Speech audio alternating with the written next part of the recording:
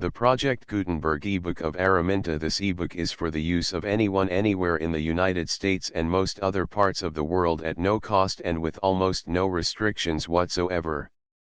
You may copy it, give it away or reuse it under the terms of the Project Gutenberg license included with this ebook or online at www.gutenberg.org.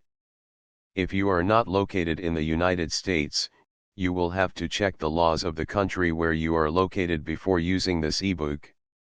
Title: Araminta. Author: J.C. Snaith. Release date: March 10, 2024. Ebook number 73133. Language: English. Original publication: New York, Moffett, Yard and Company, 1908. Credits: D. A. Alexander, David E. Brown, and the online distributed proofreading team at https://www.pgdp.net.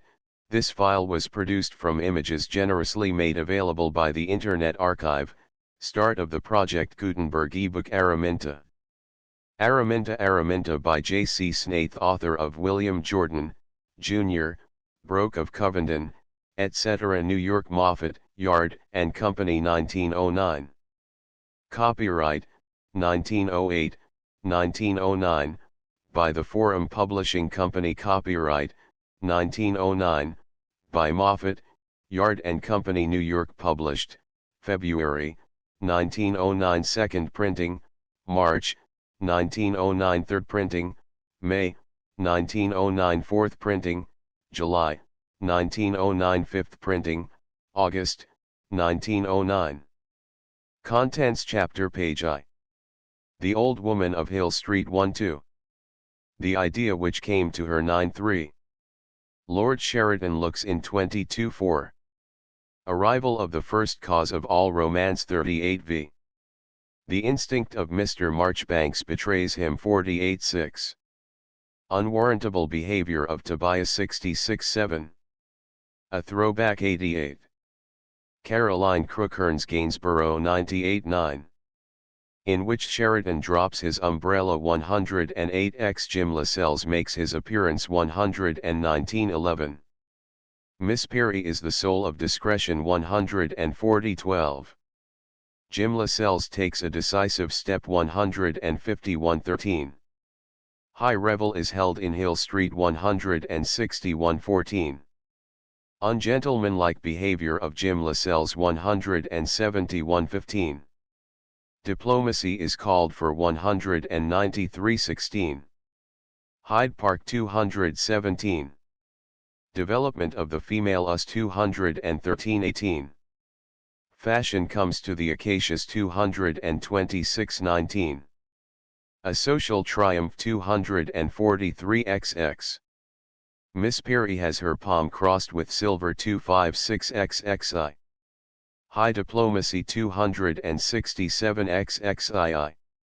A conversation at Ward's. 281-XXII. Muffin makes her appearance at Penwygrove Castle. 292-XXIV. Episode of a French novel and a red umbrella. 304-XXV. Paris on Mount Ida. 322-XXVI. Jim Lascelles adds heroism to his other fine qualities. 334-XXVII.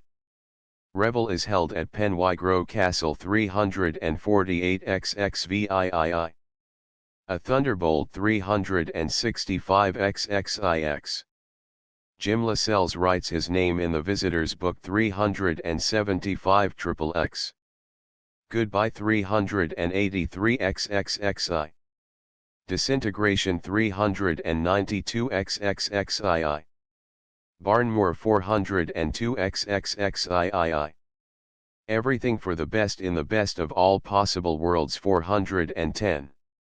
Araminta. Chapter I. The Old Woman of Hill Street. An old lady who lived in Hill Street was making arrangements to enter upon her 74th year.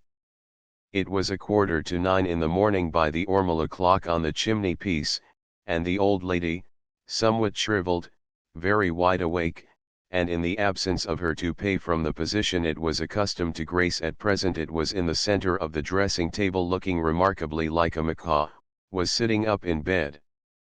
Cushions supported her venerable form, and an Indian shawl, the gift of her sovereign, covered her aged shoulders. There were people who did not hesitate to describe her as a very worldly-minded, not to say very wicked, old lady. The former of these epithets there is none to dispute. In regard to the latter, let our silence honor the truth. It is far from our intention to asperse the character of one who has always passed as a Christian, nor do we ascribe to human frailty the sinister significance that some people do. But as far as this old lady is concerned it is a point upon which we have no bigotry.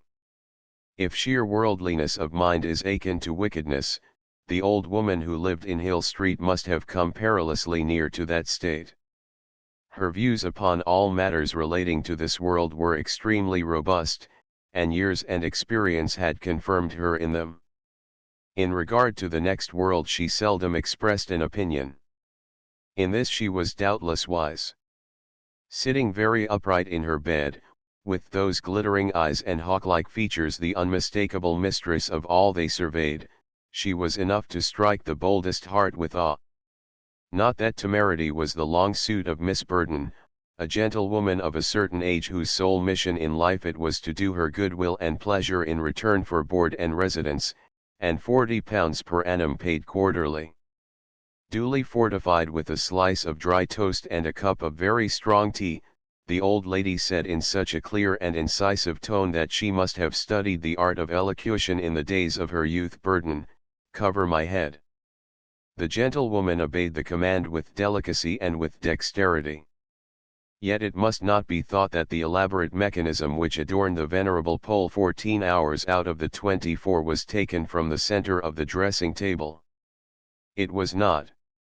Various ceremonies had to be performed before the moment arrived for its reception. In its place a temporary, but none the less marvelous, erection of fine needlework and point lace was produced by Miss Burden, and arranged like a veritable canopy about the brow of Minerva. "Admit Marchbanks," said the voice from the bed.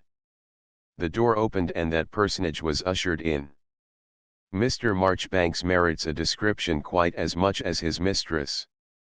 Yet how to do justice to him, that is the problem. The poise of his bearing, his urbane reserve, his patrician demeanor were those of an ambassador. His whole being was enveloped in an air of high diplomacy. His most trivial action seemed to raise the ghost of Lord John Russell. Like his venerable mistress, he was a Whig to the core. He had been born, he had been bred, and by the grace of God he was determined to die in that tradition. Under the left arm of Mr. Marchbanks was the Morning Post, which organ of opinion had been warmed by his own hands. In his right hand he bore a small silver dish. Upon it was a little pile of rather important-looking correspondence.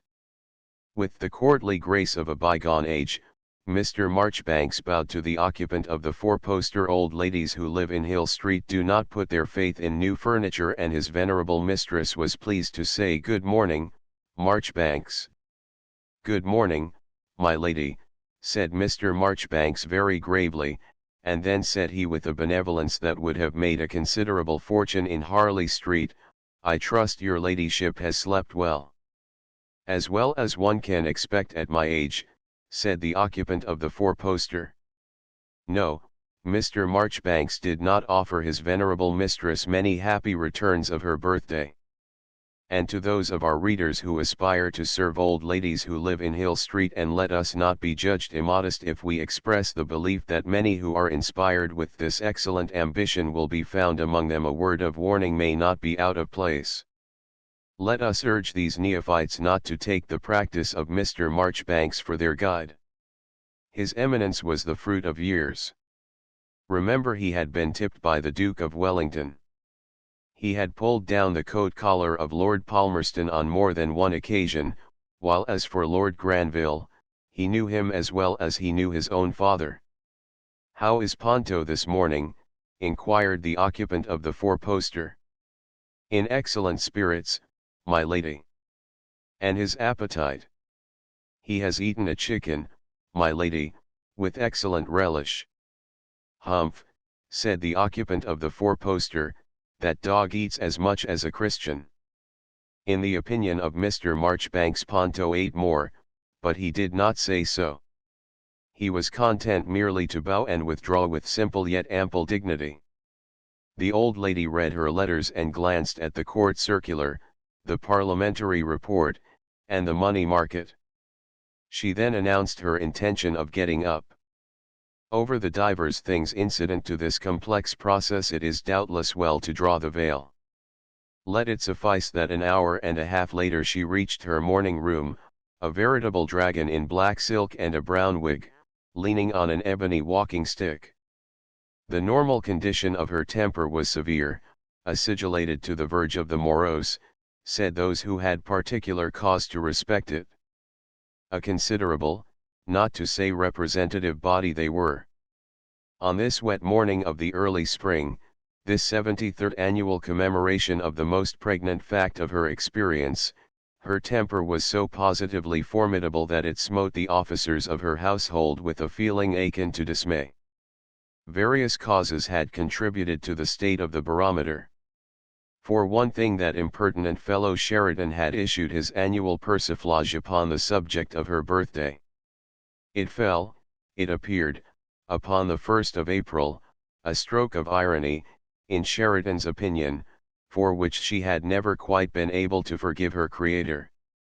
Then, again, if you came to think of it, what had existence to offer an old woman who had so long outlived her youth, who had neither kith nor kin of her own, who bored her friends, who rendered her dependents miserable, who was unable to take exercise, who distrusted doctors and despised the clergy, a praiser of past times who considered the present age all that it ought not to be? Why should this old lady be in a good humor on her 73rd birthday? She was a nuisance to everybody, including herself. She was a vain and selfish old woman, as all the world knew. Yet even she had her points. Everybody has to have points of some kind, else they would never be allowed to persist, particularly to their 74th year.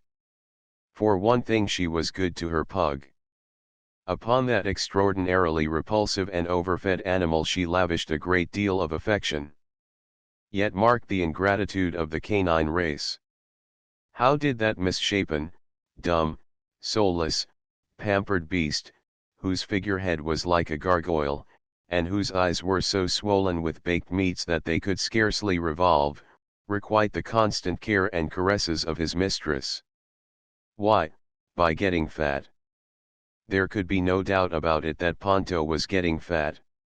Almost the first thing the old woman did upon what was destined to prove one of the most memorable days of a long and not particularly useful life, was to issue an edict. It was to the effect that John, the second footman, was to exercise Ponto for an hour every morning in Hyde Park. The manner in which John, who himself consumed more than was good for a human being, received the edict is no concern of ours. It was about 1:45, at least it was getting near luncheon time, that the rare event happened from which springs the germ of this history. How it came to pass will never be known. It is a problem to baffle the most learned doctors and the most expert psychologists.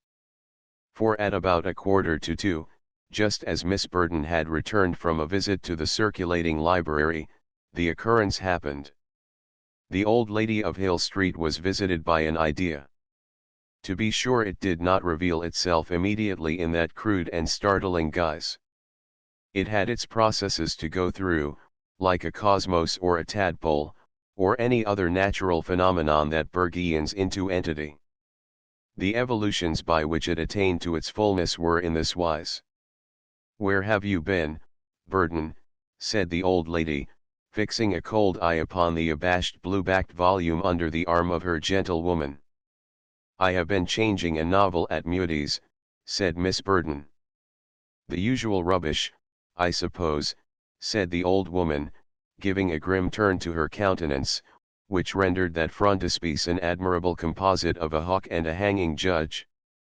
Lord Sheridan said it was the best novel he had read for years, said Miss Burton with the gentle air of one who reveres authority. Humph, said the old lady. Whatever Sheridan is, he has taste at least. Give it to me. Miss Burton handed the blue-backed volume to her mistress. The old lady opened it warily, lest she should come too abruptly upon a fine moral sentiment. Man uses good English, she said suspiciously. Reminds one of the man Disraeli before he made a fool of himself in politics. The next thing that Miss Burton was aware of was that the old lady was fast asleep. When Mr. Marchbanks came a few minutes later to announce that luncheon was ready, his mistress, with the blue-backed volume in her lap, was snoring lustily. An anxious consultation followed. Her ladyship had not missed her luncheon for 73 years. The far-seeing wisdom of Miss Burton, doubtless due in some measure to her pure taste in English fiction, was allowed to prevail. The state of the old woman's temper could not possibly be worse than it had been that morning if the sun was to remain faithful to the firmament. If she slept undisturbed it might conceivably be better. Miss Burton was justified of her wisdom. The old lady missed her luncheon for the first time in 73 years. Ideas come to us fasting, and that is the only explanation there is to offer of how her idea came to be born. Chapter 2. The idea which came to her was 2:45 when the old woman awoke. She was alone save for Ponto, her fidus Achates, who was snoring in front of the fire with his tail curled up in the most ridiculous manner. And yet she was not alone, for there is reason to believe that her idea was already born in her. There can be little doubt that the idea had sprung into being, even before she had time to turn, which she did almost immediately, to the half-pint of claret and the plate of goose liver pie that Miss Burton and Mr. Marchbanks in consultation had caused to be laid beside her. Now do not suppose that the idea was proclaimed forthwith in its meridian splendor. Nothing of the kind. It was still in its infancy. It had to be shaped and reshaped, to be dandled and cosseted, to be born and born again in the dim recesses of the mind, before it gathered the requisite force to issue as it were from the armory of Minerva. At 4 o'clock precisely it was the custom of this old lady, if the light and the British climate permitted, to drive the whole length of Bond Street and once round Hyde Park. At that hour, the sky having cleared sufficiently for the sun to make a tardy and shamefaced appearance, the old lady, accompanied by her faithful gentlewoman and her somnolent four-footed beast, entered the equipage that was drawn up before her door. It was an extraordinary vehicle. It had yellow wheels and a curious round body, which, according to scale, was very nearly as fat as Ponto's. It was perched up on very high springs, and was in the forefront of the fashion about the year 1841. Mr. Bryant and Mr. Gregory, who shared the box seat, would doubtless have been in the forefront of the fashion about the same period. Their broad backs, their box cloth, the shape and texture of their hats and the angle at which they wore them unmistakably belonged to a very early period of the world's history. No, they did not wear side whiskers. We don't know why. Perhaps it was that side whiskers were either a little in front or a little behind the mode in 1841. But it is enough that Mr. Bryant and Mr. Gregory did not wear them. And had they worn them, had the present biographer had reason for one single moment to suspect that Messrs. Bryant and Gregory had been in possession of these appendages, he would have given up this history. Really, the line has to be drawn somewhere. The progress along Bond Street was at the rate of 2 miles an hour. The horses, Castor and Pollux by name, were very fat and very somnolent, the yellow chariot was very unwieldy, and in the language of Constable X, who touched his helmet at the corner of Hanover Square, it took up a deal o' room. None the less the progress of the vehicle was almost royal. The old lady sat very upright in the center of the best seat, which she had all to herself. With a nose of the Wellington pattern and a chin to match, displayed under a canopy of feathers, she looked more like a macaw than ever. Miss Burton, in charge of Ponto and a pair of folders with a tortoise-shell handle, was seated opposite at a more modest elevation. Every member of the male sex whom this redoubtable veteran chanced to meet, who had the good fortune to wear his clothes with a sufficient air of distinction, received a bow from her, and in return she was the recipient of some highly elaborate and wholly inimitable courtesies. With these she ranked as an agreeable old woman.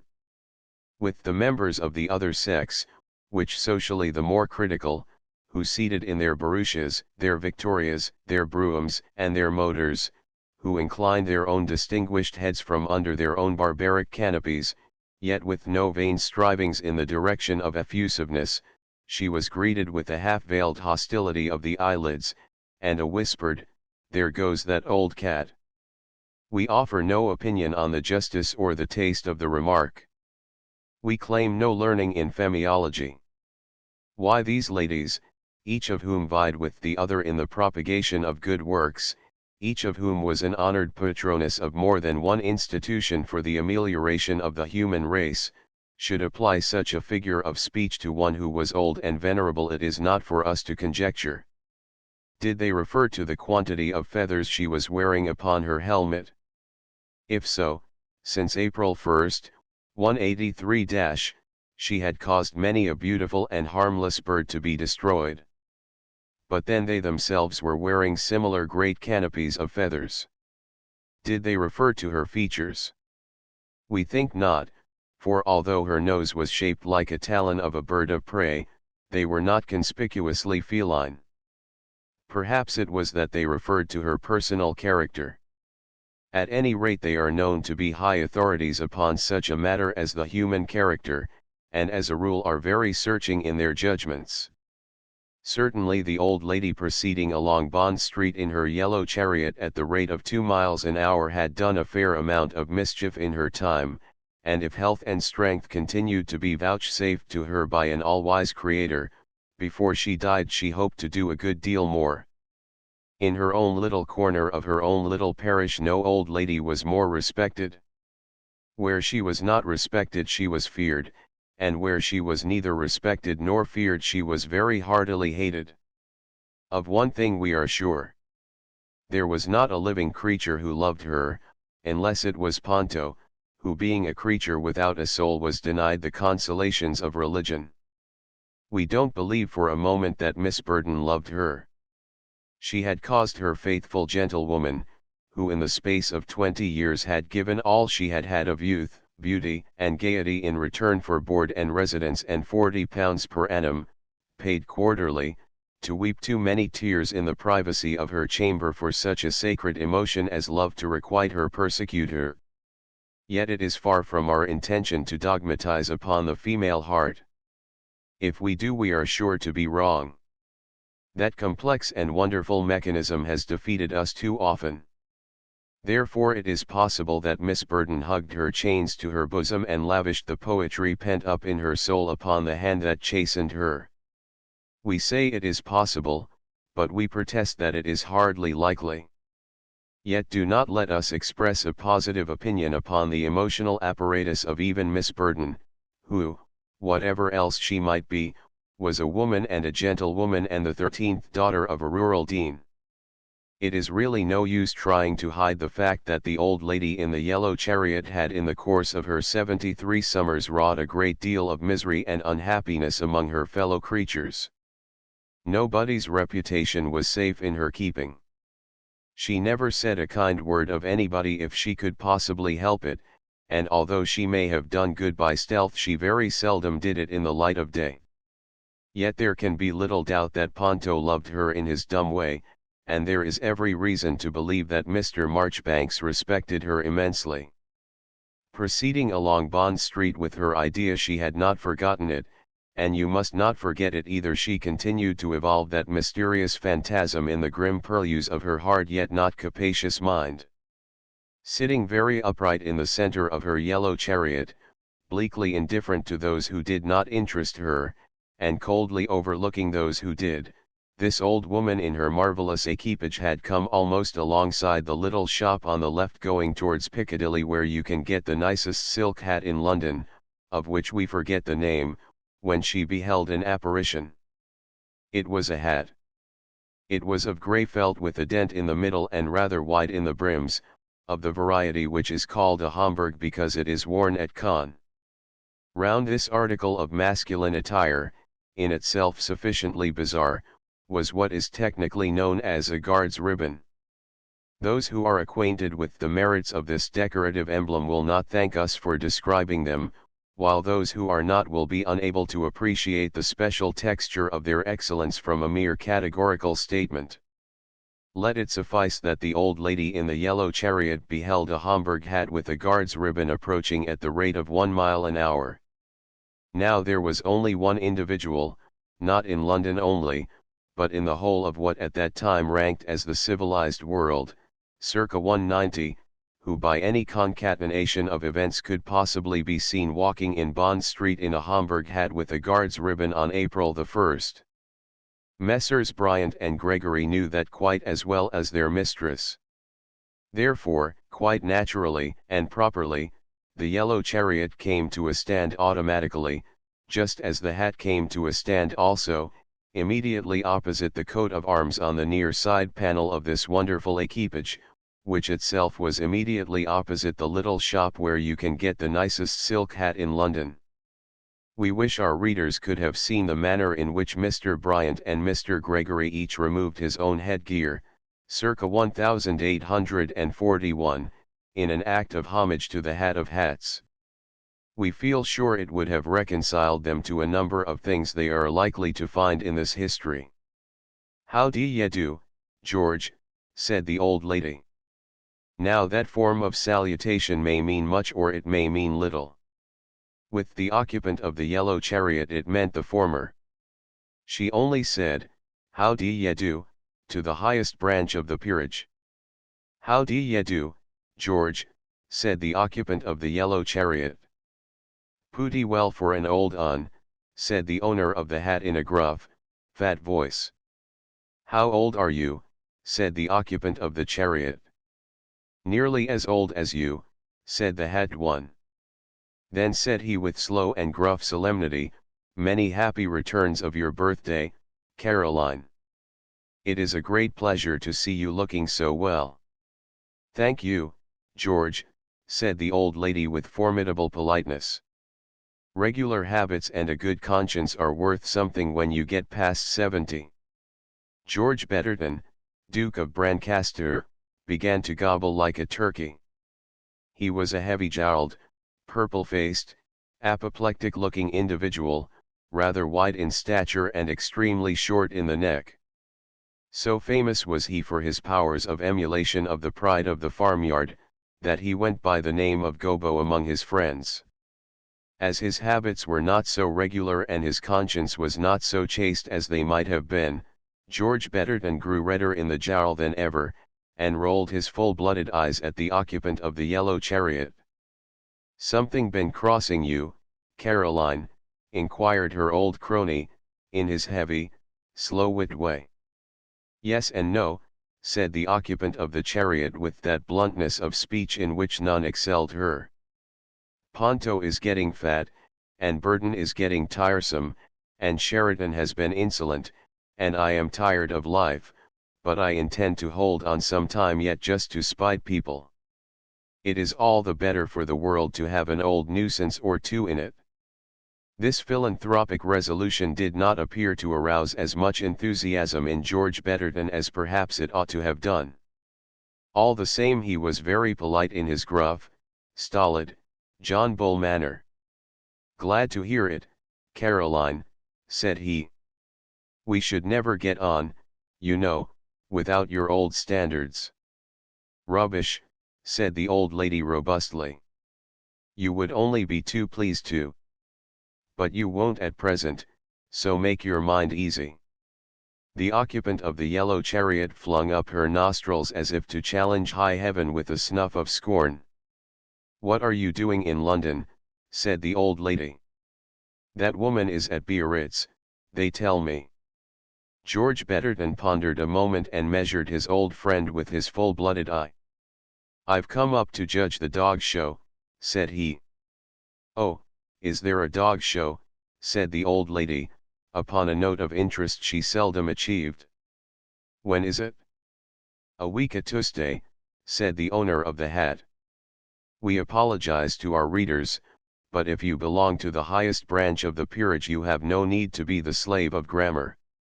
If I send Ponto, said the old lady, will you guarantee him a prize? First prize, said her old friend.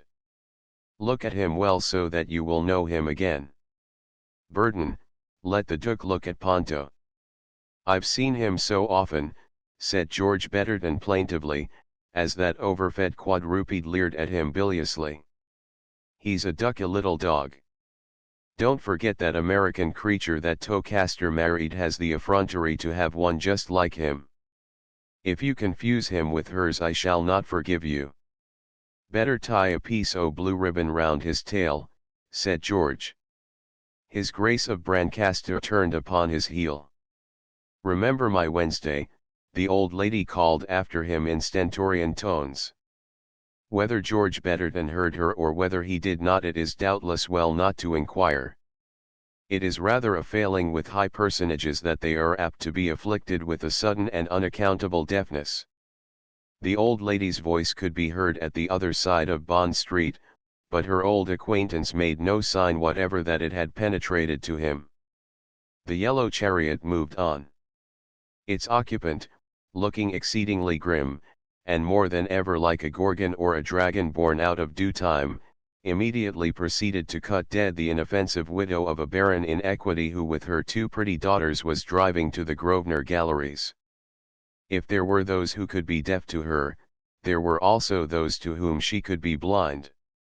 There can be no doubt that during the course of her long life she had had things far more her own way than is good for any human creature. But there were now those who were beginning openly to rebel from her despotic sway. George Betterton was not the only person who of late had been afflicted with deafness. All the same, if the aspect of this old woman meant anything it was that its possessor had to be reckoned with. It had often been remarked by those of her friends who followed the fancy, that in certain aspects it bore a striking resemblance to that of an eminent pugilist. It was a very tight and hard and arbitrary mouth, and a general demeanor of perfectly ruthless sarcasm that returned to Hill Street at 5:15. The rebels must be brought to heel.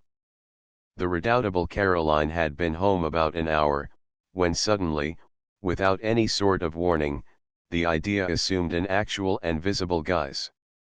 She was in the middle of a game of piquet, a daily exercise, Sundays excepted, in which she showed the greatest proficiency, which generally ended in the almost total annihilation of her adversary. Having rubiconned her gentlewoman, and having mulcted her in the sum of 2 shillings which Miss Burton could ill afford to lose, her idea burst from its shell and walked abroad.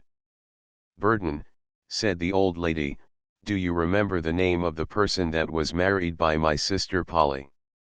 Miss Burton was so much startled by the question that she could not answer immediately. Not only was its abruptness highly disconcerting, but its nature was even more so. It dealt with one outside the pale. Preparing Perkins, floundered Miss Burton. It was a name never mentioned in Hill Street upon any pretext whatever. Look it up in Walford. Miss Burton consulted that invaluable work of reference.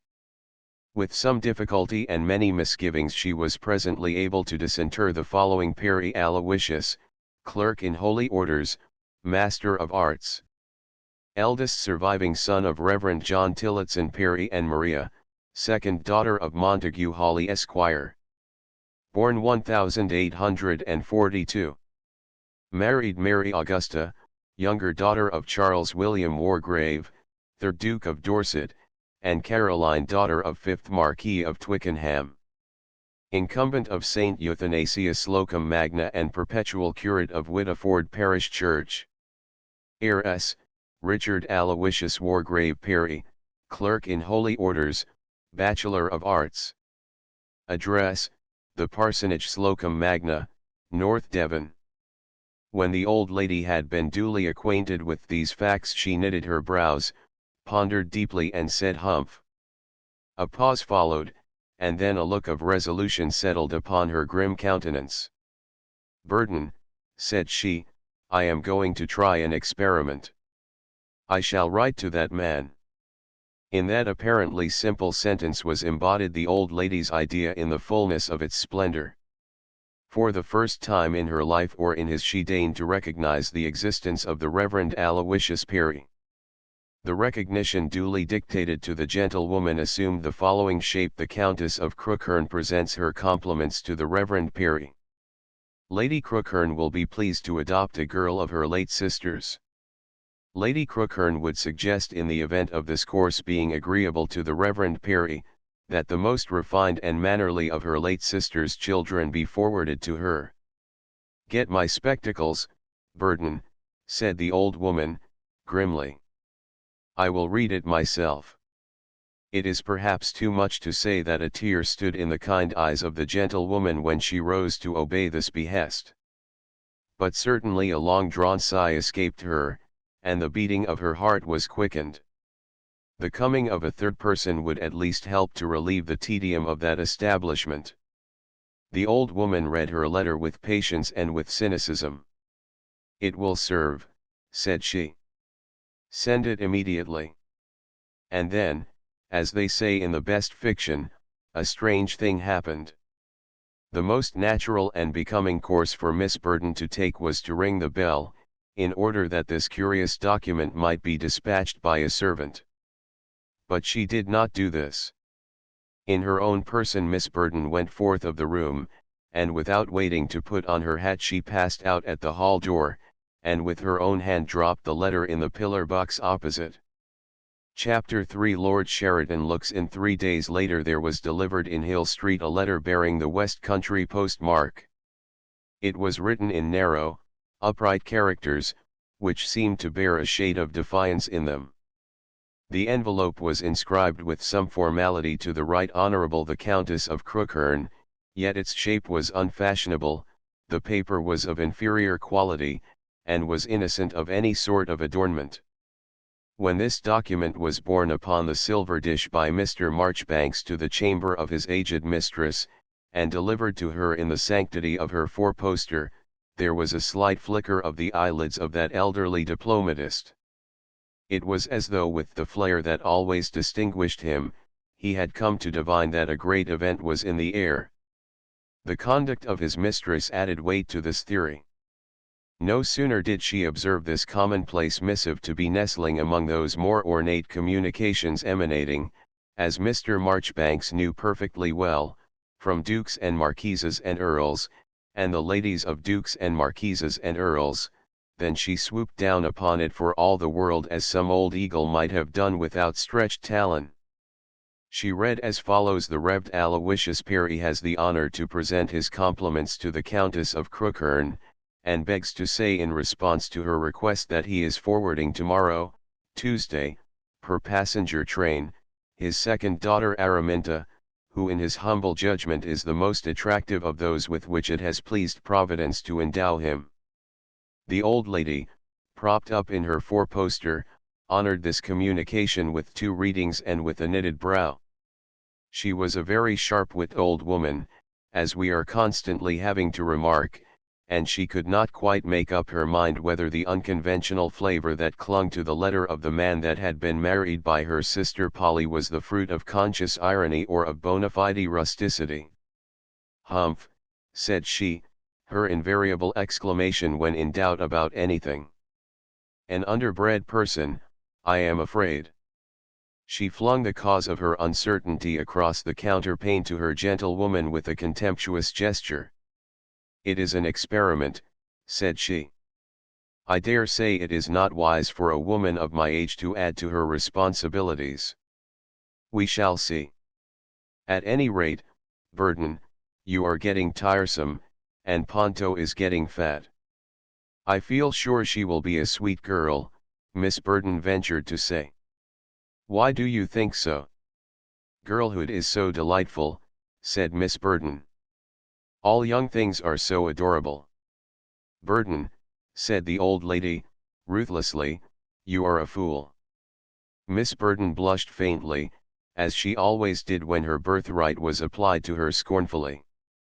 Yet it was a trial she had had daily to endure for many years past.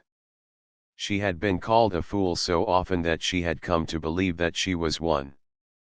And that is the kind of belief that renders the human lot very hard.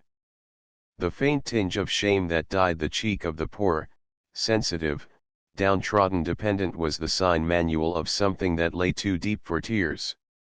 It is a dangerous experiment, said the old lady. At my age I ought to know better than to try experiments. I hope the creature will be decently bred. Surely, dear Lady Crookhern, said Miss Burden, a girl of poor dear Lady Augustus can hardly fail to be that. The father is quite a common man, a person of no particular family. And, unfortunately, girls take after their fathers. I feel sure the husband of dear Lady Augusta is a gentleman. Burden, said the old lady, ruthlessly, you are a born fool. Ring the bell. It is time I had my massage. During the course of the morning Caroline Crookhern's oldest friend looked in to pass the time of day with her. He stayed to luncheon. Sheridan was one of those men whose mission in life it is to appear on all occasions and in every season as one apart from the vulgar herd. There can be no doubt that he succeeded in this laudable ambition. His corsets were not to everybody's taste, and there were also those who did not care greatly for the color of his wig and the way in which he wore it. Its hue was as the raven's, abundant in texture and arranged low on the forehead in the form of a fringe. But Caroline Crookhern's judgment of her old gossip was the correct one. Whatever Sheridan was or whatever he was not, emphatically he was not a fool. Had he been in any sort oppressed by that not unamiable form of human weakness, the redoubtable Caroline would have been very quick to expose it. In a matter of that kind no one could have had a keener or more uncompromising instinct. They knew each other so well, they had crossed swords so often, each derived so much zest from the display of the other's dexterity, that while interpreting one another with a frankness that less robust persons might have found almost brutal, it had respect for a mutual basis. To Sheridan's credit let it be written, he was an admirer of women. If they were pretty his admiration was apt to increase. If a character of quite singular merit had its vulnerable point, and I do not positively assert that it had, it was perhaps to be found in his dealings with the most attractive members of what has always been allowed to be a most attractive institution. To the whole of that sex, however, it was his wont to be extraordinarily polite, charming, supple, and attentive. No one could call Miss Burden supremely attractive. She had so many things against her, including the immediate loss of her place had she developed any special powers in this direction. But she had long been Lord Sheridan's devoted slave and adherent. It was merely the result of his way with the whole of womankind. Young or old, fair or ugly, it made no difference. An air of deferential pleasantness, of candid homage so lightly touched with sarcasm that it passed for whimsicality, was extended towards all who bore the name of woman, whether it was Caroline Crookhern herself, her penniless dependent, or the old flower seller at the top of the Haymarket.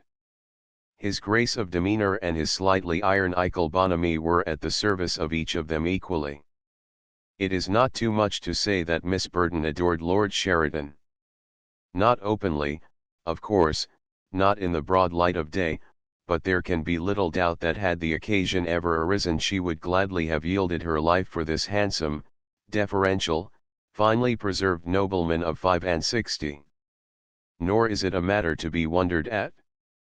Although she was a well-read woman with an excellent taste of her own, he made out her circulating library lists for her, he invariably had a bunch of violets to offer her, or any other simple flower that was in season, he took a genuine interest in the condition of her health, and further there was every reason to suspect that in his heart of hearts he shared her intense dislike of Ponto, who had very rudimentary ideas indeed of the deference due to light grey trousers. "Sheridan," said the old lady, as soon as they were seated at luncheon, "did you know that George Betterton was in London?" The pair of old gossips looked one another in the face with an air of demure innocence. "And she at Biarritz," said Sheridan, musically. The old lady bent across the table with the gesture of a sibyl. "Mark my words," said she. "The regime is at an end." "I never prophesy in these cases," said Sheridan.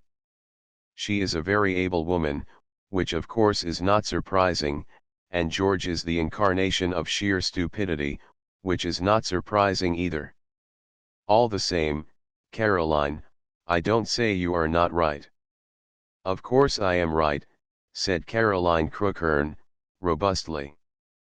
"And I put it to you, Sheridan, what will be the next move upon the tapis?" "George will marry," said Sheridan, tentatively. "Precisely," said the old woman, nodding her head in sage approval. "Have you selected a duchess for him?" "Why do you ask?" said the old lady, with an air of diplomacy which amused Sheridan, because it was so unnecessary. "I ask merely for information. If I were a sporting tipster, Priscilla Lestrange would be my selection." "No," said Caroline Crookhern, with immense decision, "a man never marries a woman as stupid as himself. Nature's an old fool, but she knows better than that." Sheridan pondered this philosophical statement with a sagacious smile. Caroline's air, however, was so pontifical that it was not for his sex to dissent from it. "Well, there is a great amount of stupidity in the world," said he, "and it seems to be increasing. By the way, was George sober?" "He was holding himself very erectly, and he was walking very slowly." "Then I am afraid he wasn't. But it must be the most tedious thing out to spend one's life in losing one's money at cards and in criticizing the militia." "Yes," said the old lady. "I share your opinion that it is time George began to pay attention to more permanent things. The militia is always with us." "I meant spiritual things, Sheridan," said Caroline Crookhern, whose day of judgment demeanor nearly choked his lordship. "George Betterton," said he, "has the spirituality of a wheelbarrow. It will give me great pleasure to be present when the subject is mentioned." "He is coming to my Wednesday," said the old lady. "I shall speak to him then. That reminds me that Mary Ann Farquhar says this new Lancashire bishop eats his cheese in the old-fashioned manner and he is now in London. If I knew his address I would send him a card." "The Carlton Hotel," said Sheridan, "is the headquarters of the church in London." "Burton," said the old lady, "make a note of that." With an ostentation that Caroline Crookhern considered wholly unnecessary, Sheridan inscribed this important contribution to sociology on the tablets of the gentlewoman. "What new game is the old heathen going to play, I wonder," was the question that passed through his mind as he did so. "What was Gobbo doing in the parish?" inquired Sheridan. "Come to worry the War Office as usual." "No," said the old lady, "he seemed more serious than usual, but that may have been drink. As I am showing Ponto at the dog show on Tuesday week, George has consented to award the prizes. I have chosen a silver collar with his name inscribed suitably. I don't know anything more becoming than a silver collar for a dog of Ponto's type. I am afraid it's a job, and don't forget, my dear Caroline, the last one you perpetrated did no good to the country." "What do you mean, Sheridan?" said the old lady, with her bristles going up like a badger. "Have the goodness to explain your meaning. That boy from Eton, your protégé whom you sent out to South Africa to command a brigade, made a deuce of a hash of it, they tell me. That is a lie, Sheridan, and you know it, said the old lady, whose voice quivered so much with passion that it frightened Miss Burton considerably. Poor dear Arthur once told me himself that the Battle of Waterloo was won on the playing fields of Eton. It is your thoughtlessness, my dear Caroline, in taking for gospel the senile speeches of an old fogey who lived far longer than he ought to have done, that has so nearly cost us a continent. The playing fields of Eton forsooth. Sheridan, said the old lady, I despise you. The light of battle was in her eye. It is hardly correct to speak of their crossing swords. The weapons they used were cudgels, in the use of which they were very expert. Miss Burton was not a little shocked and affrighted.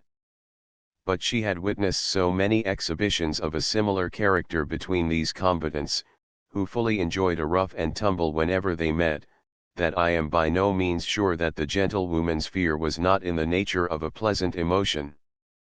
It seems to be right and proper that a gentlewoman shall derive a legitimate pride from being shocked and affrighted. At least it used to be so in that bright and glad heyday of decorum before some person unknown invented a hockey stick to beat out the brains of female sensibility. It was not until they were drinking coffee in the seclusion of her ladyship's boudoir that peace was restored between the combatants. They had both appeared to advantage, for they had had long practice in all kinds of verbal warfare. Sheridan's phrases, by long association with the great world, were as direct as possible. He called a spade, but his manner of so doing was extremely charming. Miss Burton thought his most incisive speeches were full of melody. As for Caroline Crookhern, she was the sharpest-tongued old woman in London. And the least scrupulous, said the very considerable body who had been flayed by it. Peace restored, the old lady made an abrupt suggestion.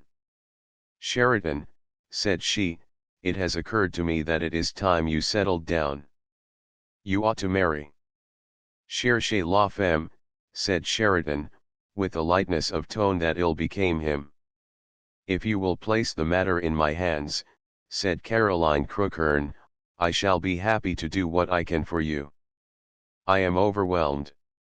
Don't be a coxcomb, Sheridan, said Caroline, sharply. Let us take a broad view of the subject and let us place it on a matter-of-fact basis. I repeat, in my opinion you ought to marry. Pourquoi? In the first place, said the old woman, ruthlessly, you are not quite what you were. 65 is well, 65. It is no use disguising the fact that young and attractive women are a little inclined to smile at you. Sheridan writhed. Rather pitifully he raised a hollow guffaw. It was perhaps the worst thing he could have done in the circumstances, but the poor butterfly, when the pin is through its middle, is prone to augment its own tortures by twisting its body and flapping its wings. Caroline Crookhern smiled grimly.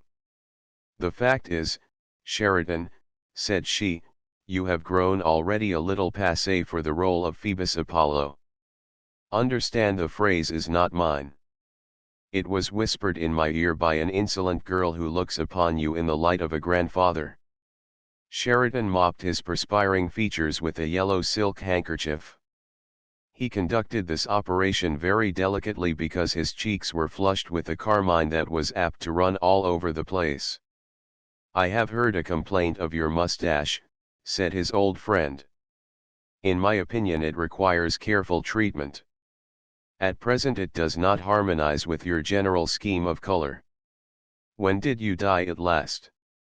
The same day on which you last dyed your hair, my dear Caroline, said Sheridan, rather laboriously.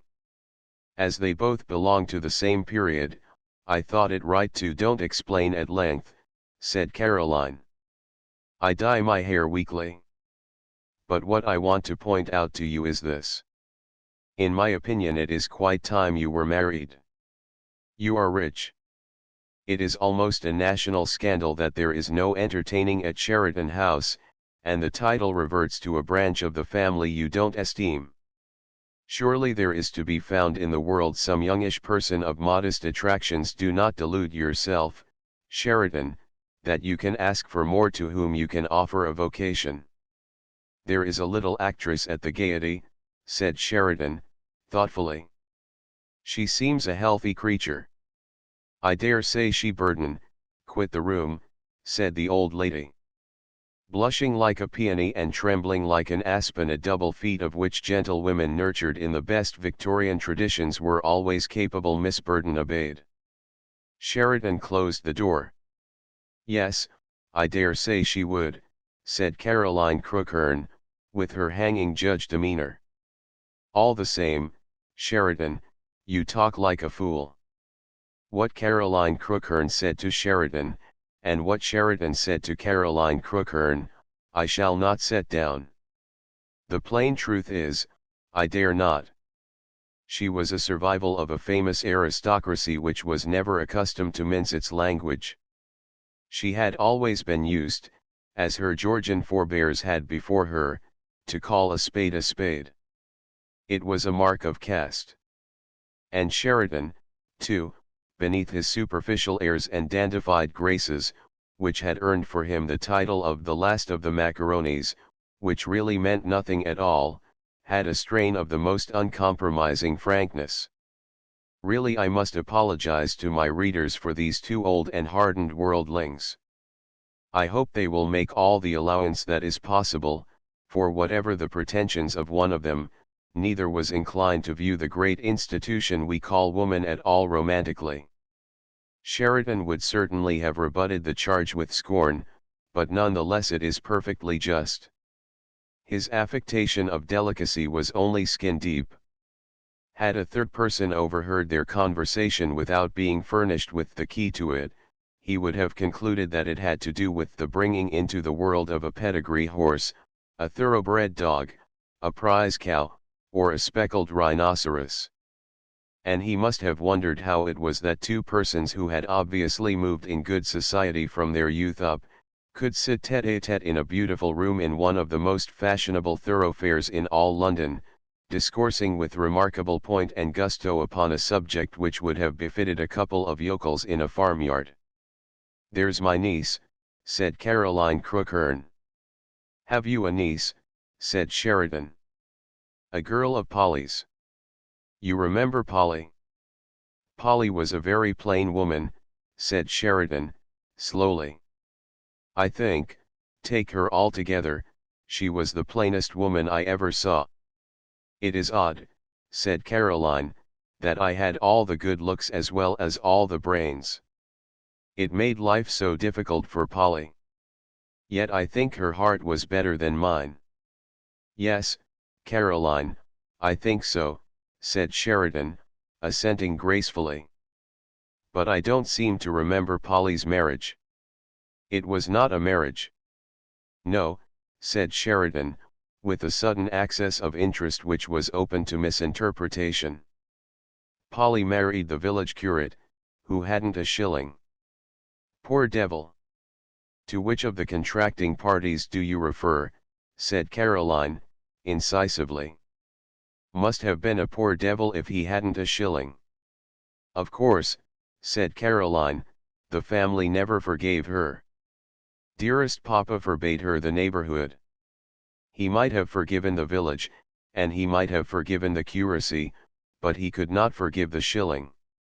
"Naturally," said Sheridan. "But I've known parsons' daughters turn out very well before now. I've seen one or two who looked capital in the Gaiety chorus." "What's the age of the gal?" 19. "An alluring period." "Has she a good disposition?" "She is my niece," said Caroline, with admirable succinctness. "I shall come and see her." "When is she on view?" Caroline Crookhern enfolded herself in her mantle of high diplomacy. She paused to measure Sheridan with that hawk-like eye of hers. "A month tomorrow." "Capital," said Sheridan. He rose at his leisure. "So long, Caroline," said he. It is a great pleasure to find you so fit. Caroline gave him a withered talon. Get another wig, said she. And consult a specialist about your mustache. What, for a parson's daughter? A duke's granddaughter, said the imperious Caroline. I'm damned if I do, said Sheridan, amiably. You are damned if you don't, said Caroline, making the obvious retort which is so apt to be mistaken for wit, and fixing an eye upon him that was positively arctic. That is, if the creature is worth her salt. You are doubtless correct, Caroline, said Sheridan, with the air of a man who made a god of reason. You have a good head. If only your heart. With a bow and a smile, which had wrought great havoc in their time, although to some they had a certain pathos now, Sheridan withdrew. He pointed a course towards a famous shop at the corner of Burlington Gardens. It is quite true what they say, this nobleman of distinguished appearance and open manners might have been heard to mutter to high heaven, as he gazed upwards to inquire of Jove whether he intended to ruin his hat. She is the most disagreeable old woman in London. However, there is always the reverse of the medal, the other side to the picture. This handsome, courtly, and carefully preserved specimen had been somewhat badly mauled no doubt by the old lioness. But had he been endowed with eyes in the back of his head, or been gifted with some occult faculty, he would have found a salve for his wounds. For his exit from the house in Hill Street was marked by a mildly ascetic form which was efficiently and discreetly veiled amid the curtains of the dining-room windows. Could he have been conscious of the eyes that were concentrated upon the back of his gracefully erect and faultlessly tailored exterior, could he by some special process of the mind have ravished the secrets of that chaste yet susceptible bosom, he would have been assured that it is not always necessary to invoke the black arts of the perruquier to recommend oneself to the mind and heart of a Christian gentlewoman.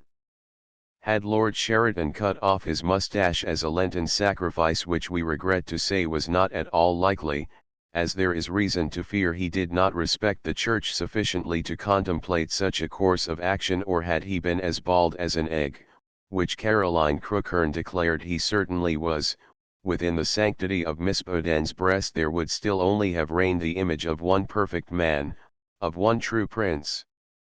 Chapter 4 Arrival of the first cause of all romance. Wrapped in these reflections that we have dared to disclose, Miss Burden was oblivious of the fact that an old woman leaning upon an ebony stick, and accompanied by the roundest of all possible dogs, with the curliest of all possible tails, had entered the room. With a somewhat cruel abruptness she was made aware of that fact. "Burden, don't be a fool," said a voice that was full of hard sarcasm. "Come away from that window immediately." In dire confusion Miss Burden endeavored to disentangle herself from the folds of the window curtains. "That man is as hollow as a drum," said the old woman, with a comprehensive wave of her walking stick, "and as vain as a peacock. Where is your self-respect, Burden? A person of your age, position, and appearance, it is indecent." Miss Burden was prepared to swoon. 50 years earlier in the world's history there is reason to believe she would have done so. But even the emotional apparatus of a Christian gentlewoman is susceptible to streams of tendency. Swoons are seldom indulged in these days by the best and most sensitive people. Therefore Miss Burden was content to blush guiltily, to droop her head, and to hoist a hunted look in her mild grey eyes that was really charming. "Burden," said the old woman, sternly, "where is your list for the circulating library? I shall have to supervise your reading. It is exercising a pernicious influence upon your mind and character." Miss Burden produced the list from the recesses of the small wallet which she bore suspended from her waist. "Precisely as I thought," said the old lady, with a snort. "Novels, novels, novels. And by male writers. For some time past, Burden, it has been plain to me that an influence has been at work which has been undermining your sense of delicacy. The Ordeal of Richard Feverel, by George Meredith. Cross it out. Substitute Mrs. Turner's Cautionary Stories. The Dolly Dialogues, by Anthony Hope. Cross it out. Substitute The Meditations of Marcus Aurelius. An Old Maid's Love Story, by Anonymous. Cross it out. Substitute The Pleasures of Life, by Lord Avebury. L'Abbé Constantine, by. Cross it out. Burden, I forbid you to read French authors until the end of May. Having issued this draconian edict, this tyrant, over whose head 73 winters had already passed, left her gentlewoman impaled haplessly upon the two-spiked thorn of shame and confusion. She proceeded to indulge in her daily siesta, which advancing years rendered more than ever necessary if her store of natural energy was to remain equal to the demands which were made upon it. At 4 o'clock, as I think I have told you already, it was the old lady's custom, if the weather was favorable, to take the air in her yellow chariot. Upon this momentous day, however, the elements were adverse, and at 27 minutes past 4, by the clock in the blue drawing-room, she was to be found in that spacious, sombre, yet magnificent apartment. She was wearing her second-best turban, a black silk dress, and a collar of priceless old lace, secured by a brooch which was said to have been given to an ancestress by good Queen Elizabeth, who, for reasons of state, afterwards cut off the head of the recipient. Enthroned before a silver teapot and 12-crown Derby teacups, with a monogram upon the bottom, prepared to offer some very weak tea and some stale bread and butter to a number of persons who were not in the least likely to appear to claim it, she presented as formidable a figure as any to be found in London. I lay stress upon the time 27 minutes past 4, for that is the hour at which this history really begins. Then it was that a four-wheeled vehicle of a rapidly disappearing type drew up before the imposing front door of the house in Hill Street. Upon the roof of the growler was a dilapidated wooden box, insecurely tied with a cord which had been pieced in 3 places. And seated modestly enough in its interior was the first cause of all romance. I cannot say more than that. There she was. The first thing appertaining to her that was projected from the dim recesses of the growler was her straw hat. Now, as I think I have already observed, there is a great deal in a hat. They are full of character, straw hats especially. And as it is the duty of a historian to extenuate nothing, it has to be said that this was a preposterous hat altogether. In the first place, its dimensions were certainly remarkable. It flopped absurdly, there was a sag of the brims which was irresistibly impossible, while as for the general condition and contour of the hat, the less said upon that subject the better. In general shape, design, and texture, this primitive article was more like an inverted vegetable basket than anything else. Unmistakably rustic, even in its prime, it was now old, discolored, and misshapen, and the piece of black ribbon that had adorned it in its youth was really not fit for the West End of London. Purchased of the general outfitter of Slocum Magna for the sum of 1 11 halfpenny in the spring of 1900, I am not concerned to deny that it was as rudimentary a form of headgear as was ever devised by the very remote district to which it owed its being. It had absolutely no business at all in that chaste thoroughfare which for many years past has been dedicated to the usage of fashion. I am taking up a lot of time over the hat, although I am aware that my readers are saying, "Bother the hat? Tell us what is underneath it." Precisely. All in good time. But it is my duty to set down things in the exact order they emerged from the dim recesses of the growler.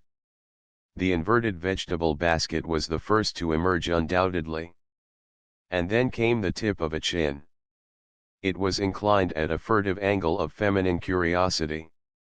Although only the extreme tip of it was visible, the preposterous headgear which overshadowed it really ought not to be mentioned on the same page with it. for there can be no question that the chin was the work of a very great artist indeed. The cabman came down from his perch. He was a veteran, with an extremely red visage, and a general look of knowledge which he had a perfect right to assume. "You are heir, miss," said he, as he opened the door of the growler with a spacious air which almost suggested that he was the ground landlord of the whole of the West End of London. "You would like the portmanteau down, wouldn't you?" "Yes, please," drawled a friendly voice from within. While the cabman, with great ceremony and an immense display of exertion, was lifting the cord box from the roof, the owner of the inverted vegetable basket emerged from the growler, marched up the steps of the Right Honourable the Countess of Crookhern's town residence, and rang a loud peal upon the front door bell. The front door was opened immediately by no less a person than John, who was rather inclined to expect a duchess. John devoted the greater, the more serious portion of his life to the expectation of duchesses. And with his imperturbable mien, his somewhat supercilious eyes, and his superb suit of livery, which did infinite credit to the most exclusive firm in Savile Row, no man on this planet, whatever point they have reached in Mars, was better fitted to receive one. John was taken aback. By an inexcusable oversight on the part of the powers that obtained in Hill Street, the personal retainers of the Right Honourable the Countess of Crookhern had not been informed that her ladyship expected her niece. No carriage had been sent to meet her. The fact was that the old lady expected her on the following day. Whether the Reverend Aloysius Perry had expressed himself obscurely, or whether Lady Crookhern and her gentlewoman had read his letter carelessly, is a problem not easy to solve. But there the matter stood. The fair visitor from Slocum Magna in the middle of Dartmoor, North Devon, was not in the least expected, and John was taken aback. It did not take him long to recover, however, for his natural self-possession was considerable, and he was a man of the world. Almost immediately he began to subject the invader to a very severe scrutiny. He began with the crown of her hat. To say the least, the beginning was very unfortunate. From the hat his hostile gaze passed to a very rustic-looking cloak which had a hood to it. If there was one thing that John despised more than another, it was a cloak with a hood. Then the frock underneath. It was a sort of lilac print arrangement, faded in places, and completely outgrown by its wearer, who, whisper it not in Bond Street, stood exactly 6 feet in her stockings. As the intelligent reader will doubtless surmise, the skirt of this nondescript garment displayed a great deal more ankle than is considered correct in the metropolis. And such ankles! Yet the boots which adorned them may have made them appear worse than they really were. The village cobbler at Slocum Magna has always been allowed to be a conscientious and painstaking craftsman, but it is very doubtful whether he will ever be awarded a diploma for his skill in the higher graces of his calling. The ankles of the fair visitor were encased in the stoutest, most misshapen pair of laced-up boots John had ever seen in his life. Further, John's eye fell upon a pair of gloves which in his opinion were all that a pair of gloves should not be. They were made of black cotton and were very freely darned, and, as if this were not enough, the right glove was clasped round the handle of a wicker basket of a dreadfully rural, not to say common, character. The lid, which was secured by a piece of string, had a great air of uncertainty about it. At any moment it threatened to give way to the weight it had to bear. And as if all these unlucky details did not themselves suffice, there was a growler immediately opposite the sacred precincts, while at that very moment a red-faced and festive-looking cabman was toiling up the steps with a dilapidated wooden box, tied by a cord which had been pieced in 3 places. In the circumstances there was only one thing for John to do. This John did with great energy and conviction. He sniffed. At almost the same moment a perfectly ludicrous drawl assailed his ears. "Does Aunt Caroline live here, please?" said the occupant of the doorstep. It is not too much to say that John was nonplussed by the question. "This is the residence of the Countess of Crookherne," said he with hauteur. Unhappily, the effect of this announcement was marred by the officious behavior of the cabman. That worthy was oppressed by no sense of embarrassment. With a wheeze and a grunt which were wholly unnecessary, because the box contained so little, he made his way past its owner with ostentatious heaviness, and was about to bring it into forcible contact with John's best suit of livery, when the custodian of the portals realized that it was a time for action. "Don't bring it in," said he, sternly. "Stay where you are. I will make inquiries." With a glance, not to the cabman only, but to the wearer of the inverted vegetable basket also, which intimated that they crossed that threshold upon peril of their lives, John turned upon his heel. He walked across the entrance hall to confer with his chief, who of course was no less a personage than Mr. Marchbanks himself. The conference was grave, but it was brief. Mr. Marchbanks came forward in his own inimitable manner, only to find that the fair intruder, preposterous hat, hooded cloak, cobbled boots, darned gloves, and all, had had the temerity to enter. I do not say positively that Mr. Marchbanks frowned upon her, but certainly he looked very majestic, and it is my deliberate judgment that had you searched the length and breadth of Mayfair it would have been impossible to find a more imposing man than he. His nose was like the Duke of Wellington's, and it was known that his demeanor was modelled upon that of that renowned hero and patriot. In his cutaway morning coat and spotless shirt front, and his great Gladstone collar, purchased at the same shop as was affected by that distinguished statesman, with his black bow tie and his patrician features, he might just as well have been Prime Minister of these realms as merely the butler to old Lady Crookherne. I lay particular stress upon these facts, and I want all my feminine readers to make an especial effort to comprehend them, because the behavior of the heroine was such as has never previously been offered to the public in a work of this character. She attempted to shake hands with the butler. In a measure John was to blame. He approached Mr. Marchbanks so reverently, he addressed him with such an air of deference, that the artless intruder might almost be pardoned for jumping to the conclusion that Mr. Marchbanks was a marquis uncle whom she had never heard of before.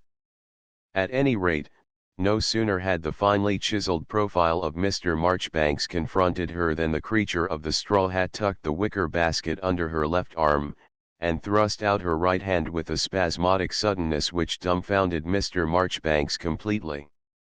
"Oh, how do you do?" she said. "I hope you are quite well." Mr. Marchbanks did exactly what you would expect him to do. He drew himself up to his full height. Yet there was no confusion in his gesture, although it was a great crisis in his life. After an instant of silence in which he sought very successfully to recover the grand manner, he held a short private colloquy with his subaltern. Neither of these gentlemen had been informed that her ladyship expected her niece, but Mrs. Pluckett the housekeeper had informed them that a new under-housemaid was expected at 6 o'clock. That is how the instinct of Mr. Marchbanks came to betray him. Chapter V. The instinct of Mr. Marchbanks betrays him. It is impossible to forgive Mr. Marchbanks. He of all men ought to have known that the fair intruder was what is technically known as a lady. In these democratic times it is true this mysterious entity is of many kinds, and it was a point of honor with Mr. Marchbanks to keep as far behind them as he decently could. But it is impossible to forgive him for jumping to his absurd conclusion. One can understand a comparative amateur such as John, who judged things objectively, making such an inexcusable blunder, but that such a past master in the fine shades of social status should have confirmed him in it, is one of those things that frankly defeats us. In the stateliest fashion, with his silvered head held very erectly, Mr. Marchbanks made his way to the housekeeper's room. Mrs. Pluckett, indisputable sovereign of the nether regions, was taking tea. Mr. Marchbanks greeted her with an air of private wrong. "A young person, ma'am, is arrived," said he. "The new under-housemaid is not due until 6 o'clock," said Mrs. Pluckett.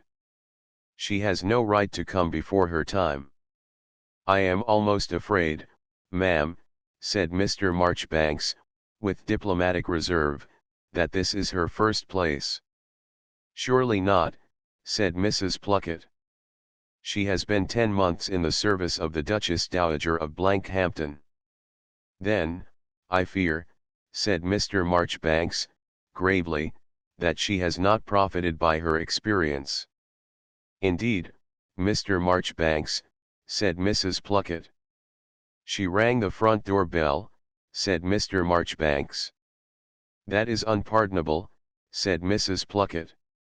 "Yet the Duchess Dowager of Blankhampton is generally considered very good service."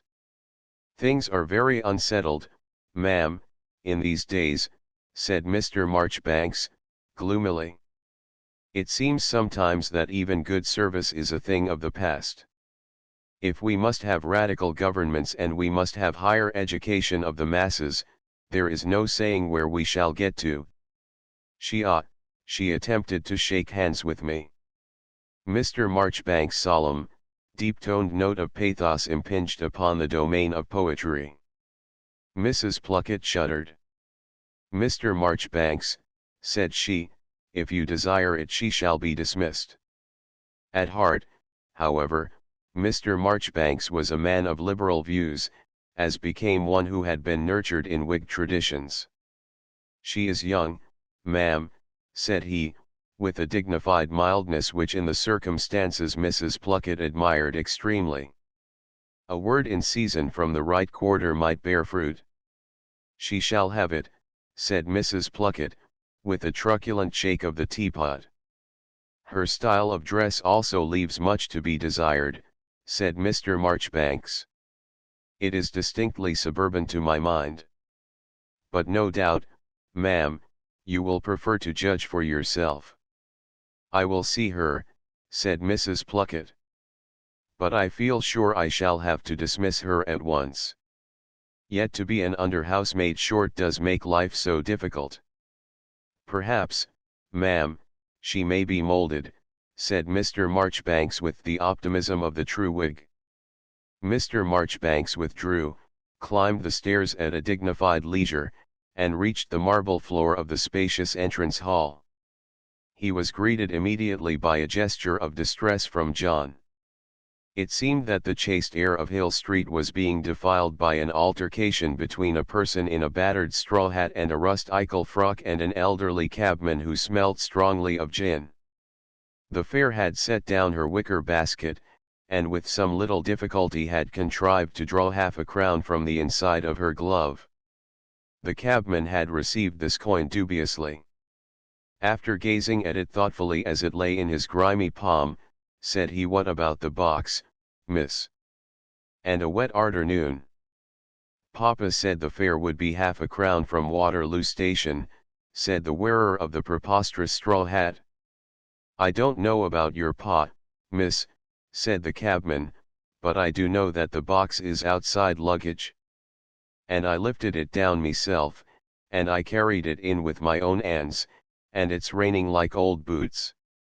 "Papa said," the straw hat one was explaining slowly and with patience, when Mr. Marchbanks, in response to John's appeal, interrupted her with quiet authority. Very deftly Mr. Marchbanks added sixpence to the cabman's half-crown. "Go away as soon as possible," said Mr. Marchbanks. "We are likely to have callers at any moment." The cabman touched his hat in recognition of the fact that he had to do with a gentleman, and proceeded to carry out these instructions. "Do you mind coming this way, Miss said Mr. Marchbanks a little haughtily to the lady of the hat. "Miss Perry," said she, with a drawl that was almost ludicrous. In extenuation of the conduct of Mr. Marchbanks, it must be said that neither his sense of sight nor of hearing were quite so good as they had been. Otherwise that ludicrous drawl must have caused him considerable uneasiness. Miss Perry tucked the wicker basket under her arm, and followed Mr. Marchbanks with perfect friendliness and simplicity. Mr. Marchbanks opened the door of the housekeeper's room, and in his own inimitable manner, announced Miss Perry.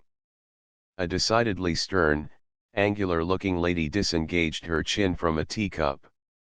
The housekeeper, Mrs. Pluckett, Mr. Marchbanks deigned to explain to the owner of the straw hat. Mr. Marchbanks mentioned the name of Mrs. Pluckett, the housekeeper, in a manner to suggest that it expected reverence from Miss Perry. Again, however, he was doomed to disappointment. The stately and distant inclination of Mrs. Pluckett's head merely provoked a frank and friendly impulse in Miss Perry. "Oh, how do you do?" said she. "I hope you are quite well." To the dismay of Mr. Marchbanks and to the dignified stupefaction of Mrs. Pluckett, the owner of the straw hat made a most determined effort to shake hands with that lady. Mrs. Pluckett gave her a finger. Being as short-sighted as Mr. Marchbanks himself, she hastily adjusted her spectacles to take a more adequate survey of this extremely temerarious person. Now, the first thing that impressed Mrs. Pluckett was not the straw hat, not the gloves, not the frock, not the wicker basket, and not even the cloak with the hood. It was the truly Amazonian proportions of Miss Perry that first impressed her. She was exactly 6 feet high in her stockings, no more and no less. And everything about her, from the 2 visible ankles upwards, were in the same proportion. Had Mrs. Pluckett had an eye for such details, and unfortunately she had not, she would have observed, in addition to the disconcerting physique and the shabby and ill-fitting clothes, a pair of the bluest eyes and a mane of the yellowest hair that ever came out of Devon. It is true that the eyes were somewhat dim and heavy, because they had shed a vast quantity of tears during the past 48 hours. All the same, their quality was wonderful. Then also there was an equally wonderful West Country complexion, washed by the dew, fed by the sunshine, and refined by the winds of the sea and the moorland into a perfect glamour of pink and white. Yet all these enchanting details had nothing to say to Mrs. Pluckett. For the first time in her long and successful career she had engaged a new under-housemaid merely upon the strength of high-class references only, with the fatal neglect of the precaution of a personal interview. In consequence the new under-housemaid proved to be 6 feet high, whose naivete of dress and manners was something wholly beyond Mrs. Pluckett's experience. "Pray sit down," said Mrs. Pluckett, with an arctic air which would not have disgraced the presiding genius of the blue drawing-room. Miss Perry sat down with spacious ease. She placed the wicker basket on her knees and rested her elbows upon it. "Would you like a cup of tea?" said Mrs. Pluckett, stiffly. "Oh yes, please," said Miss Perry, who seemed sincerely gratified by the suggestion. Mr. Marchbanks retired discreetly, while Mrs. Pluckett prepared a cup of tea for Miss Perry. As she handed it to her she gazed very sternly through her spectacles at the new under-housemaid, who sat nursing her wicker basket with remarkable unconcern. "Thank you so much," said Miss Perry, accepting the cup of tea with really charming friendliness. "I had no idea that you were so large," said Mrs. Pluckett, with an aggrieved air. "I think the fact ought to have been mentioned."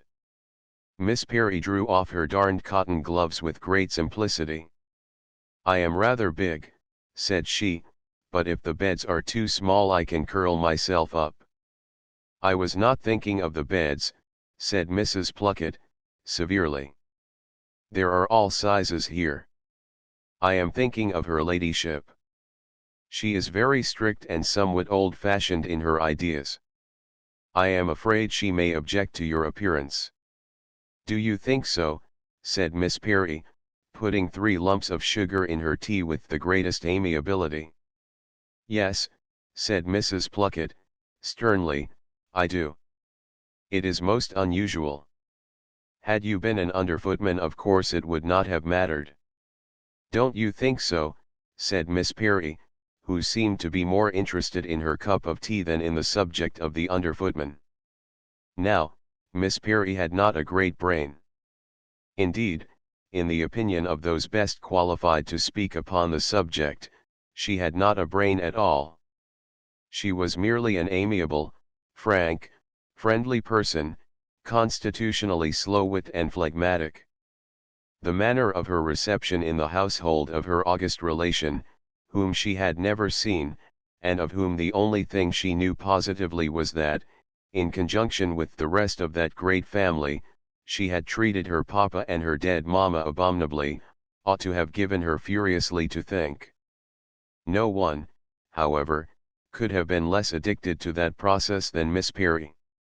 There certainly came into her mind in a confused sort of manner a remarkable speech that had been made by her dearest papa when he opened the superb coroneted envelope and read Aunt Caroline's letter. "I dare say her ladyship has a vacancy for an under housemaid," he had said, with his quaint and whimsical laugh, which had yet been so severely tried by the things of this world as to be not quite so mirthful as it might have been. By the time Miss Perry had come to remember the circumstance, a deep wave of color had crept over her wonderful countenance.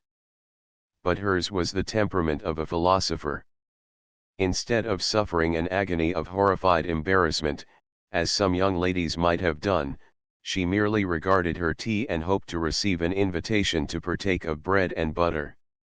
"You have been in service before, have you not?" said Mrs. Pluckett.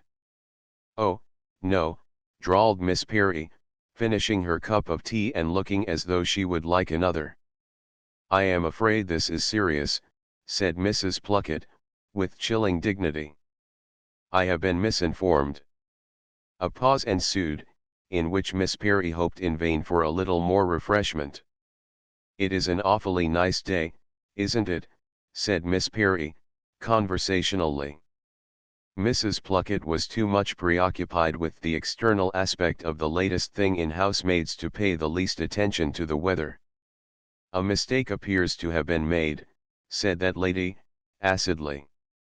"I am informed that your name is Perry." Miss Perry confirmed that information with modest yet charming friendliness. "What is your first name?" said Mrs. Pluckett.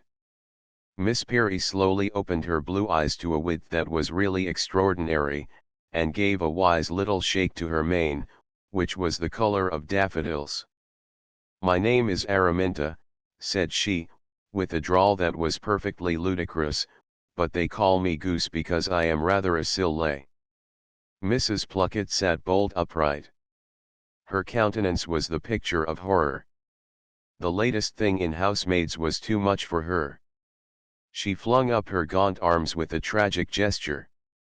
"Emma Madison is the name of the person I am expecting," said Mrs. Pluckett.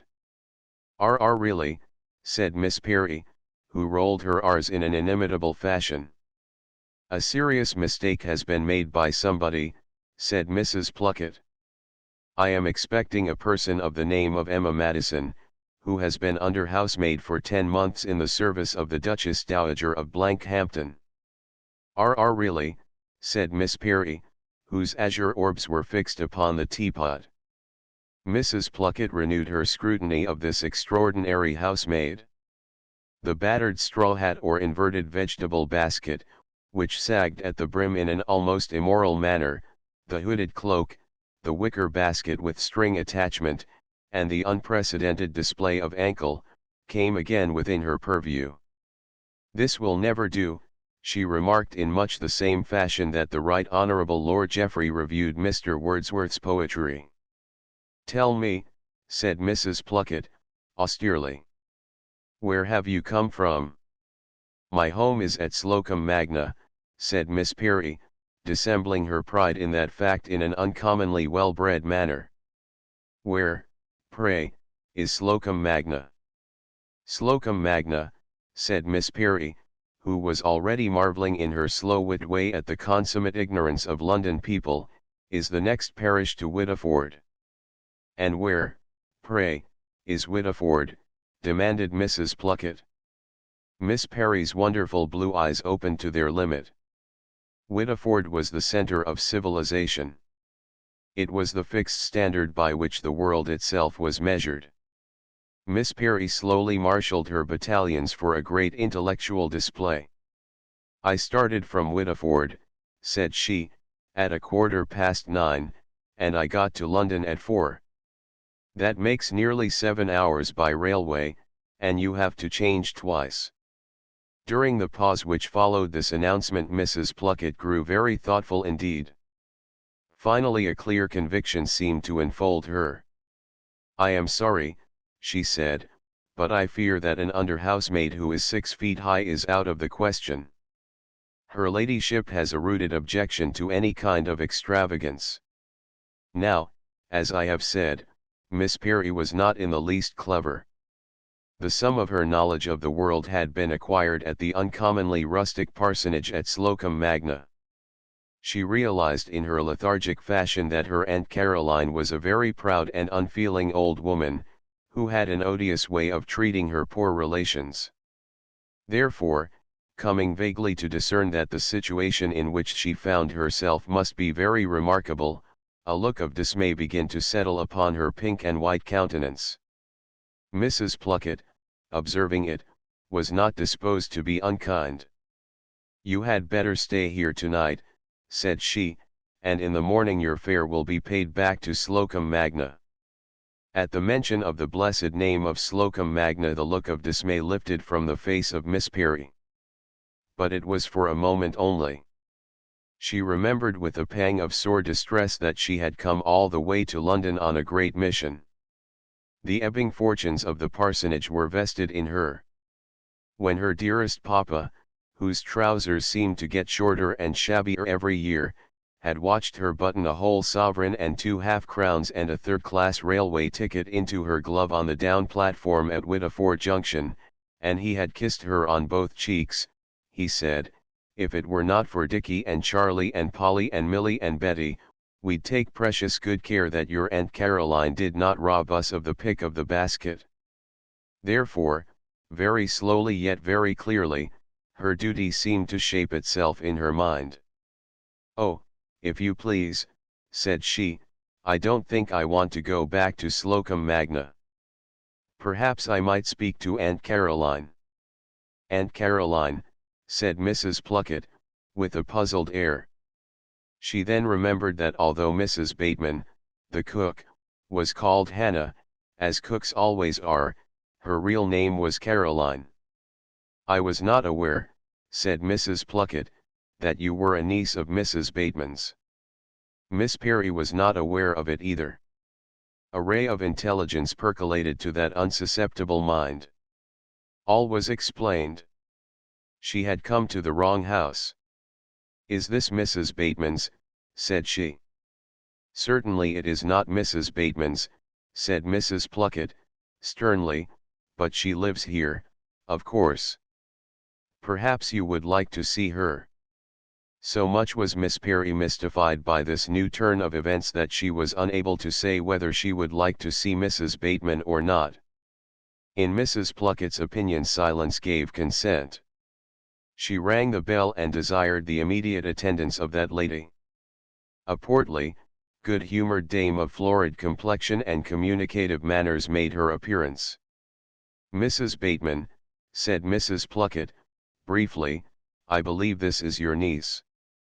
Having overcome her first emotion of legitimate surprise, Mrs. Bateman welcomed Miss Perry with effusion. "Why," she exclaimed, "it is that girl of Maria's. She is the image of Maria. Very pleased to see you, my love. How's your father?" The next thing of which Miss Perry was conscious was that a pair of fat arms were hugging her and that she was being kissed in a very vigorous manner. "How like your mother, to be sure," said Mrs. Bateman, "and what a big girl you've grown." "Too big, in my opinion, for good service," said Mrs. Pluckett. "You can't have too much of a good thing, can you, my love?" said Mrs. Bateman. Miss Perry was bewildered. Mrs. Bateman was not in the least like the Aunt Caroline she had expected to see. "Are you really Aunt Caroline?" she said, with her eyes at their widest. "You must be Sally," said Mrs. Bateman, "little Sally Dickinson who used to be so fond of sugar." "It appears to have been a stimulating diet," said Mrs. Pluckett. "Little Sally Dickinson who didn't like to go to bed early," said Mrs. Bateman. "Law, how you've grown, my dear." "My name is Araminta Perry," said that wonderful person with slow-drawn solemnity. "Sally Dickinson, my love," said Mrs. Bateman. "I should know you anywhere." It was now the turn of Mrs. Pluckett to grow bewildered. "There is some mystery here," said she. "If she is Araminta Perry she cannot be Sally Dickinson, and if she is Sally Dickinson she cannot be Araminta Perry." All concerned seemed to feel that this was pregnant reasoning. "That is right, Mrs. Pluckett," said Mrs. Bateman, "that is common sense and human nature." "Are you really Aunt Caroline?" said Miss Perry, with her blue eyes growing rounder and rounder.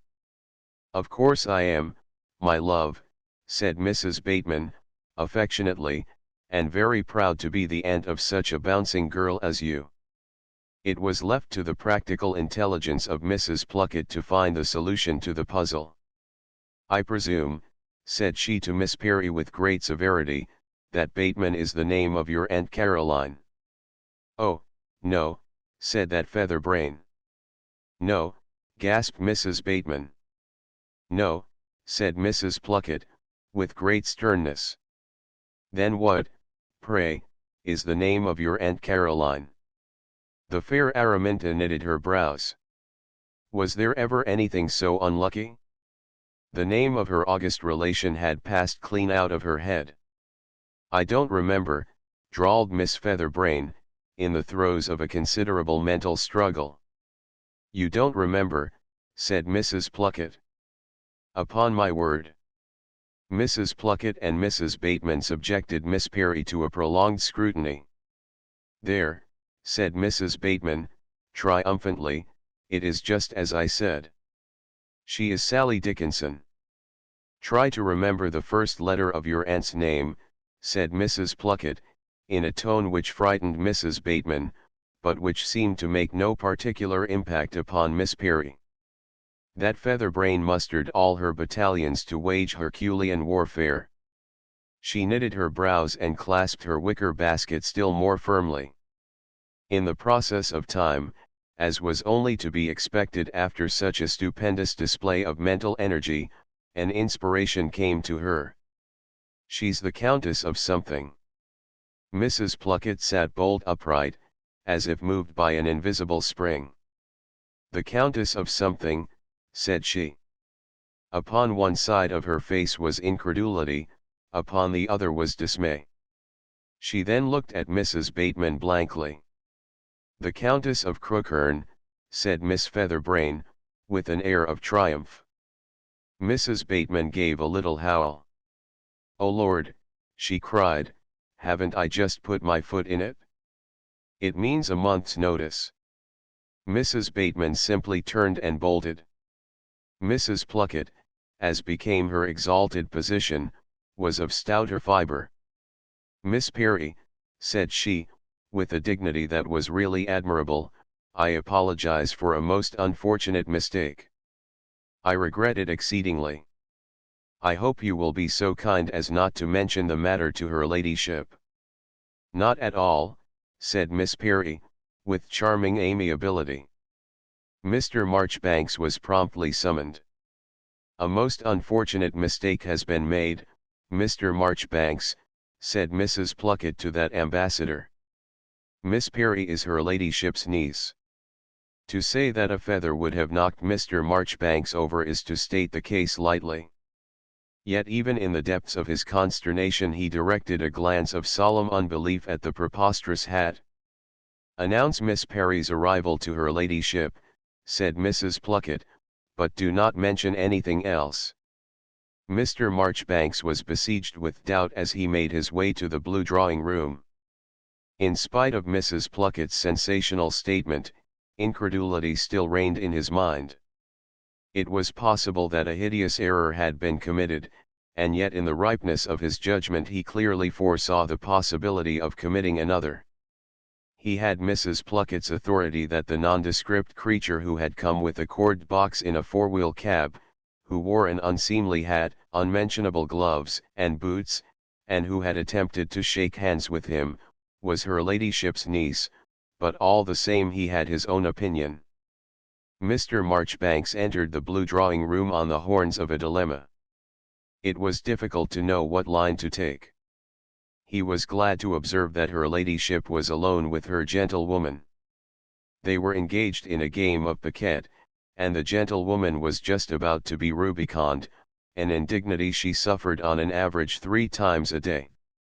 Mr. Marchbanks approached his mistress, and having waited while she claimed to for the last trick, said, "A young person of the name of Perry is arrived, my lady."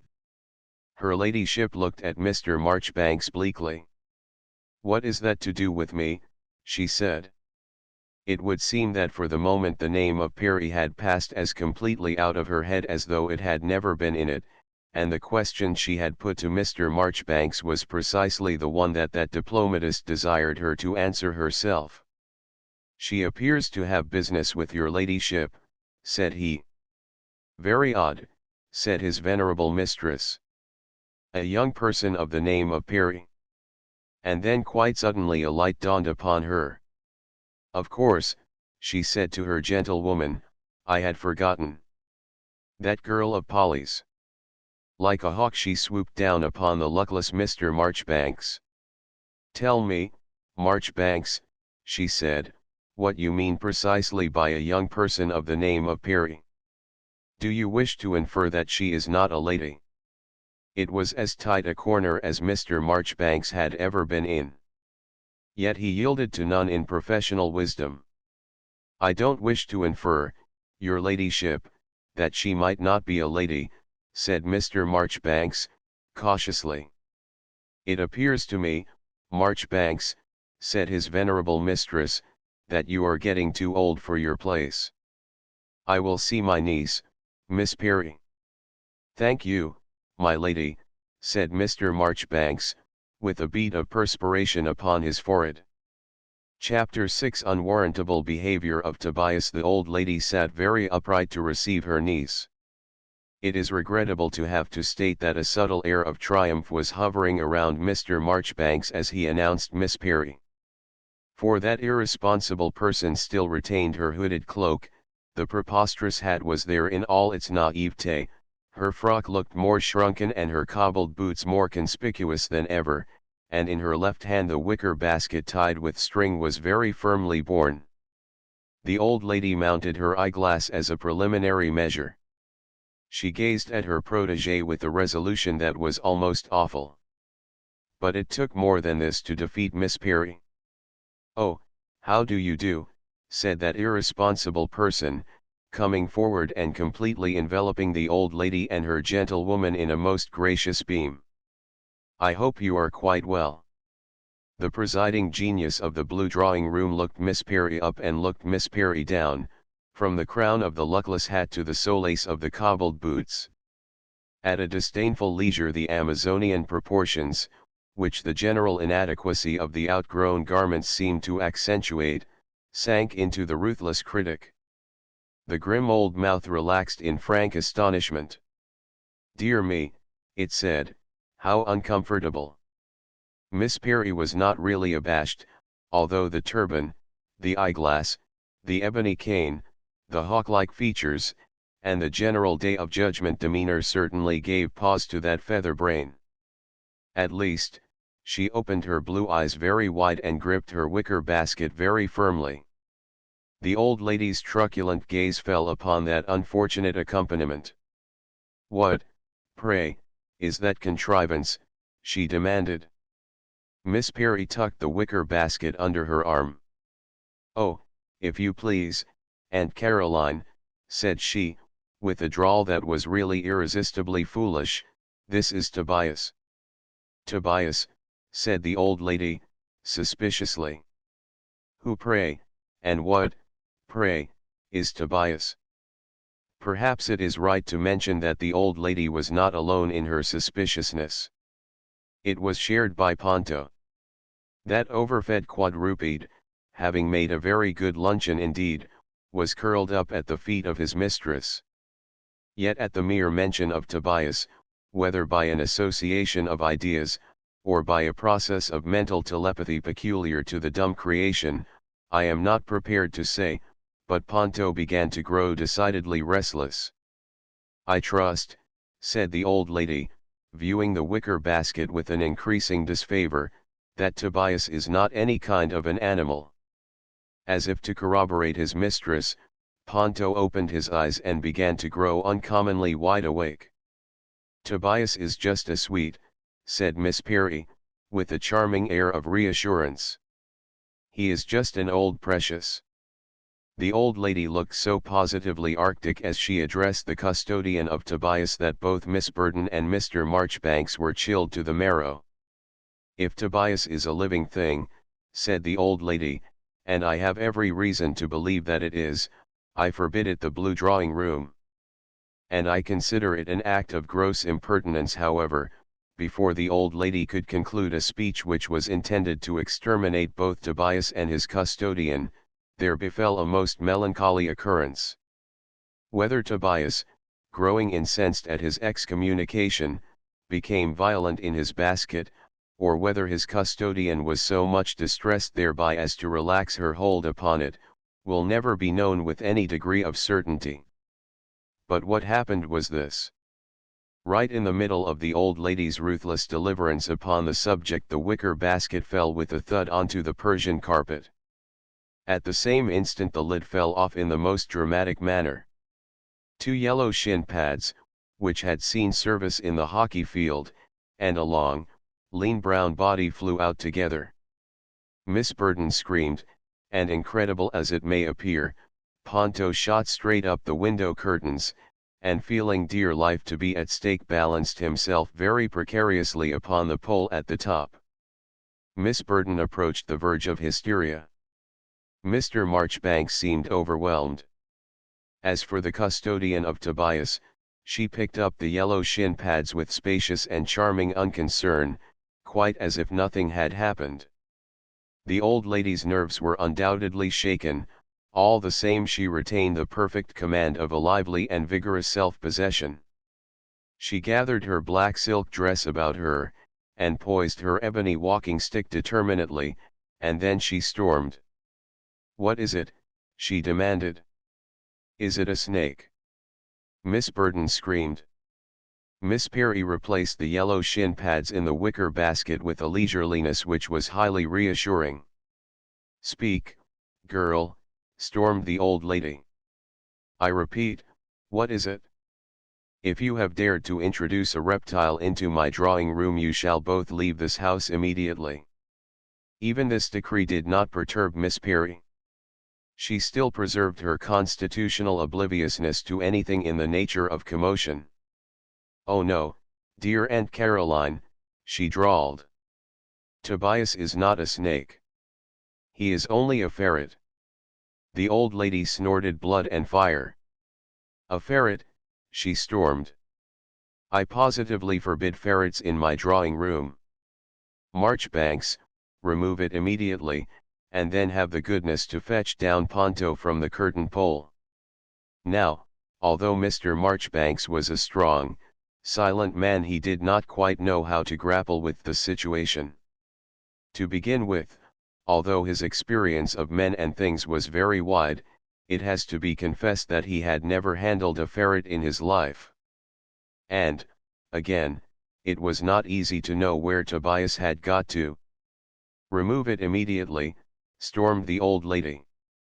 Mr. Marchbanks stooped very cautiously to peer under the table.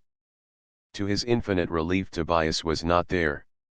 However, the hawk-like eyes of his mistress very quickly detected the whereabouts of the alien presence. "It is behind the window curtains." Mr. Marchbanks approached the window curtains very warily. But even then he was unable to see Tobias. "There it is," said his mistress. "In the corner there. Approach quietly." and if you value your fingers, be careful where you put them. Mr. Marchbanks appeared to value his fingers so much that nothing seemed farther from his intention than to bring them into the vicinity of Tobias. "Why don't you do as you are told, man? There it is in the corner, straight in front of your nose." Mr. Marchbanks, however, still seemed wholly unable to locate Tobias. It was left to Miss Perry to play the part of the goddess out of the machine. That scatterbrain, having at last clearly realized the situation, came forward to the window curtains, open basket in hand, in the friendliest and most reassuring manner. "He is just a sweet," she said to Mr. Marchbanks. "He never bites a soul if you take him round the throat gently. There he is, the duck comes." Mr. Marchbanks appeared still unable to see Tobias. "Do you think," said Miss Perry, "I had better take him myself?" "Yes, girl," stormed the old lady, "I think you had better." Mr. Marchbanks, who seemed to share the opinion of his mistress, stepped back haughtily several paces. "Come along, then," said Miss Perry, cooing to the window curtains. "Come along, Toby, then." She knelt down and began to grope. "Come along, Toby, boy. There he is, the sweet." Very deftly she made a grab at the lurking, lean, brown form of Tobias, took him by the throat, popped him into the open basket, and fastened down the lid. "He wouldn't bite a soul," she said, rising to her full height, with a smile of invincible friendliness.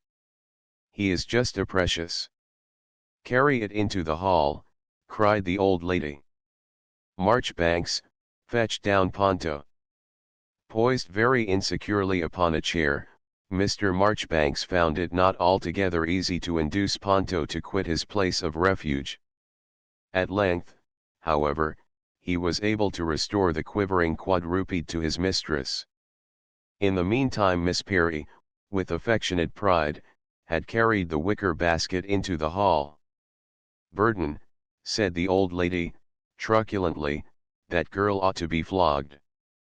Upon the return of Miss Perry, with uplifted finger, the old lady ordered her to approach. "Come here, girl," said she. "I think your behavior is disgraceful. Were you brought up in a barn?" Such a direct and ruthless mode of address caused a blush to overspread the extremely picturesque countenance of Miss Perry. Quite suddenly her great blue eyes swam with tears.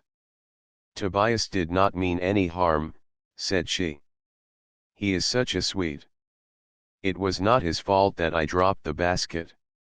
"Let us have no more of Tobias," said the old lady. "Now understand, the finger went up again. Upon no pretext whatever will I allow in future a ferret to enter my drawing room. I upon my word." The old lady subsided in an incoherent gurgle of indignation. Meanwhile, the sight of tears, as was always the case, had moved the tender heart of Miss Burden. "Dear Lady Crookhern," said she, "Miss Perry has had a long journey. I feel sure she must be tired. Would she not like a little refreshment?" The mention of the word refreshment seemed unmistakably to touch a responsive chord in the susceptible mechanism of Miss Perry. "Bring some tea," said the old lady to Mr. Marchbanks very gruffly. And then to the culprit she said with tremendous austerity, "Would you like something to eat?" "Oh yes, please," said Miss Perry. At the same moment she mopped up her tears with an absurdly small handkerchief with a blue spotted border. "What do you eat, as a rule?" said the old lady, with a sarcasm that was not in the least obvious to Miss Perry. "I eat bread and jam, as a rule," said Miss Perry, with a promptitude that was delightfully persuasive. "Humph," said the old lady. She measured Miss Perry with her grim old eyes as though she were a rare specimen in the zoological garden. "Bread and jam," said she. And then, with an air of really tremendous sarcasm, she said for the guidance of a discreet spectator, have the goodness, Marchbanks, to bring some bread and jam. The old lady made a second survey of Miss Perry, from the crown of the luckless straw hat to the solace of the cobbled boots, while the object of it folded up neatly the handkerchief with the spotted border and returned it to a mysterious pocket. She then stood wondering what was going to happen in a singularly solemn manner. "Sit down," said the old lady. Miss Perry sat down spaciously upon a chair that was particularly fragile. "The most uncomfortable creature I have ever seen," said the old lady in an aside to her gentlewoman. "Quite out of place in a drawing room." And then to Miss Perry, "Have you ever been in a drawing room before?" "Oh yes," said Miss Perry. "Where?" said the old lady. "We have one at home," drawled Miss Perry, "but it is only a little one." "Ah," said the old lady. "And where is your home, pray?" "I live at the parsonage at Slocum Magna," said Miss Perry. "Humph," said the old lady. "Some kind of clerical bear garden, I presume." The providential reappearance of Mr. Marchbanks came to the aid of Miss Perry. He bore a massive silver tray with an equally massive silver teapot upon it. There was also an exquisite plate of old blue china. Upon this were 5 tiny pieces of bread and butter, each a little larger than Miss Perry's thumbnail, each arranged at an artistic angle, and each spread with a very thin layer of jam. A beautiful table of rare Indian inlay work was set before Miss Perry. Mr. Marchbanks placed the silver tray upon it. Miss Perry immediately sat very upright indeed. "Thank you so much," said she. Her air was so charmingly sincere that it went some way towards reconciling Mr. Marchbanks to many things. The old lady mounted her eyeglass again. It was clear from the general irony of her demeanor that she was expecting some kind of development. In this expectation she was not disappointed. For a moment Miss Perry appeared to be rather troubled by the wafer-like texture of the bread and jam. It was only for a moment, however. Without waiting to pour out the tea into the tiny blue china cup that had been provided for its reception, she proceeded very carefully to pile each of the wafer-like pieces of bread and jam one upon another.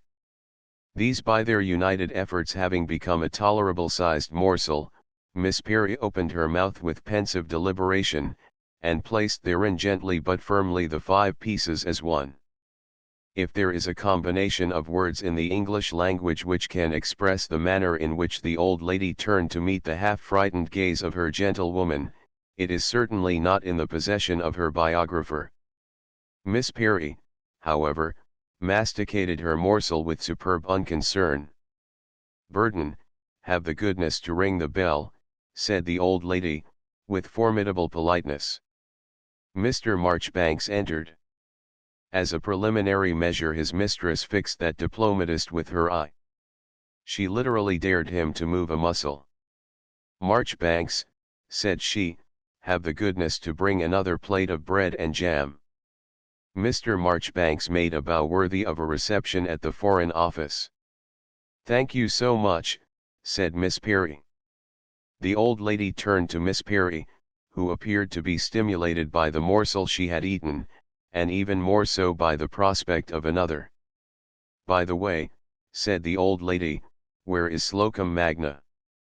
Miss Perry's blue eyes, which by now were perfectly dry, opened to a width that was astonishing.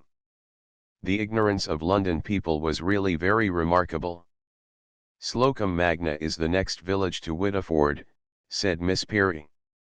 "Ah, yes, the next village to Whittleford. One ought to have known."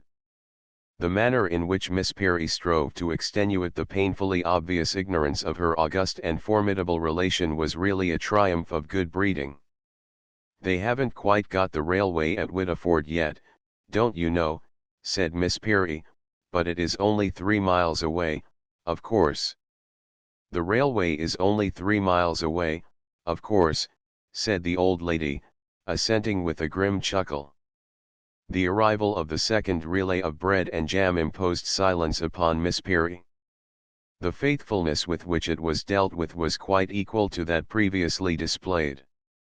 It is no exaggeration to say that Miss Burden still looked a little frightened, while Ponto raised himself on his forepaws with a look of open admiration. "By the way, what is your name?" said the old lady. A somewhat lengthy pause was necessary to enable Miss Peary to do justice to such a leading question. "My name is Araminta," said she, and her drawl was carried to such a ludicrous length that even Ponto smiled at it, although he had very little sense of humor, "but they call me Goose because I am rather a silly." The beak of the old lady seemed to take an additional curve. The hanging judge look had never seemed so awe-inspiring. "Your name is Araminta," she repeated with a deliberation that was positively sinister, "but they call you Goose because you are rather a silly." "Do they indeed?" Miss Peary beamed upon the old lady with a comprehensiveness that was perfectly distracting. "I don't think I am really a silly," said she, as if she were quite convinced she were not, "but Muffin says I am. It's because I can never remember whether Tuesday comes after Monday or whether Monday comes after Tuesday." "Who, pray, is Muffin?" "Muffin is my sister, don't you know," said Miss Peary. "Her name is Elizabeth really, but we call her Muffin because she is rather a ragamuffin." "Humph," said the old lady. By nature she was grave and grim, but it was Miss Burden's opinion that she had never looked quite so grave and quite so grim as in the course of this first interview with the late Lady Augusta's second daughter. "Burden," said she in a truculent aside, "this comes of mixing the breed. Polly was a born fool, but she was never equal to this. What is to be done with the creature? It was my intention to marry her respectably so that she might be a help to her family, who are as poor as mice and who appear to live like pigs. But who, pray, will marry a natural?" Miss Burden, however, was at heart incurably lenient in her judgments. She demurred with a vigor she seldom displayed. "She is a singularly beautiful girl," said Miss Burden, with enthusiasm. "Her manner is delightfully her own, and she is formed like a goddess and she is perfectly charming."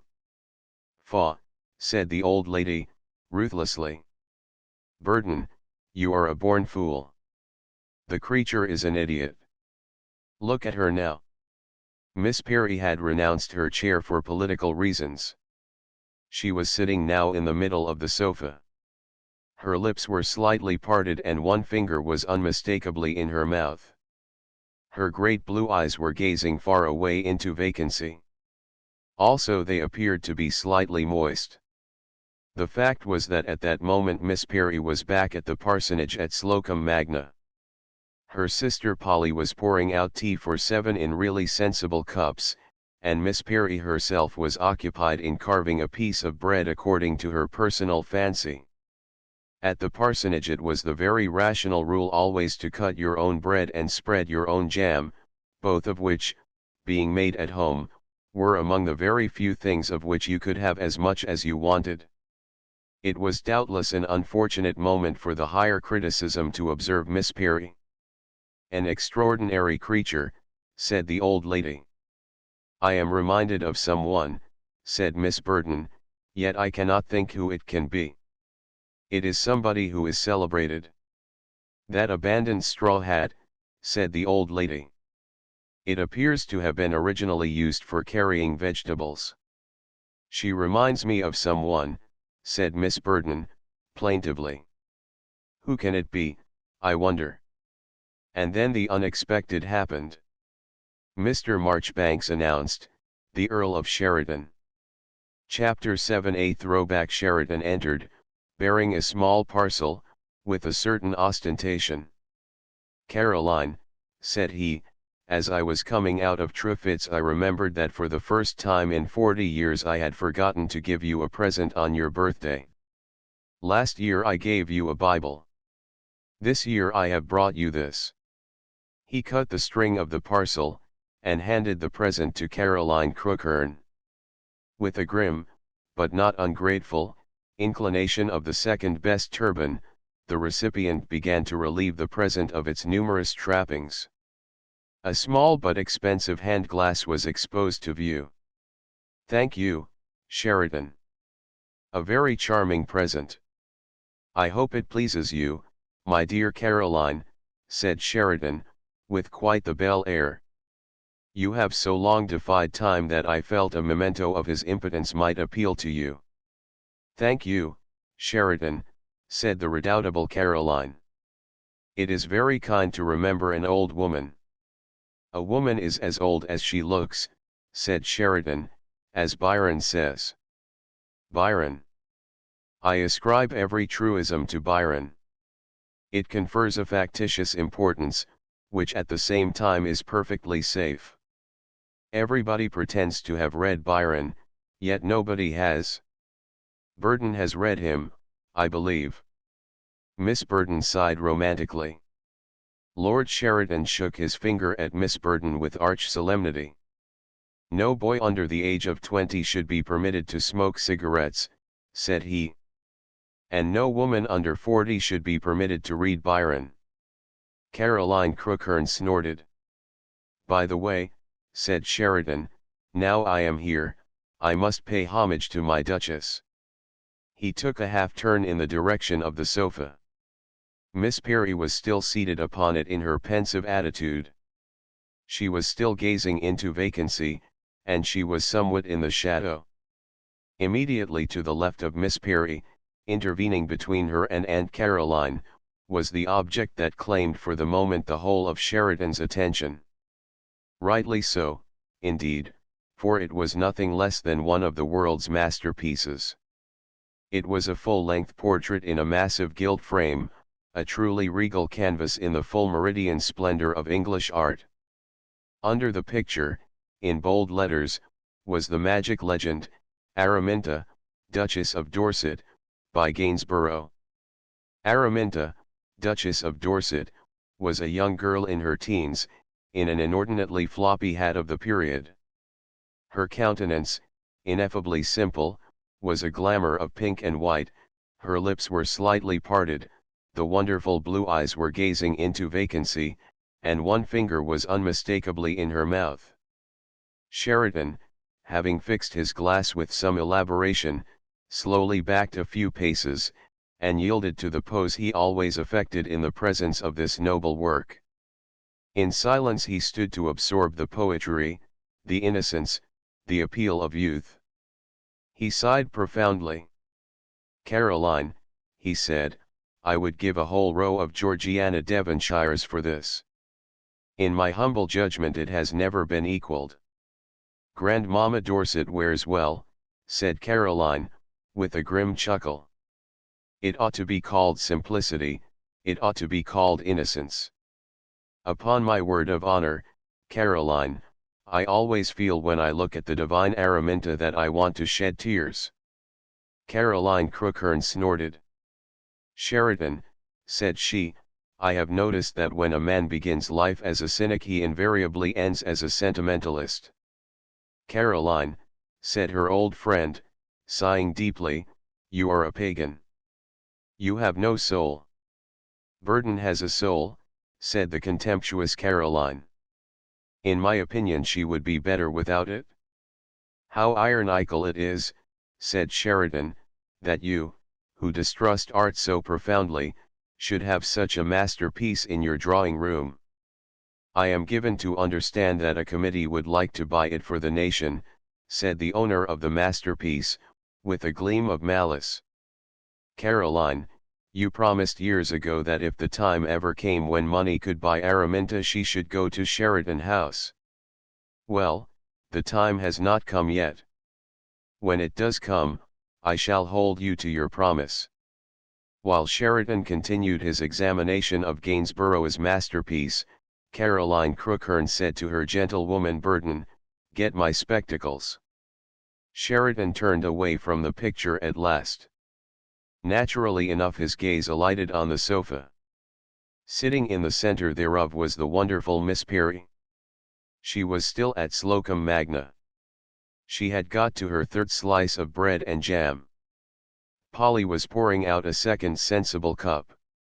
Dearest Papa had just made one of his jokes.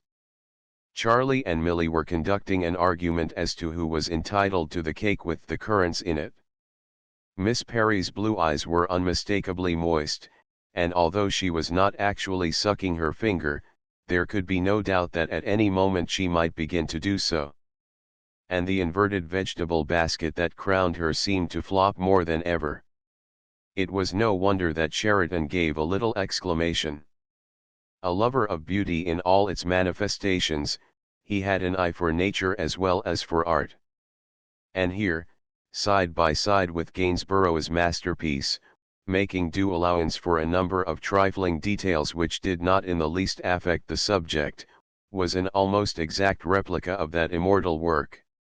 Sheridan, in spite of his foibles, had the seeing eye. Notwithstanding the cobbled boots, the print frock, and the cloak with the hood, one thing was clear.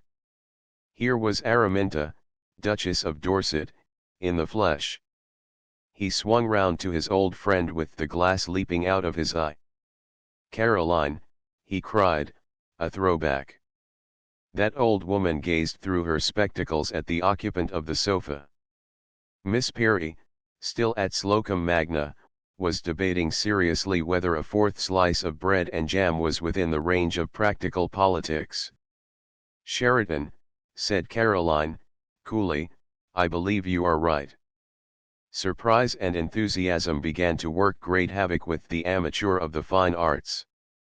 "Upon my word," said he, "it is the most wonderful thing I have ever seen in my life. A pretty trick of old Mother Nature's." "Don't be a coxcomb, Sheridan," said Caroline, warningly. "A perfect throwback," said that amateur. Once more his gaze was brought to bear on the distracting occupant of the sofa, whose hair was the color of daffodils and whose eyes reminded him of the sky of Italy. He approached her with an empressement that was tremendous. "I have no need to ask," said he, "whether the famous Duchess is a kinswoman." Miss Perry returned from Slocum Magna with a little start. She removed her finger from her lip, yet her thoughts were not of famous duchesses. In the meantime the redoubtable Caroline said nothing.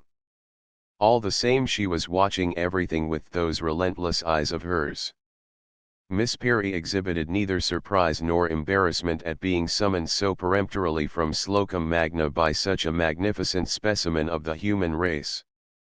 Perhaps her wonderful blue eyes opened a little wider and she may or she may not have hoisted a little color, but it really seemed as though her thoughts were more concerned with bread and jam than with Lord Sheridan. "Will you pardon an old worshipper of your famous aunt's stress if he asks your name?" said he. "I hope and believe it is a legitimate curiosity." Miss Featherbrain made an effort to cease wool gathering. She smiled with a friendliness that would have disarmed a satyr. "My name is Araminta," she drawled in her hopelessly ludicrous manner, "but they call me Goose because I am rather a silly." Sheridan gave a chuckle of sheer human pleasure. He was to be pardoned for feeling that a new delight had been offered to an existence which had long exhausted every aesthetic form of joy. "Your name is Araminta," he repeated by a kind of hypnotic process, "but they call you Goose because you are rather a silly." Miss Perry rewarded Lord Sheridan with an indulgent beam. It assured him that he had had the good fortune to interpret her correctly. It was not easy for that connoisseur to withdraw his enchanted gaze. However, at last he contrived to do so. He turned to his old friend. "Caroline," said he, "the fairies have fulfilled my wish. I have always wanted to meet a Gainsborough in the flesh and to hear what she had to say for herself. And now I have done so I know why Gainsborough painted M. Faugh," said the old lady, vigorously, "sentimentality is the national bane." "No, Caroline," said Sheridan, sadly, "you've no soul. Why don't you present me?" "My niece, Miss Perry," said Caroline. Lord Sheridan, my old friend. Oh, how do you do, said Miss Perry, shooting forth her hand in her own private and particular manner to Aunt Caroline's old friend. I hope you are quite well. The manner in which Sheridan enclosed the ample paw of Miss Perry, which nevertheless, speaking relatively, contrived to appear long and slender, in his own delicately manicured fingers was almost epic. Miss Perry, said he, this is a great moment in my life. Don't be a coxcomb, Sheridan, said Caroline Crookhern with great energy. No one made fuller use than that old woman of the privilege accorded to age of being as rude as it pleases. But it was so necessary that the wearer of the vegetable basket should not get notions under it before she had been in Hill Street an hour. My dear Miss Perry, said Sheridan, with the magniloquent air with which he asked an occasional question in the hereditary chamber, are you acquainted with the vast metropolis? I have always lived at Slocum Magna, said Miss Perry with perfect simplicity. Really, said my lord, with an insincere surprise. By the way, where is Slocum Magna? Doubtless owing to the fact that she was a duke's granddaughter, Miss Perry had excellent if somewhat rustic breeding. Brains were not her strong point, but she had been long enough in London to anticipate almost instinctively Lord Sheridan's inquiry. Moreover, her astonishment at the ignorance of London people was softened by the friendly indulgence she extended to everybody on the slightest pretext. Slocum Magna, said Miss Perry, without the least appearance of didacticism, is the next village to Whittiford. They haven't quite got the railway at Whittiford yet, don't you know, but it is only 3 miles away. The absence of the railway at Whittiford appeared to decide Sheridan upon his course of action. With the air of a man whose mind is quite made up, he addressed the fair inhabitant of Slocum Magna, North Devon. As an old friend of your accomplished aunt's, said he, of many years' standing, I feel that during your sojourn in the vast metropolis it is only wise and right that I should act, as it were, in loco parentis. Although Miss Perry's papa was a very good classic, he had been unable to communicate his excellence in the dead languages to his second daughter. Miss Perry made no secret of the fact that she had an earnest desire for a little more enlightenment. A sort of combination, you know, said Sheridan, lucidly, of a courier and a cicerone and a sincere well-wisher. One feels sure it will help you at first to have someone to guide you through the traffic. Burton is quite competent to see that she doesn't get run over, said the accomplished aunt of Miss Perry. Also, my dear Miss Perry, said Sheridan, mellifluously, you may require a little advice occasionally from a man of the world. The vast metropolis is full of pitfalls for your sex. We have poachers at Slocum Magna, said Miss Perry. The metropolis is different, said Sheridan. I regret to say it harbors every known form of wickedness. Miss Perry's eyes opened so wide that they seemed to magnetize my lord. Are there robbers? A great number. They lurk in every thoroughfare. If you are really unacquainted with the vast metropolis, I urgently recommend advice and protection. How splendid, said Miss Perry. I shall write to tell Muffin. Would it be an unpardonable curiosity if one inquired who is Muffin? My sister, don't you know, her name is Elizabeth really. But we call her Muffin because she is rather a ragamuffin. Your family appears to be a singularly interesting one, if one may presume to form an estimate. Papa says we are none of us very bright, but we are all of us very healthy, except Doggo, who has had the mange twice. My lord found it necessary to repeat the dictum of Miss Perry's papa. He then sat down beside her in a truly paternal manner. Tell me about your papa, said he, musically. I am immensely interested in him. One feels one ought to have so many things in common with such a papa as yours. Papa is just as sweet, began Miss Perry, with a perfectly delightful fervency. But she got no farther. Aunt Caroline uplifted an immutable finger. Araminta, said she, it is time you went up to dress. Burton, take her to her room. Miss Perry rose at once with a docility that was charming. She bestowed her most frankly indulgent beam upon Lord Sheridan, and quitted the drawing-room in Miss Boden's custody. Sheridan screwed his glass into his astonished eye to gaze after such magnificence. A goddess, said he. Juno. A great work of nature. He prepared to take his leave. I am afraid, Caroline, said he, your memory begins to fail a little. Rubbish. Do you know how long it is since you asked me to dine with you? You refused 3 times running. I am determined that no human being shall refuse a 4th. Well, you know, said Sheridan, coolly, you were just a little difficult the last twice I dined with you, and the wine was abominable.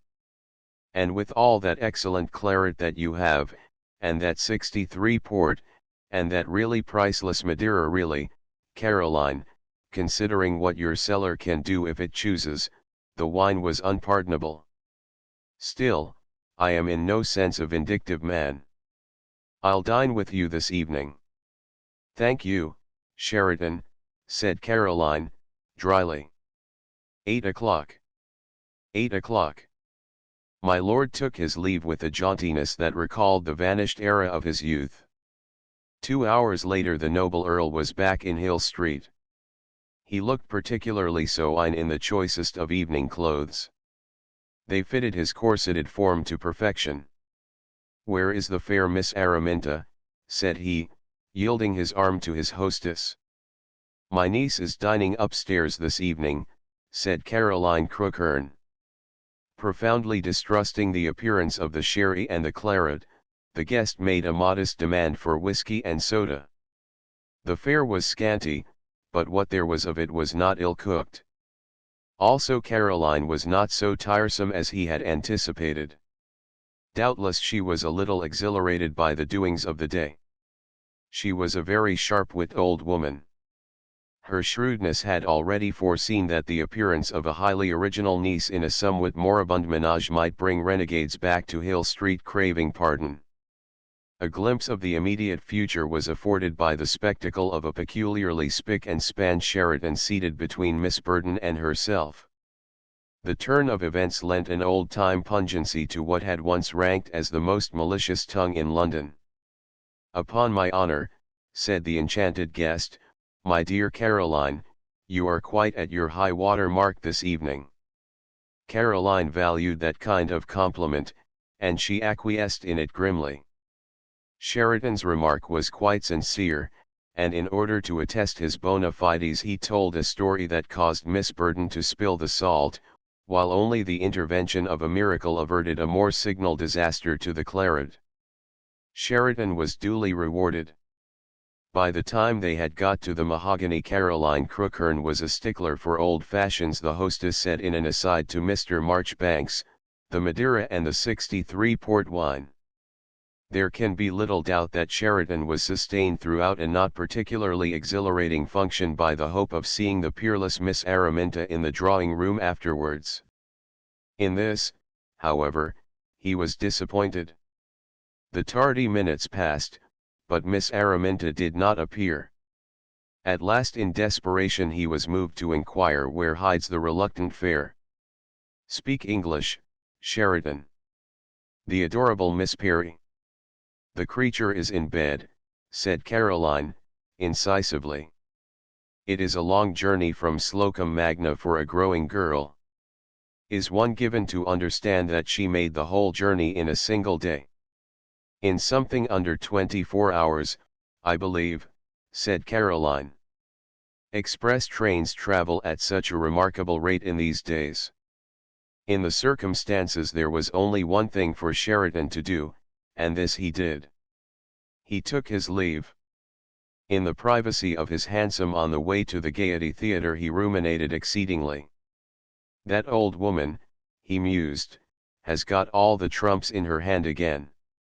A disagreeable old thing, but she does know how to play her cards when she gets 'em. The stall next to Sheridan's was in the occupation of no less a person than George Betterton. "Hello, George," said he, "you in London?" Yes," said George, heavily. He did not seem to be altogether clear upon the point. The War Office people are in their usual mess with the militia. But she is at Biarritz. "I have another one now," said George, succinctly. The noise and flamboyance of the ballet rendered further conversation undesirable. However, Sheridan took up the thread of discourse at the end of the act. "George," said he, with considerable solemnity, "like myself you have grown old in the love of art." George's assent was of the gruffest. Sheridan was going to be a bore as usual. "You remember that Gainsborough of Caroline Crookhern's?" Yes," said George. "I offered her £20,000 for it for the Cheadle collection." "Did you, though? Well, mind you don't renew the offer. The refusal of it was promised to me in Crookhern's lifetime." George began to gobble furiously. He looked as though he wanted to call someone a liar. "Well, it's too soon to quarrel over it," said Sheridan, pacifically, "because she doesn't intend to part with it to anybody at present." "She's a perverse old woman," said George, "and age don't improve her." "I mentioned her Gainsborough," said Sheridan, who was on the rack of his own enthusiasm, "because a very odd thing has happened. The original of that picture has found her way into Hill Street." "What?" "Grandmother Dorset," said George, contemptuously. "Why, she's been in her grave 100 years. An absolute throwback has turned up at Hill Street," said Sheridan, impressively. "If you want to see a living and breathing Gainsborough walking and talking in 20th century London, call on Caroline Crookhern some wet afternoon." George Betterton was not at all aesthetically minded. But like so many of his countrymen, he always had a taste for something fresh. "I will," he said. And he spoke as if he meant it. Then it was that Sheridan grew suddenly alive to the magnitude of his indiscretion. Really he had acted with consummate folly. He had a clear start of all the field, yet through an unbridled natural enthusiasm and a lifelong love of imparting information he must needs within an hour set one of the most dangerous men in England upon the scent. George Betterton had his limitations, but where the other sex was concerned he was undoubtedly that, as Sheridan had reason to know. A widower of 59, who had buried 2 wives without finding an heir to his great estates, there was little doubt that he meant to come up to the scratch for the 3rd time, although to be sure of late his courses had not seemed to lead in that direction. But Caroline Crookhern, who knew most things, seemed quite clear upon the point. Yes, George Betterton's "I will" had a sinister sound about it. Sheridan himself was 65 and a bachelor, and in his heart of hearts he had good reason to believe that he was not a marrying man. He had long owed his primal duty to a position in the world, and, to the scorn of his family and the amusement of his friends, he had not yet fulfilled it. He was too fond of adventures, he declared romantically, a confession that a man old enough to be a grandfather ought to be ashamed to make, declared the redoubtable Caroline, with her most fearsome snort. More than once, it is true, Sheridan had fancied he had seen the writing on the wall. But when his constitutional apathy permitted him to examine it more closely, he found it had been written for someone else. However, he had come away from Hill Street that evening in such a state of suppressed enthusiasm, that in his present mood he was by no means sure that he had not seen the writing again. It was certainly odd that a man with his record and at his time of life should have any such feeling. But there is no accounting for these things. Therefore he left the theatre with an idea taking root in him that he had been guilty of an act of gross folly in blowing the trumpet so soon. Why should he help to play Caroline's game? He should have left it to her to summon this Richmond to the field. Caroline will lead him a dance, though, mused Sheridan on the threshold of wards. And I know how to handle the ribbons better than he does. He's got the mind of a dromedary, thank God. In the meantime the cause of these reflections was lying very forlorn and very wide awake in the most imposing chamber in which she had ever slept. The bed was large, but cold, the chintz hangings were immaculate, but unsympathetic, the engravings of classical subjects and of august relations whom she had never seen with which the walls were hung, the austere magnificence of the furniture, and the expensive nature of the bric-a-brac, made Miss Perry yearn exceedingly for the cheerful simplicity of Slocum Magna. Almost as far back as Miss Perry could remember, it had been given to her before attempting repose to beat Muffin over the head with a pillow. But in this solemn piece of upholstery, which apparently had been designed for an empress, such friendly happenings as these were out of the question. However, she had Tobias with her. The wicker basket was on a little lacquered table beside her bed, and as she lay, with a slow and silent tear squeezing itself at regular intervals out of her blue eyes, she had her right hand resting firmly but affectionately on the lid of Tobias's local habitation. That quaint animal, all unconscious of the honor done to him, was wrapped in slumber, with his ugly brown nose tucked under his lean brown paws. Thus was Miss Perry discovered at 11:15 that evening when Miss Burton entered to embrace her. "I want to go home to Slocum Magna," said Miss Perry, with a drawl and a sob whose united effect must have been supremely ridiculous had it not been the offspring of legitimate pathos. Miss Burton offered her the consolation of one intimately acquainted with pathos. Every night for many long and weary years she had longed to go home to her own rustic hermitage, which, however, had no existence outside her fancy. "Dearest Araminta," said Miss Burton, caressing her affectionately, "you will soon get used to the strangeness." "I want to go home to Slocum Magna," sobbed Miss Perry. "I am sure you are a good and brave and noble girl," said Miss Burton, who believed profoundly in goodness and bravery and nobility. "Papa said I was," sobbed Miss Perry, settling her hand more firmly than ever upon the basket of Tobias. "Tomorrow you will feel happier, Araminta dearest," said Miss Burton, bestowing a final hug upon the distressed Miss Perry. Miss Burton was guilty of saying that which she did not believe, but let us hope no one will blame her. Chapter 8 Caroline Crookhorns Gainsborough. From the moment that Caroline Crookhorns Gainsborough came upon the town there was no denying her success. She was a new sensation, and happy in her sponsors the diminished glories of Hill Street emerged from their eclipse.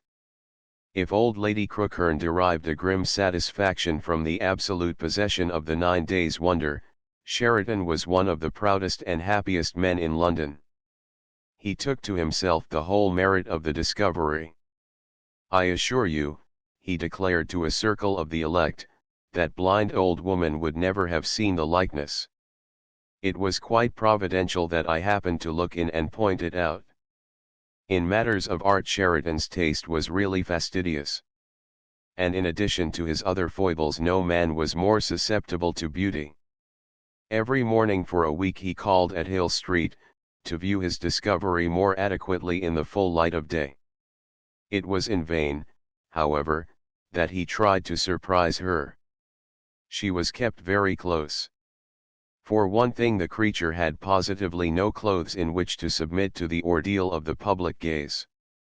Almost the first thing Caroline Crookhorn did was to send for her dressmaker, who was commanded to make Miss Perry appear respectable, and was given only 3 days in which to perform the operation. "I assure your ladyship it is impossible in 3 days," said the dressmaker. "If that is your opinion," said her ladyship, "I shall go elsewhere." As it was her ladyship's custom to pay her bills quarterly, on the morning of the fourth day Miss Perry came down to breakfast in a blue serge costume. It was rigid in outline and formal in cut. In fact, it had been chosen by Miss Burton, and had been wrought in the style affected by that model of reticent good taste. It was in this attire, surmounted by a straw hat of the regulation type in lieu of the inverted vegetable basket, that Sheridan saw Miss Perry for the second time. "What are you thinking of, Caroline?" said he tragically. "Where is your instinct? It is a gross act of vandalism to consign a genuine Gainsborough to the tender mercies of a woman's tailor." "Pooh," said Caroline. All the same, Sheridan was roused to action. At noon next day a cab appeared at the door of Caroline's residence. It contained a milliner and 22 hats in 22 boxes. The milliner said she had instructions to wait for Lord Sheridan. The redoubtable Caroline's first instinct was to order the milliner off the premises. "Gross impertinence," she declared. However, the perverse old woman had a liberal share of reason. Sheridan had his foibles, but emphatically he knew on which side of the bread to look for the butter. In all matters relating to this world, from race horses to French millinery, wise people respected his judgment. At 5 minutes after midday Sheridan himself appeared in the company of an amiable, courteous, and distinguished foreigner. "What, pray, is the meaning of this invasion?" said Caroline, with a snort of hostility. "This is Monsieur Duprez," said Sheridan, "the great genius who comes to London twice a year from Requin's at Paris." Monsieur Duprez, overwhelmed by this melodious flattery, very nearly touched the Persian carpet with his nose. Caroline scowled at him. "Sheridan," said she, "who has given you authority to turn my house into a dressmaker's shop?" "I have the authority," said Sheridan, "of a pure taste unvitiated by Whig prejudice and Victorian tradition." "Miss Burton, will you have the great goodness to summon nature's masterpiece so that art, her handmaiden, may make an obeisance to her, and might I also suggest that you procure Lady Crookhern's knitting?" Miss Burton, thrilled by the unmistakable impact of romance, waited with animation for permission to obey my lord. "I will not have my niece tricked out like a play actress," said Caroline. "Sheridan, understand that clearly." Sheridan, feeling his position to be impregnable, was as cool as you please. As is the case with so many people, his coolness bordered upon insolence. Caroline was so much the slave of her worldly wisdom that in a case of this kind she would be compelled to bow the knee to an array of acknowledged experts. Besides, it was so easy for Sheridan to justify himself in the most dramatic manner. He pointed histrionically to the world-famous Duchess of Dorset. "Caroline," said he, "if you will take the advice of an old friend you will attend to your knitting. 3 experts are present. They can be trusted to deal with this matter effectually. Indeed, I might say 4. Miss Burton, I know you to be in cordial sympathy with the highest in whatever form it may manifest itself. Therefore I entreat you, particularly as the time of Monsieur Duprez and Madame Pelissier belongs not to themselves, nor to us, but to civilization, to produce our great work of nature, in order that her handmaiden art may deck her." Caroline's hostile upper lip took a double curl, a feat which was the outcome of infinite practice in the expression of scorn.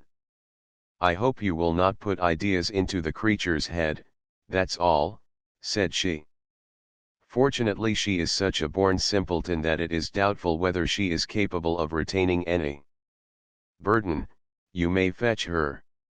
It was a charming April morning, and the sunshine was flooding the room. It made a canopy for Miss Perry as she came in simply and modestly through the drawing-room door.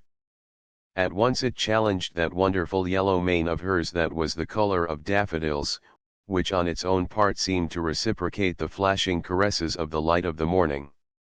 The yellow mane appeared to grow incandescent and shoot out little lights of its own. The glamour of pink and white and azure was very wonderful, too, as the sunlight wantoned with it in its own inimitable manner. Here was Juno indeed, and none recognized the fact so clearly as the Prince of the Morning. Monsieur Dupre's eyes sparkled. Madame Pelissier gave a little exclamation. "You have here a great subject," said Lord Sheridan to those rare artists. "And there you have the manner in which the great Gainsborough treated it." Madame Pelissier disclosed her creations. Hat after hat was fitted to the daffodil-colored mane. Sheridan hovered round and round the young goddess, surveying each separate effect from every point of view. His gravity could not have been excelled by a minister of state. "They must be enormous," said he, with ever-mounting enthusiasm. "They must sit at the perfect angle. They must be of the hue of the wing of the raven. Yes, feathers decidedly. And they must flop like the dews." "Sheridan," said the warning voice, "don't be a coxcomb." "Yes, I like that wickerwork arrangement. The way it flops is capital. It will do for weekdays. But there must be one for Sunday mornings in which to go to church." Madame Pelissier was inclined to be affronted by Sheridan's extreme fastidiousness. There was not a single creation in the whole collection which had quite got that, he declared, snapping his fingers in the manner of Sir Joshua. "Madame Pelissier," said he, solemnly, "it comes to this. You will have to invoke your genius to create a Sunday hat for Juno. You observe what Gainsborough did for her great-grandmamma. Mark well that masterpiece, dear Madame Pelissier, for je prends mon bien au je trouve. Carte blanche, Mylor, said Madame Pelissier, with a little shrug. Absolument, said my lord. Give a free rein to your genius, ma chère madame. Crown the young goddess with the noblest creation that ever consecrated the drab pavement of Bond Street. I warn you, Sheridan, said the aunt of the young goddess, I will not have the creature figged out like a ballet dancer or a female in a circus. Peace, Caroline. Where is your knitting? He shook a finger of warning at her. Really, Caroline, you must refrain from Philistine observations in the presence of those who are dedicated to the service of art. Caroline snorted with great energy. Monsieur Duprez, crowing with delight, was absorbing Gainsborough's masterpiece. I have it, said he, tapping the center of his forehead, ze very thing. May it prove so, my dear Duprez, for then we shall have a 9 days' wonder for the town. Thus it will be seen that in the beginning Caroline Crookhorn's Gainsborough, as she was so soon to be christened by the privileged few who write the labels of history, owed much to Sheridan's foresight, judgment, and undoubted talent for stage management. She really made her debut at St. Sepulchre's Church, in which sacred and fashionable edifice, I regret to say, her Aunt Caroline was an infrequent worshipper, and afterwards in Hyde Park on the second Sunday morning in May.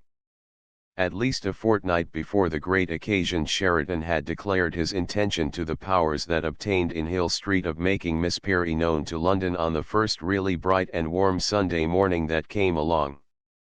Thanks to the behavior of Providence, her church-going clothes arrived the evening before the weather, whilst only a few hours previously a deft-fingered jewel of a maid had arrived expressly from Paris, at the instance of the experts, who was learned in the set of the most marvelous frocks and hats, and who also was a rare artist in the human hair. Therefore let none confess to surprise that Miss Perry was the innocent cause of some excitement when she burst upon an astonished world. Mr. Marchbanks was the first to behold Miss Perry, when on this historic second Sunday morning in May she quitted the privacy of her chamber fittingly clothed to render homage to her Maker. He beheld her as she came down the marble staircase in an enormous black hat with a wonderful feather, a miracle of harmonious daring, and in a lilac frock, not answering, it is true, in every detail to that in which her famous great-grandmamma had been painted by Gainsborough, but none the less a triumph for all concerned in it. However, to judge by the demeanor of shocked stupefaction of the virtuous man who first encountered it, who himself was about to accompany Mrs. Pluckett to divine worship, this was an achievement that was not to the taste of everybody.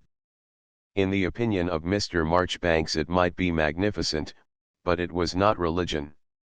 By one of those coincidences in which real life indulges so recklessly, Miss Perry had not reached the bottom of the stairs when Sheridan, duly admitted by John, and himself armed cap a pie for divine worship in a brand new wig, with freshly dyed mustache, light grey trousers, lilac gloves, white gaiters, and a gardenia in his buttonhole, was enabled to take up a strategical position in the entrance hall. His greeting was almost as melodramatic as his appearance. "A positive triumph," he cried. "My dear young lady, my dear Miss Perry, my dear Miss Araminta, the highest hopes of a sanguine temperament have been exceeded. Art, the handmaiden, has done her work nobly, but of course the real triumph belongs to nature." "Isn't my new frock a nice one?" said Miss Perry. "Incomparable. It is almost as nice as the mauve one Muffin had last summer but one," said Miss Perry. It seemed to Sheridan that the speech of Miss Perry was absurdly suited to her clothes. He led her proudly to the morning room. "Caroline," said he, "prepare for the conquest of London." That old woman had never looked so fierce. As a preliminary she snuffed the air. "Burden," said she, "cease behaving like a fool and have the goodness to get my spectacles." Miss Burden obeyed her in a kind of delirium. The scrutiny of the powers was severe and prolonged. There was no approbation in it. "An old-fashioned respect for the English Sunday," said Caroline, "precludes my going to church with a tableau vivant." Sheridan scorned her openly. "You perverse woman," said he, "why are you so blind? Here is a triumph that will ring through the town. Are you prepared to identify yourself with it or are you not?" Caroline Crookhern subjected her niece to a second prolonged and severe scrutiny. "Humph," said she, ungraciously. However, she was a very shrewd old woman. Further, she was a very clear-sighted old woman, who knew herself to be what Sheridan did not hesitate to proclaim her. She was a Philistine. Upon any matter which impinged upon life's amenities she was far too wise to trust her own judgment. Sheridan, on the other hand, in spite of an inclination towards the bizarre and the freakish, she allowed to have taste. "I shall go to church," she announced to her gentlewoman. She spoke as if she were flinging down a gauntlet. The Church of Saint Sepulchre, as the elect do not need to be told, is quite near to Hill Street. Caroline Crookhern was ready to start 10 minutes before the service began. "Easy, Caroline," said Sheridan, studying his watch reflectively, "there is no hurry." "Even if they bore one," said Caroline, "it is not good manners to be disrespectful to the officiating clergy." Sheridan, however, although he advanced no positive reasons why disrespect should be offered to the officiating clergy, showed a marked disposition for divine service to begin without him. He loitered and loitered upon absurdly flimsy pretexts. And just as the procession was about to start from the door of Caroline's residence he mislaid his umbrella. Chapter 9, in which Sheridan drops his umbrella. "Never mind your umbrella," said Caroline, tartly. "I must mind my umbrella," said Sheridan, plaintively. "If one attends divine worship in London in the middle of the season without one's umbrella, one is bound to be taken for an agnostic." "John," demanded Caroline, "what have you done with his lordship's umbrella?" "You placed it here, my lord," said John, indicating an umbrella with an ivory handle and a gold band. "Nonsense," said Sheridan. "I don't own an umbrella with an ivory handle." John looked at the gold band and assured his lordship imperturbably that his name was upon it. Sheridan examined it himself. "It is the name of my father," said he. "How the deuce did an umbrella with an ivory handle come into the possession of my father?" The clock in the hall slowly chimed 11. The procession started for St. Sepulchre's with the redoubtable Caroline in a decidedly unchristian temper, with Miss Burton profoundly uncomfortable, with Miss Peary innocently absorbed in her new frock and preoccupied with the modest hope that the passers-by would notice it, whilst Sheridan walked by her side apparently without a thought in his head save the ethical significance of an ivory-handled umbrella. "I remember now, my dear Miss Araminta," said he. "It was given to my grandfather of pious memory as a token of esteem by that singularly constituted monarch George IV. I am sure it must be almost as nice as Muffins was," said Miss Peary. That old gentleman with the white mustache turned round to look at it. "Did he?" said Sheridan, fixing his eyeglass truculently. "Muffins was mauve," said Miss Peary. "But I think lilac is almost as nice, don't you? It is all a matter of taste, my dear Miss Araminta. Fancy one entering a church in the West End of London with an umbrella with an ivory handle." "Why shouldn't one, pray?" snorted Caroline from the recesses of her bath chair. "My dear Caroline," said Sheridan, "it looks so worldly." "Humph," said Caroline. Scarcely had the procession reached the outer precincts of St. Sepulchre's when its ears were smitten with the sound of 1,000 fervent voices uplifted in adulation of their Creator. "There, Sheridan," said Caroline, "now you are satisfied. We are late." This fact, however, did not seem to perturb Sheridan as much as it ought to have done. He even deprecated the alacrity with which Caroline left her bath chair, and the determined manner in which she prepared to head the procession into the sacred edifice. "Easy, Caroline," said he. "Let 'em get fairly onto their legs." As the procession filed very slowly down the central aisle with the fervent voices still upraised and the organ loudly pealing, more than one pair of eyes took their fill of it. There was not a worshipper within those four walls who did not know who the old woman was with the hawk-like features and the ebony walking stick. Nor were they at a loss for the identity of the distinguished if slightly overdressed gentleman who came in her train. Moreover, the wonderful creature in the picture hat and the lilac frock did not fail to inspire their curiosity. Caroline Crookhern's pew was at the far end of the church, next but two to the chancel. The procession had reached the middle of the central aisle when there came a brief lull in the proceedings. The organ was muffled in a passage of peculiar solemnity, the fervor of the voices was subdued in harmony, there was hardly a sound to be heard, when Sheridan had the misfortune to drop his umbrella. The sound of the ivory handle resolutely meeting cold marble at such an intensely solemn moment was really dramatic. Not a person throughout the whole of the sacred edifice who could fail to hear the impact of the ill-fated umbrella. For the umbrella was indeed ill-fated. The ivory handle lay upon the marble, shivered in 3 pieces. Almost every eye in the church seemed to be fixed upon the owner of the umbrella. A wave of indignation, which seemed to make the air vibrate, appeared to pass over the congregation. Not only did the owner of the umbrella come late to church, but he must needs disturb the sanctity of the occasion by mundanely dropping his umbrella with extraordinary violence and publicity. From a little to the left of Sheridan, as he stood ruefully surveying the wreck of his umbrella, there penetrated cool and youthful tones. "My aunt," they said, "who is the gal the old blighter's got with him?" "SSSH, Archibald," came a sibilant whisper, and then arose a louder and more decisive, "overdressed."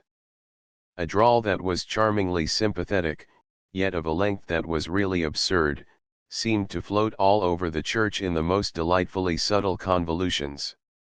"What a pity," it could be heard to proclaim by all in the vicinity. "It cannot be mended." They couldn't mend muffins when she dropped hers at the Hobson baby's christening. With a naturalness so absolute did the Amazon with the daffodil-colored mane stoop to assist her cavalier to retrieve the fragments of the shattered umbrella, that it seemed almost to the onlookers that she had mistaken the central aisle of St. Sepulchre's at 11:15 a.m. on the second Sunday in May for the middle of Exmoor. "My aunt," said the cool and youthful tones, the gal's toefully. "SSSH, Archibald," said the sibilant whisper. "Dear me, what loud manners. SSSH, Archibald. Don't speak during the confession." Caroline Crookhern and her gentlewoman had been kneeling devoutly upon their hassocks for at least 2 minutes by the time Sheridan and Miss Perry arrived at the second pew from the chancel. Sheridan bore in his right hand a fragment of ivory, in the left the decapitated body of his umbrella. Somehow his expression of rue did not seem to be quite so sincere as the circumstances and the surroundings warranted. In the right hand of Miss Perry was a prayer book, in the left 2 fragments of ivory. The gravity of her demeanor was enough to satisfy the most sensitive beholder. After the service, as Caroline Crookhern's party was moving out of the church, it was joined by no less a person than George Betterton. Like Caroline herself, he was an infrequent worshipper at St. Sepulchre's. "Hello, George," said Sheridan. "What the deuce has brought you to church?" Sheridan was not sincere in his inquiry. He knew perfectly well what had brought George to church. The responsibility for his appearance there was his entirely. "The weather, Sheridan," growled George solemnly. "Fine mornin' to hear a good sermon." "I don't approve of candles on the altar," said Caroline Crookhern in a voice that all the world might heed. "Far too many Roman practices have crept into the service lately." "You are perfectly right, Caroline," said Sheridan. "That is my opinion. I intend to lodge a complaint with the vicar." "How are you, Caroline?" said George, with affability. "It is a great pleasure to see you at church." "It is a pleasure you might afford yourself oftener," said Caroline, grimly. George cast an envious eye to the front. Sheridan, walking with the lilac frock and the picture hat 10 paces ahead of the bath chair, appeared to be coming in for a good deal of public attention. "How does it feel, Caroline," said George Betterton, "to go to church with Grandmother Dorset?" "Do you mean my niece, Miss Perry?" said she, huffily. "Perry, eh? A girl of Polly's." "Don't you see the likeness?" said Caroline, with a little snort. "No, I don't," said George. "She resembles Polly about as much as Sheridan resembles a Christian." "I agree with you, George," said Caroline Crookhern. "She reminds me of what you were in the 50s, Caroline," said George, obviously trying to be agreeable. "A compliment," sneered its recipient. "Gals on the big side. A reg'lar bouncer, but, by George." His Grace paused on the apostrophe to his natal saint. "Carries her clothes like Grandmother Dorset," said he. "It is a great responsibility," said Caroline, "for a woman of my age to have a creature like that to look after." "Money? Not a sou." "Pity," said George, whose standards were frankly utilitarian. "Fine-looking gal." "Sheridan appears to think so." By now the space between the bath chair and the first pair in the procession had been increased to 20 paces. "Sheridan," called the old lady, "this is not a coursing match." Sheridan checked politely to await the arrival of the powers. "Dear me," said he, "are we walking quickly? Miss Araminta moves like a fawn in her own West Country." "Girl," said the old lady, "don't walk so quickly. You are now in Hyde Park, not in a lane in Devonshire." "You come from Devon," said George Betterton, addressing Miss Perry with an air of remarkable benevolence, "where the cream comes from, eh?" If we assert positively that Miss Perry made a gesture of licking her lips in a frankly feline manner, we lay ourselves open to a scathing rebuke from the feminine section of our readers. They will assure us that no true lady would be guilty of such an act when walking in Hyde Park on a Sunday morning with the highest branch of the peerage. Yet we are by no means certain she did not. At least, the gesture she made was highly reminiscent of a feat of that nature. "They promised to send me some from the parsonage," said Miss Perry, wistfully, "but it hasn't come yet." "Shame," said His Grace, with deep feeling. "I'll go round to Buzzard's first thing tomorrow and tell 'em to send you a pot." "Oh, thank you so much," said Miss Perry. "Pray don't mention it, my dear miss," said the Duke, with a somewhat heavy yet by no means unsuccessful air. "My name is Araminta," drawled Miss Perry, with her usual formula, "but they call me Goose because I am rather a silly." "Charmin'. Call you Goose, eh? Charmin' name." "A silly name, isn't it?" said Miss Perry. "Charmin'," said George. "Charmin' name. I'll call you Goose myself if you have no objection." "Oh do, please," said Miss Perry, "then I shall know we are friends." "Capital. Shall I tell you, Miss Goose, what they call me?" "Oh do, please," said Miss Perry. "They call me Gobo, because they say I gobble like a turkey." "What fun," cried Miss Perry. "What a splendid name. I shall write to tell Muffin about it." Miss Perry's clear peal of laughter appeared to excite the curiosity of a particularly well-groomed and well-gowned section of the British public which occupied the chairs along the path. At all events, it eyed the slow-moving procession very intently. "Here comes that gal," said the proprietor of the cool and youthful tones, removing a silver-mounted stick from his mouth.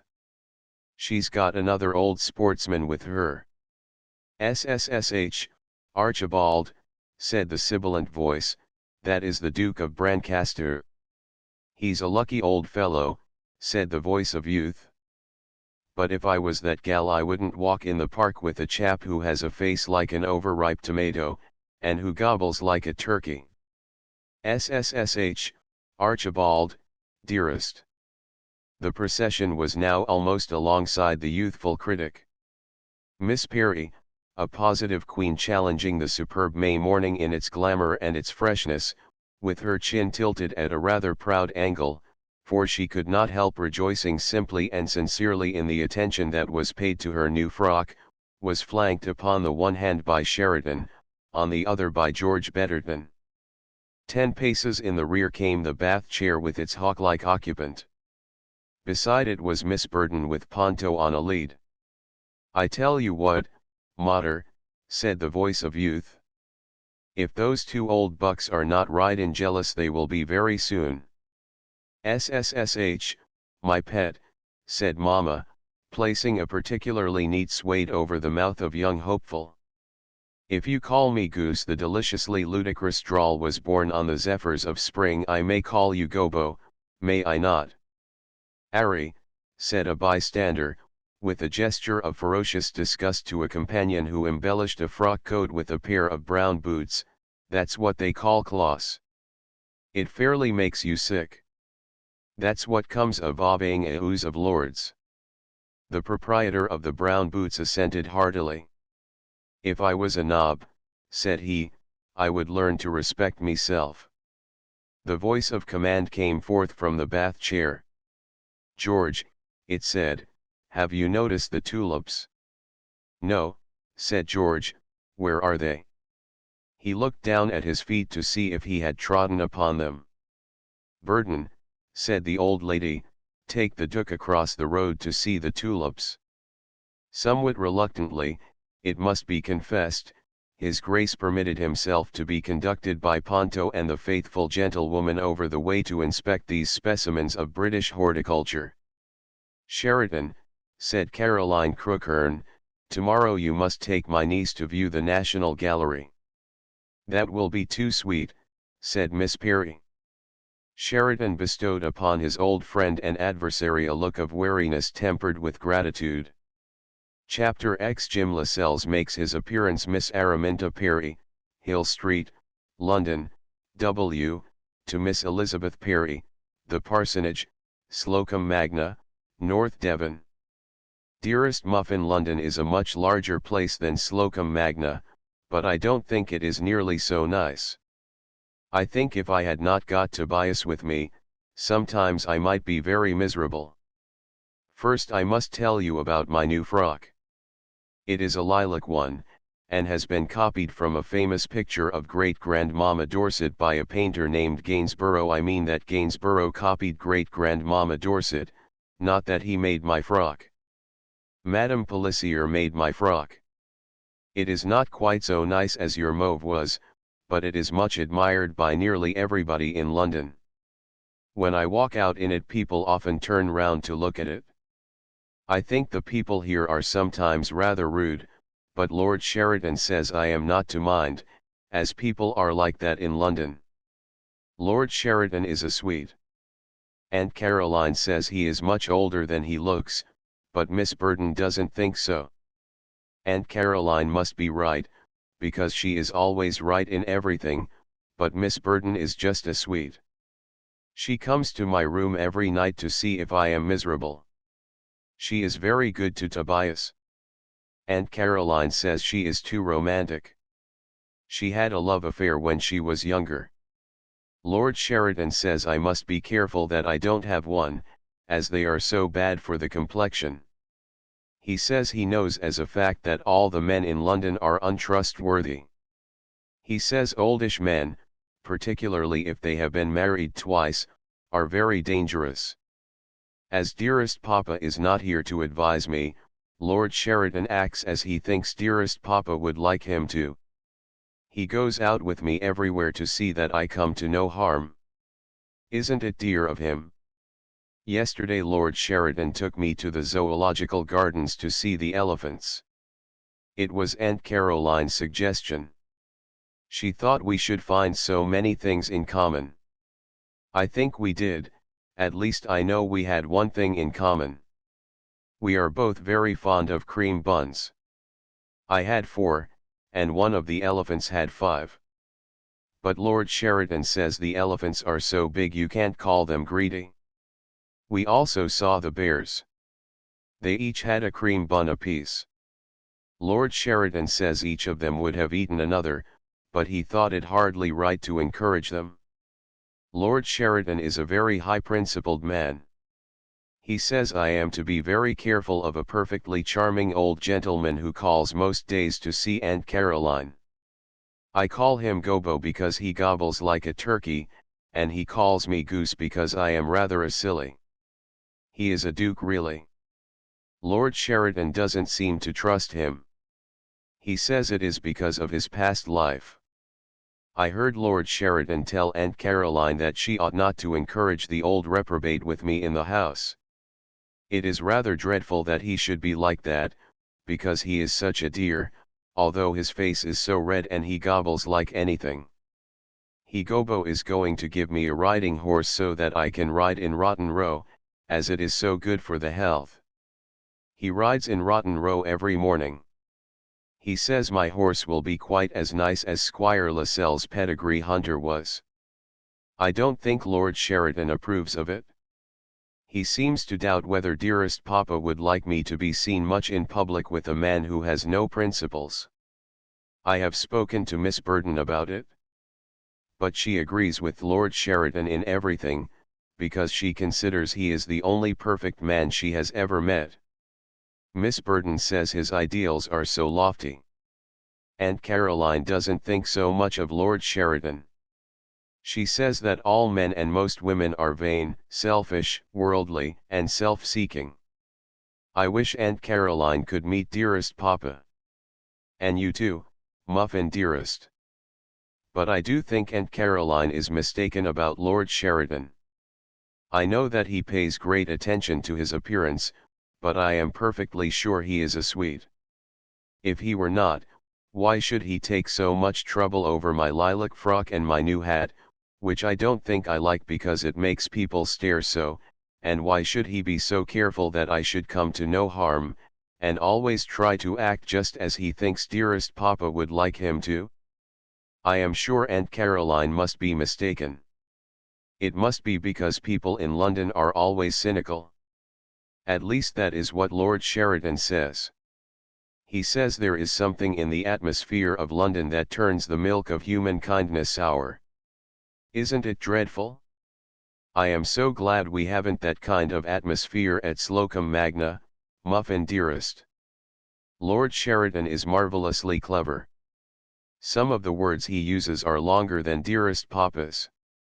He says I am a throwback. He won't tell me what it means. He says it is a dictionary word, yet I can't find it in Aunt Caroline's dictionary. Aunt Caroline says I am too inquisitive. Please ask dearest Papa. He will certainly know. Lord Sheridan is very good at poetry. He says it is because he went to the same school as Lord Byron. He has written what he calls an ode to a lilac frock. It begins like this youth is so fair that the morning's smile is touched with the glamour of a pure delight. I cannot remember any more, and Aunt Caroline burnt the copy he gave me, herself personally. She said he was old enough to know better. But I think it is awfully clever of him, don't you, Muffin dearest? Miss Burton was very miserable about the ode, I mean, of course, about Aunt Caroline burning it. She scorched her fingers in trying to rescue it from the flames. She has a new lilac frock, because Lord Sheridan admires lilac frocks so much. She looks a sweet in it, although Aunt Caroline says she looks a perfect fright. Aunt Caroline always says what she means, but I don't think she always means what she says. She said some perfectly wicked things about Tobias when the poor darling escaped from his basket and hid behind the drawing-room curtains. But I think that was because Ponto was frightened. Ponto is a little horror. I think I shall persuade Tobias to bite him. Aunt Caroline says if I behave well I am to go to Buckingham Place to see the Queen.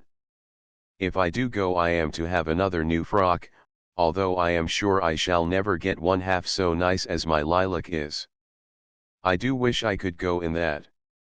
I am sure the Queen would like it, but when I told Aunt Caroline she told me to hold my tongue. The frock I am going to see the Queen in is all white, which Lord Sheridan says is his favorite color because it is the emblem of virginal purity. I have not had a single game of hockey since I came to London.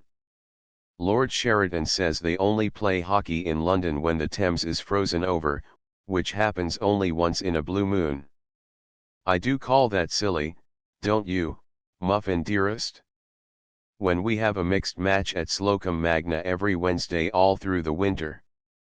Last night I went to a party in my new evening frock. Everybody liked it, at least, they said they did. One or two young men told me they admired it immensely. Wasn't it dear of them? Lord C and Gobo were there. They didn't think it was cut a bit too low. I am so pleased. I wish, Muffin dearest, that you and Polly and Millie had one like it, because I am sure it must be awfully expensive. And what do you think? Aunt Caroline has given me a string of pearls to wear with it which once belonged to great-grandmama Dorset. I do call that British, don't you? They are supposed to be very valuable. Lord C and Gobo both thought the party was a great success. Aunt Caroline went to sleep most of the evening. A fortnight next Wednesday Aunt Caroline is going to give a dance because of me. It was Lord Sheridan who persuaded her, and he is arranging everything. Aunt Caroline and he cannot agree about the champagne for supper. Aunt Caroline says that claret cup was considered good enough when she came out. Lord Sheridan says that civilization has advanced since those days. I thought it sounded unkind to Aunt Caroline, but Miss Burden says Lord Sheridan can't help putting things epigrammatically. Then, too, Muffin dearest, I must tell you that Aunt Caroline and Lord Sheridan have almost quarrelled over Gobo. Lord C insists upon not inviting the harmless old dear. He says if he comes to the ball he will abuse the wine, yet drink more of it than is good for him, and that he will play bridge all the evening and be a nuisance to everybody. Lord Sheridan says he always vitiates an atmosphere of virginal purity by saying and doing things that he oughtn't. I suppose Lord Sheridan will have to have his way, because he is acting as a sort of deputy to dearest Papa. He has already kissed me several times paternally, which is really awfully sweet of him, and every day he warns me to beware of Gobo and to be very careful that he does not go too far. This is all this time, Muffin dearest. I send heaps and heaps of love and kisses to you and Polly and Millie and Dickie and Charlie and poor blind doggo, and to dearest Papa I send 12 extra special kisses. I remain always your most affectionate sister Goose. P.S. Tobias sends his fondest love. This letter may enable the judicious to discern that although the conquest of London by the lilac frock and the daffodil-coloured mane proceeded apace, all was not harmony in Hill Street, W. To Sheridan's masterly stage management there can be no doubt much of the triumph was due, but he unfortunately was the last man in the world to underrate his own achievement. Sheridan can't carry corn was the trite but obviously just manner in which George Betterton summed up the situation. No two persons knew Caroline Crookhern quite so well as these old cronies. And no one save Caroline Crookhern knew them quite so well as they knew each other. It required a very experienced hand to hold the balance even between them. Let it be said at once that one was forthcoming in that very worldly wise old woman. This was quite as it should be. For it was wonderful how soon it was bruited about in the parish that two Richmonds had already entered the field. Both were eligible, mature, and distinguished men, and both were more popular than in Caroline's opinion they ought to have been. As she said in her sarcastic manner, she knew them both too well to have any illusions about them. Les hommes moyens sensuels, said she. Not, of course, that Caroline's opinion prevented their entrances and exits in Hill Street at all hours of the day and of the evening becoming a subject of comment. There were those, however, who were favorably placed to watch the comedy, or ought we to call it farce now that criticism has grown so sensitive upon the point, who were by no means enamored of the spectacle. The fair protagonist was so authentic. However, the gods were looking, as they are sometimes. And the manner in which they contrived to mark their attention was really rather quaint. They inserted a bee in Sheridan's cool and sagacious bonnet. "My dear Caroline," said he, one morning when he paid a call, "do you know I have taken a fancy to have a copy of Grandmother Dorset to stick in the little gallery in Grosvenor Square?" "Humph," said Caroline, ungraciously. "Don't say humph, my dear Caroline," said Sheridan, melodiously, "it makes you look so plain." "I have never allowed that picture to leave my drawing room," said she, "for public exhibition or on any other pretext, and I don't see why I should do so at this time of day."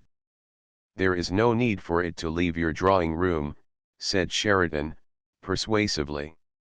"A man can come here to copy it if you will grant him the use of the place of a morning." "I don't see why," said Caroline, "my drawing room should be turned into a painter's studio." "It is quite a simple matter," Sheridan explained. "A curtain can be rigged up and drawn across the canvas, and you won't know it's there." Caroline yielded with reluctance. "There is a young fellow of the name of Lascelles," said Sheridan, "whom I believe to be quite competent to make a respectable copy." "A Royal Academician?" "God bless me, no. The young fellow is only a beginner." "I fail to see why I should grant the use of my drawing room," said Caroline, to a person who is not a member of the Royal Academy. And what an inferior copy by some wretched dauber will profit you, I cannot imagine. I am afraid, said Sheridan, with the air of one imparting a state secret, I am going Gainsborough mad. If I can't have Grandmother Dorset at present for Sheridan House, I intend to have something as near to her as I can get. And, in my opinion, this young fellow Lascelles is the very man to make a faithful copy of the peerless original. He has had the best possible training for color, and, like myself, he is a Gainsborough enthusiast. Without further preface, James Lascelles found his way to Hill Street one fine spring morning. He was armed with the tools of his trade, and with a great piece of canvas some 84 inches by 50.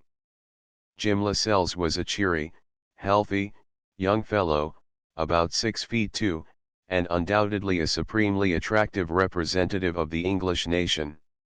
How a man of Sheridan's cool penetration, who rejoiced in such a sound working knowledge of things as they are, should have fallen so easily and so blindly into the trap that had been laid for him is one of those matters upon which only the most inconclusive speculations can avail us.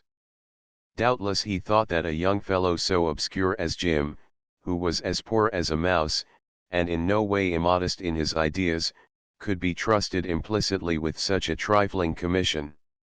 And doubtless he could have been had those persons upstairs played the game. But of course they don't always, and a man as wise as Sheridan ought to have known it.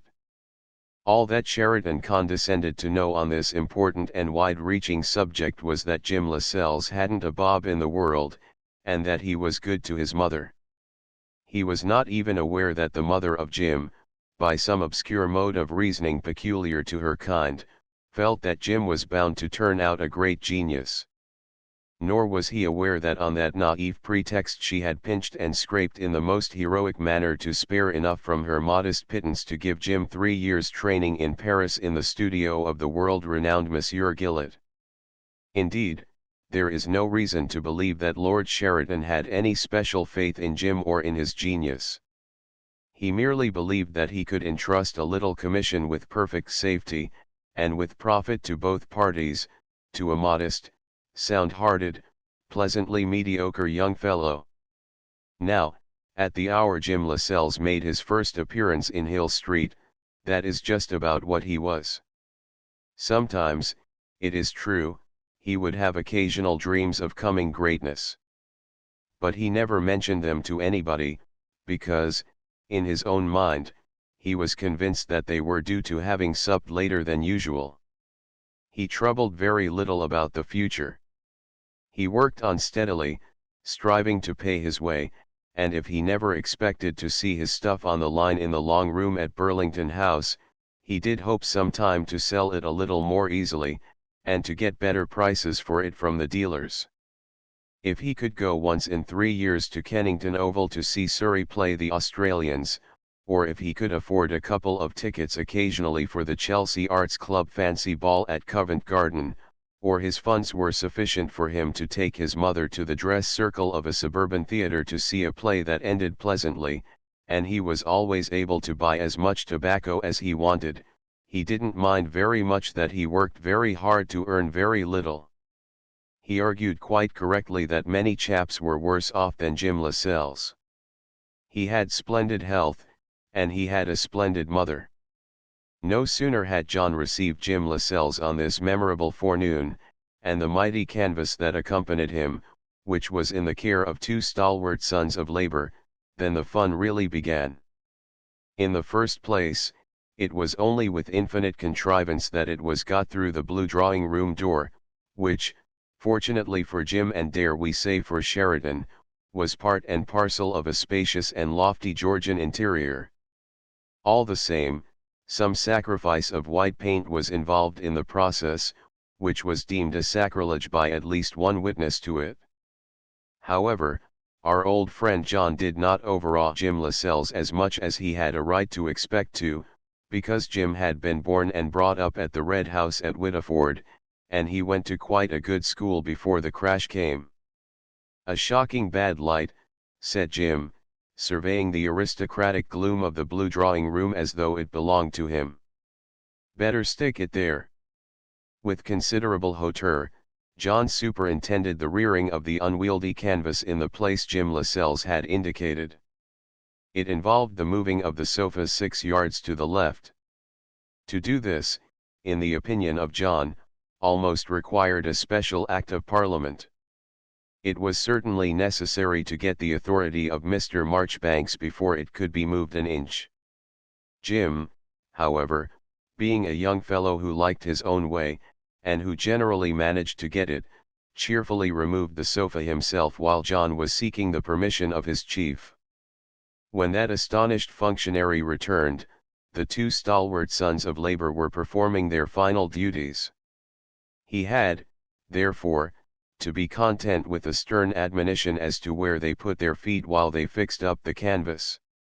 Jim Lascelles was not given to unbridled enthusiasms, but the discovery of Araminta, Duchess of Dorset, by Gainsborough, seemed greatly to disturb him.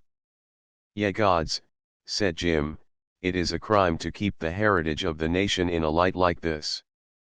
He turned to John, who held his chin in the air, the incarnation of outraged dignity. "I say," said he, "can't you draw those blinds up higher?" "No, sir," said John, superciliously, "not without her ladyship's permission." "Where is her ladyship?" said Jim. "I should like to see her." "Her ladyship is not at home, sir," said John, with emphasis. "Well," said the imperturbable James, "those blinds will undoubtedly have to go up higher." And Jim Lascelles, doubtless to prove to all whom it might concern that he was in the habit of respecting his own opinion, walked up to the window, unloosed the cords, and hauled up the Venetian blinds to their uttermost. Various additional beams of the May sunshine rewarded his action.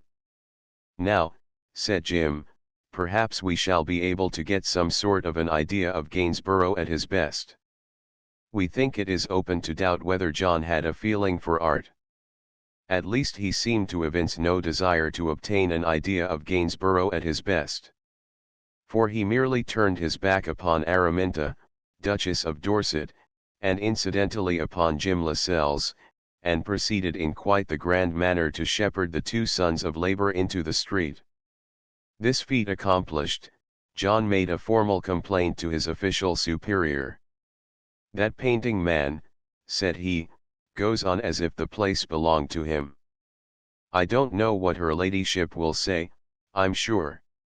"John," said that pillar of the Whigs impressively, "if the education of the masses does not prove the ruin of this country, Henry Marchbanks is not my name." Miss Perry, in her second best frock, the modest blue serge, descended the stairs.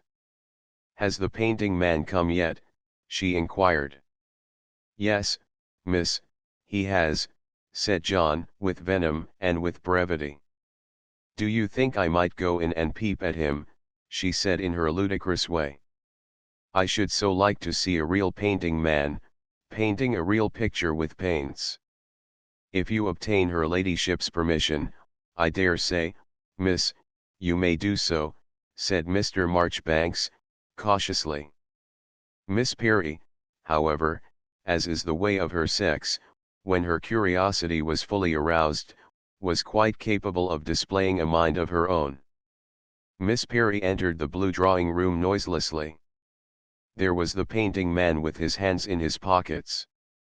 He was standing with his back to her, and he was entirely lost in contemplation of the masterpiece he had been commissioned to copy. "Marvelous," he could be heard to exclaim at little intervals under his breath, "marvelous." This examination of Gainsborough's masterpiece was terminated long before it otherwise would have been by the intervention of what can only be described as a positive crow of human delight. "Why, it's Jim," said Miss Perry. "Jim Lascelles." Jim Lascelles turned about with a look of wonder upon his handsome countenance. At first he said not a word, and then he placed both hands upon the stalwart shoulders of Miss Perry and gave her a sound shaking of affectionate incredulity. "It is the goose girl," said Jim. "You great overgrown thing." Miss Perry gave what can only be described as a second crow of human pleasure. "Why, Jim," said she, "you've got a mustache." "The goose girl," cried Jim, "in the blessed old town of London." "I been in London 3 weeks," said Miss Perry, importantly. "I been in London 3 years," said Jim Lascelles, sadly. "What a great overgrown thing. You are taller than I am." "Oh no," said Miss Perry, "I am only 6 feet." Jim Lascelles declined to be convinced that Miss Perry was not more than 6 feet until they had stood back to take a measurement. "You are an absolute what do you call em," said Jim. "Are you as fond of bread and jam and apples and old boots as you used to be? Or, let me see, was it Doggo who used to eat old boots in his youth?" "I never ate old boots," said Miss Perry, with an air of conviction. "Yes, I remember now," said Jim, "old boots and kitchen chairs were the only things you didn't eat. I've had many a licking because the goose girl was so fond of apples." We are sorry to state that Miss Perry's lips suffered an unmistakable twitch. "Have you ever tasted cream buns, Jim?" said she. "No," said Jim, "we don't get those refinements at Balham. But tell me, how is the Muffin Girl, and the Polly Girl, and the Millie Girl, and Dickie, and Charlie, and all the rest of the barbarian horde? And what is the Goose Girl doing so far away from Slocum Magna? How has she found her way into this superlative neighborhood?" The eye of Jim Lascelles was arrested by Miss Perry's formal blue serge. "Governess, eh? How funny that the Goose Girl, with the brains of a bumblebee, should be turned into a governess." "Oh no," said Miss Perry. "Didn't you know? I have come to live with Aunt Caroline." "Aunt who?" "Aunt Caroline," said Miss Perry. "Then she must be one of the grand relations the Polly girl used to boast about, that would never have nothing to do with the family of Slocum Magna." We hope and trust that neither Aunt Caroline nor Ponto overheard Jim Lascelles. In fact, there is every reason to believe that they did not, because had they done so, it is our firm belief that this history would have been over almost as soon as it had begun. Yet this was the indubitable moment that Ponto and his mistress chose to make their entrance into the blue drawing room. The instant Jim Lascelles caught sight of the headdress, the black silk, the ebony walking stick, and the obese quadruped with gargoyle eyes, he checked his discourse and bowed in a very becoming manner. "Aunt Caroline," said Miss Perry, with a presence of mind which really did her the highest credit, "this is Mr. Lascelles, who has come to paint the picture." The old lady fixed her eyeglass with polar coolness. "So I perceive," said she. She looked Jim over as if he himself were a masterpiece by Gainsborough, and without making any comment she and Ponto withdrew from the blue drawing room. "A singularly disagreeable and ill-bred old woman," said Jim, who had the unfortunate habit of speaking his mind freely on all occasions. "Aunt Caroline is rather reserved with strangers," said Miss Perry, "but she is a dear, really." "She is not a dear at all," said Jim Lascelles, "and she's not a bit like one. She is just a proud, disagreeable, and unmannerly old woman." Miss Perry looked genuinely concerned. For Jim Lascelles was angry, and she felt herself to be personally responsible for Aunt Caroline. However, there was one resource left for the hour of affliction. "Would you like to see Tobias?" said she. "I've got him with me. I will fetch the suite." "What, is that ferret still alive?" said Jim. "My hat." And then as Miss Perry moved to the drawing room door, said James, "Oh no, you don't. Come back and sit there on the sofa if it is quite up to your weight, and I will show you how to paint a picture." "What fun!" cried Miss Perry, returning obediently. Do you remember teaching me how to draw cows? Yes, I do, said Jim Lascelles. You could draw as good a cow as anybody I ever saw, and that's the only thing you could do except sit a horse and handle a ferret and eat bread and jam. Miss Perry sat in the middle of the sofa. By force of habit she assumed her most characteristic pose. There was also one other thing you could do, said Jim Lascelles. When you were not actually engaged in eating bread and jam, you could always sit hours on end with your finger in your mouth thinking how you were going to eat it. Jim took up his charcoal.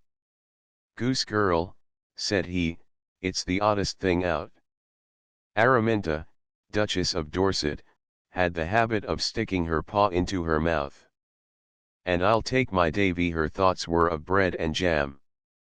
Cream buns are so much nicer," said Miss Perry, sighing gently. "You have grown a perfect sybarite since you came to London," said Jim. Nobody ever suspected the existence of cream buns at Slocum Magna. Suddenly, and without any sort of warning, something flashed through the mind of Jim Lascelles, and this by some occult means conferred the air and the look upon him that gets people into encyclopedias. "Don't move, goose girl," said he. "Do you know who has painted that hair of yours?" "I don't think it has been painted," said Miss Perry. "That is all you know," said Jim. "Your hair has been painted by the light of the morning." Jim Lascelles laid down his charcoal and took up the brush that on a day was to make him famous. He dipped it in bright yellow pigment, and although, as all the world knows, the hair of Araminta, Duchess of Dorset, is unmistakably auburn, Jim began by flinging a splotch of yellow upon the great canvas.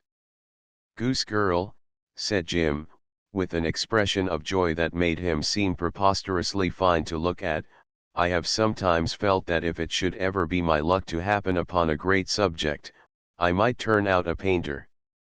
"Your mamma always said you would," said Miss Perry. "And your papa always said you would marry an earl," said Jim Lascelles. Quite suddenly the blue drawing room vibrated with a note of triumph. "Oh, Jim! I've almost forgotten to tell you about my lilac frock." "Have you a lilac frock?" "You remember the mauve that Muffin had," said Miss Perry, breathlessly. "After my time," said Jim Lascelles. "But I pity a mauve on the ragamuffin." "Muffin's mauve was perfect," said Miss Perry. "And my lilac is nearly as nice as Muffin's." "Put it on tomorrow," said Jim. "I'll inspect you in it, you great overgrown thing. Now, don't move the goose piece, you silly. The light of the morning strikes it featly. Really I doubt whether this yellow be bright enough." "Jim," said Miss Perry, "tomorrow I will show you my new hat." "Stick your paw in your mouth," said Jim. "And don't dare to take it out until you are told to. And keep the goose piece just where it is. Think of cream buns." "They are awfully nice," said Miss Perry. Jim Lascelles dabbed another fearsome splotch of yellow upon the great canvas. "Monsieur Gillett would give his great French soul," said Jim, softly, "for the hair of the foolish goose girl whose soul is composed of cream buns." Ye gods! Why James Lascelles should have been guilty of that irrelevant exclamation I cannot say. Perhaps it was that the young fellow fancied that he heard the first faint distant crackle of the immortal laughter. Well, well. We are but mortal, and who but the gods have made us so? Chapter 11. Miss Perry is the soul of discretion. The next morning at 10 o'clock, when Jim Lascelles appeared for the second time in Hill Street, he was received in the blue drawing room by the lilac frock and its wonderful canopy. Jim gave back a step before the picture that was presented. "My aunt," said he. "The frock is a sweet," said Miss Perry. "Isn't it?" "Muffin's goose girl," said Jim, "you are marvelous." "I think the hat must flop a little too much," said Miss Perry, "in places." It makes people turn round to stare at it. Of course it does, you foolish person, said Jim, with little guffaws of rapture. It is an absolute aboriginal runcible hat. How did you come by it? It seems to me there are deep mines in this. Lord Sheridan chose it, said Miss Perry. My noble patron and employer. It does him infinite credit. That hat is an achievement. Aunt Caroline doesn't like it, said Miss Perry. Especially in church. Aunt Caroline is a Visigoth, said Jim. Let us forget her. Sit there, you goose, where you sat yesterday. And if you don't move and don't speak for an hour, you shall have a cream bun. It was bribery, of course, on the part of Jim Lascelles, but Miss Perry made instant preparation to earn the promised guerdon. You are so marvelous, said Jim, that poor painting chaps ought not to look at you. Oh ho! I begin to have light. I begin to see where that lilac arrangement and that incredible headpiece came from. By the way, goose girl, is it possible that Araminta, Duchess of Dorset, is one of your grand relations? She is my great-grandmamma, said Miss Perry. She must be, said Jim. What has old Dame Nature been doing, I wonder? Copying former successes. And old Sir President History, R.A., famous painter of genre, repeating himself like 1 o'clock. Jim Lascelles began to sketch the incredible hat with great vigor and boldness. By all the gods of Monsieur Gillett, said Jim, vaingloriously, they will want a rail to guard it at the Luxembourg. Yet Jim was really a modest young fellow. Could it be that already a phial of the magic potion had been injected into the veins of that sane and amiable youth? Goose girl, said Jim, it is quite clear to me that if the Duchess was your great-grandmamma, Thomas Gainsborough, R.A., was my old great-granddad. Now, don't move the goose piece. She weareth a marvellous hat. Jim's charcoal was performing surprising antics. Chin piece quite still. Wonderful natural angle. Can you keep good if you take your paw out of your mouth? I will try to, said Miss Perry, with perfect docility. We will risk it, said Jim. Keep saying to yourself, only 35 minutes more and I get a cream bun. Yes, Jim, said Miss Perry, with a remarkable air of intelligence. Paws down, said Jim. Hold em thusly. Move not the chin piece, the young man said. No, and not the whole of the white and pink and blue and yellow goose piece neither. Perhaps it is not strictly accurate to state that Jim dropped into poetry as he continued the study of his subject. But certainly he indulged in a kind of language which assumed lyrical form. Paws down, said Jim. She approached her mouthpiece upon pain of losing her bun. Paw pieces quite quiet. Move not the chin piece, the young man said. The blue eyes of Miss Perry were open to their limit. They seemed to devour the slow ticking clock upon the chimney piece. At last virtue was able to claim its reward. Cream bun, please, drawled Miss Perry, in a manner that was really ludicrous. It can't possibly be an hour yet, said Jim. It is, said Miss Perry, with great conviction. It is honestly. Very good, said Jim. Young man taketh goose girl's word of honor. He produced a neat-looking white paper packet from his coat pocket. Goose girl presenteth paw piece, said he, to receive diploma of merit. A short interval for slight but well-deserved nourishment. Miss Perry lost no time in divesting the packet of its trappings. I don't say positively that her satisfaction assumed an audible form when she beheld the seductive delicacy of its contents. But, at all events, she lost no time in taking a very large bite out of a bun of quite modest dimensions. Jim, said she, it is quite as nice as the ones that come from buzzards. It is their own brother, said Jim. This comes from buzzards. R really, said Miss Perry, with a doubtful roll of the letter R, but those that Gobo brings me are larger. They grow more than one size at buzzards, said Jim. Gobo is a bit of a duke, I dare say. He is a duke, said Miss Perry. If I were a duke, said Jim, I should bring you the large size. But as I am only Jim Lascelles who lives at Balham with his old mother, you will have to be content with the small ones. It may have been that Miss Perry was a little disappointed, because the small ones only meant a bite and a little one. But she contrived to conceal her disappointment very successfully. Although brought up in the country, she had excellent breeding. Jim, said Miss Perry, where is Balham? Quite a ducal question, said Jim. Is it as far from London as London is from Slocum Magna, said Miss Perry. I acquit you of arrière-pensée, said Jim. Here is Lord Sheridan. You had better ask him where Balham is. That nobleman in resplendent morning attire entered with an air that was fatherly. Is it my privilege to make you known to one another, said he, with an air of vast benevolence. My ward, Miss Perry. Mr. Lascelles, the coming Gainsborough. Oh, I've known Jim, Miss Perry began blurting, when it is grievous to have to inform the gentle reader that Jim Lascelles dealt her a stealthy but absolutely unmistakable kick on the shin in quite the old Whittiford manner. Can you tell me where Balham is?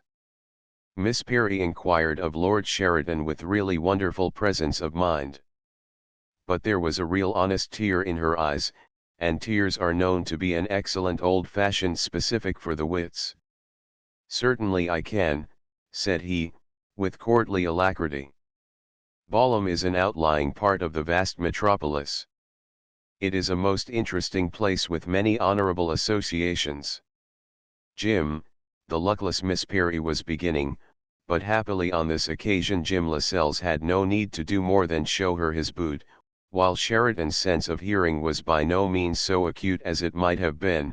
Mr. Lascelles, Miss Perry contrived to correct herself, lives at Balham.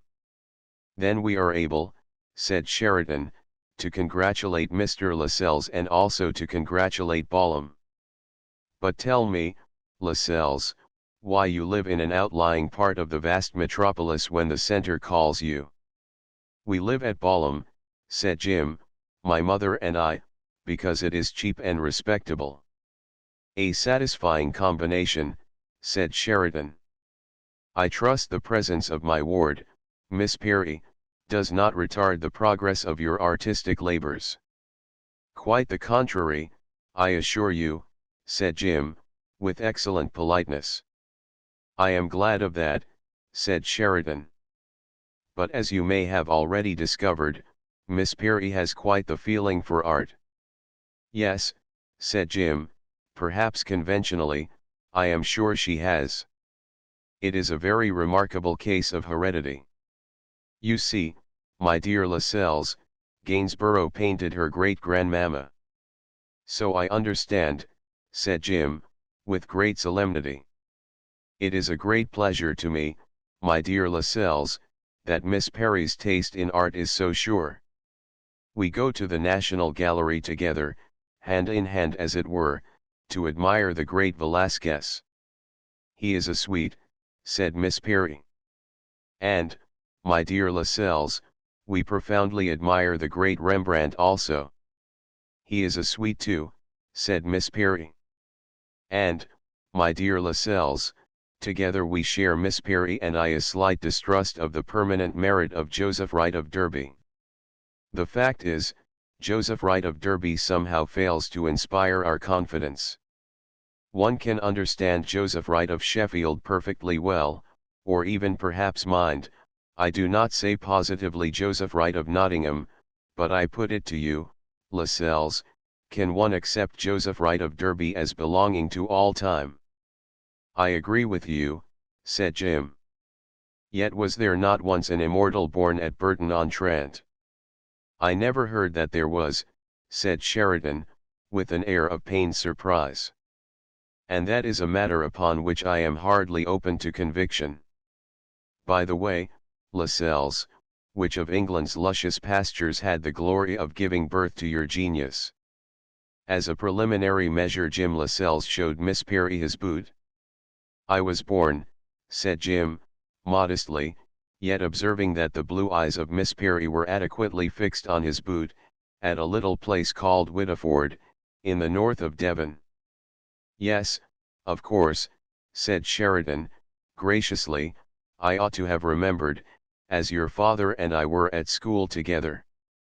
I remember distinctly that it was the opinion of the fourth form common room that the finest clotted cream and the finest strawberry jam in the world came from Whittleford.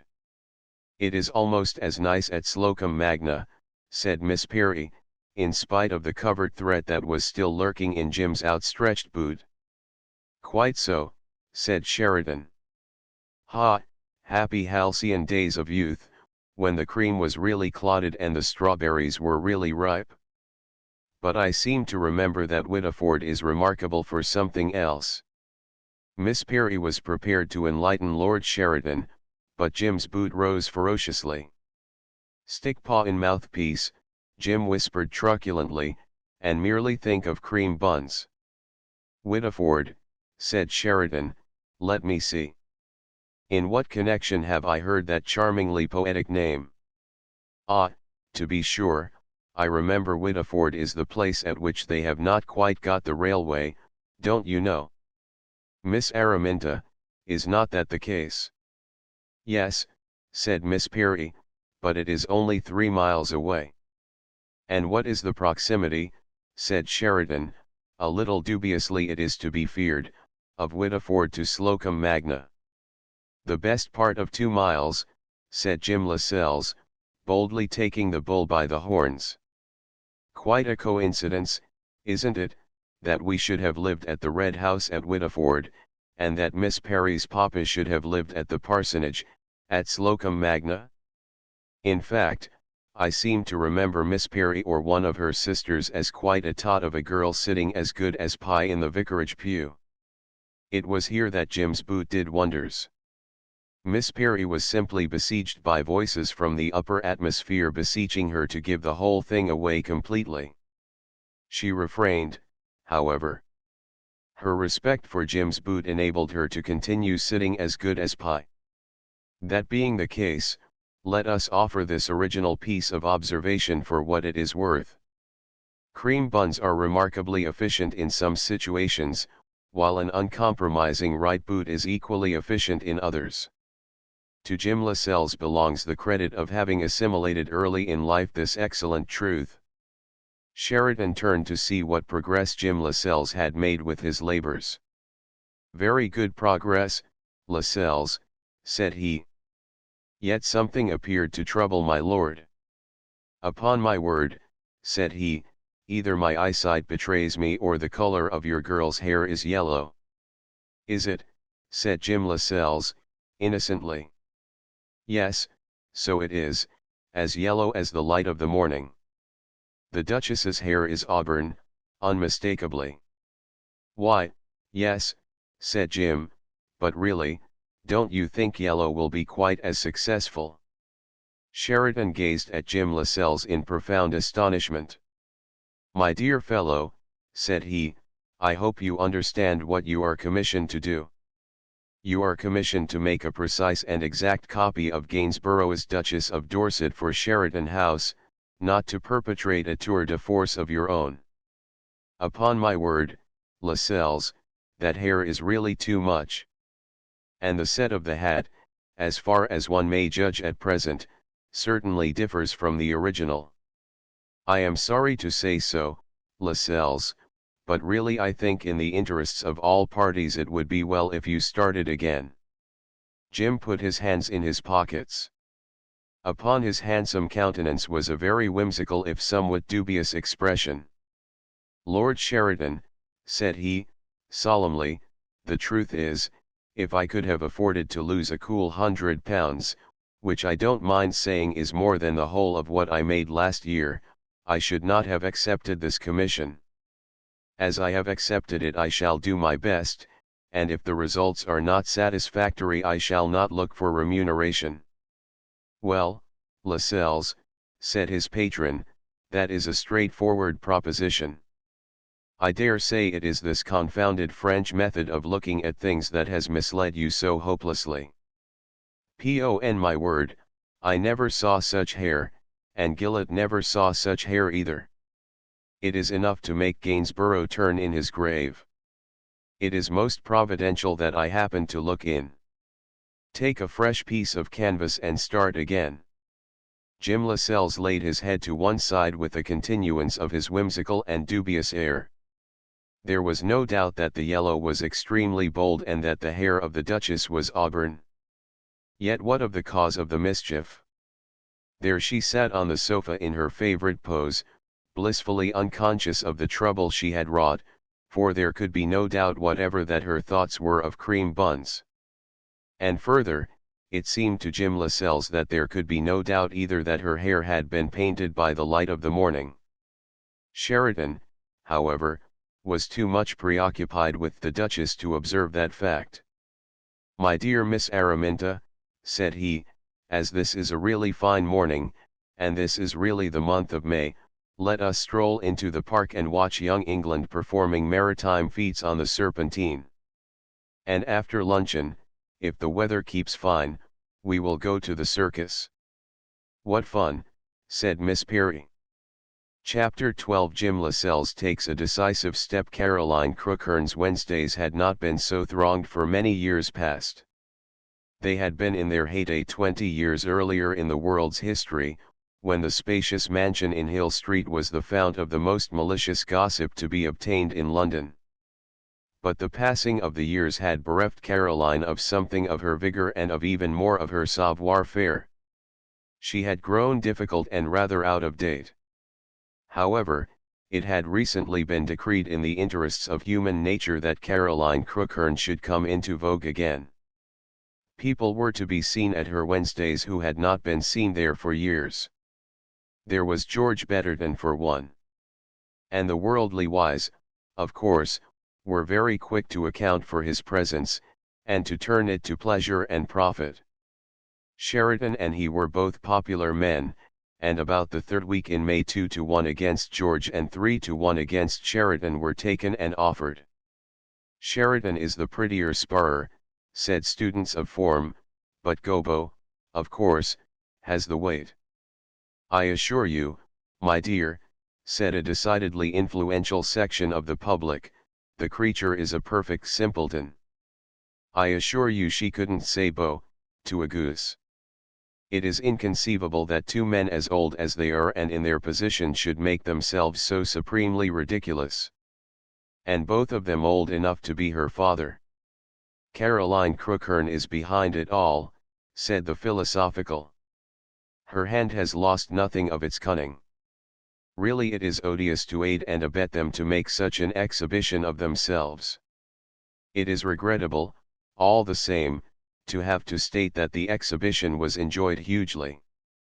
And when the Morning Post announced that on a certain evening the Countess of Crookhorn would give a dance for Miss Perry, there was some little competition to receive a card. Cards were liberally dispensed, but when they came to hand many persons of the quieter and less ostentatious sort found that a little fly had crept into the ointment. Fancy dress was to be seen written at the top in a style of calligraphy not unworthy of Miss Pinkerton's Academy for Young Ladies. Miss Burton had been commanded to do this at the 11th hour. "That man Sheridan is responsible for this," complained those who desired neither the expense nor the inconvenience of habiting themselves in the garb of another age, because he thinks he looks well in breeches. That may have been partly the reason, but in justice to Sheridan it is only right to state that, unless he had found a weightier pretext to advance, Caroline Crookhorn would never have assented to this somewhat eccentric condition. Indeed, it was only after a heated argument between them that Sheridan contrived to get his way. "You must always be flamboyant and theatrical," grunted Caroline, At every opportunity. All the world knows you look well in breeches. I protest, my dear Caroline, said the mellifluous Sheridan, it is merely my desire to put another plume in your helmet. The creature will look ravishing as Araminta, Duchess of Dorset. Policier shall come this afternoon to copy the picture de haute en basse. It has been copied once already. Ah, no.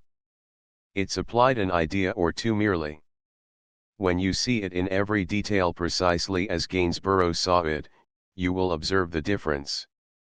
People must be as sick of the picture as I am by this time. Nonsense. They are only just beginning to realize that you've got a picture.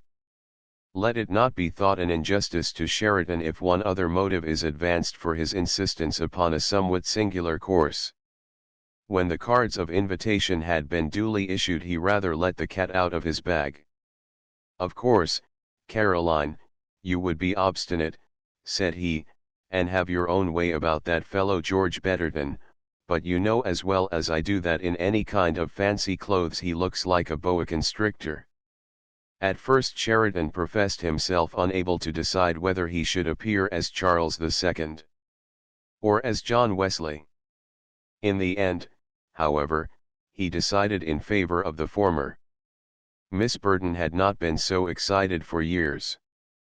The subject filled her thoughts day and night for a whole week after the momentous decision was taken. She then submitted one day to his lordship at luncheon a peculiarly difficult problem. Not a problem at all, said he. Simplest thing in the world, my dear lady. There is only one possible person you can go as. I had been thinking of Mary Queen of Scots, said Miss Burton, hardly daring to hope that Lord Sheridan would give his sanction. Mary Queen of who? Snarled Caroline. No, my dear Miss Burton, said the eminent authority, the only possible person you can go as is Catherine of Aragon. Nonsense, Sheridan, said Caroline. I shall not permit Burton to appear in any such character. A Jane Austen spinster will be far more appropriate and far less expensive. My dear Caroline, said Sheridan, how it would help everybody if you did not insist on airing your views upon matters of art. Do you wish Miss Burton to forfeit entirely her natural distinction? Miss Burton blushed most becomingly at his lordship's remark. I was not aware that she had any, said the ruthless Caroline. Upon my word, Caroline, even I begin to despair of you. I assure you Miss Burton is quite one of the most distinguished-looking women of my acquaintance. Miss Burton looked almost as startled as a fawn.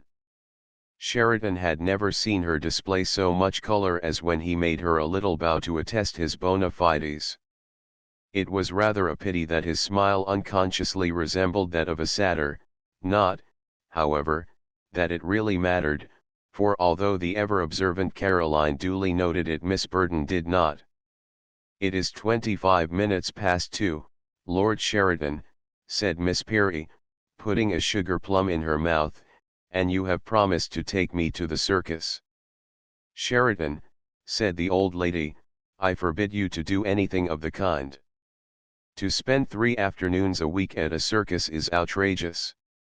They are so educational, said Sheridan. Develop the mind. Show how intelligence can be inculcated into the most unlikely things. Horses good at arithmetic, dogs playing whist, cats indulging in spiritualism. Very educational indeed.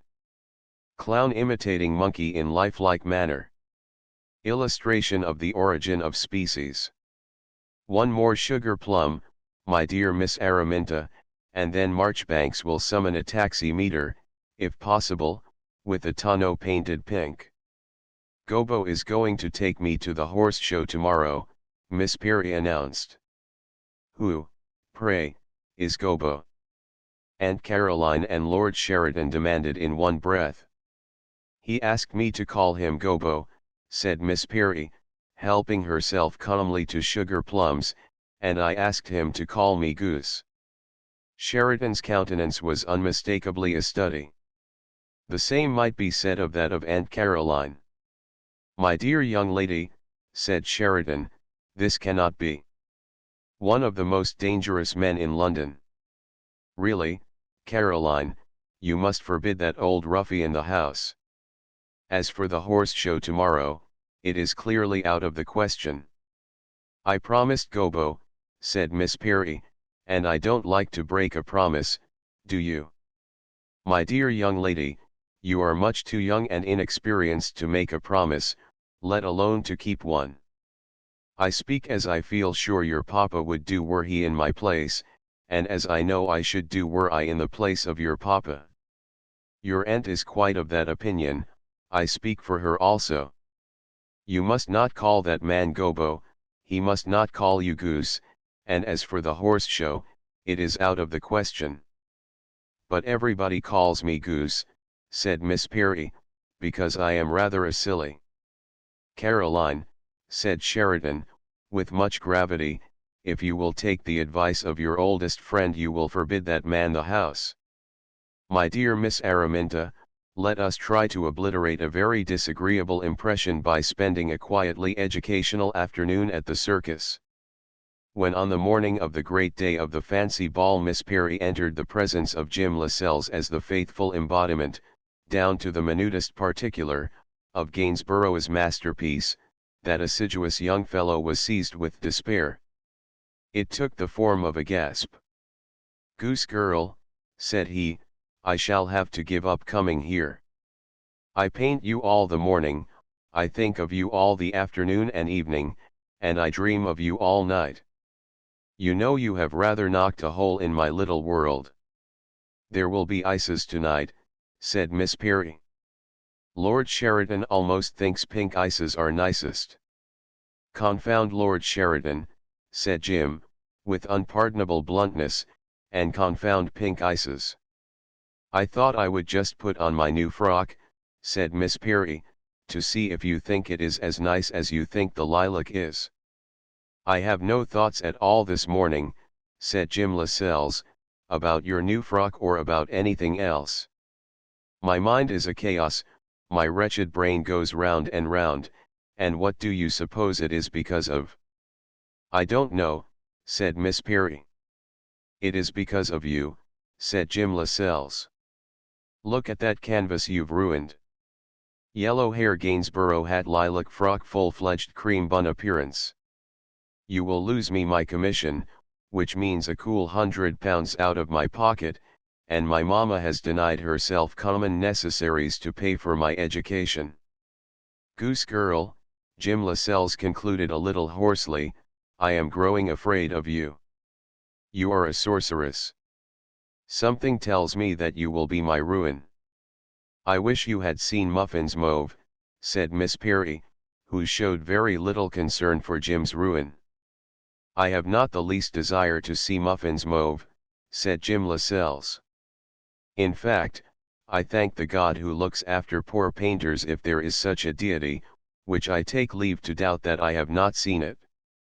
But I intend to ask you this question, what right have you, Goose Girl, to grow so extravagantly perfect, to get yourself up in this ravishing and entrancing manner, and then to come to ask a poor wight of a painting chap, who is dobing away for dear bread and butter, whether he thinks your new frock is as nice as the lilac was?"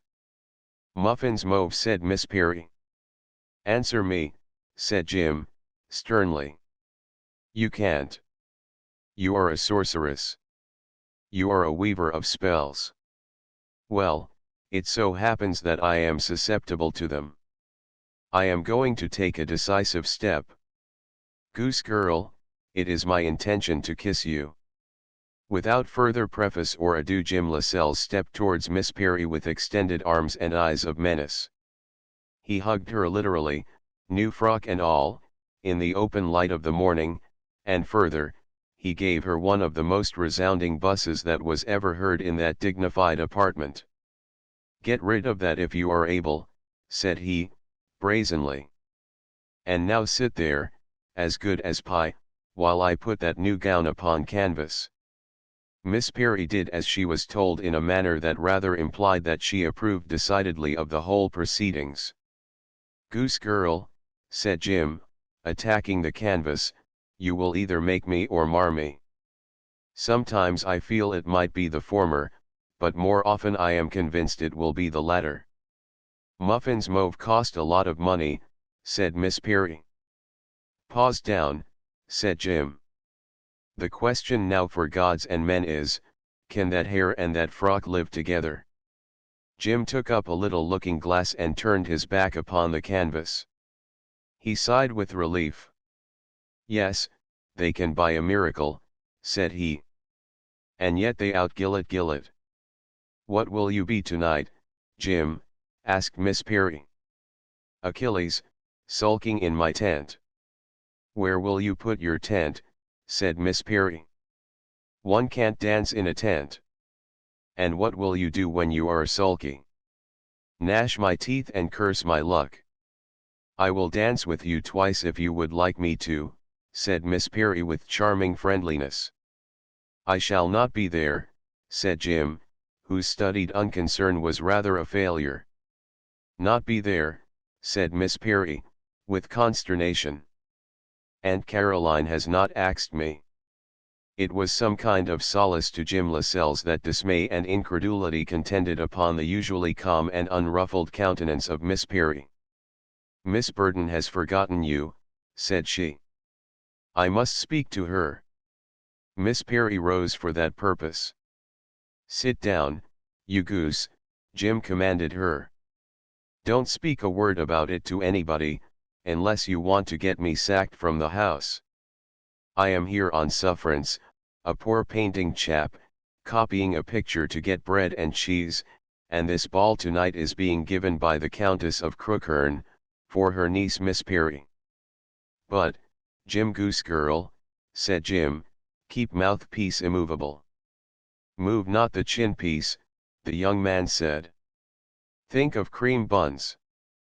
"But, Jim," said Miss Perry. Chapter 13 High revel is held in Hill Street. All the same, Miss Perry did not dance twice with Jim Lascelles that evening.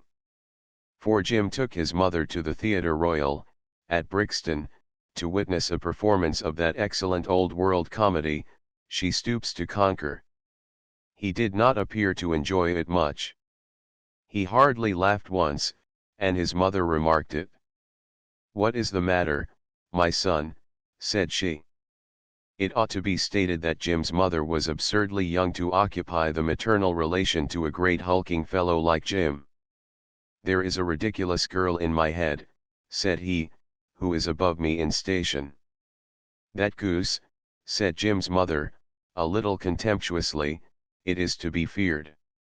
"Yes, Señora," said Jim.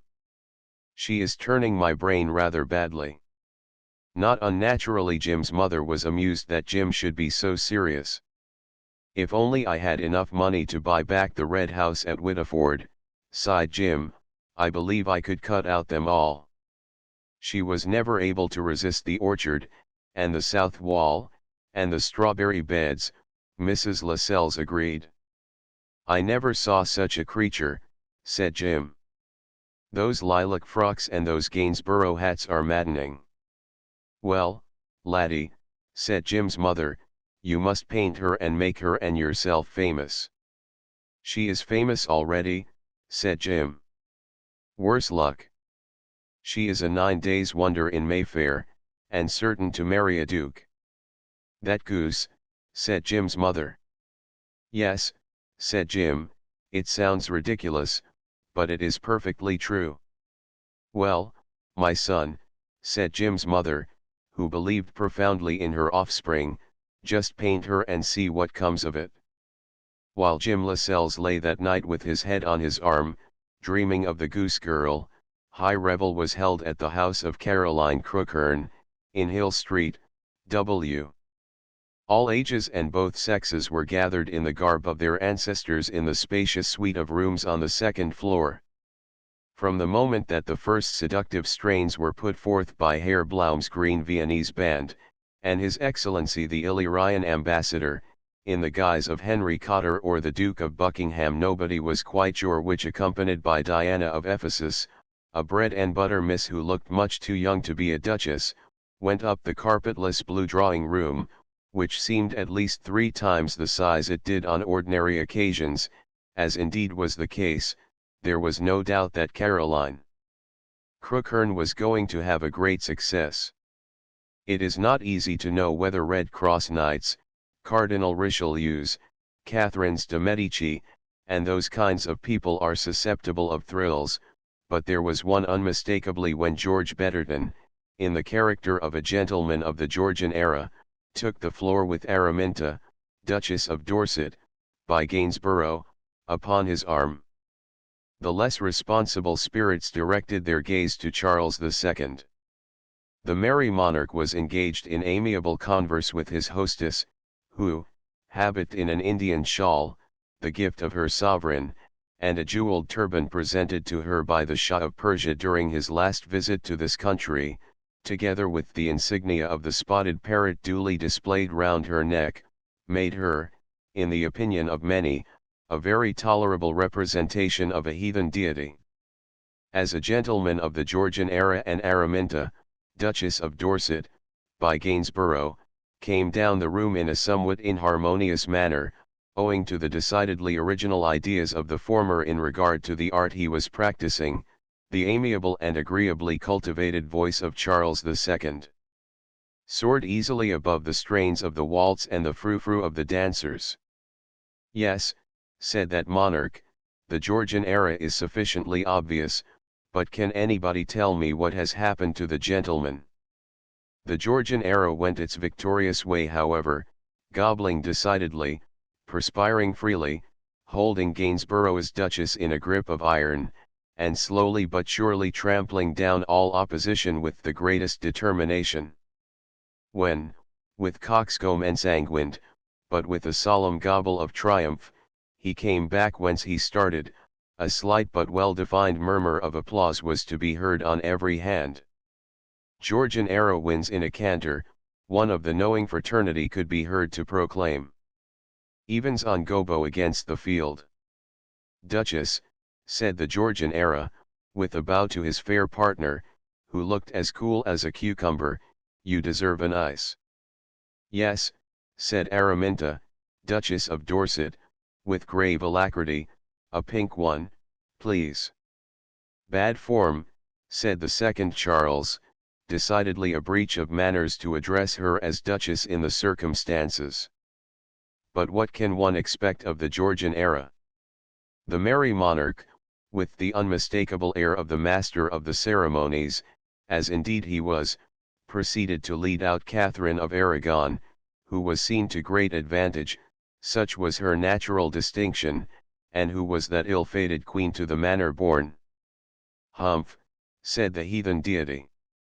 For a born fool she dances very well. The second Charles danced like a rather elderly angel with wings. The young people also were enjoying themselves.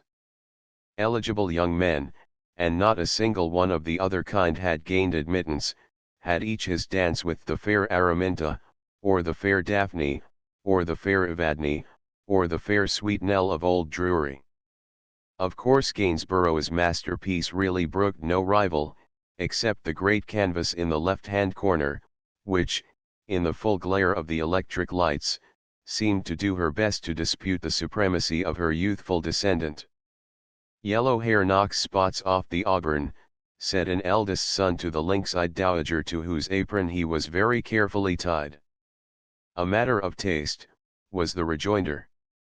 Yellow is never a safe color. It is well known that it means doubtful antecedents.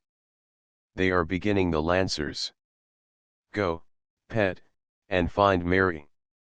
Pet, who was 6 feet 5, and had leave from Knightsbridge Barracks until 5 a.m., claimed the Watteau shepherdess, a real little piece of Dresden china, who had 46,000 in land and 36,000 in consols, and would have more when Uncle William permanently retired from the cavalry, and who was perfectly willing to marry Pet or anyone else if her mamma only gave her permission to do so.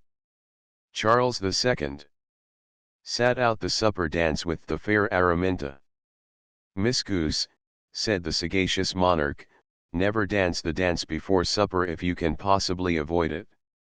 You will live longer, you will be able to do ampler justice to whatever fare may be forthcoming, you will also be able to get in before the squash, and if the quails run short, as is sometimes the case, it won't matter so much as it otherwise might do. As far as the merry monarch was concerned, however, the precautions against the squash and the possibility of the quails running short were wholly superfluous. The pleasantest corner of the best situated table had been reserved for him hours before, and all his favorite delicacies had been duly earmarked. Miss Goose, said the merry monarch, have you had an ice yet? I have had 7, said Araminta, Duchess of Dorset. Pink ones, asked the second Charles. 5 were pink, said the Duchess, 1 was yellow, and 1 was green. But I think that pink ones are almost the nicest. I concur, said the second Charles. After supper, before dancing was resumed, some incautious person, after gazing upon Gainsborough's masterpiece and subjecting it to some admiring if unlearned remarks, pulled aside the crimson curtain which hid from view Jim Lascelles' half-finished copy. "Oh ho," said the incautious one in a loud voice, "what have we here? To be sure, a sergeant in the making. Only sergeant could paint that hair." The attention of others was attracted. "I should say it is a whistler," said a second critic. "A sergeant decidedly," said a third. "Only he could paint that hair." "It is high art, I dare say," said a fourth, "but isn't it rather extravagant?" "If Gillett were in London," said critic the fifth, who had more instruction than all the others put together, "I should say it was Gillett. As he is not, it might be described as the work of a not unskilful disciple." Sheridan stood listening. "It is the work of a young chap named Lascelles," said he, "the coming man, I'm told." Nobody had told Sheridan that Jim Lascelles was the coming man, and not for a moment did he believe that he was, but he was a member of that useful and considerable body which derives a kind of factitious importance from the making of imposing statements. He felt that it reacted upon his own status to announce that a young chap named Lascelles was the coming man when not a soul had heard of the young chap in question. "I must remember the name," said a broad-jowled marquis from Yorkshire, who had come up in time to hear Sheridan's statement, and who greatly preferred to accept the judgment of others in the fine arts rather than exercise his own. "I should like him to paint Priscilla." "The very man to paint Priscilla," said Sheridan, with conviction. And this, be it written to Sheridan's credit, was genuine good nature. "What is the subject?"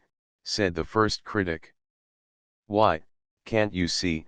said a chorus. "It is Caroline Crookhern's Gainsborough." "Which of 'em?"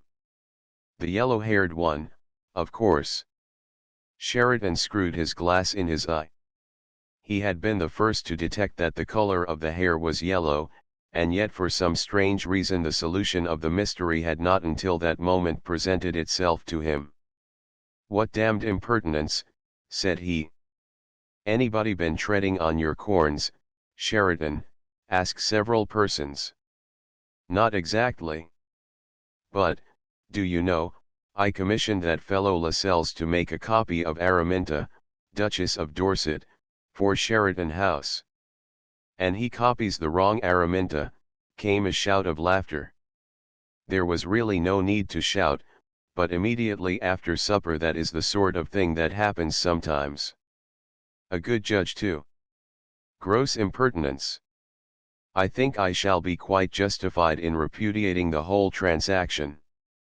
"Quite, Sheridan," said the Marquis, with a very obvious wink at the company and preparing to jest in the somewhat formidable Yorkshire manner. "But it is easily explained. Young fellow got a little mixed between Gainsborough's Araminta, Duchess of Dorset, and nature's Araminta, Duchess of Brancaster. Very natural mistake what? The arrival upon the scene of the Georgian era and the heathen deity, the latter walking quite nimbly with very little aid from her stick, set the circle of art critics in further uproar. Who pulled aside the curtain? Demanded the mistress of the house. Sheridan, I suspect you.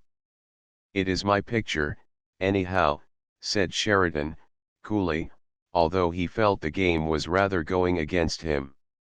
It is not at all clear to my mind that it is your picture, said the sharp-witted Caroline, to the delight of everybody. You send a man to copy my Gainsborough, and he copies my niece. A very natural error, said the Marquis, as we have just explained to Sheridan. The Georgian era was seen to grow uneasy. He began to fumble in his Georgian costume. Obviously he was not quite sure where the pockets were. At last, however, he was able to produce a pair of spectacles which he proceeded to adjust. Very good likeness, said he, heavily. Caroline, when the picture is finished I should like to purchase it for the Cheadle collection. A salvo of laughter greeted this speech, but to laughter the speaker was constitutionally oblivious. The picture is not Caroline's, my dear George, said Sheridan. The young fellow is painting it on my commission. Excellent likeness, said George, tenaciously. I shall make you a fair offer, Sheridan, for the Cheadle collection. I am sorry, my dear George, for the sake of the Cheadle collection, said Sheridan, amiably, but that picture is not for sale. You are quite right, Sheridan, said Caroline Crookhern, the picture is not for sale. I gave permission for a copy to be made of my Gainsborough, not of my niece. It appears to be a question of copyright, said a wit. I hold the copyright in both at present, said Caroline, in an exceedingly grim manner. The strains of the dance began to flow through the room. The younger section of the company had again taken their partners, a brace of royalties had arrived, yet in spite of that jest and counter-jest were in the air. Sheridan was never in it from the start, said the Marquis, if you want my candid opinion. The luckier he, said the first critic. What does any man want with a girl who hasn't a sou, a country parson's daughter? Healthy, I should say, said critic the second. Comes of a good stock on the mother's side. Yes, said a third. Useful. Finest looking girl in England, said a fourth. They can both afford to marry her, said the Marquis, and I will lay the odds that the better man of the two does. Sheridan gets her in that event. Gobo for a monkey. All the time, however, in another place, the master of the revels, but, after all, that is no concern of ours. Chapter 14 Ungentlemanlike behavior of Jim Lascelles. Jim Lascelles continued his labors. He arrived at Hill Street each morning at 10, and worked with diligence until 2 p.m. urged by the forces within him, and sustained by the injudicious counsel of his mother, he devoted his powers to the yellow hair, in spite of the fact that by the terms of his commission it was his duty to copy the auburn. About 3 days after the dance he was interrupted one morning by Lord Sheridan. Jim was feeling rather depressed. For one thing his conscience smote him. He had deliberately risked the loss of a sum of money which he could not afford to lose, and further, it was most likely that he was about to offer an affront to his only patron. The more work he put into the picture, the more marked became the difference between it and the original. Again, and this perhaps was an equally solid reason for his depression, this morning the goose girl had forsaken him. She had gone for a ride in the park with her duke. Doubtless Sheridan was sharing Jim's depression. At least, when he entered the drawing-room to inspect the labors of his protégé, a countenance which, as a general rule, made a point of exhibiting a scrupulous amiability, was clouded over. Sheridan's scrutiny of Jim's labors was long and particular. "I invite you to be frank with me, Lascelles," said he. "Is this a copy of the Dorset, or is it a portrait of a living person?" By nature Jim was a simple and ingenuous fellow. But really his present predicament was so awkward that he did not know what reply to make. "Some of it is Gainsborough," said Jim, lamely, "and some of it, I am afraid, is nature." "I am sorry to say, my dear Lascelles," said Sheridan, judicially, "that I cannot accept that as an adequate answer to a straightforward question." "No, it is not a very good answer," Jim agreed. Suddenly his jaw dropped and he burst into a queer laugh. "The fact is, Lord Sheridan," said Jim, "I am in a hole." Sheridan regarded Jim in a highly critical manner. "Yes, Lascelles," said he, slowly. "I think you are." "A hole," Jim repeated with additional emphasis, as if he desired to gain confidence from a frank statement of his trouble. Jim's odd face seemed to appeal for a little sympathy, but not a suggestion of it was forthcoming. "What can a fellow do?" said Jim, desperately. "She will come and sit here on that sofa in a better light than the Duchess. The sun of the morning will shine upon her, and when nature comes to handle pink and white and blue and yellow she has a greater magic than ever Gainsborough had." Sheridan shook his head with magisterial solemnity. "Lascelles," said he, "you have a very weak case. And I feel bound to say that the manner in which you present it does not, in my opinion, make it stronger." "I expect not," said Jim, ruefully. "But dash it all, what is a fellow to do if she will come and sit on that sofa and pose like Romney's Emma? His duty is absolutely clear to my mind, and I think it is simple. He should order the intruder out of the room." "Oh yes, I know," said Jim, "that is what a really strong chap would do." Jim gave a groan. "I know that is what a Velasquez or a Rembrandt would have done. And he would have cursed her like fury for sitting there at all." "Yes, I think so," said the mellifluous Sheridan. "Rembrandt especially. In my opinion, Rembrandt would have shaken his fist at her." "That is the worst of being a mediocrity," said Jim, gloomily. "It takes a chap with enormous character to do these things. I am afraid, Lascelles, the plea of mediocrity will do nothing for you. If anything, it weakens your case. Personally, if I were advising you I should say either put in a plea of consummate genius or do not put in a plea at all." "I am not such a fool as to believe that I'm a genius," said Jim, with excellent frankness. "I am not such a fool as to believe you are either," said Sheridan, with a frankness that was equally excellent. "And therefore, examining your conduct with all the leniency the circumstances will permit, I am unable to find any palliation for it. I fear my old friend Lady Crookherne is much annoyed, forgive my plainness, Lascelles, but I feel it to be necessary by your intrepidity in copying her niece instead of her Gainsborough, and I, as an old friend of the house, feel bound to share her disapproval." "Rub it in, Lord Sheridan," said Jim. He stuck his hands in his pockets and began to whistle softly with an air of supreme discomfiture. "Yes, Lascelles, I intend to do so. In fact, I find it difficult to say all that I should like to do upon the subject, without actually saying more than one who was at school with your father would feel it desirable to say to a young man who has his own way to make in the world." "Say just as much as you like," said Jim. "I know I have made an ass of myself. And of course I haven't a leg to stand on, really. And I expect the old cat will have me on the carpet too."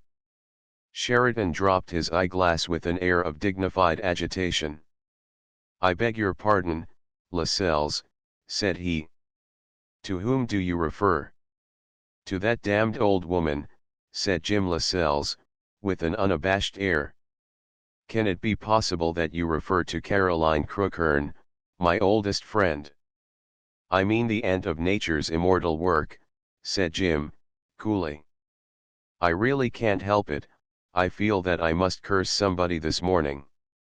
And as she is bound to curse me, I don't see why I shouldn't curse her. Your habit of explanation, Lascelles, is decidedly unfortunate. Well, tell me the worst, Lord Sheridan. I suppose you withdraw your offer, and I am to be bundled out neck and crop with my canvas and forbidden to come here again. I certainly withdraw my offer. In regard to prohibition of the house, that, of course, rests entirely with my old friend, of whom you have spoken in a singularly disrespectful and, shall I say, ungentlemanlike manner. I couldn't help it, said Jim, humbly. It has done me good to say it. But, of course, I'm in the wrong altogether. You are, undoubtedly. To my mind, you are more in the wrong than one could have judged possible for a young man of your character, upbringing, and attainments to be. If a confounded girl, said Jim, will make a practice of coming into this room continually to ask you what your opinion is of her hat and her frock, and whether you have ever tasted cream buns and pink ices, and whether you think Muffin's mauve was as nice as her lilac is, my dear Lascelles, interrupted Sheridan, your habit of explanation is really most unfortunate. Well, kick me out and my canvas too, said Jim, desperately, and have done with it. Jim Lascelles, like the rash and hasty fellow that he was, feeling himself to be irretrievably disgraced and that he had forfeited forever the respect and goodwill of his only patron, proceeded to pack up his brushes and his pigments. The former part of your suggestion, Lascelles, is much the simpler matter of the two. But in the matter of the half-finished canvas I foresee difficulty. You have repudiated it, haven't you, said Jim, rather fiercely. Unquestionably as a copy of the Dorset. But all the same, I do not think it can be permitted to leave this house. Why not, Lord Sheridan? It is an unauthorized portrait of my ward, Miss Perry, who at present is in statu pupillari. Yes, said Jim, dubiously, I suppose it is. All the same, it is rather rough on a chap. I have put a lot of work into that picture. I can see you have, Lascelles. And of course, said Jim, injudiciously, I should like to put a lot more work into it. It is such a fine subject. The subject is much too fine, Lascelles, if I may venture an opinion. My advice to you is, burn the canvas and forget that it ever existed. No pity was taken on Jim's blank consternation. Burn it, cried Jim, aghast. I am afraid if you don't, my dear Lascelles, Lady Crookhern will. But she has no right, said Jim, fiercely. I am afraid, my dear fellow, her right is not to be contested. In my view, this half-finished canvas is much more her property than it is yours. Well, said Jim, apprehensively, I shall remove it at once to my studio. Sheridan had dropped his little bombshell. The gyrations of his victim, whom he had fully alarmed, seemed to afford him a great deal of pleasure. Let us take it a little easier, my dear fellow, said he. I agree with you that it would be a great pity to destroy such an extremely promising work of art. Let us seek for an alternative. The only alternative I can see, said Jim, is that I should remove it at once. In its half-finished state? That would be a pity. Well, I don't mean it to be burnt if I can help it, said Jim. During the pause which followed, Jim looked highly perplexed, not a little disconcerted, and also somewhat belligerent. I have a suggestion to make to you, Lascelles, said his patron. In the circumstances I think it is quite the most you can hope for. "I shall be happy to consider it, Lord Sheridan," said Jim, with a rueful smile. "In the first place, it seems to me that the best thing I can do is to get the permission of Lady Crookhorn for you to finish the portrait of her niece. Now, I warn you it may not be easy. As I think you have conjectured, she is a difficult member of a most difficult sex. But I am only prepared to do this upon one definite condition." "What is it?" asked Jim, in a tone that was not very hopeful.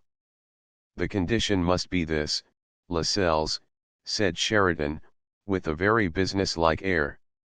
"As you have treated me so abominably, I regret exceedingly that candor compels me to use the term. If I obtain permission for you to complete your portrait of Miss Perry, I shall insist upon being allowed to purchase it upon my own terms." "Yes," said Jim, "that is only fair." It seemed to him that things were taking a much more favorable course than he could have hoped for.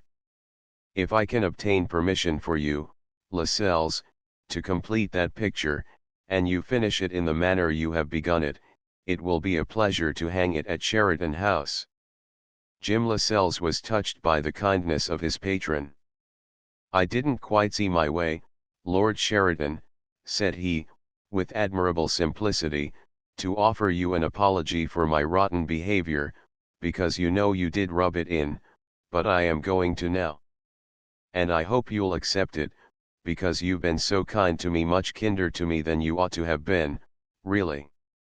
"Yes, Lascelles," said Sheridan, impartially, "I am inclined to take that view myself. But your father was good to me at school, and you are young, and you have talent, and you have a great subject to work upon, and I can't help feeling that it would be a pity if you lost the opportunity which, in a sense, you have already had the wit to create. Mind, Lascelles, I don't excuse you in the least. I palliate nothing. Take your conduct all round, it has been abominable, but in my humble judgment, had it been more correct than it has been, I personally should not take such a hopeful view of your future. For you have conformed to my fundamental belief that all the men who are worth anything must begin by breaking the rules. Although have the goodness to remember, my dear Lascelles, when you come to breaking the rules, be careful how you do it, for it is very easy to get expelled the school. And should that happen, well, of course, you are done for unless you are able to found a school of your own." Jim Lascelles forbore to smile at this piece of didacticism. He was very full of gratitude. The old blighter had behaved so much more nicely than he need have done. "If only I had genius," said Jim, "I would give up my days to the fashioning of the most absolute masterpiece that ever adorned the walls of Sheridan House." "You remember Carlyle's definition," said the owner thereof. "Carlyle was an old fool. That was always my opinion. And I once had the privilege of telling him so, and, what is more, the noisy fellow admitted it.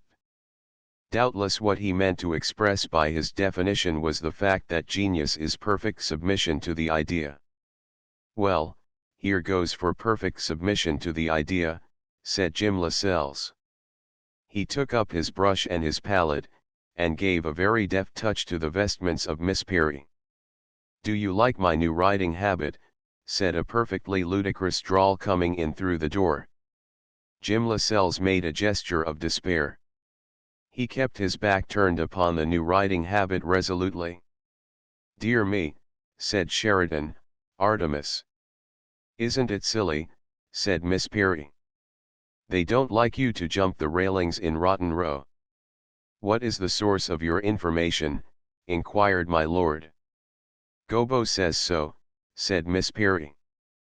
"Put not your faith in that man, my dear Miss Goose," said Sheridan, mellifluously.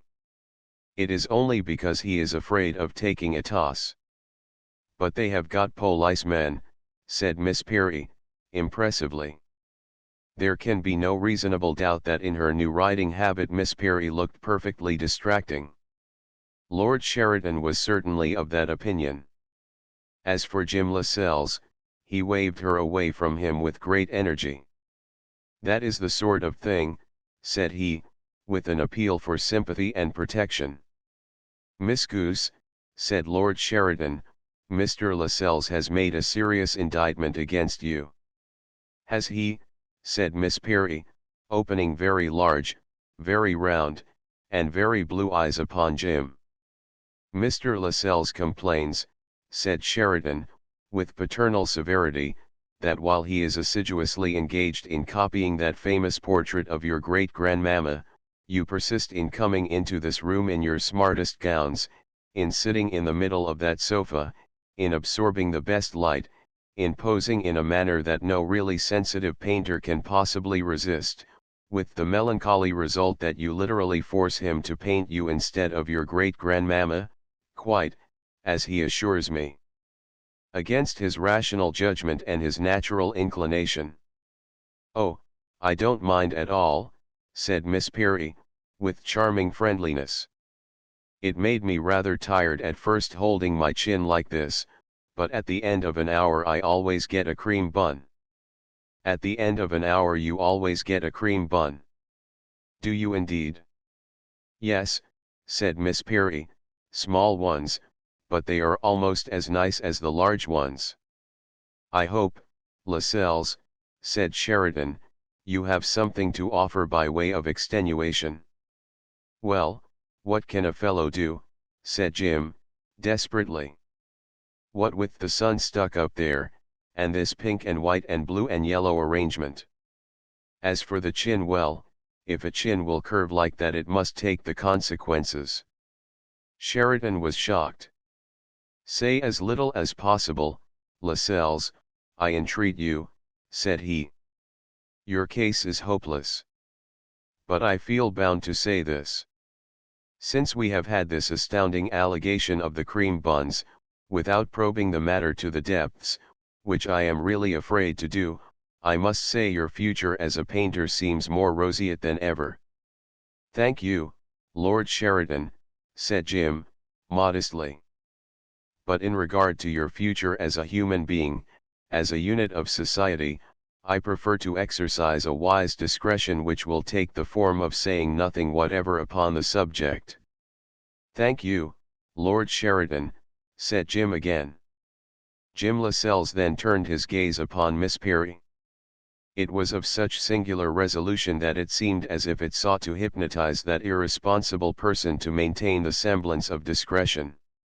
"If you will go and put on that new frock," said he, in a manner that Sheridan was forced to regard as effrontery, "we can get just an hour before luncheon, and then tomorrow you will start a cream bun in hand." The prospect offered seemed sufficiently enticing to Miss Perry. "That will be awfully nice." She left the room with great cheerfulness. Sheridan regarded Jim Lascelles with that paternal air which he was wont to assume rather frequently towards the world in general. "Lascelles," said he, "I shall have to revise my estimate of your attainments. It is becoming increasingly clear to my mind that you may go far." "Gillett said if I applied myself," said Jim, without immodesty, "I might be able one day to paint a portrait." "Gillett's opinion is valuable," said Sheridan, with the air of one who set a higher value upon his own opinion than he did upon that of Gillett. He examined Jim's work very critically. "Yes," he said, "I recognize your possibilities. You have had the wit to find a subject, and I am hopeful that the artist will prove entirely worthy of it." Jim's face expressed his pleasure. After all, he had the talent and ambition of every honest craftsman. "Lascelles," said his patron, "may I give you a word of advice?" Jim expressed himself gratified at the prospect of receiving it. "It is this," said Sheridan, slowly. "You must get into the habit of charging more for your pictures." "I hope I shall be able to," said Jim.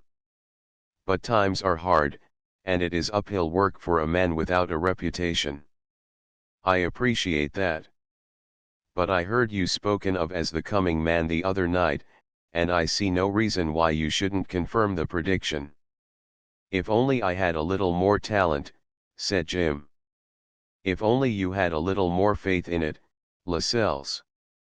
It is the faith that is so necessary, as every artist tells us." "I suppose so. Yet all the same, I wish the fairies had been a little kinder. I am of opinion that they have been sufficiently kind to the man who could pose that head and put that hair upon canvas. But what I wanted particularly to say to you is this.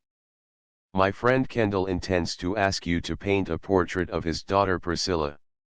Jim Lascelles was thrilled by this announcement. "That is awfully good of him," said he, "and awfully good of you, Lord Sheridan."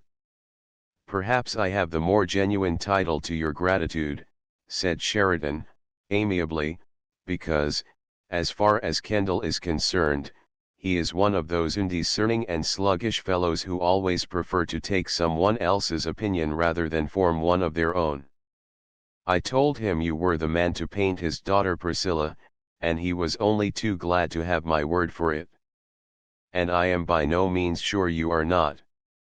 Jim Lascelles was at a loss to know how to express his sense of obligation, particularly as he could not help feeling that he did not merit such kindness. "I wish now," said he, "I hadn't behaved so badly."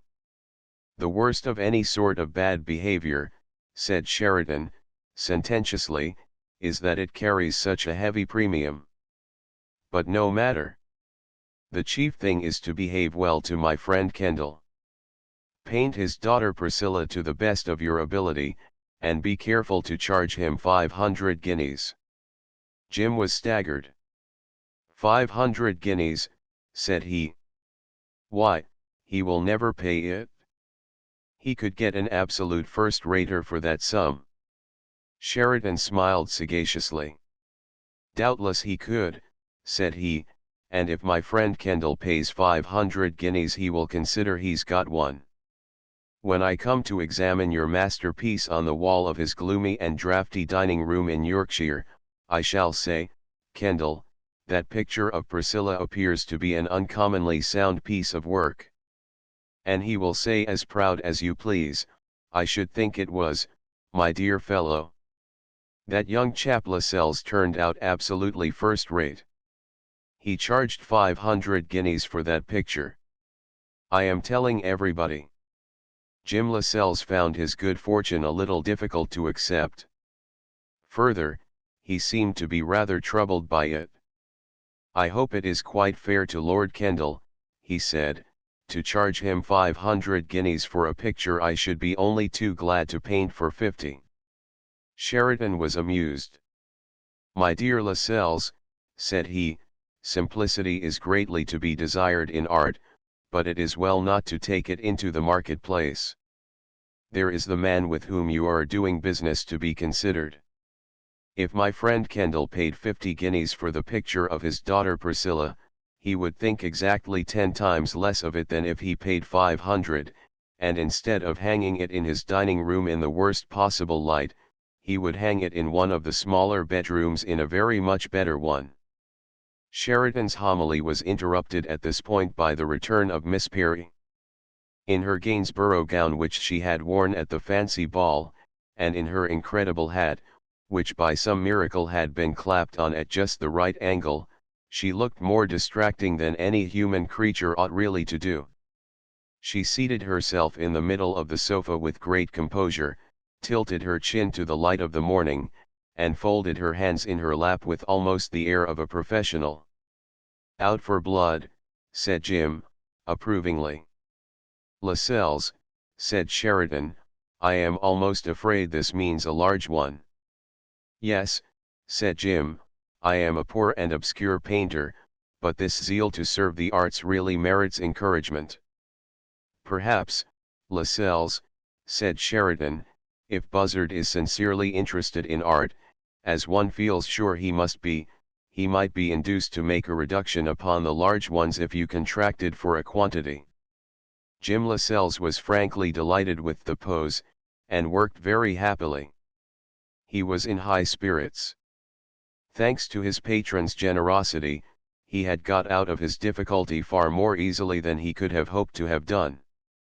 His future prospects had also taken a sudden and remarkable turn for the better. Yet, apart from these considerations, his subject fired him. As he worked during this precious hour he felt that his execution had never had such boldness, freedom, and authenticity. Sheridan watched his protégé with approval. As a critic he was sufficiently accomplished to detect great possibilities in Jim's method. Here might be a genuine travail, if the young fellow only had thoroughness as well as courage. Miss Perry had not moved her chin once for nearly an hour, so that she felt her guerdon was as good as earned. Jim Lascelles had yielded for the same period to a genuine inspiration, and Sheridan sat at his ease, watching with every outward sign of satisfaction the fair fruits which were springing from his liberal treatment of the artistic temper, when this harmony of sitter, painter, and patron was gravely imperiled by the entrance of a little fat dog. As usual, he heralded the approach of an old woman leaning upon an ebony stick. No sooner had the old woman entered the blue drawing-room than she stood dumbfounded with amazement. And yet there is reason to believe that this attitude was in some measure assumed. Jim Lascelles continued to ply his brush in blissful ignorance of her presence. Miss Perry, for political reasons, continued strictly to maintain her pose. Sheridan, however, put up a solemn forefinger. Nevertheless, signs were not wanting that the mistress of the house was about to disregard his warning. "SSSSH, Caroline," said he. "What, pray, is the meaning of this?" demanded the old lady. "This is a most critical stage," said Sheridan. "3 minutes more and I shall invite you to speak with freedom." "Tell me," snorted the old lady. "Why is that girl sitting there in that manner in the gewgaws of a play actress? SSSH, Caroline. Don't you see? The perfect composure of the fair sitter, and the fact that she chose to remain deaf, dumb, and blind to the intruder, seemed to exasperate that autocrat. Tell me, girl, what is the meaning of it?" she stormed. She beat the carpet with the ebony walking stick. "Move not the chin piece," the young man said. Jim whispered. The filmy, far-away look continued in the eyes of Miss Perry. She paid heed to none. Sheridan continued to elevate his forefinger very gravely. "SSSH, Caroline," said he. "One short and brief minute more. The whole situation is most critical. Is the creature hypnotized?" "Yes, she is undoubtedly." "Who gave permission for her to sit for her portrait?" "In those fal lals, too."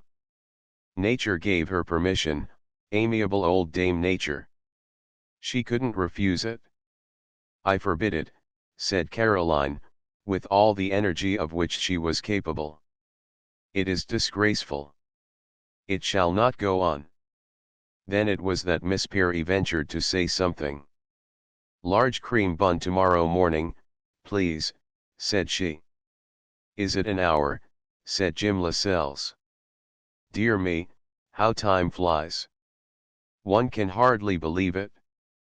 "Girl," said the old lady, "I demand an explanation." As Miss Perry seemed to have no explanation to offer, Sheridan came to her aid. "The truth is," said he, in honeyed tones, "my distinguished young friend Lascelles is the victim of a very natural error. My idea was, of course, Caroline, as you are aware, that he should come here to copy your Gainsborough, but it would appear that he has put another interpretation upon his mandate. And I feel bound to confess that I for one cannot blame him." Caroline Crookhern, however, was not appeased so easily. "In my opinion," said she, "it is unpardonable that any man should take it upon himself to paint clandestinely the portrait of my niece. And in my house, too." Jim held himself very proudly and perhaps a little disdainfully also. The old woman's tone was certainly offensive.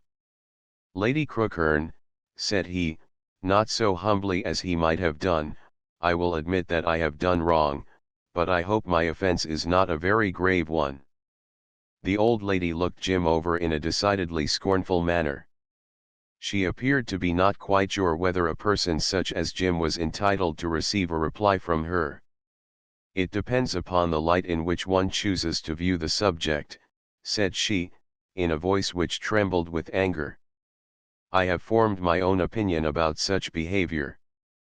I must ask you to leave this house immediately, and in future it will be closed to you." Jim was stung.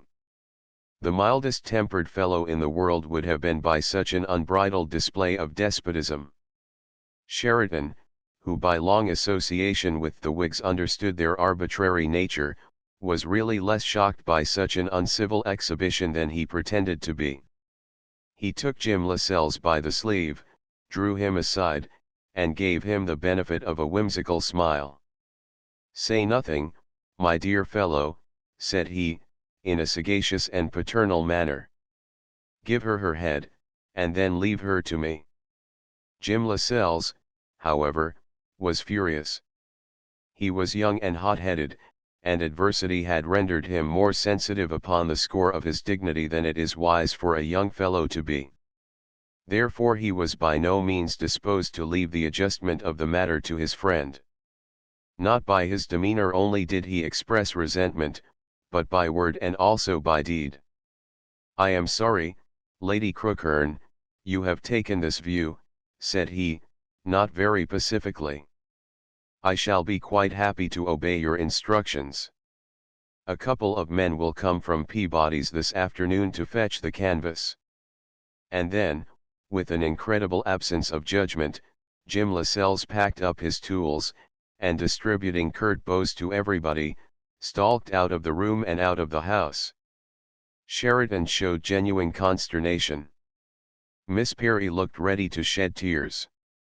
Cream buns apart, she was very fond of Jim. "An incomprehensibly foolish thing to have done," said Sheridan. "A deplorable exhibition of impudence," said Caroline Crookhern. "I have the greatest mind not to give up that canvas. I should be within my rights if I destroyed it." "I have grave doubts whether you could do it legally," said Sheridan. For a man of his vaunted wisdom and experience it was a sadly injudicious thing to have said. "You think so," said the redoubtable Caroline. "That decides me. That man must be taught a lesson. Sheridan, have the goodness to ring the bell." Sheridan showed genuine concern. "Surely, Caroline," said he, "you cannot mean that you are going to destroy it?" "That is my intention." "Oh, but surely," said Sheridan, "it would be nothing short of a crime. There is no other word to use."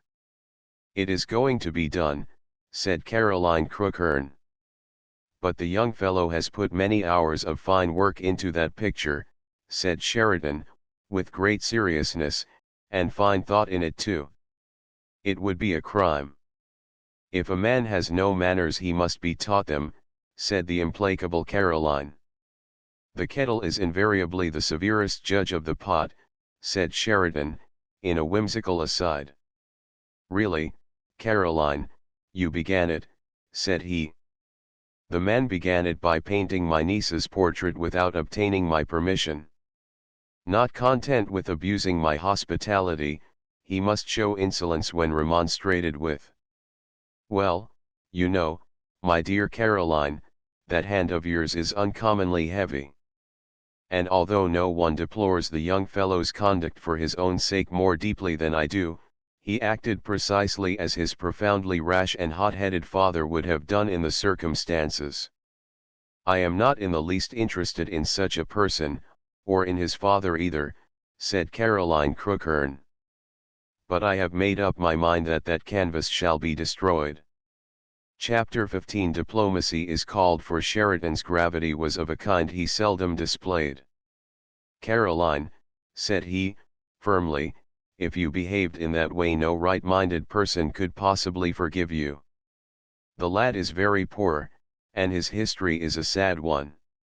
He is the son of Lascelles, V.C., as rash yet generous-hearted a fellow as ever lived.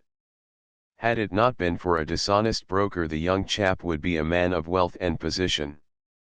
I am prepared to hear nothing further upon the subject, said Caroline Crookhern. I have made up my mind. Sheridan, have the goodness to ring the bell. The affair must have had a tragic termination there and then, had not the God who watches over poor painters, whatever their own private and personal doubts in regard to that deity, it is only right for laymen like ourselves to assume that there is one seen fit to enact a little providence of his own. At that crucial moment there came to Sheridan's aid no less a person than George Betterton. And as if that opportune arrival was not in itself sufficient, Providence took the trouble to play a double coup. Mr. Marchbanks made the announcement immediately afterwards that luncheon was ready. While Caroline enlarged upon her grievances to George Betterton and outlined the extreme course she proposed to take as soon as luncheon was over, Sheridan scribbled hastily in pencil on the back of a card, "Remove picture from No. Hill Street immediately, to the Acacias, Hawthorne Road, Balham." This accomplished, he proceeded to take John into his confidence. He placed the card, together with a sovereign, in the palm of that functionary. "Go down at once," said he, "to the people at the Bond Street galleries and give them this card. They are to remove that half-finished picture in the blue drawing-room to that address. By the time luncheon is over it must be out of the house. Is that clear?" "Perfectly clear, my lord," said John, who among his many virtues had a proper tenderness for the peerage. "See that this is done, and when questions are asked all you need know upon the subject is that a couple of men came and took it away. You understand?" "Perfectly, my lord," said John. During luncheon Sheridan was seen to particular advantage. At any time it called for very little effort on his part for him to be one of the most agreeable men in London. Today he excelled.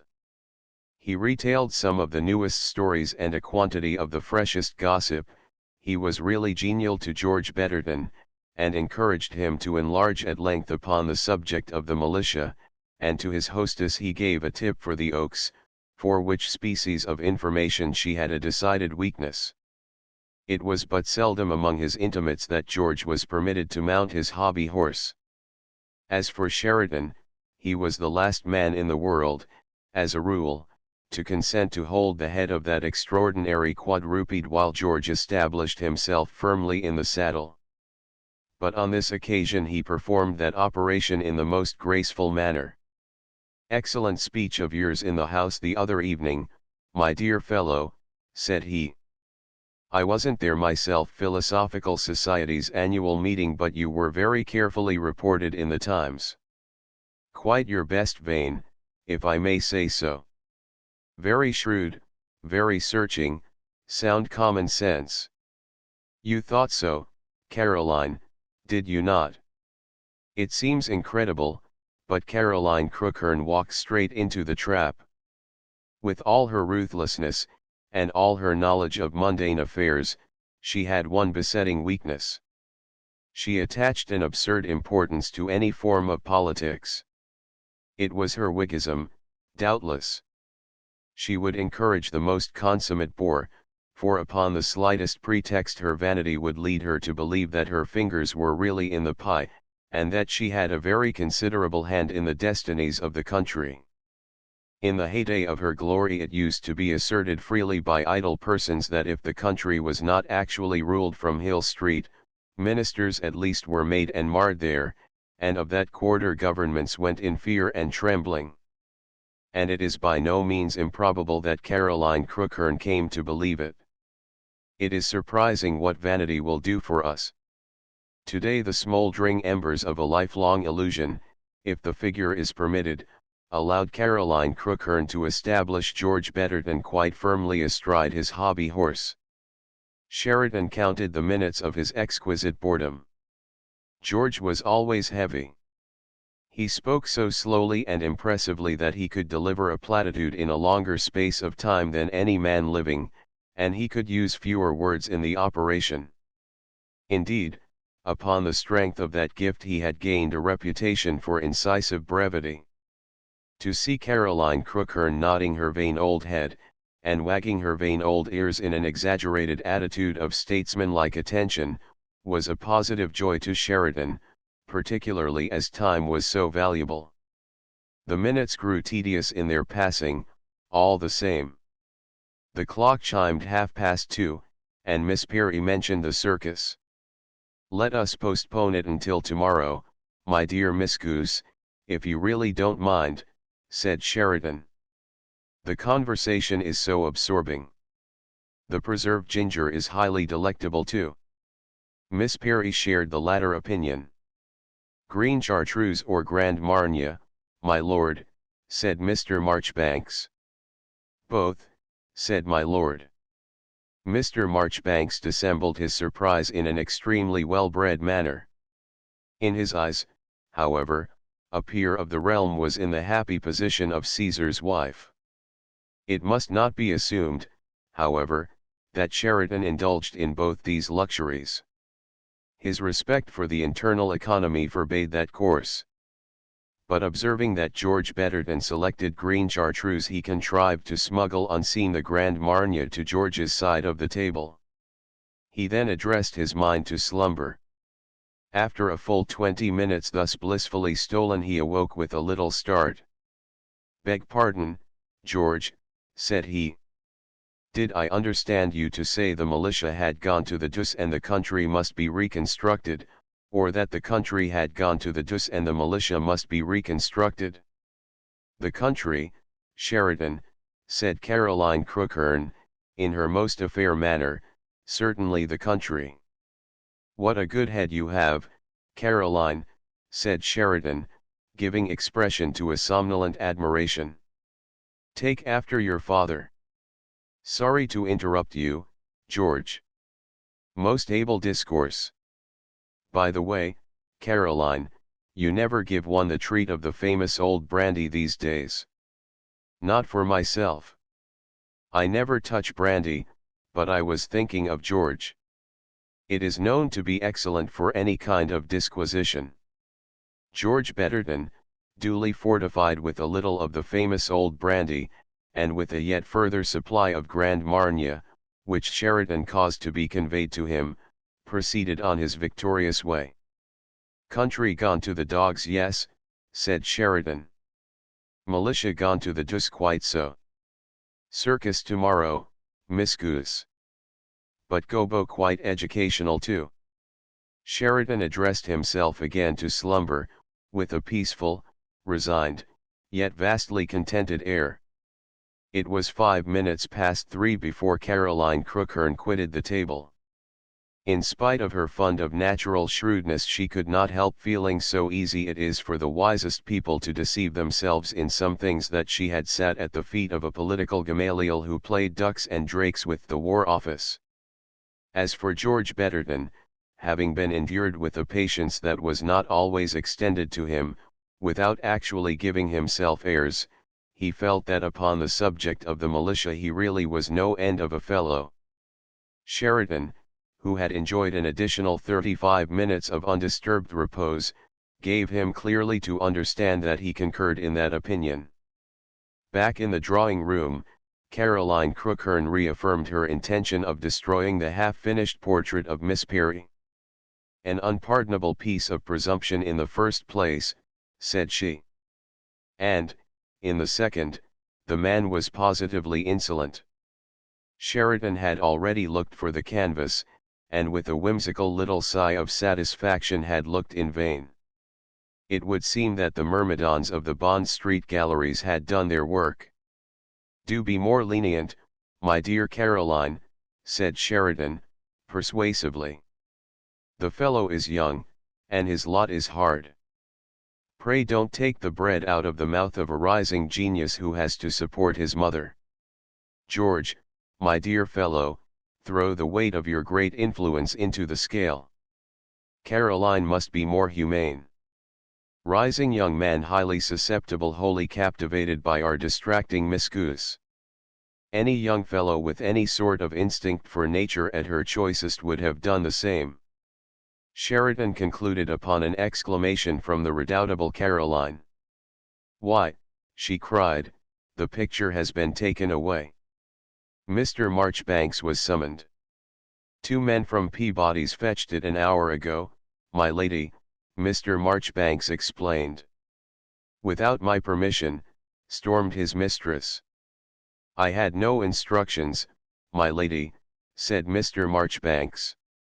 "I was under the impression that it was the property of the young painting gentleman." "You were under the impression." "Caroline," said Sheridan gravely, "if you have not been properly scored off it looks uncommonly like it. Young fellow evidently didn't allow the grass to grow under his feet. He said he would send for it tomorrow, but he seems to have changed his mind. But, in my humble judgment, if you must blame anybody you will do well to blame George. If he hadn't been so devilish interesting on the subject of the militia it would never have happened." Chapter 16 Hyde Park Little wreck Jim Lascelles of the train of circumstances which enabled his precious half-finished work to return to its maker. When it arrived at his hermitage at Balham that afternoon, he merely saw in its premature return an additional affront. He took it for granted that the old woman of Hill Street had ordered it out of the house. An absolutely inconceivable old cat, Jim assured his mother with great truculence. "I am afraid so, my son," said his mother, sagely. "Power is so bad for poor female us." "She has ruined me," said Jim, miserably. "She and that infernal temper of mine." "Temper is feminine too, my son," said Jim's mother, profoundly. "She invariably plays old Harry when she gets hold of the reins." Perhaps it ought to be stated that Jim's mother had recently tried to eke out her slender purse by writing a novel. At least, that is the only explanation there is to offer of how she came to be so wise. The writing of novels is very good for the mind, as all the world knows. Jim was woefully gloomy for many days. He felt that by his unlucky outburst he had irretrievably ruined his prospects. And they were getting bright so suddenly that they had almost seemed to dazzle him. Not only had he forfeited the £100 which Lord Sheridan had promised him for a faithful copy of the Gainsborough, but doubtless, after his unhappy exhibition of temper, Lord Kendall's daughter Priscilla would choose to be painted by somebody else. This, however, was not the worst. The goose girl had passed clean out of his ken. Henceforward he would be debarred the sight of the Gainsborough hat, the lilac frock, and the full-fledged cream bun appearance.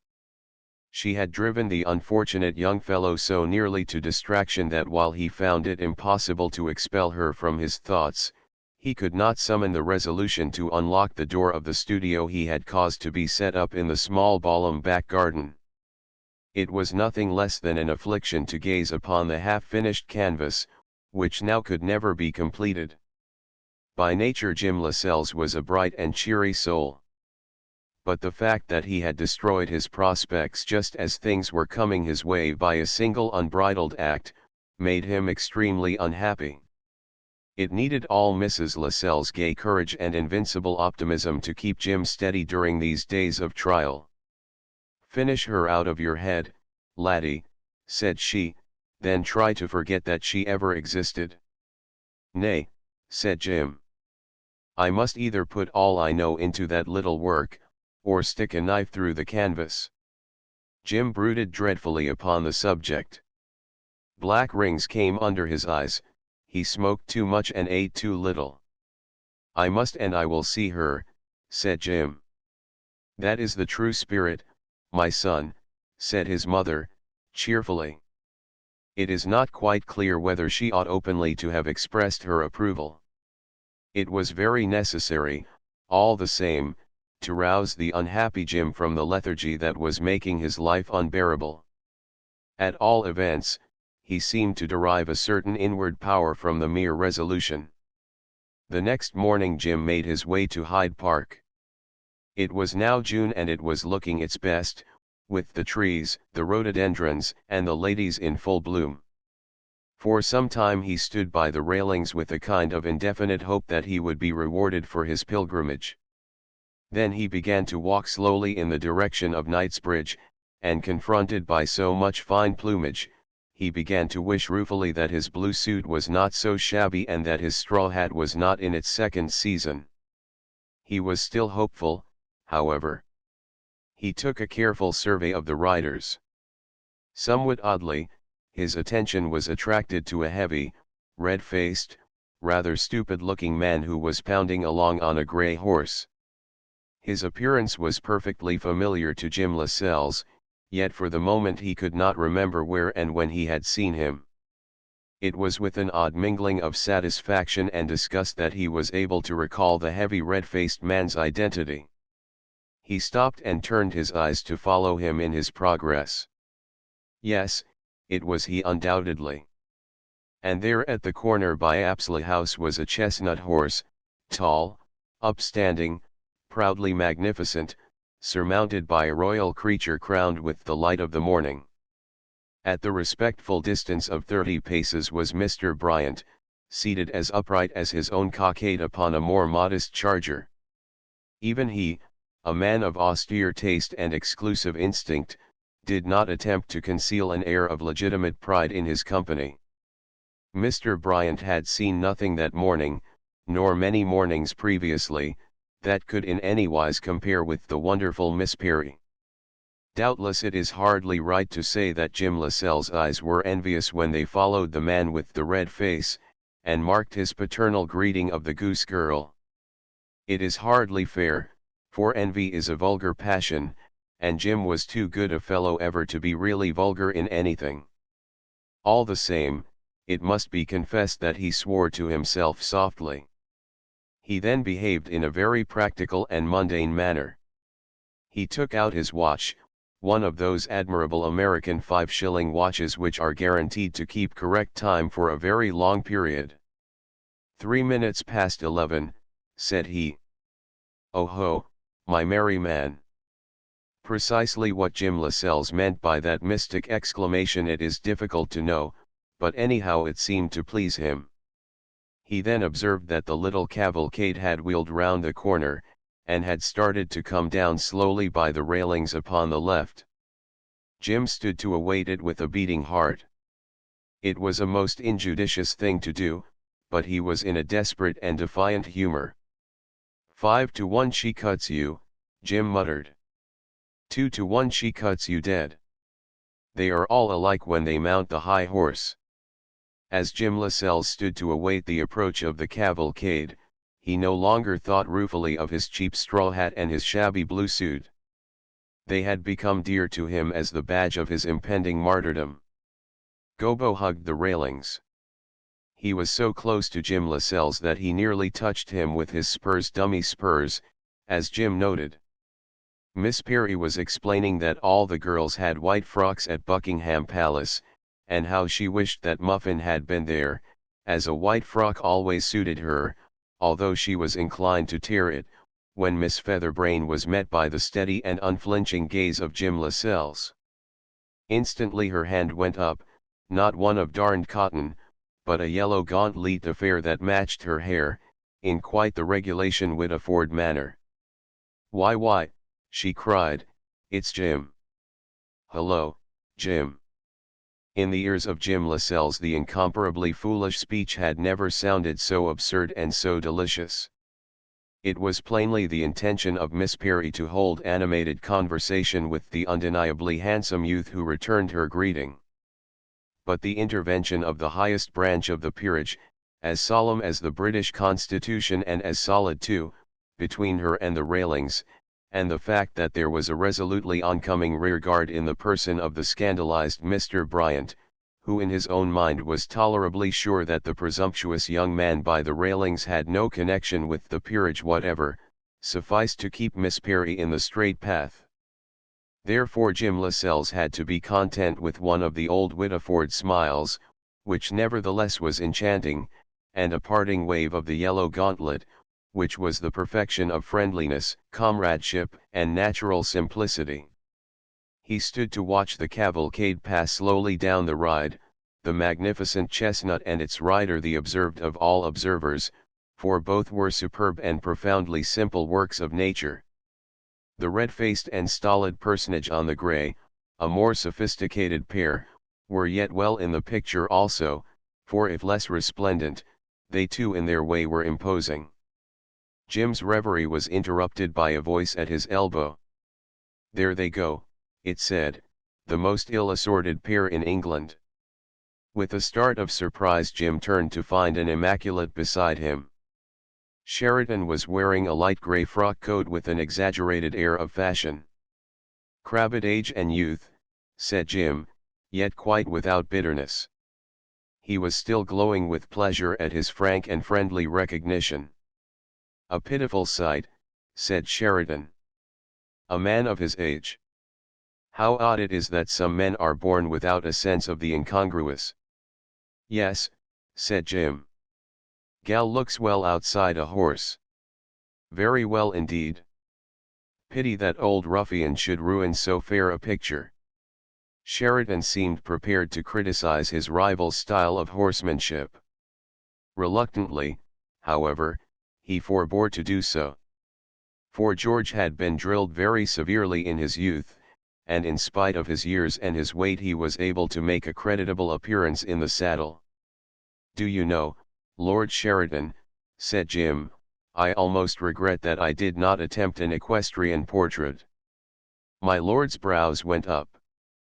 "Upon my word, Lascelles," said he, "you are an uncommonly bold fellow to mention the word portrait."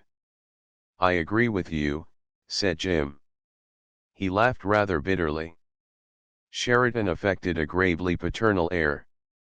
"Lascelles," said he, "I think the fact that at school your father imbued me with the elements of wisdom gives some sort of sanction to a little plain speaking on my part." "Go on, Lord Sheridan," said Jim, with gloomy resignation. "Rub it in."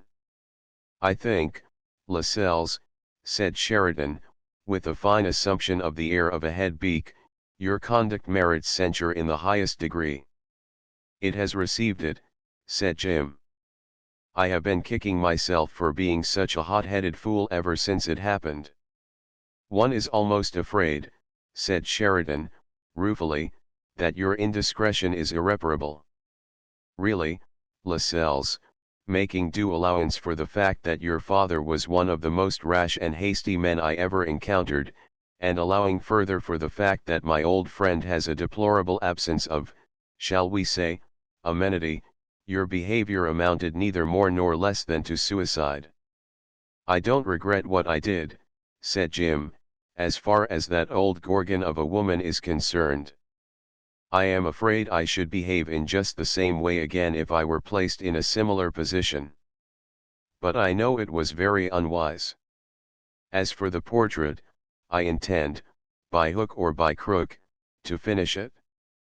"Well, Lascelles," said Sheridan, giving the young fellow a kindly touch on the arm in parting, "do what you can, and when the work is complete you must let me see it." It was a new Jim Lascelles who returned to Balham by the 12:30 from Victoria and took luncheon with his mother. He called at the greengrocer's just as you get out of the station, and arrived at the Acacias with a number of paper bags tucked under each arm. He hummed the favorite air in the very latest musical comedy, while he proceeded to make a salad whose mysteries he had acquired in Paris. He had been initiated into them by Monsieur Bonnet, the famous chef of the Hotel Brinvilliers. And it so happened that Jim's mother, who spoiled him completely, had purchased a lobster, which she really couldn't afford, such was the current price of that delicacy and the present state of her finances, to cheer Jim up a bit. "My dear," said Jim, "let us have the last bottle of the Johannesburg." Miranda, the demure little maid of all work, was ordered rather magnificently to procure the same. "Pity 'tis the last," said Jim, who proceeded to toast his mother. "May those precious publishers," said he, Learn truly to appreciate a very remarkable literary genius, my dear. I am afraid they do, dear boy, said she. That is the trouble. It is a rattling good story, anyhow, said Jim, stoutly. It certainly ends as every self-respecting and well-conducted story ought. But this old addlepate hasn't a spark of literary genius in it. Oh, hasn't it, said Jim, bringing his fist upon the table. George Sand is a fool to you, my dear. Dear fellow, said Jim's mother, with a smile of pleasure. At any rate I am enough of a genius to like appreciation. But with you, laddie, it is different.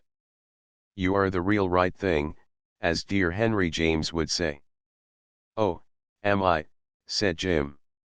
Well, here's to the real right thing, whichever of us has it. I know which side of the table it is, if you don't. The realest rightest thing is outside in the garden waiting for the hand of the master to complete her. Ye gods, the hand of the master. You pile it on a leetle bit tick, as Monsieur Gillett would say to you. But shall I tell you a secret? I saw the goose girl this morning. Of course you did, dear boy. How did you guess? The step on the gravel told me. You are wonderful, you know. Fancy your finding it out like that when I tried hard to tread heavily. That vain, wicked, foolish, and depraved goose, said Jim's mother. You met her in Hyde Park this morning walking with her duke, and she gave you a smile, and if she was more than usually foolish, she said, why, it's Jim. She was a cheval. But you are wonderful, you know, said Jim. Riding was she? And pray how did the great overgrown creature look outside a horse? I could never have believed it. She was mounted on a glorious chestnut, a great mountain of a beast, a noble stepper, and in her smart new habit, and in an extraordinarily coquettish bowler. Think on it, my dear, the goose girl in a bowler, she was a picture for the gods. One can readily believe that the creature would set high Olympus in a roar. She was to the manner born. She might have learned the art of equitation in La Haute École instead of in the home paddock at Whittiford on that screw of the dear old governor's. Oh no, dear boy, said Jim's mother, with decision. Poor dear Melanchthon was anything but a screw. He was by Martin Luther out of Malkuth purse. He won the point-to-point on 3 occasions. I humbly beg Melanchthon's pardon. That explains why the goose girl comes to be so proficient. She certainly looked this morning as if she had never sat anything less than the blood of Carbine. I think the secret of the whole matter, my son, said Jim's mother, profoundly, is that the female us is so marvelously adaptable. If she is really smartly turned out on a fine morning in June with a real live duke on the off side of her and all London gazing at her, if she had never learned to sit anything else than a donkey, she would still contrive to look as though she had won the whole gymkhana. It is just that quality that makes the female us so wonderful. It is just that makes puss so soon get too big for her dancing slippers. Well, you wise woman, said Jim, the goose girl would have taken all the prizes this morning. And she didn't even cut me. Cut you, my son, exclaimed Jim's mother. Gott in Himmel, that goose cut you indeed. There are not many goose girls that wouldn't have done in the circumstances. But she is true blue. And I am going to finish her portrait. And I am going to make her permanently famous. Jim's mother tilted the last of the Johannesburg into his glass. Go in and win, dear boy, said she. You have genius. Lavish it upon her. Earn fame and fortune, and buy back the red house at Whittiford. And in the meantime, said Jim, she will have married that old fossil and borne him 3 children. She will not, dear boy, said the voice of the temptress, if you make her promise not to. "Oh, that wouldn't be cricket," said Jim, "with her people so miserably poor and James Lascelles by no means affluent, and the old fossil with a house in Piccadilly, and another in Notts, and another in Fifeshire, and a yacht in the Solent, and a box at the Opera, and a mausoleum at Kensal Green. No, old lady, I'm afraid it wouldn't be cricket." Jim's mother exposed herself to the censure of all self-respecting people. "It would be far less like cricket," said she, "for that perfect dear of a goose to have her youth, her beauty, and her gaiety purchased by a worldly old ruffian who ought to be a grandfather. Come, sir, she awaits her very parfait gentil knight." But Jim shook his head solemnly. "No, old lady," said he, "I am afraid it wouldn't be playing the game." Nevertheless, immediately luncheon was over, Jim took the key of his studio off the sitting-room chimney-piece, and went forth to the misshapen wooden erection in the small Balham back garden. The key turned in the lock stiffly.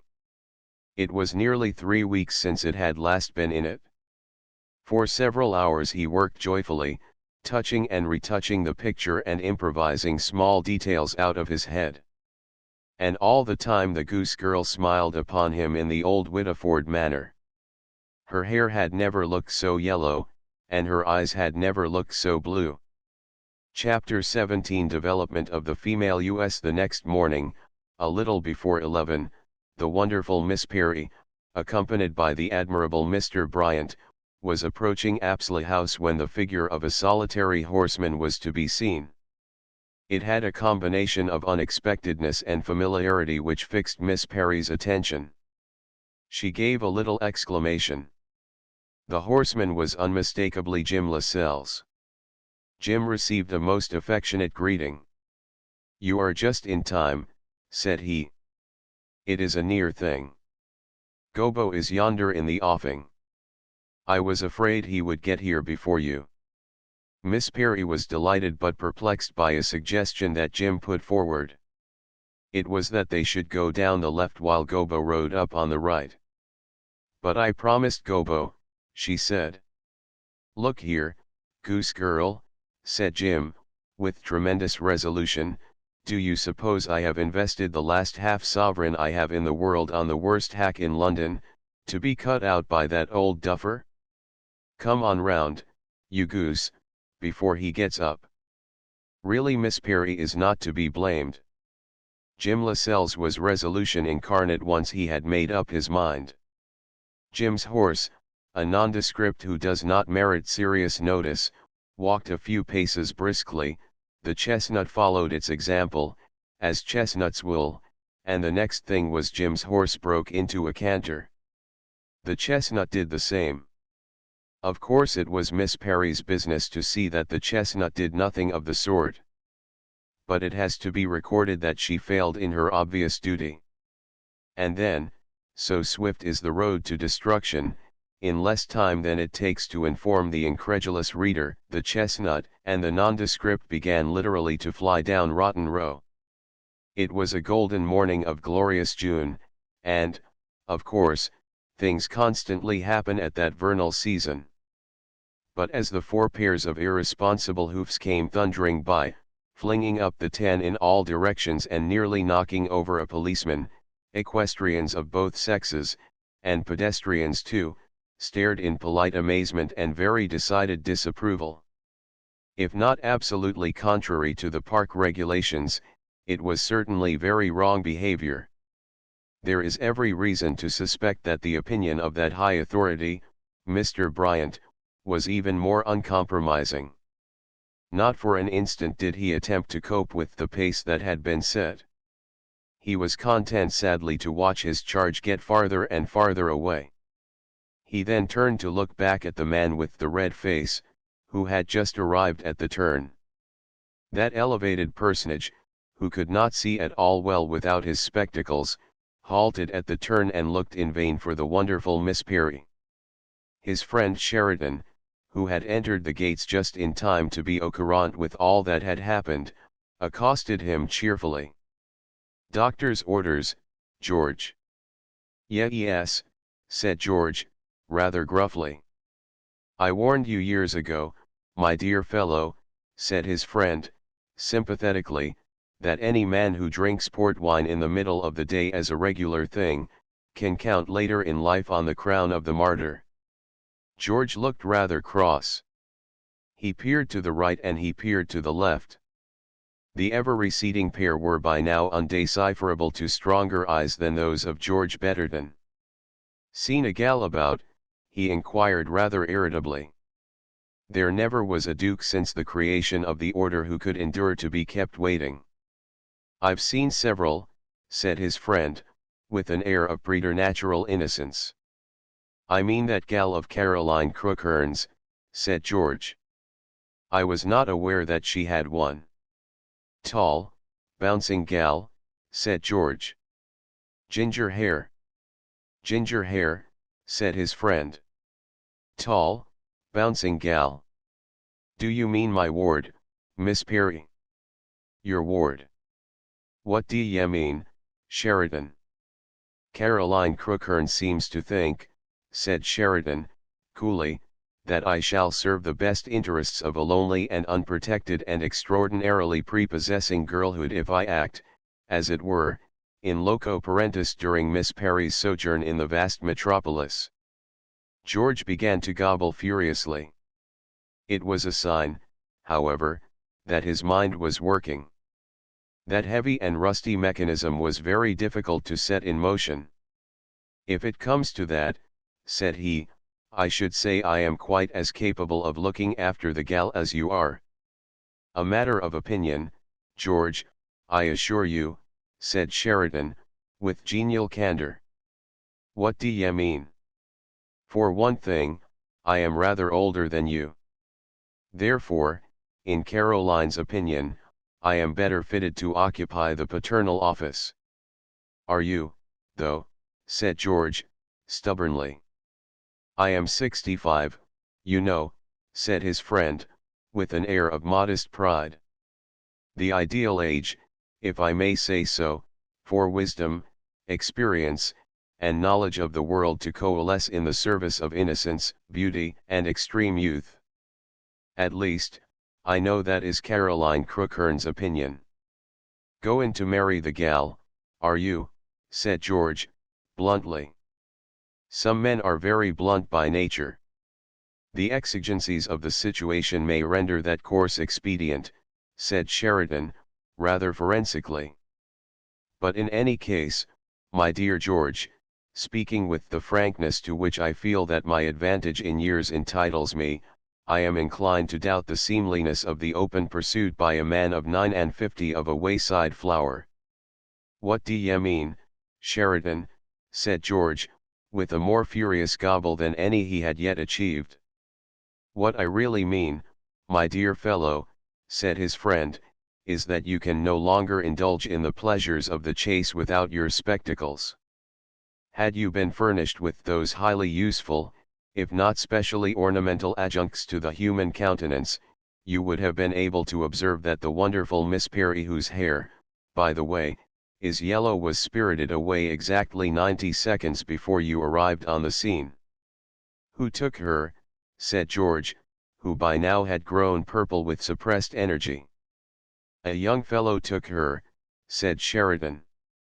A smart, dashing, well set up young fellow took her, my dear George. He simply came up, tossed her the handkerchief, and away they set off hell for leather. By now they are at the Albert Memorial. No sooner was this information conveyed to him than George Betterton did a vain and foolish thing. Without bestowing another word upon Sheridan, he set off in pursuit. It was supremely ridiculous that he should have behaved in any such fashion. But it is surprising how soon the most stalwart among us loses his poise, how soon the most careful performer topples off the tightrope of perfect discretion and sanity. The spectacle of George pursuing the runaways with a haste that was almost as unseemly as their own was certainly romantic.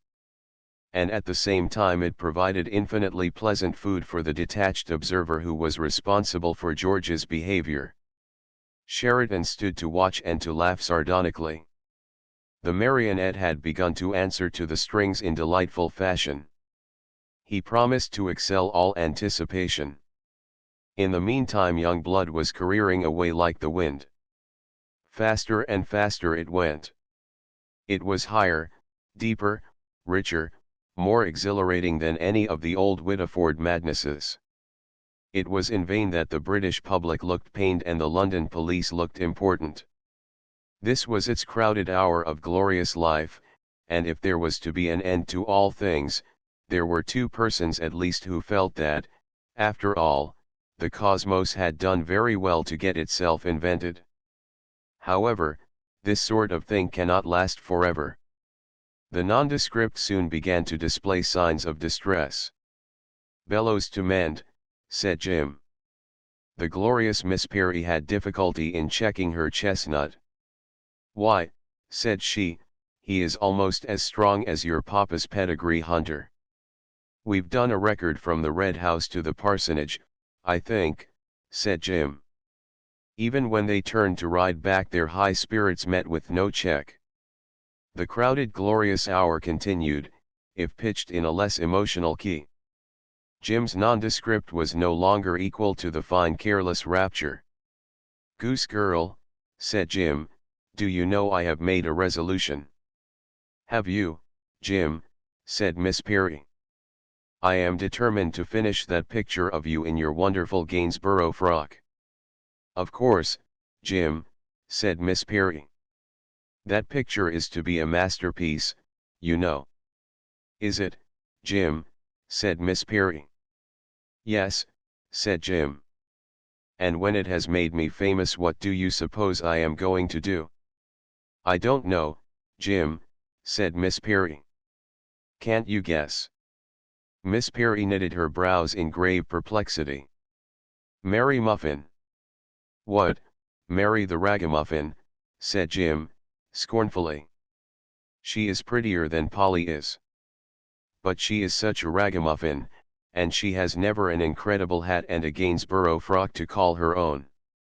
"She has her mauve, Jim," said Miss Perry. "No," said Jim, decisively, "in spite of her mauve I decline to marry the ragamuffin." Miss Perry looked vastly disappointed. "Milly is too young," said she. Jim pressed the nondescript. The ice was getting desperately thin. And every moment the light of the morning was making it thinner.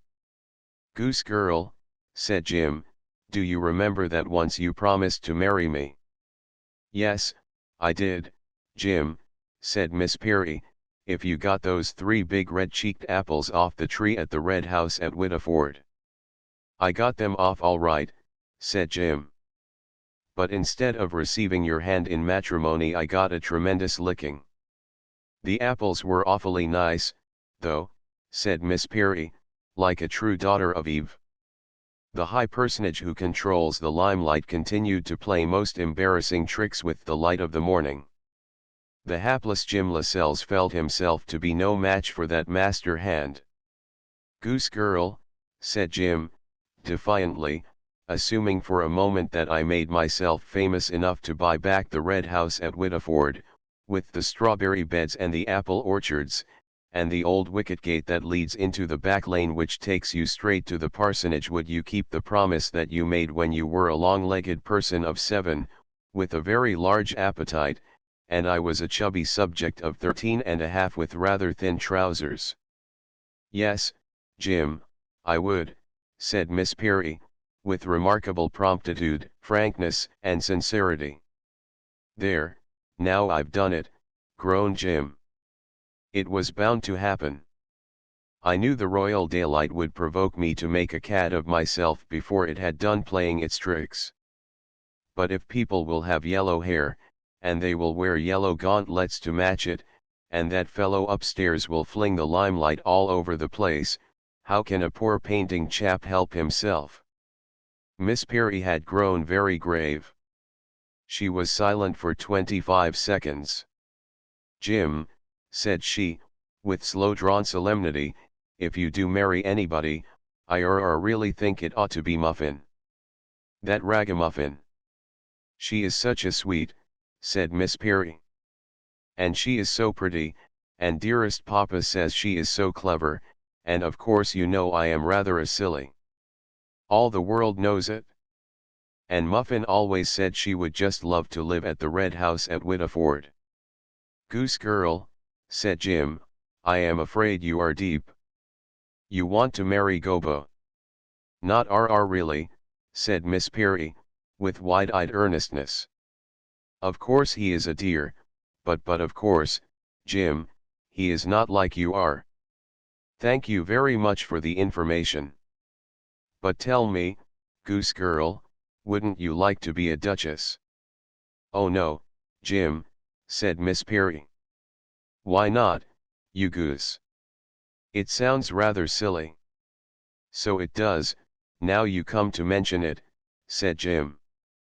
But think of all the wonderful frocks and jewels you would have, and the wonderful houses, and the wonderful horses, and the wonderful ices of every conceivable color and every possible flavor.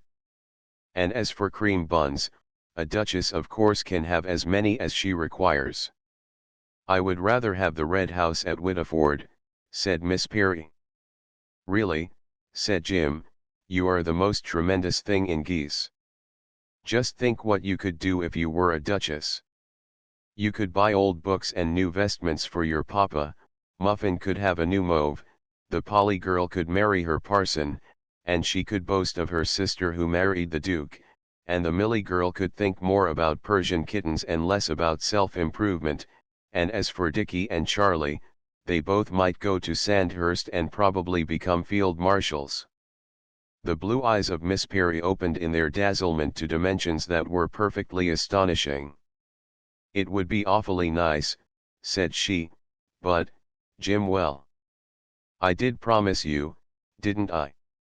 You would never have got those 3 red-cheeked apples if you hadn't, said Jim. As they neared the turn at Hyde Park Corner they began unconsciously to assume airs of decorum. The accusing figure of Mr. Bryant awaited them. Lord Sheridan too was only a little way off. He stood by the railings looking the picture of outraged delicacy. When the runaways came up to greet him he held up both hands before his face with the gesture of dismay of a very nice old lady.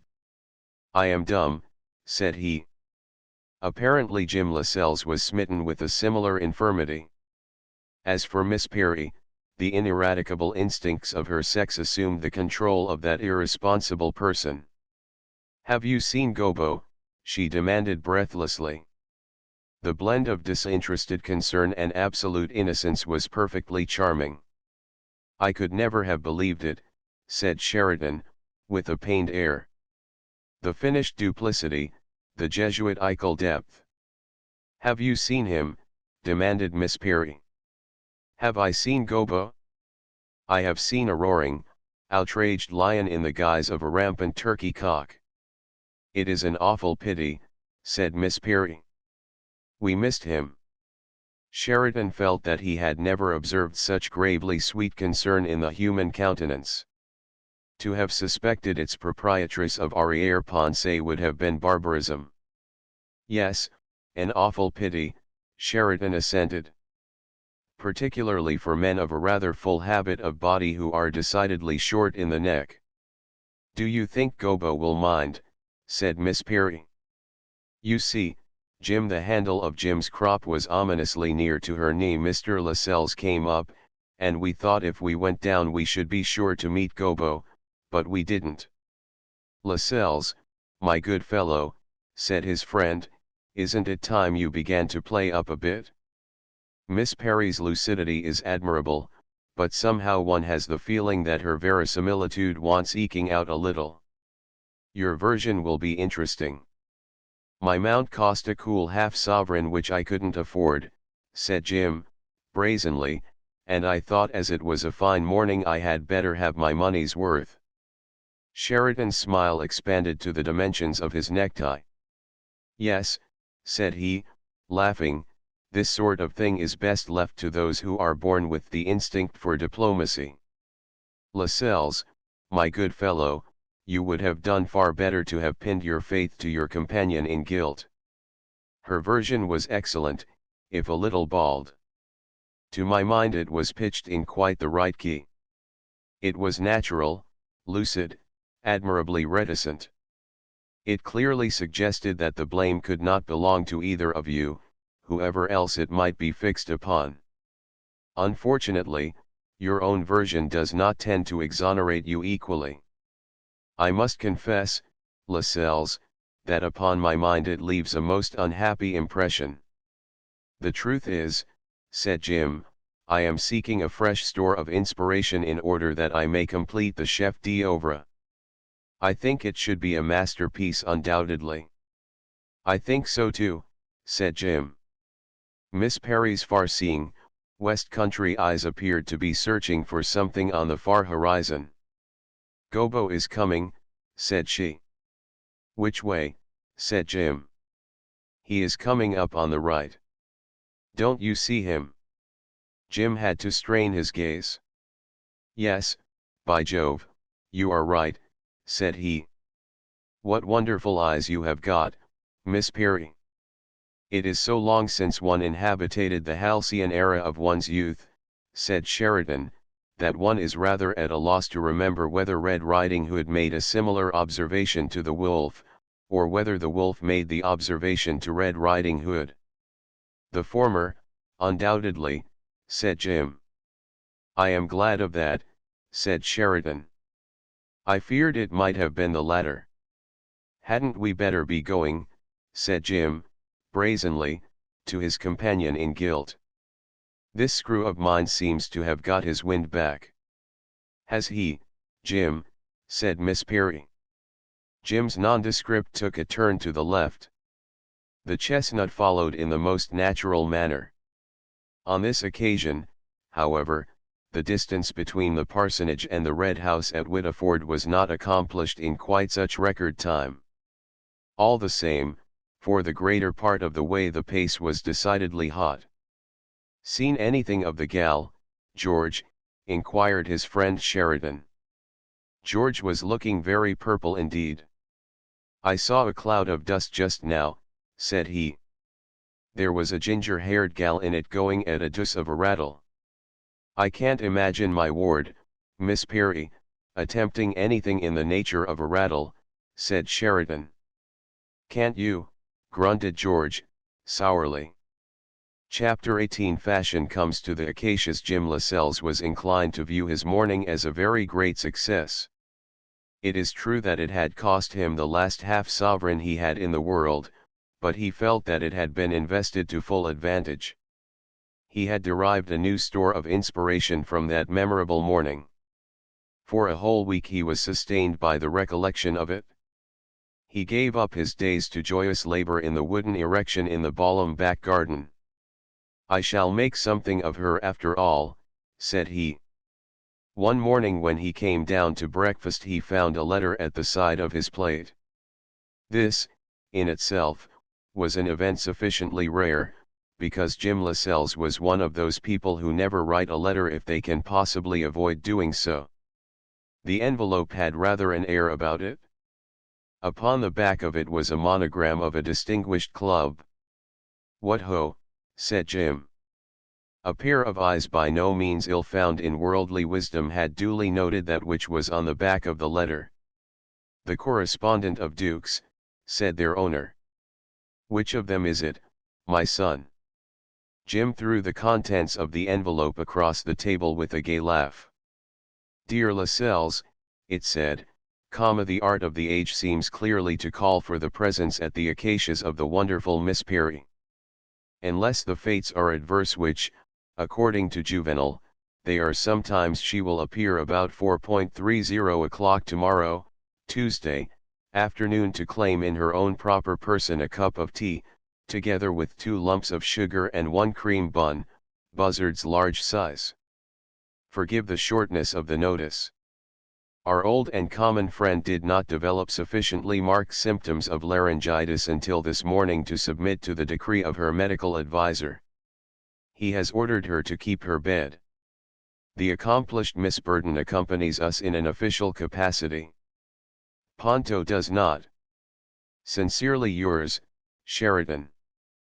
P.S. Strawberries and cream are known to be very delectable.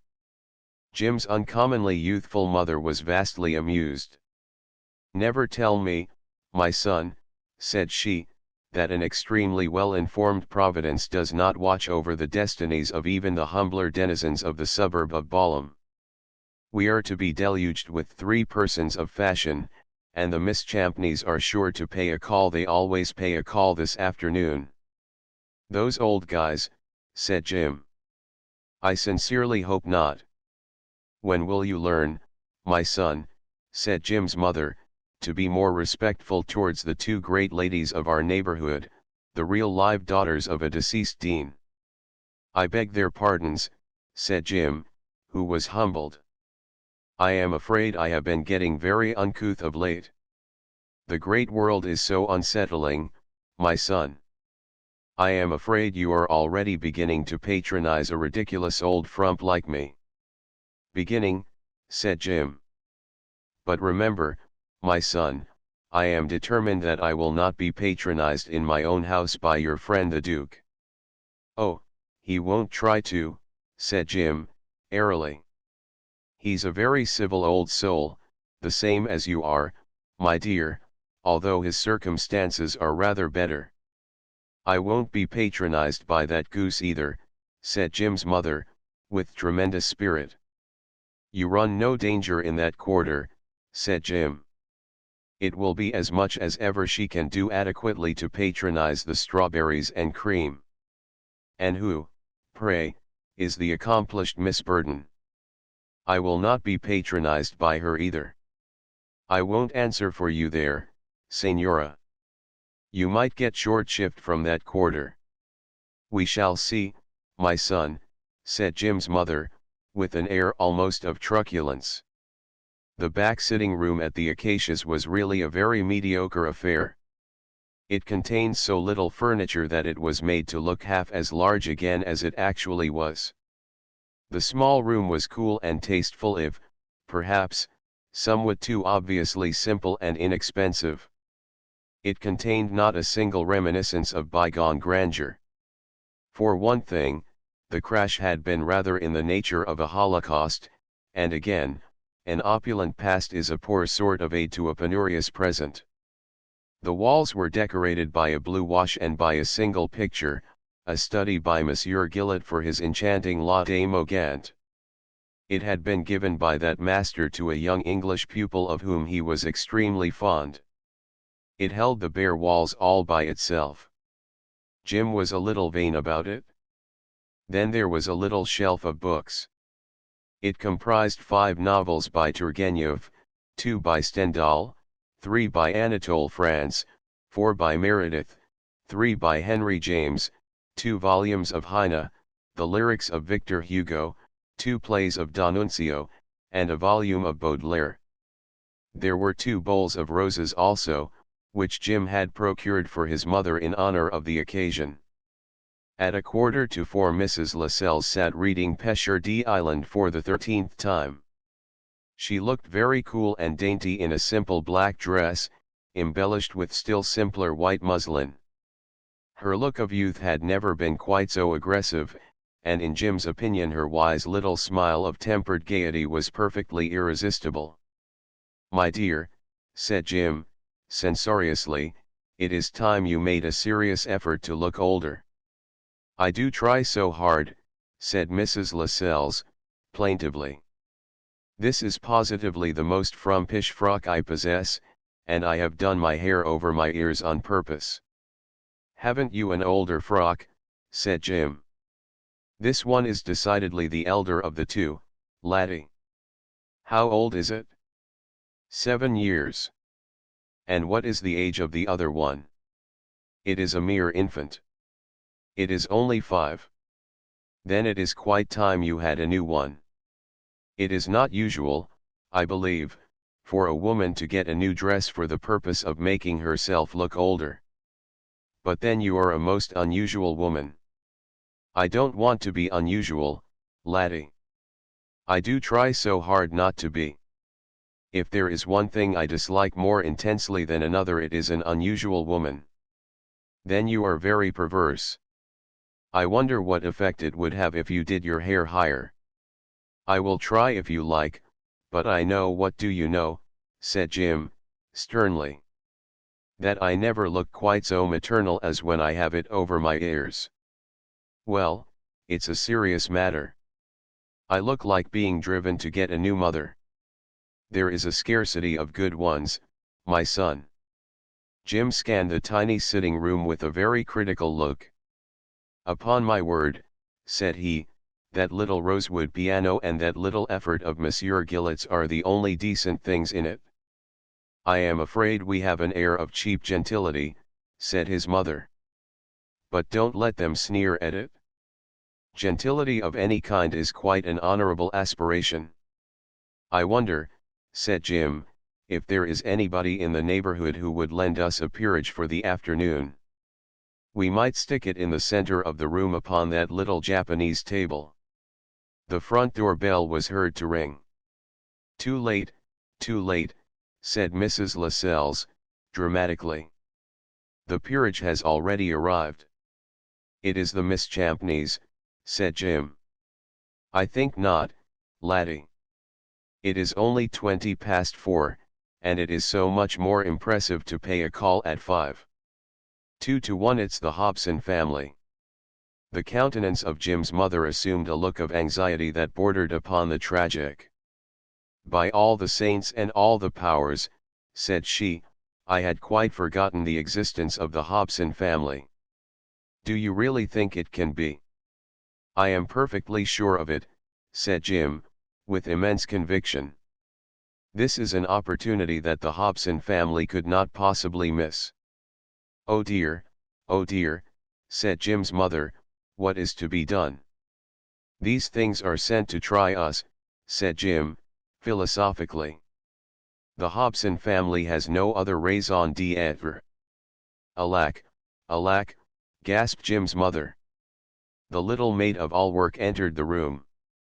With her prim freckled countenance and her hair, which like herself was quite unnecessarily pretty, done over a roll, she conveyed somewhat the impression of a small cat who has the furtive air of a confirmed cream stealer. Also she had the air of one who takes an immense interest in everything. Miss Burton, announced the little maid of all work, as though it gave her great pleasure to do so. Miss Perry. The Earl of Sheridan. Mrs. Lascelles laid Pêcheur d'Island upon the varnished boards. She rose to greet Miss Perry with an exclamation. In the circumstances it was most natural, for Miss Perry was looking neither more nor less than a goddess. Jim's mother took a hand of Miss Perry in each of her own. You are too wonderful, said she. You take away one's breath. I always predicted that you would grow up a beautiful girl, but, really, who could have expected this? Miss Perry said nothing at first. She merely proceeded to hug Jim's mother in the traditional Whittiford manner. Mrs. Lascelles appeared to undergo some little personal inconvenience in the process. You wonderful being, she gasped. Jim presented Miss Burton to his mother with a formal and becoming gravity. There was always a veiled tenderness about the eyes of Miss Burton which to some people rendered her oddly attractive. Her air of shyness was also thought by some to be a merit. So sweet of you to come, said Jim's mother. She had already performed the feminine operation of falling in love with Miss Burton at first sight. I should also like, my dear, said Jim, with excellent gravity, to make you and Lord Sheridan acquainted with one another. You can't think how kind he has been to me. Jim's mother gazed demurely into the complacent and amused countenance of that peer. I think I ought to be able to guess, said she. Capital, that peer was heard to murmur with extraordinary irrelevance. I beg your pardon, said Jim. Not at all, my dear fellow, said Sheridan, in his most graciously musical manner, not at all. I made no observation. But I should like to be allowed to make one. What remarkable sunshine for London.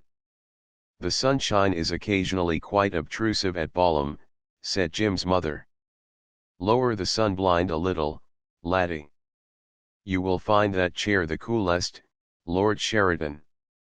It was really not necessary for Mrs. Lascelles to offer the coolest chair to Lord Sheridan. For, if the truth must be told, he looked cool enough already. It was perhaps his most assiduously cultivated and most carefully cherished characteristic. However, he took the chair Jim's mother had indicated. He took it almost as if he were conferring homage upon it. Having chosen a likely spot upon the varnished boards upon which to set his silk hat, he proceeded to place it there with immense precision. He then crossed his lavender trousers very urbanely, displaying in the process an extremely neat and spotless pair of white gaiters. He then placed his black-rimmed eyeglass in the left or more fashionable eye, and surveyed his surroundings with a leisurely benevolence that was really most engaging. By the time Sheridan appeared to be pleasantly settled, and by the time Mrs. Lascelles had fully recovered from the effects of Miss Perry's third hug, she said, "Ring, laddie." Jim obeyed. He had assumed already an air of almost unwarrantable humor. The little maid of all work entered. "Tea, please, Miranda," said her mistress. Miranda embellished the command of her mistress with a totally unnecessary half-courtesy which she was apt to produce upon state occasions. It was a remarkably effective little affair, although its true place was undoubtedly a comic opera. "Capital," murmured Sheridan. And then, as a pause in the conversation seemed to give his remark a significance to which it laid no claim, he added sententiously, "Weather." "Yes," said Jim, "capital weather." Miss Burden addressed a remark to Jim's mother. "Do you think the exhibition of the Royal Academy is equal to the last one?" "I think it is better," said Mrs. Lascelles, with an air of conviction, "decidedly better, don't you?" "That is because there is a picture by a young fellow of the name of Lascelles in it," said Jim. "Quite a sufficient reason," said Sheridan. "The brutes have skied me, though," said Jim. "Jealousy, my dear fellow," said Sheridan. "The church, the stage, and the fine arts live in perpetual dread of the rising generation." "That is so true, Lord Sheridan," said Jim's mother. "I am so glad to hear you say that. Of course it is jealousy. Those musty and stereotyped old RAS are dreadfully frightened of young men with new ideas." "Profoundly true, my dear Mrs. Lascelles, profoundly true," said Sheridan, with the deference of a courtier. "My mother expects every one who enters this house," said Jim, aggrievedly, "to declare that I'm a genius." "I do not find it at all hard," said Sheridan, "to obey that condition." "People of taste never do," said Jim's mother, beaming upon my lord. The little maid of all work brought in a tea tray and a basket of comestibles.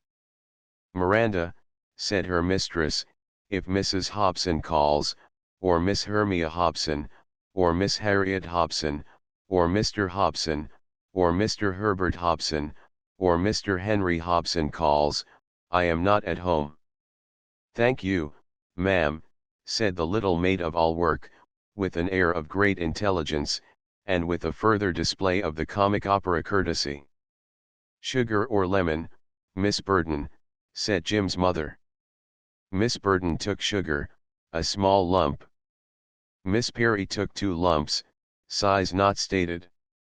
"I wish these cups were more sensible," said Jim's mother, with a reminiscence and an apology. "That cup is absurd, my dear," said Jim.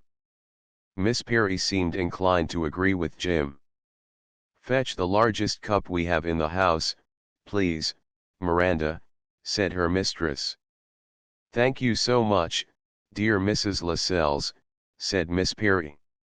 Jim handed bread and butter and strawberries. Miss Burden was content with a small slice of the former. Miss Perry was more eclectic in her patronage. Jim was then guilty of an action which his mother was forced to consider as singularly ill-bred. He took up the plate of cream buns, Buzzard's large size, which had been specially procured, and placed it on the chimney piece in a very ostentatious manner. And at the same time he indulged in a classical quotation to Lord Sheridan, who laughed as though he understood it.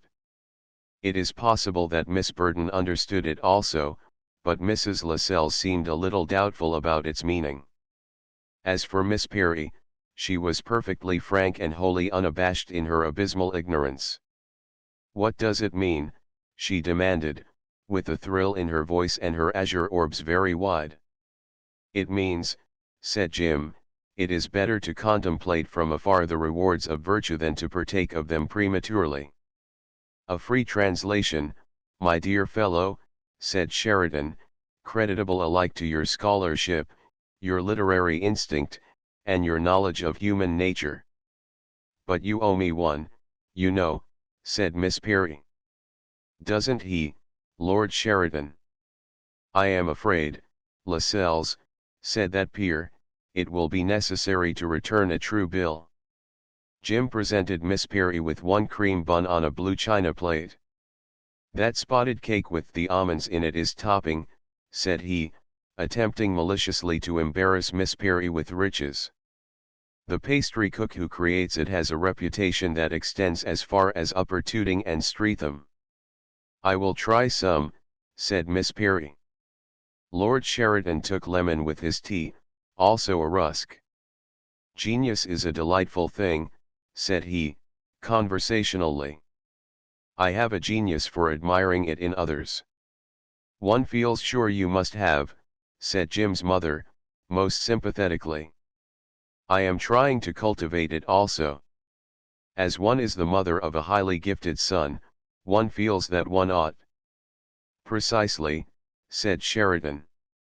"And may one venture to remark that you will not find the undertaking difficult?" "Lord Sheridan," said Jim, in a tone of warning, "weigh your words carefully. My life is in danger of becoming a burden to me." "As for you, Señora," said Jim, sternly, "once more, and with the most marked publicity, I deny with all the vehemence of which I am capable that I am a genius." "What, pray, is the use?" said his mother. "It is futile to deny it. Besides, even if you were not, it is not right to contradict your old mother, especially before company." "So true," murmured the arbiter elegantiarum, nibbling at his rusk.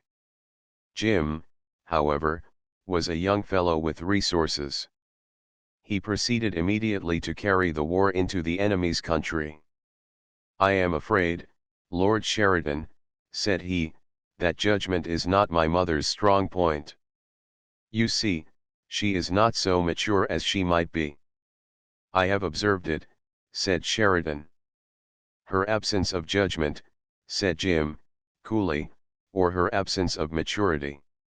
"I have observed her absence of maturity," said Sheridan, with a coolness in no wise behind the coolness of Jim. "In my opinion," said Jim, "she is too young to be the mother of a great hulking fellow like me." "I am inclined to agree with you, Lascelles," said my lord, with his courtier's air. "But in my humble judgment it is a pleasant folly for a mother to err on the side of youth." "It is a form of indiscretion not without its dangers," said Jim. "Yes, my dear Lascelles, you are undoubtedly right there." "This spotted cake with the almonds in it is awfully nice," said Miss Perry. "The confection with the pink icing and the sugar plums is generally admired at Balham," said Jim. "I will try some," said Miss Perry. "Quite a small piece, please.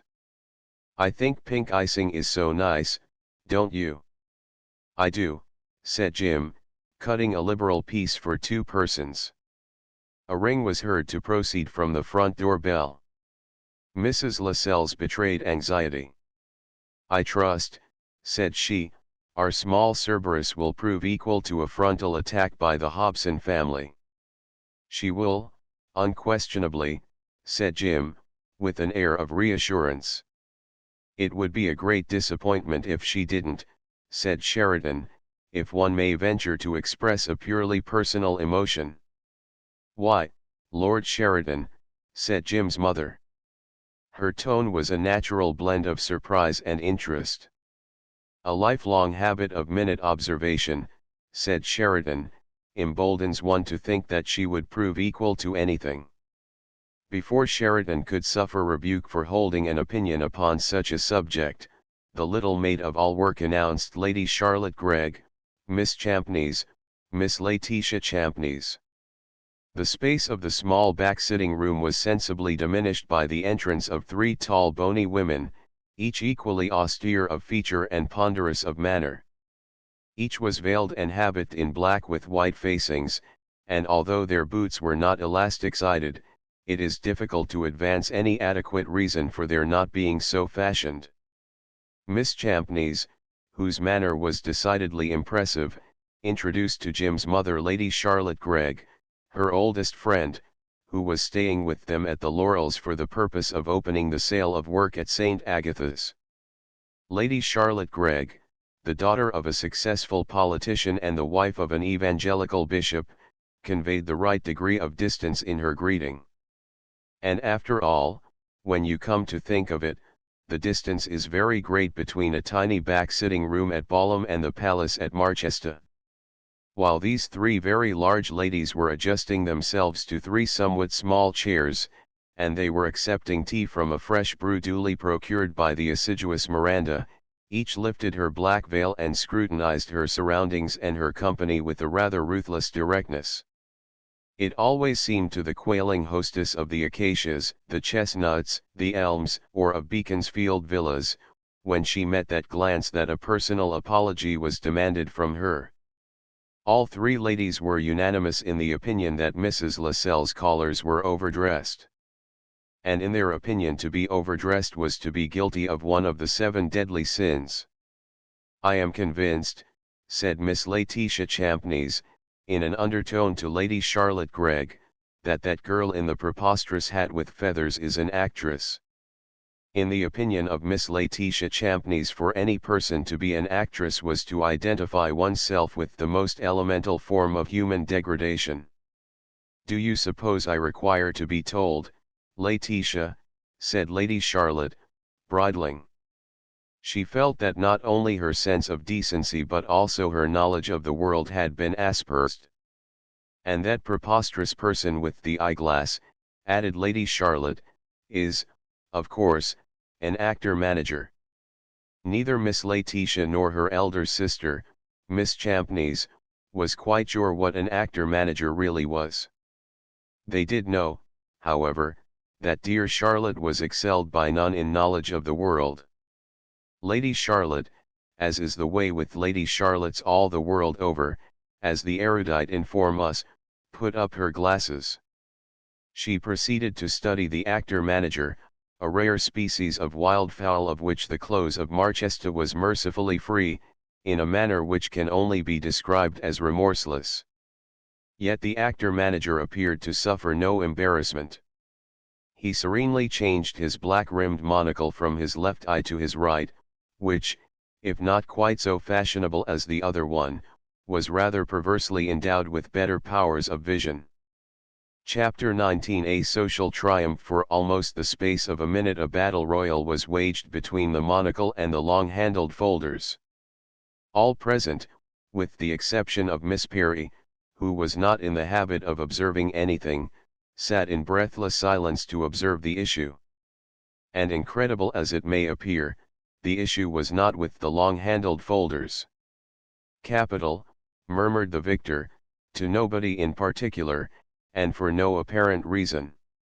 Jim Lascelles was one of those unfortunate and misguided people who have an extraordinary flair for what they call fun.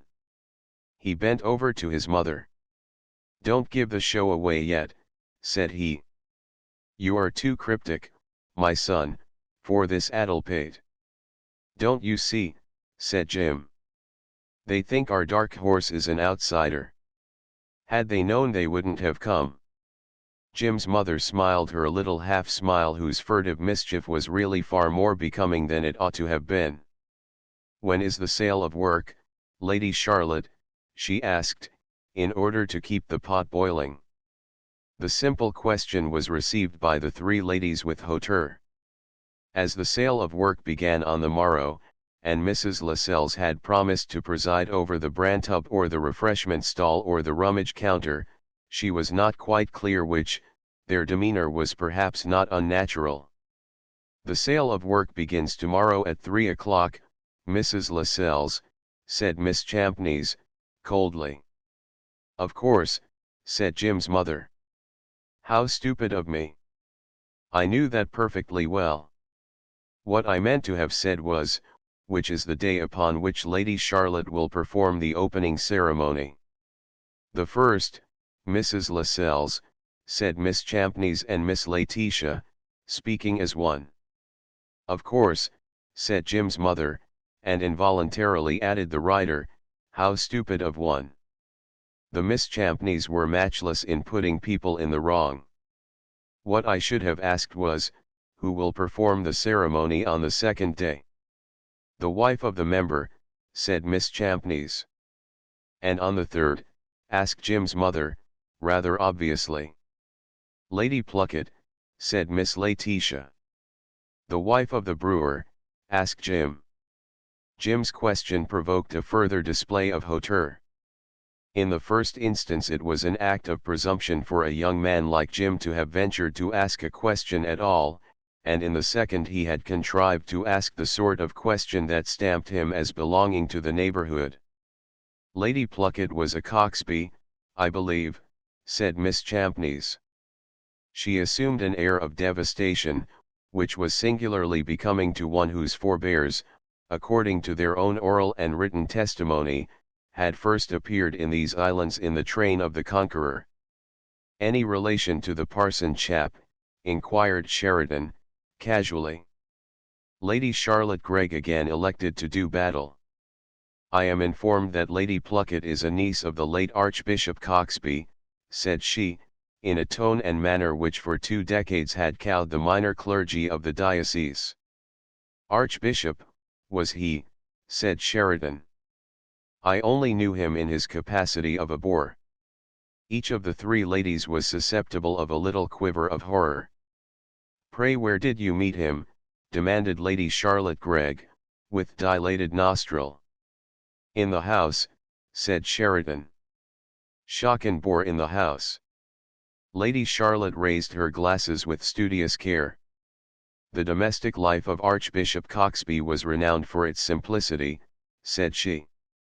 A pause surcharged with suppressed emotion followed, and then the ludicrous drawl of Miss Perry was heard in the land. "I think a sale of work is too sweet," said that featherbrain. "We always have one once a year in the parish room at Slocum Magna." The Miss Champneys and Lady Charlotte Gregg received this announcement with a frosty disdain which, sad to relate, had not the least effect upon Miss Perry. The fine shades of social feeling did not percolate to that obtuse person. "That is very interesting, my dear Miss Goose," said Sheridan, in his most mellifluous manner, "very interesting indeed." "We raised £8 2 and 9 for the organ fund in 1900, at Slocum Magna," drawled Miss Perry. "Where, pray, is Slocum Magna?" inquired Lady Charlotte Gregg. Miss Perry had learned by this time that whenever Slocum Magna was mentioned in the presence of London people the question was inevitable. However, before she could take steps to enlighten Lady Charlotte Gregg, Sheridan favoured her with a paternal finger. "Permit me, my dear Miss Goose," said he, elaborately. "Slocum Magna," he proceeded, with the weighty air of one who is no stranger to the front bench, "is the next village to Whittiford." "And where, pray, is Whittiford?" inquired Lady Charlotte Gregg. "Whittiford," said Sheridan, meditatively, "Whittiford is the place where the Red House is and where they haven't quite got the railway, don't you know?" "But it is only 3 miles away," chimed Miss Perry. The pause which ensued made Jim's mother and the Miss Champneys wonder what was going to happen. All three felt a little uncomfortable. On the contrary, Lady Charlotte Gregg felt it to be a tribute to the overpowering nature of her personality, and was gratified accordingly. Sheridan crossed and recrossed his lavender trousers, and changed the glass from the right eye to the left with the air of a high church clergyman pronouncing the benediction. "Have you been to see the horses at the Hippodrome?" inquired the undefeated Miss Perry of Lady Charlotte Gregg. "I have not," said that lady, with a quiver of an evangelical top knot. "Have you?" inquired Miss Perry of the Miss Champneys. "My sister and I have not," said the elder Miss Champneys, whose top knot, although not quite so evangelical as Lady Charlotte's, yet contrived to quiver just as much. "You ought," said Miss Perry, with irresistible friendliness. "They play bridge and fire off guns and pretend to be dead. I have been 9 times. The Miss Champneys conferred in discreet undertones with Lady Charlotte Gregg. "Too natural to be an actress," said that authority. "Her hair and skin bear inspection. If she were not so painfully overdressed she would be a singularly beautiful girl." "Can you place that curiously artificial person?" asked Miss Laetitia, who had a passion for exact knowledge. "An actor-manager unmistakably," said Infallibility with immense decision. "Is he the father, do you suppose?" inquired the insatiable Miss Laetitia. "Dear me, no, Laetitia. Can you not see that that girl is by way of being a lady?" All unwittingly the hostess proceeded to deal Infallibility a blow. "Lady Charlotte," said she, "may I introduce Lord Sheridan, an old schoolfellow of my husband's?" "Miss Champneys Lord Sheridan." "Miss Laetitia Champneys Lord Sheridan." "May I also introduce Miss Burden and Miss Perry?" "Lady Charlotte Gregg Miss Champneys, Miss Laetitia Champneys." During the bowings and the counter-bowings that ensued, Jim Lascelles seized the opportunity to say to his mother, "You gave the dark horse away too soon, Señora. There might have been fun. If you wish to succeed in life, my son," his mother admonished him, "never treat the peerage flippantly." "I should like to go tomorrow to the sale of work," said Miss Perry. "You shall, my dear Miss Goose," said Sheridan, "because I feel sure that your papa would like you to, provided that we have Lady Charlotte's assurance that there will be no harangue from Parson Coxby's daughter." "Lady Pluckett does not appear until Friday," said Lady Charlotte, by no means ungraciously, "and I only intend to say a few words myself." The Miss Champneys were not overawed by Lord Sheridan because they were gentlewomen born, but neither they nor the wife of the Bishop of Marchester had quite so much condescension as when they entered the little ballroom sitting room. It is trivial to dwell on these things. Self-respecting people really don't notice them, at least, they make it a point of honor to appear not to do so. But there are cynics in the world who like to lay stress upon them. Not the wife of the Bishop of Marchester alone, but the Miss Champneys also began to thaw perceptibly. And presently, for the first occasion during their intercourse, Miss Laetitia went the length of addressing Jim's mother as "dear Mrs. Lascelles." It was a really great afternoon for Jim's mother. The Miss Champneys had never exhibited themselves in such an agreeable light. Lady Charlotte Gregg also softened the first impression she had created, and contrived to be quite agreeable too.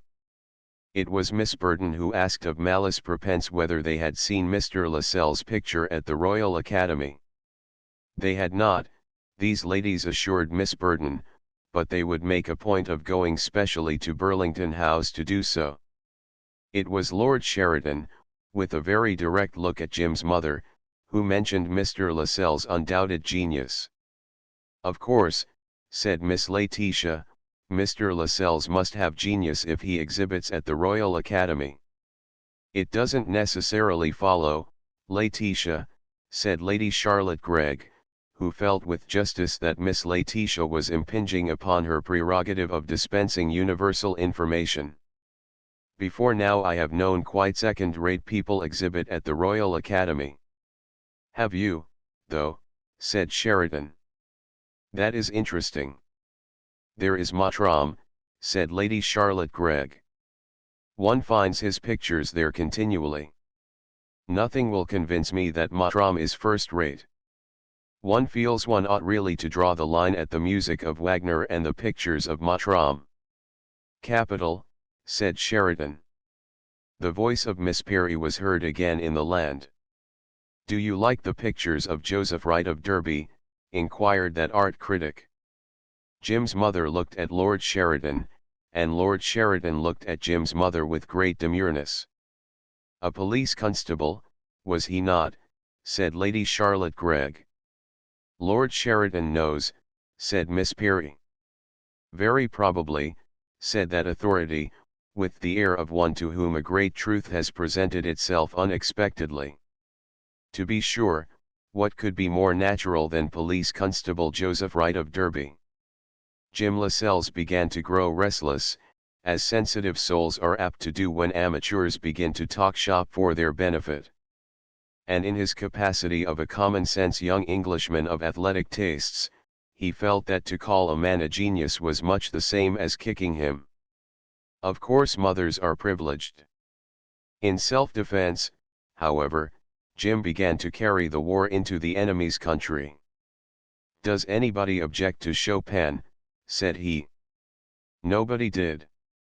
Then you must play your little piece, my dear, said Jim, with a cool air of triumph. Jim's mother protested, of course, and of course her 6 callers were unanimous in their insistence. Jim opened the little rosewood piano, and arranged the music stool with a dual sense of satisfaction. Not only had he turned the tables effectually, but also he was genuinely proud of his mother's playing. Jim had reason to be proud of it. Truth to tell, she played a waltz about as well as it could be played by an amateur on a cottage piano in a small back sitting room. The ladies, with the exception of Miss Perry, rewarded her with a murmur of thanks. Miss Perry was not content with anything less than vigorous applause. Sheridan, on the contrary, was strangely silent. She talks about me, said Jim, triumphantly, so I shall now talk about her. Patchman is the only person in Europe who knows more about Chopin than she does. I know something about Chopin too, said Sheridan. As he spoke all his artifice seemed to fall away from him in the oddest manner. It struck Jim all at once that his face was old and worn and tired. You will hardly believe, said Sheridan, in an altered voice, where I first heard that. It was at a little house in the Rue Saint-Antoine. George Sand was living in it at that time, and Chopin brought it there and played it to us the evening he composed it. They were all there, de Musset, Flaubert, Edmond de Goncourt, and that weird fellow Théophile Gautier, said Jim's mother. Yes, Gautier. Those were great days. Sheridan slowly uncrossed his lavender trousers, and rose with a little sigh. He closed the lid of the rosewood piano reverently. He was such a gentle fellow, he said quaintly. Such a gentle fellow. The eyes of Jim's mother looked strangely bright.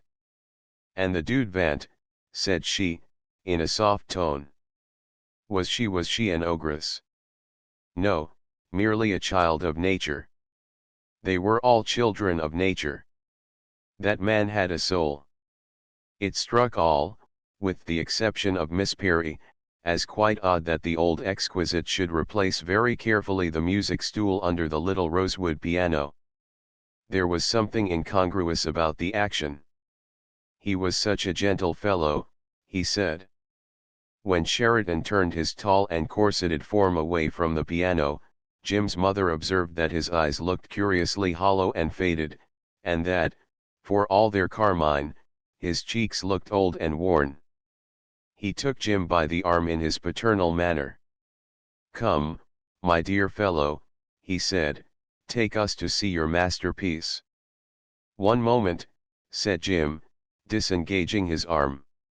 He walked to the chimney-piece, and solemnly took up the plate of cream buns. With these in his hand he led the way through the open French window to the wooden erection in the garden. Sheridan brought up the rear of the procession, shepherding the 6 ladies with his usual air of excessive gallantry. The painting room contained merely a rug for the floor, a large and comfortable sofa with cushions, and at the far end, in a sumptuous light, the single canvas 3 parts complete. A dozen studies of the great subject and minor works had been tidied away. The Miss Champneys gave vent to their admiration. "But surely," said Lady Charlotte Gregg, making great play with her glasses, "but surely this is a very fine picture."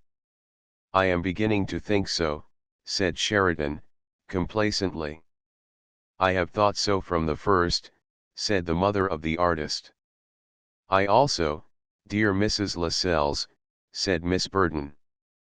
"I wish I could have worn my fancy frock," said Miss Perry, without any suggestion of vanity.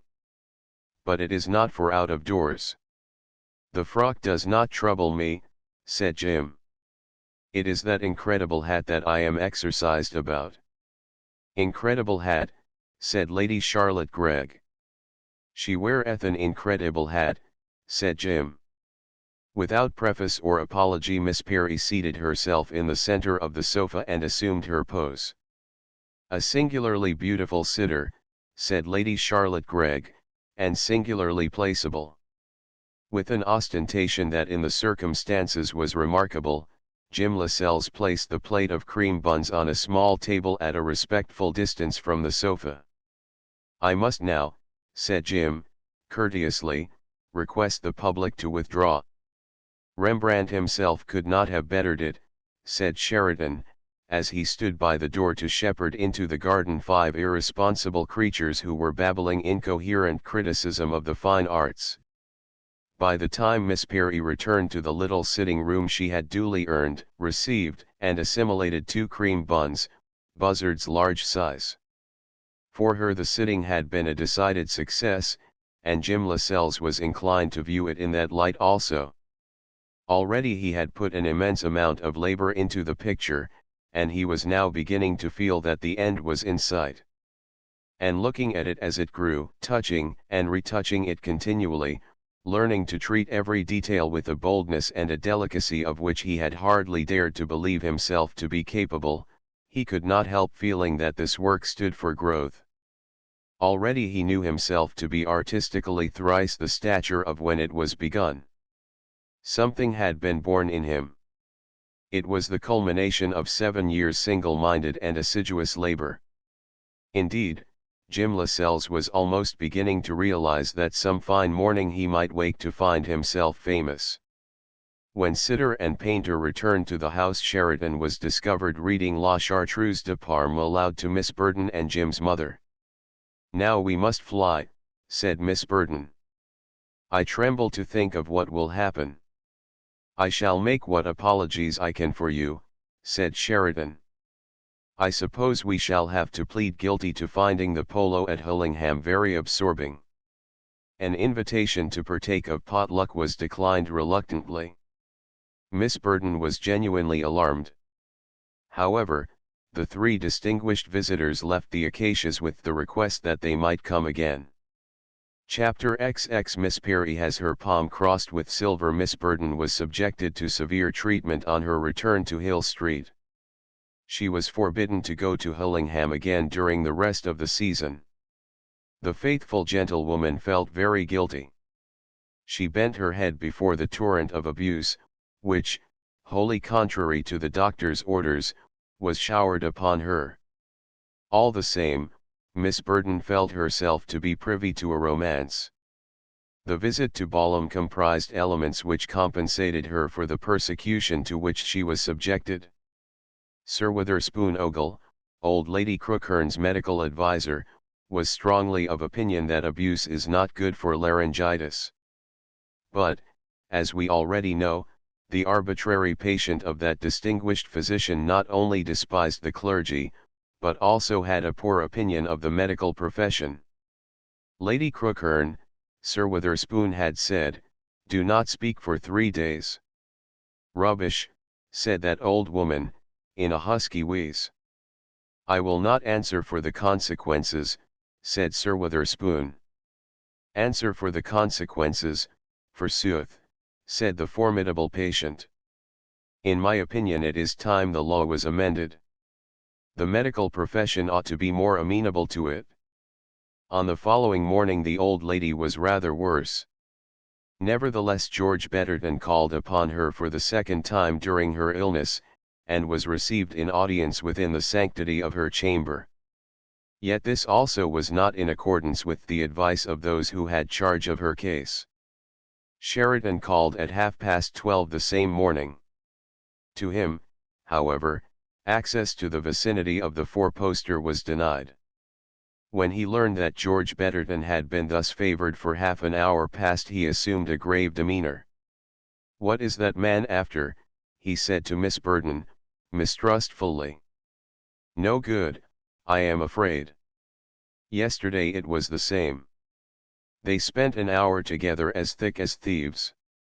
And yet Caroline is unable to see her oldest friend, a disinterested adviser and sincere well-wisher." Miss Burton could throw no light upon the mystery. "How is she this morning?" Sheridan inquired.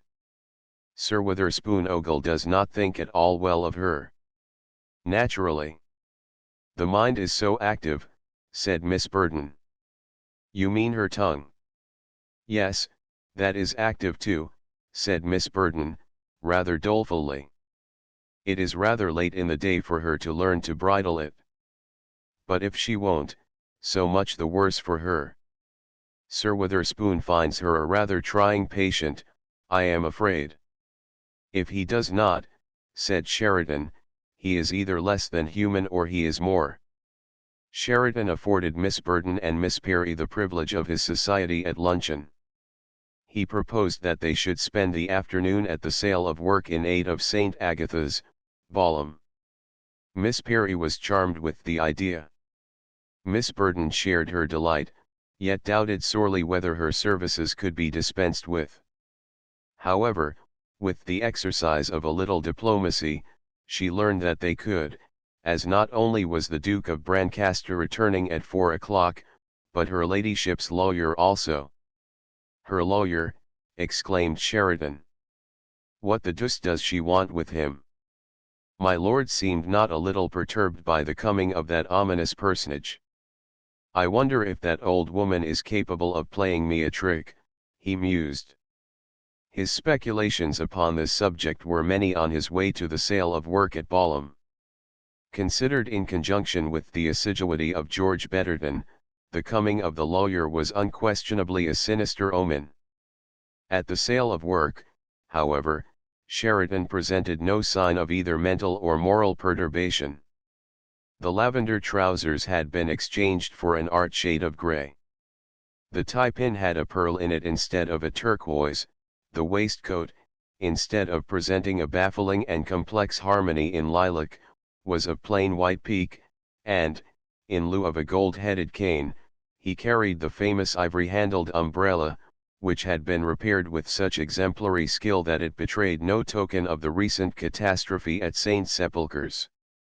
All that was best in the life of Balham and its environs was gathered at the sale of work in aid of St. Agatha's. First and foremost was the rector, the Reverend John Overdene Cummings, a man whom all the world delighted to honour, not for his calling only, but also for himself. His weaknesses were so few that they really do not call for mention. And among his numerous merits, perhaps that which endeared him most to all that was best in the life of Balham, was his almost exaggerated esteem for what he called the right people. It was known by the well-informed that in the first instance it was due entirely to the Reverend John Overdene Cummings that the Miss Champneys had prevailed upon their friend Lady Charlotte Gregg, to perform the opening ceremony. Lady Charlotte Gregg had just had great pleasure in declaring the sale of work open, when something in the nature of a sensation was caused by the arrival of the wonderful Miss Perry and her attendant ministers. The assembly rooms had been transformed into a Sicilian village. They were thronged with the youth, beauty, and fashion of the district, and also with the gay and brilliant costumes of the peasantry of the sunny south. But there was nothing in that brilliant gathering to compare with the blue-eyed and yellow-haired young Amazon, hat and gowned à la Gainsborough. Miss Burton felt there was not, and she, in her modest gown with lilac trimming, was not without her merit, for she too was tall, distinguished of feature, and her figure was excellent. As for Sheridan, with his glass stuck with a rather humorous insolence in his left eye, he knew there was nothing, not in Balham only, but in the whole of London, that season to compare with Caroline Crookhorn's niece. He was a proud man, and he looked it as, with pardonable ostentation, he cleared a passage for his escort down the precise center of the throng. Jim's mother was thrilled by the apparition of the wonderful Miss Perry. She was there to preside over the refreshment stall. It was small blame to Jim that he had given up his days and nights to dreams of such magnificence. And Jim himself, who had accompanied his mother to the sale of work, more, it is to be feared, in the hope of seeing the incredible hat in public, than for any deep interest in the welfare of St. Agatha's, was possessed by a strange excitement as he gazed. "What an air the creature has," his mother whispered to him. "I never saw anything so regal. She moves like a queen among her subjects. And yet the goose, under her feathers, hasn't the ghost of an idea about anything in earth or heaven or in Slocum Magna. You forget Joseph Wright of Derby, my dear." "The ridiculous creature," laughed Jim's mother. In the meantime the progress down the center of the Sicilian village was almost royal. The throng yielded on all sides. A wave of respect, amounting almost to awe, seemed to arise and pervade everything. Indeed, royalty was mentioned. For example, the rector, with his quick eye and his sure instinct, was aroused immediately. "Dear me," he said to Miss Laetitia Champneys in exultant tones, "I really believe it must be the Grand Duchess Olga Romanoff." It appeared that, according to well-informed journals, a tall and splendid person answering to that name and description was then in London, who was engaged continuously in charitable endeavours. "Oh no, Mr. Rector," said Miss Laetitia, promptly, "they are friends of ours." A kind of dais had been erected at the end of the Sicilian village for the accommodation of the friends of the rector and other grandees. The distinguished visitors, although they had never seen the rector before and had no locus standi whatever as far as St. Agatha's was concerned, took a bee-line to the dais, under the direction of Lord Sheridan. But the fact is well known that a peer of the realm feels it his duty to make straight for a platform whenever and wherever he sees one. The Miss Champneys, whose manner in public was even more impressive than it was in private, shook hands with Lord Sheridan in most stately fashion. Lady Charlotte's greeting was thought by close observers to be perhaps less elaborate in style, but that she shook hands at a more fashionable angle. "Introduce me," said the rector to Miss Laetitia. Sheridan prided himself upon being all things to all men. His manner with the church was agreeably distinct from what it was with art or letters, or law, or the army, or sport, or politics. "Congratulate you, Mr. Rector, on the success of your bazaar," he said sonorously. "Admirable hall for the purpose. To my mind nothing is more picturesque than a Sicilian village. The costumes are so rich." The rector of St. Agatha's, one of those solemn men who don't smile easily, was seen to beam in a gratified manner. Miss Perry enjoyed herself immensely. The first thing she did was to greet Jim's mother with effusion, and also Jim.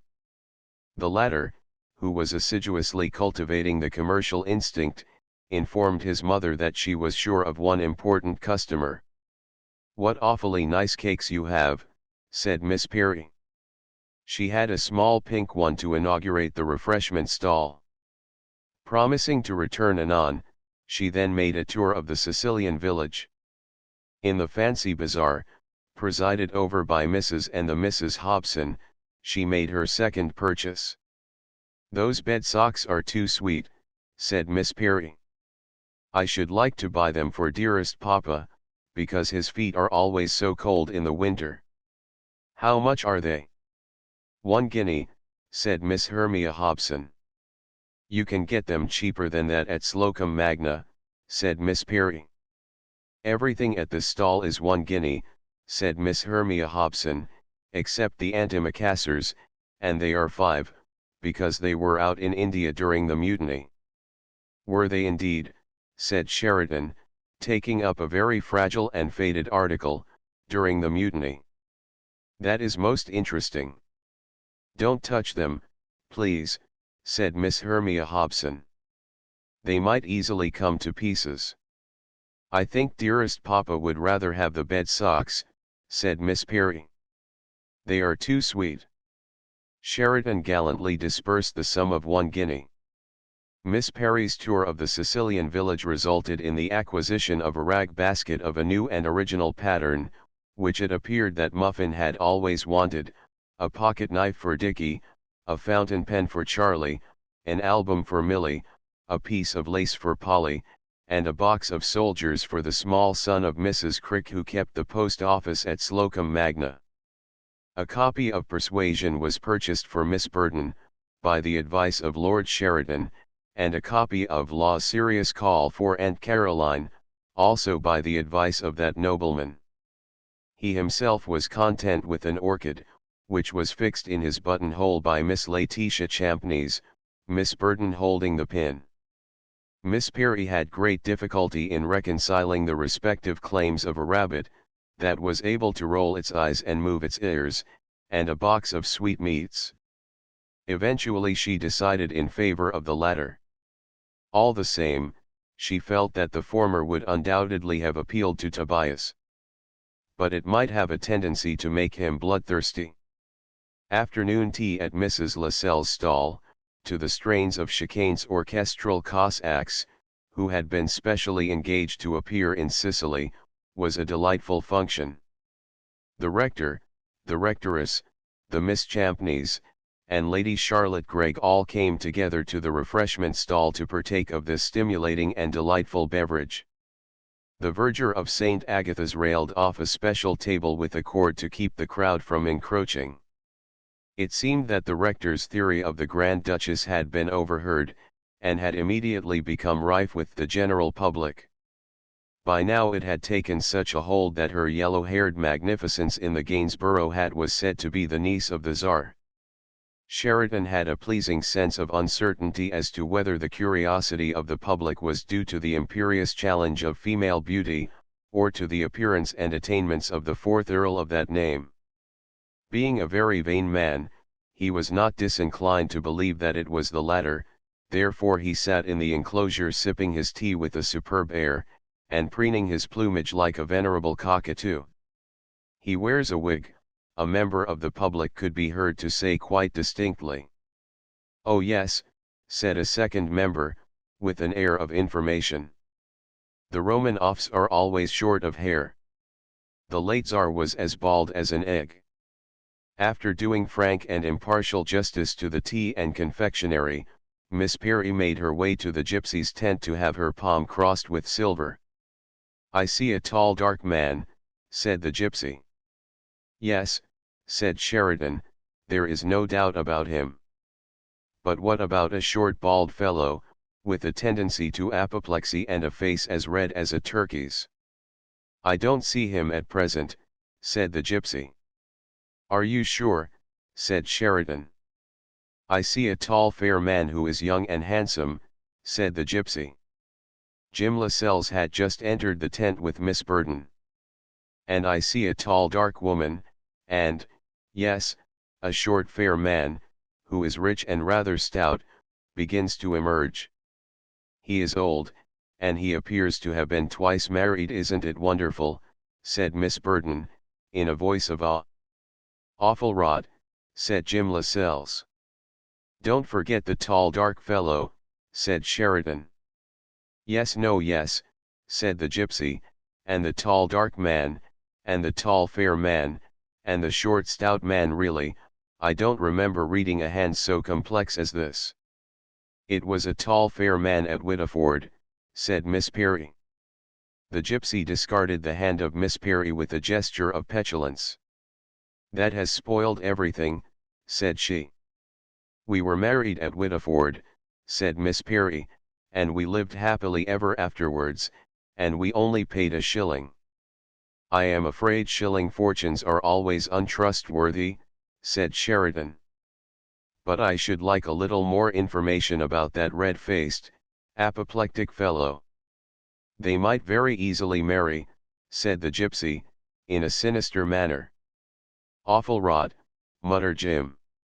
Sheridan appeared to think that the gypsy was confusing the short fellow with the tall dark one. The hand of Miss Burton was found to be less complex. In her future there was only one man, and he was tall and dark. I think it is wonderful, said Miss Burton, with a charming vibration in her voice.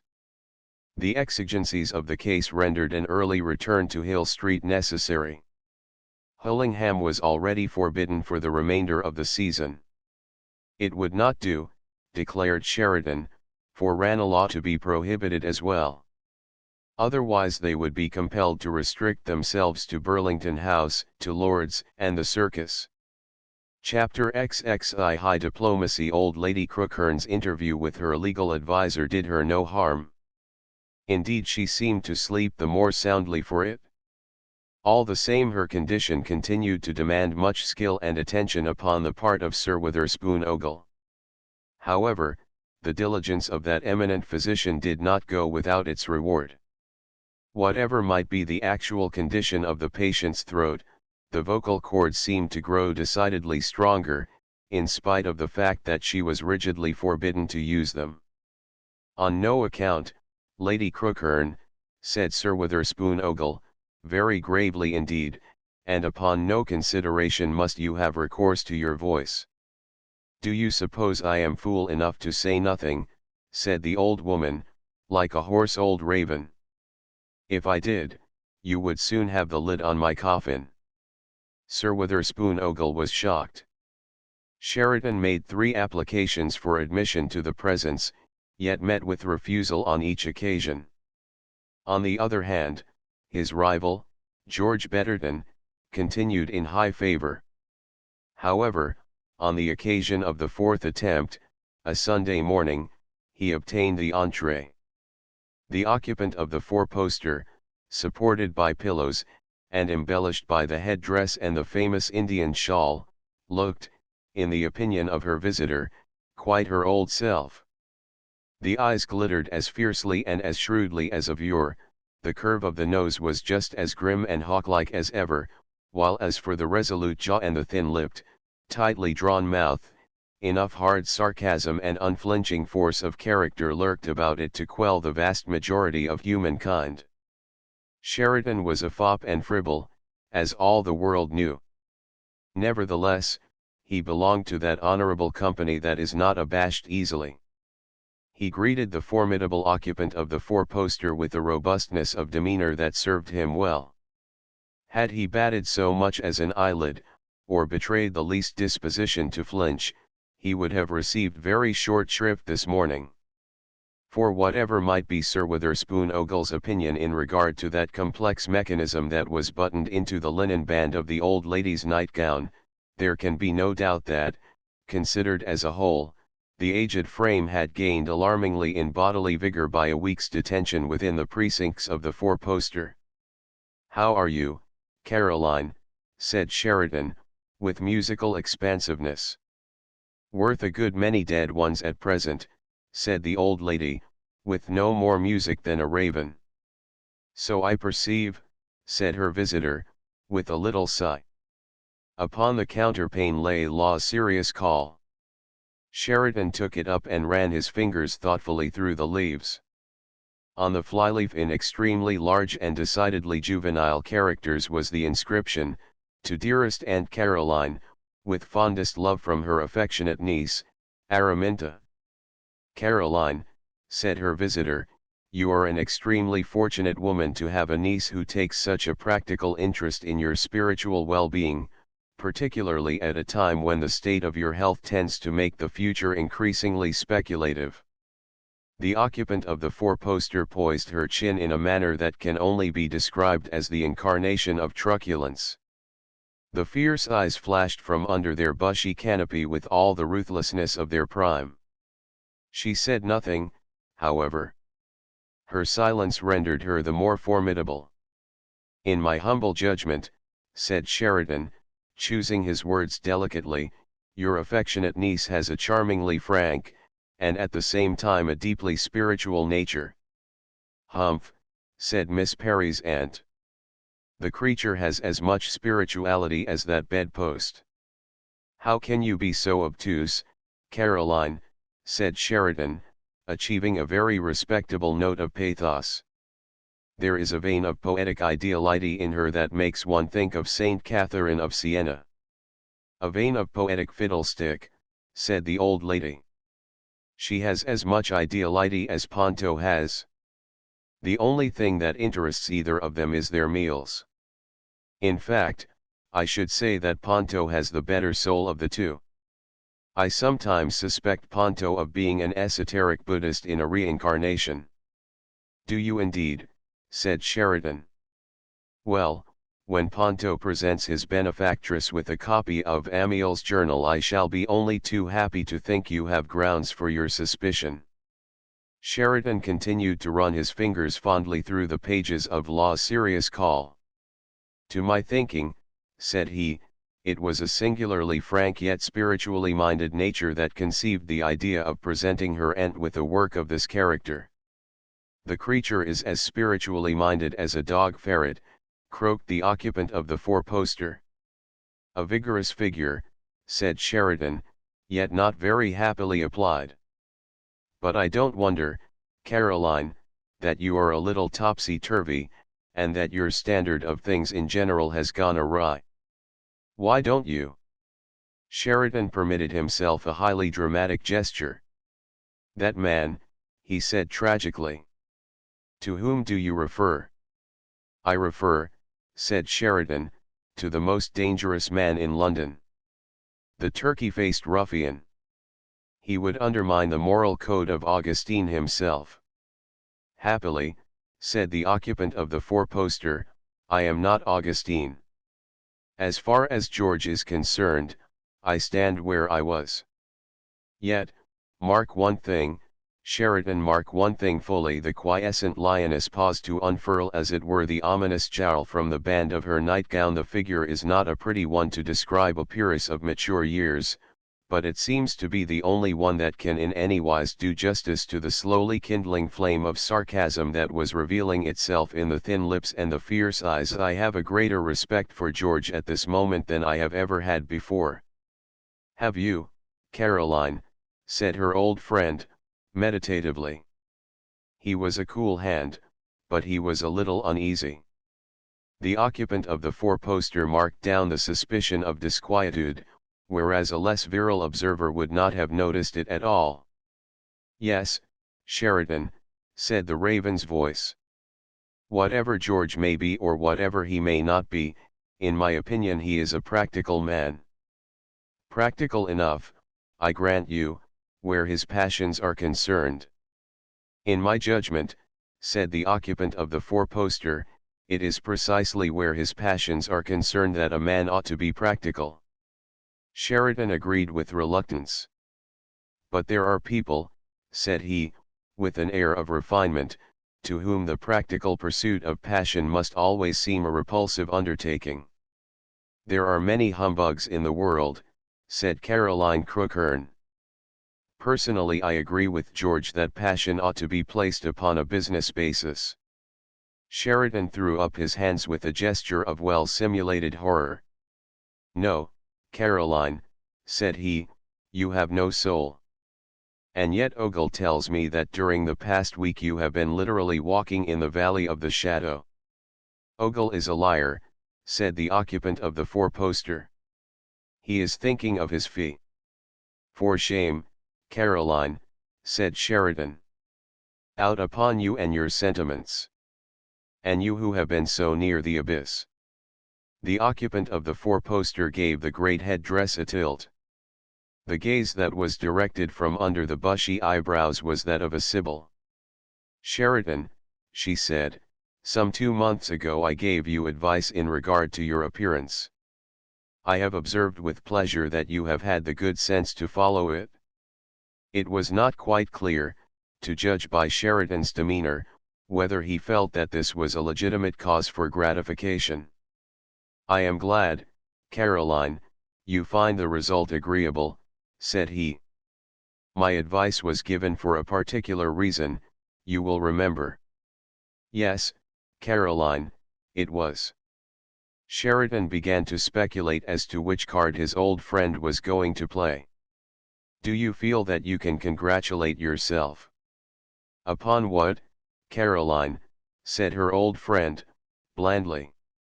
You don't need to be told, said Caroline, magisterially.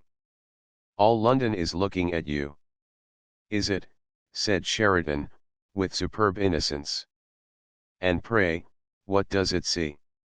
It sees, as I do, that your behavior is of doubtful propriety. Does it indeed? I have reason to believe that is George's opinion. George, exclaimed Sheridan, with impassioned dignity. George's opinion. I'll thank George to refrain from expressing an opinion about me or about my affairs. George is a man of the world, at any rate. I should call George a practical man. George is a presumptuous fellow, said Sheridan, with heat. I should recommend him to refrain from meddling with my personal affairs. Let him attend to his own. George is quite competent to do that, said Caroline, with a suavity that her old friend felt to be decidedly dangerous. In fact, I may say that George has already placed his affairs upon a business basis. What do you mean, Caroline? It is not a question of what I mean, said the cryptical Caroline. The question is, what do you mean, Sheridan? Sheridan allowed Law's serious call to fall upon the counterpane. I wish you wouldn't indulge in riddles, said he. There is no mystery, said Caroline. I am going to say one thing to you quite plainly. You have always been inclined to err on the side of plainness, Caroline, in my opinion. George thinks, and I think with him, that the time is ripe for you to make a declaration of your intentions. My intentions? Your intentions, Sheridan, in regard to my niece Miss Perry. As she has been intrusted to my care, I feel that I have a right to make this demand. During the pause which ensued, the occupant of the four-poster adjusted her head-dress in much the same manner that a Lord Chief Justice might be expected to adjust his wig. Sheridan on his part assumed a port of dignified composure. I have no need to assure you, Caroline, said he, impressively, that my intentions, as far as your niece Miss Perry is concerned, are honorable in the highest degree. I am pleased to have your assurance, Sheridan, that that is so, said Caroline, coolly. George appeared to take a rather pessimistic view of them. I will thank you, Caroline, not to quote that man to me. I have a greater respect for George than I have ever had before. That is why I quote him. He has recently shown himself in the light of an uncommonly astute fellow. Bah, said Sheridan. I have never disguised from myself that George would have been more successful as the proprietor of a bucket shop than as an English gentleman. George is a practical man, and in my judgment, Sheridan, that is where he has the advantage of you. For in my judgment you have never been that. Thank you, Caroline. That is an advantage I am only too glad to concede to anybody. If you will take my advice, Sheridan, you won't be too ready to concede it. There is one question I intend to put to you. The occupant of the four-poster leaned forward a little from under her canopy with an aspect of the most resolute sarcasm that ever adorned the human countenance. "Do you intend to marry the girl?" The question was fired point-blank in all its ruthless directness. Sheridan had long cherished the opinion that the venerable occupant of the four-poster was the most consummate vulgarian of her time. In this he was doubtless correct, for the frank contempt which she cherished for anything finicking was apt to lead her into extreme courses. But even he, with all his cynicism, was not prepared for anything quite so straight from the shoulder. Therefore he gave ground a little. He was inclined to hum and haw. "I am afraid, my dear Caroline," he said, "the answer to that question must remain entirely my affair." "Answer me, Sheridan," said Caroline Crookhern, her wrinkled old lips curling with sarcasm. "Do you intend to marry my niece?" Sheridan abated his glance. He took the glass from his eye and examined it critically. He shifted his feet a little. He then replaced the glass carefully and stuck his hands under his frock coat. "Yes, Caroline, I do," he said, with admirable composure. "Very good, Sheridan," said the occupant of the four-poster, with ominous pleasantness.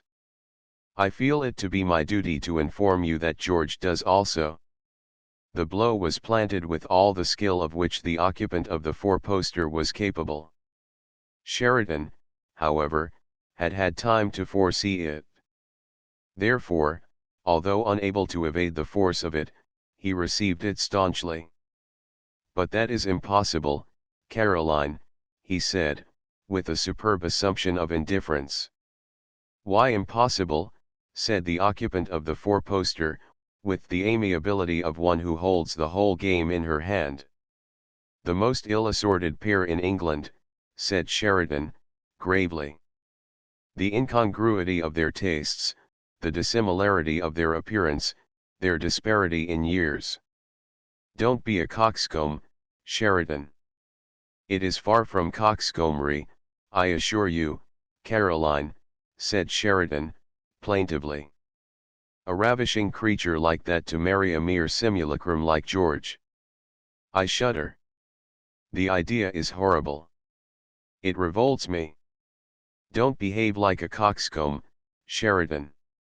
George is quite as eligible as you are. In my estimation he is the more eligible of the two. Upon my word, Caroline. Socially, of course, George is the more important. I take leave to doubt it. Do be practical, Sheridan. In my humble judgment, Caroline, a first-rate earl is of more account than a second-rate duke." "A matter of opinion, Sheridan," said the occupant of the four-poster, "in more senses than one. Then, again, I am glad to be able to state that George has already put the matter upon a business basis." "Revolting. Coxcombry. What do you mean precisely by a business basis?" "I am happy to be able to state that George has made a definite offer." "To the girl?" "Certainly not, Sheridan. Have you no sense of decency? And I may say that as far as it goes the offer is a tolerably good one." "Marriage? You are quite sure that George means marriage?" "Yes, Sheridan, he means marriage," said the occupant of the four-poster, with her hanging judge demeanor. "I can only say," said Sheridan, "that such conduct is very unlike him. I yield to none, Caroline, in wholehearted admiration of your niece, Miss Perry, considered aesthetically and as a work of nature, but you must not forget that she has not a sou, and she is of no particular family."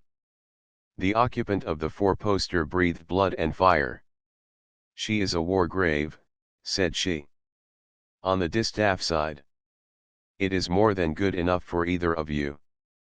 "Matter of opinion, Caroline, matter of opinion," said Sheridan, musically.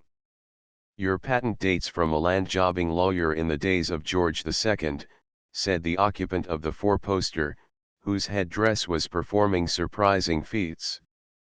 As for the Bettertons, who, pray, are the Bettertons?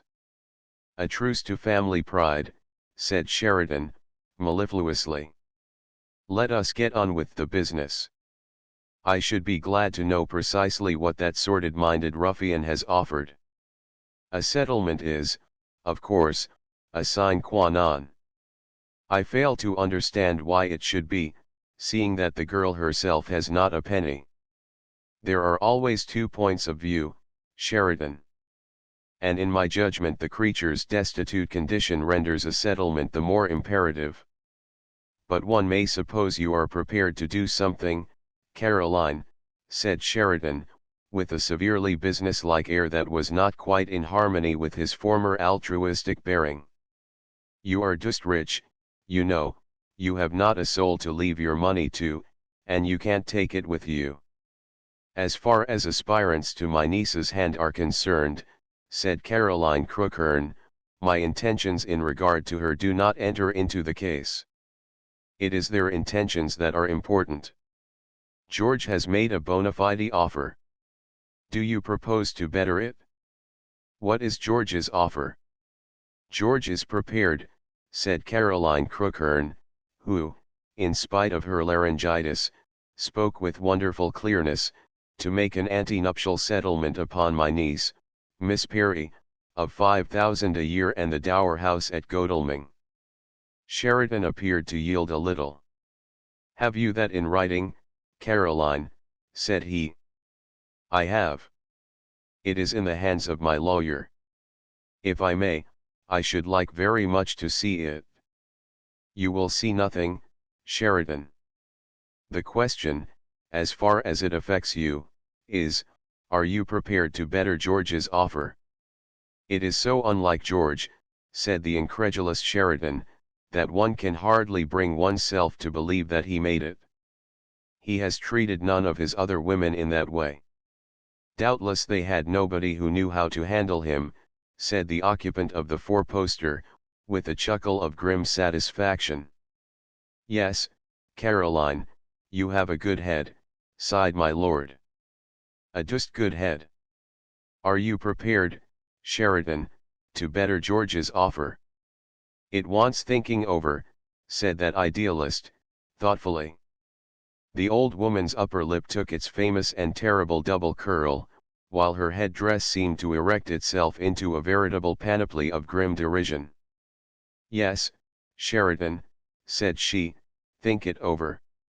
I will give you a week. Say a fortnight. A week. A fortnight would not be fair to George. Mr. Marchbanks entered on tiptoe. Sir Witherspoon Ogle, my lady.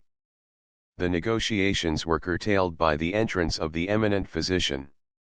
How pleasant it is to see you looking so much improved, said Sir Witherspoon. Complete rest of mind and body have done wonders for you. Humph, said the occupant of the four-poster, ungraciously. Satan finds some mischief still for idle hands to do, Sheridan reflected as he took his leave. Chapter XXII. A conversation at Ward's. Sheridan was a good deal perturbed. He felt that the conduct of Caroline Crookhern bore a perilous resemblance to the pointing at one of a loaded pistol. He had a constitutional objection to doing things under compulsion or in a hurry. He would greatly have preferred that his sentiments in regard to Miss Perry should have been permitted to ripen at their leisure.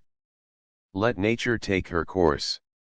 Why force the fine flower of altruism, or encumber it with the coarser growths which sprang from a sordid and grasping materialism? His admiration for Miss Perry was immense. That, however, he shared with many people. Her success had been a feature of the season. Sheridan was in no sense a modest man, and he could not help feeling that much of it was due to his brilliantly effective stage management. Certainly his zeal for Miss Perry's advancement had been largely inspired by vanity. From the first he had taken her under his wing, and a great deal of the world's applause had been addressed to him personally on the strength of his discovery. He was somewhat advanced in years, certainly, to think of marriage. But he had always felt that sooner or later he would inevitably take that course. He was urged thereto by a number of considerations. And now that the time had come when it was necessary that he should know his own mind, he really felt that he had a very genuine regard for Miss Perry. The mere act of walking down Bond Street with her attracted an amount of notice that he was not accustomed to claim in his own person. Nevertheless, he liked it immensely. And even if commanding beauty and an unique personality did not suffice in themselves, the fact that a powerful rival was in the field was enough to stimulate his altruism in the highest degree. He was fully determined not to be cut out by a man like George Betterton. That was the decision which braced his faculties as he sauntered down to his club to read the newspapers. From the first he had had a lurking suspicion that George meant business, but unless Caroline played him false, and his cause was already forsworn, he felt that he would prove more than a match for that by no means agile man of affairs. Could he count upon Caroline Crookhern? It was a thorny question for the altruist to present to himself. So intimately was he acquainted with the instinctive mental processes of that difficult old woman that he was quite sure he could not count upon her unless he could advance some very definite reason for her goodwill. If he wanted Miss Perry, one thing was clear. He must prove himself the superior party. On the surface, Sheridan was as vain a man as any to be found in London. But his coxcombry was a superficial growth, assiduously cultivated, to hide the uncommonly shrewd and cool calculator who lurked beneath. Not everybody knew that, but Caroline Crookhern did.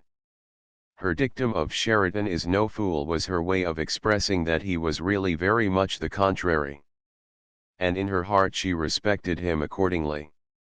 No one despised a fool more heartily than she did. As far as she could, she dealt exclusively with people who knew how many beans made 5. There was a certain amount of honor to be gained in overreaching them. George is a deuced dangerous fellow, mused the altruist, on the way to his club. He is a bigwig in his second-rate sort of way, with his garter and his money. He is the sort of fellow to demoralize a woman. And if he wants a penniless parson's daughter he can afford to marry her. Unless that old heathen is lying and she is capable of anything, I shall have to keep my eye on the target. As long as there is good manhood left in the country, that ruffian shall not marry our adorable goose. As he formulated this ultimatum, the Preux Chevalier turned the corner of St. James's Street. Seated in the bow window of Ward's was the object of these reflections. He was reading Horse and Hound. From a distance Sheridan marked him with the air of a satyr. "There he is," he muttered cheerfully. "He's got the head of a rocking horse, thank God." Seen in profile, George's pouched, purple face, his ungainly jowl, his loose cheeks, and his bald head, without exactly meriting the strictures to which their owner had been exposed, yet bore a kind of wooden stupidity which gave grounds for the portrait. Sheridan, having observed that none of his fellow members were within earshot, advanced to the recess with an air of bonhomie that was totally lost upon George, who was not in the least susceptible to casual external influences. "How are you, George?" he said heartily. "Pooty well for an old un," said George, with the rough geniality he extended to everybody. "I hope you are quite free of the old trouble," said Sheridan, solicitously. "Free as I ever shall be," said George. "As I haven't seen you about lately, I was beginning to fear that you were laid up again." "No," said George, and then, like the consummate blunderer he was, he fell into the trap. "Why," he said, "didn't I see you at Hill Street yesterday?" "Hill Street," said Sheridan, with an air of complete innocence. "You might have seen me, but I didn't see you." "You were there, anyhow," said George, "and so was I." "Were you?" said his friend. "Then why the deuce didn't I see you?" I remember now, said George. I called round to see Caroline Crookhern, and you called too, but she thought you had better not come up, as the two of us might prove too much for her. She erred on the side of caution, my dear fellow. 22 like you and me would not prove too much for that old woman. No, I dare say, said George, with a grunt of approbation. How is she this morning? Getting stronger by degrees. In my opinion, if that old woman is kept in bed much longer she will wreck the premises. Remarkably vigorous mind for a woman of her age. Her mind, in my humble judgment, is much too vigorous for one of her years, said Sheridan, with the air of one who imparts a profound truth to an intellectual equal. In my opinion, Caroline Crookhern is a rather embarrassing phenomenon. She has the education of a Whig, and the instincts of a Jesuit. I dare say, grunted George, who felt that Sheridan, as usual, was becoming tedious. He showed a marked inclination to resume the study of the prices made at Tattersall's the week before last. Sheridan's next remark, however, did something to recapture his interest. You remember that gal of hers, that niece, said Sheridan, speaking in a rather aggrieved tone. Yes, said George, heavily, but with attention. Gal with the ginger hair. Well, now, George, said his old friend, impressively, I am going to tell you something. Sheridan looked round the room to make quite sure that none of his fellow members were within hearing. When that gal came to London a few weeks ago, said he, she arrived at Hill Street in a turnout that any self-respecting butter woman would disdain to go to market in. She was the most untutored child of nature that I ever saw in the house of a Christian. George nodded to show that he was following the course of his friend's narrative. Well, Caroline was furious. You know, I dare say, the circumstances in which the gal came to Hill Street.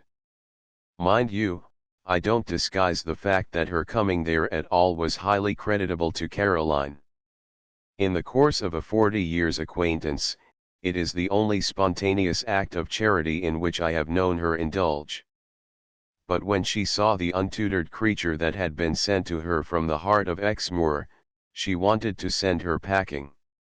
However, with infinite difficulty, I managed to dissuade her. Her people are as poor as mice, as, of course, you know. Father a parson, who has to bring up a long family on £40 a year. Yes, said George, nodding. Knowing the gal's circumstances, his friend continued, I thought it would be only right to give her a chance. But Caroline was all for sending her home again. And then I made the discovery that the rustic parson's daughter was by way of being a throwback to her grandmother Dorset. Well, George, what do you think I did? No idea, said George. I got hold, my dear fellow, of Duprez, the Paris milliner, and Pelissier, the woman from the bonnet shop in Grafton Street, and between us we turned out that gal a very tolerable imitation of Grandmother Dorset.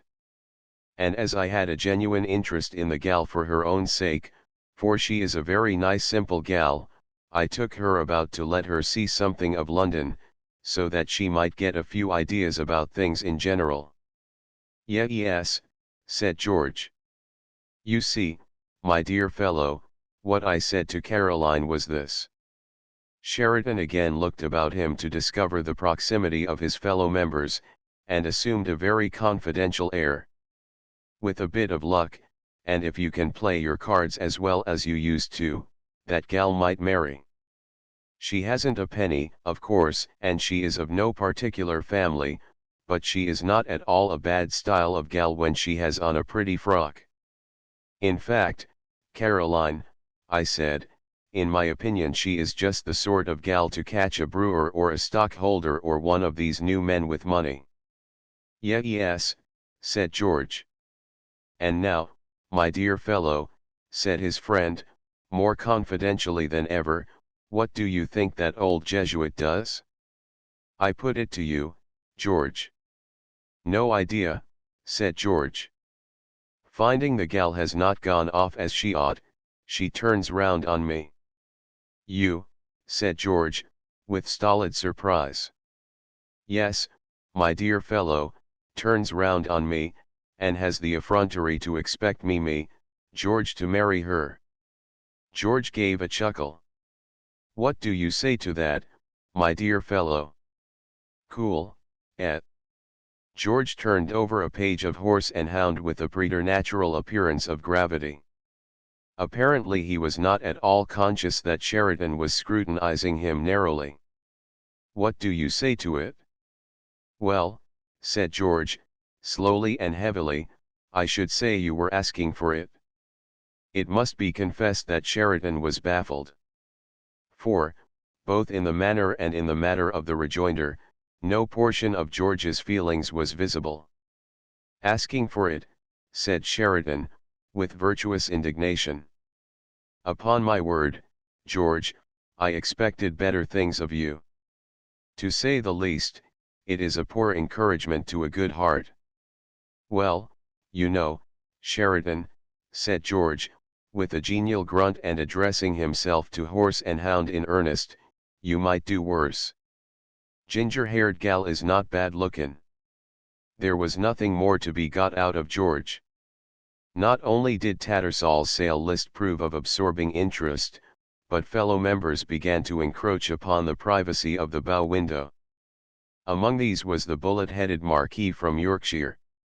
Give you a good sermon, Kendall, said Sheridan, nodding affably. No, said the Marquis, slowly and with decision. Too much up in the air for my taste. Up in the air, said Sheridan. I am surprised to hear you say that. I thought every parson in Europe had abandoned the up in the air theory. They say the kingdom of heaven is within you these days, don't they? Yes, said the Marquis, gravely, and in my opinion and in the opinion of Maria they are making a great error. Indigestion probably, said Sheridan, with a little shrug, and taking up the Figaro. But if you will have your cooks from Yorkshire. By the way, said Kendall, I was told this morning that Caroline Crookhern was not expected to recover. I am able to contradict that rumor, said Sheridan. Glad to hear it, said Kendall. Caroline is one of the old standards. A survivor of a darker age, said Sheridan. I see that little bay horse of yours made 140 guineas, said George, from behind Horse and Hound. Yes, said Kendall, and was worth more.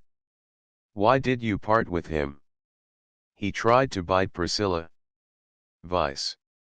No, only playful. Talking of Priscilla, said Sheridan, has that young chap painted her yet? No, said Kendall. Maria has a fancy for Halpin. Sheridan shook his head sagely. You are making a mistake, said he. Halpin is a good man, ain't he? Halpin is Halpin, of course, but this young fellow Lascelles is the coming man. He has done a wonderful portrait of Caroline Crookhern's niece. The Marquis laughed in the broad Yorkshire manner. I suppose, Sheridan, said he, we must congratulate you. George laid down Horse and Hound. Sheridan, who seemed far more preoccupied with George's behavior than with Kendall's question, favored the former with a gesture of humorous despair. I believe, said he to Kendall, that you regular churchgoers go to church mainly to keep abreast of the times. Well, there's no denying, said Kendall, with a wink at George, that we do not contrive to do that. Well, my dear fellow, said Sheridan, there is such a thing as you regular churchgoers getting a little in front of the times. People seem to think she is the most beautiful girl in England, said the Marquis. Priscilla is very jealous. If I were half as handsome as Priscilla, said Sheridan, discreetly, for personal beauty was certainly not Priscilla's strong point. I should not be jealous of a poor parson's daughter. Funny cattle, you know, said Kendall, with an air of wisdom. You young bachelors have got that to find out. What do you say, George? George, whose experience of the sex was extensive and peculiar, gave a grunt of ponderous solemnity.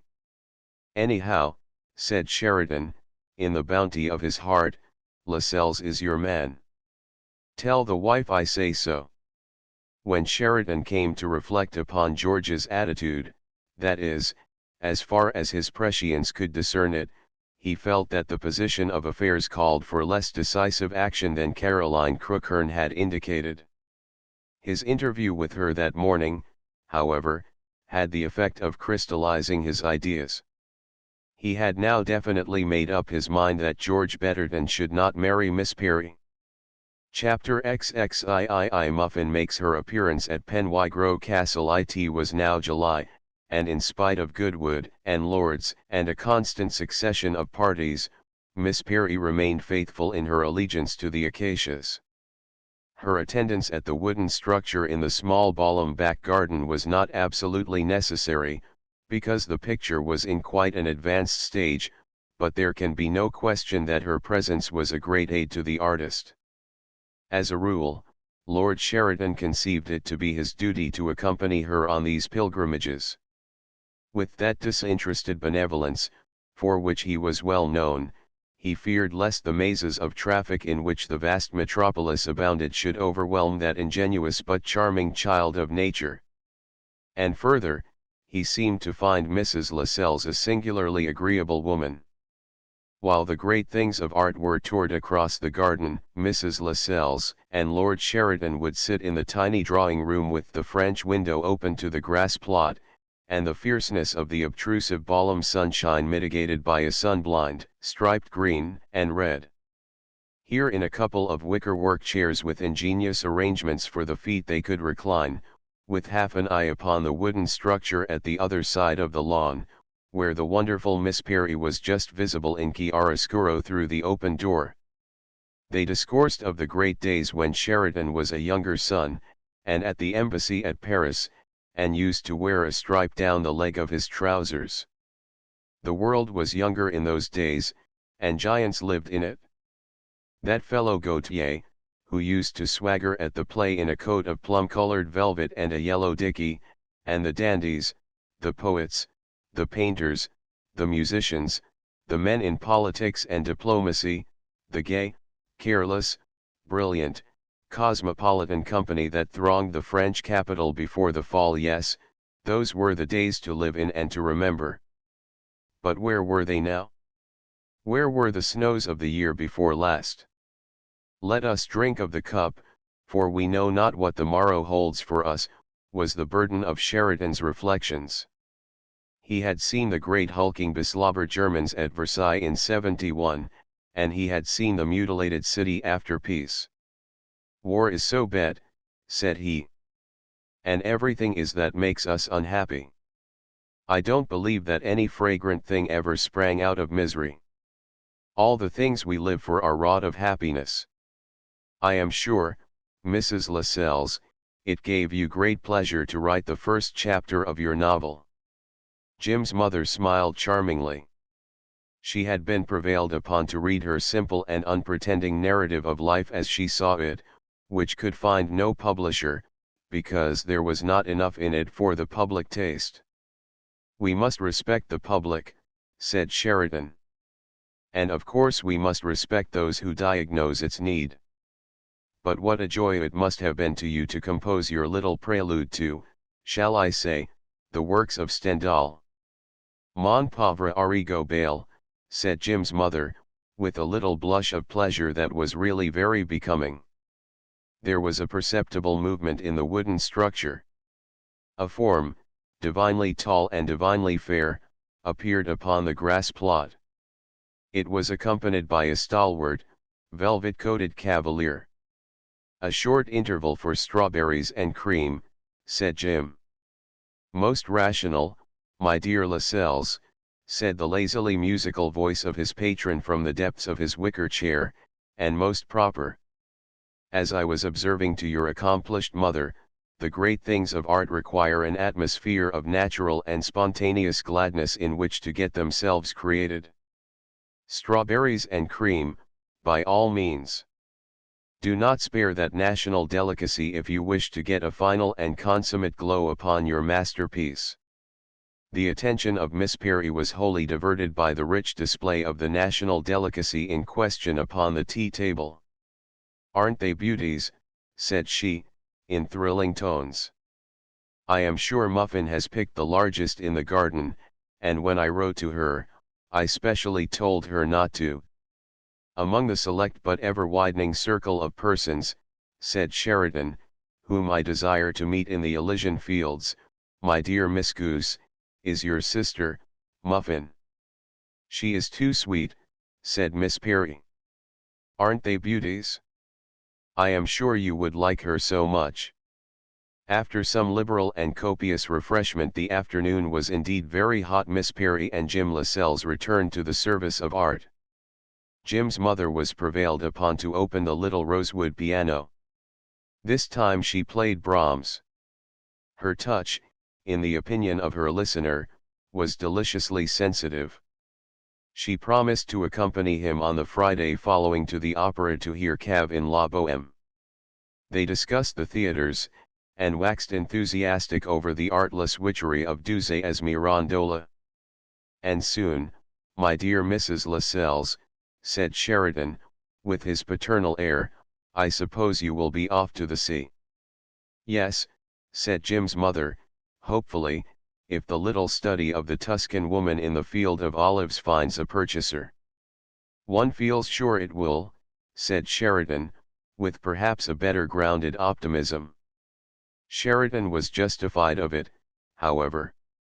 Jim Lascelles contrived a few days later to sell that not specially significant little work for £40. In his own judgment, and in that of others, this sum was every penny of what it was worth.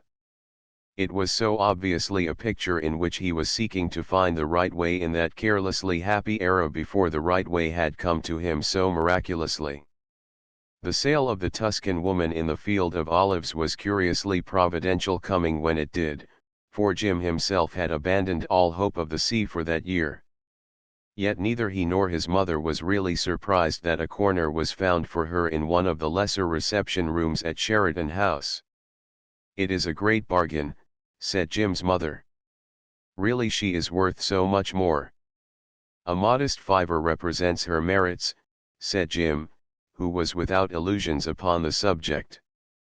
Nevertheless, Jim and his mother proposed to spend a whole month in Normandy upon the proceeds of the sale.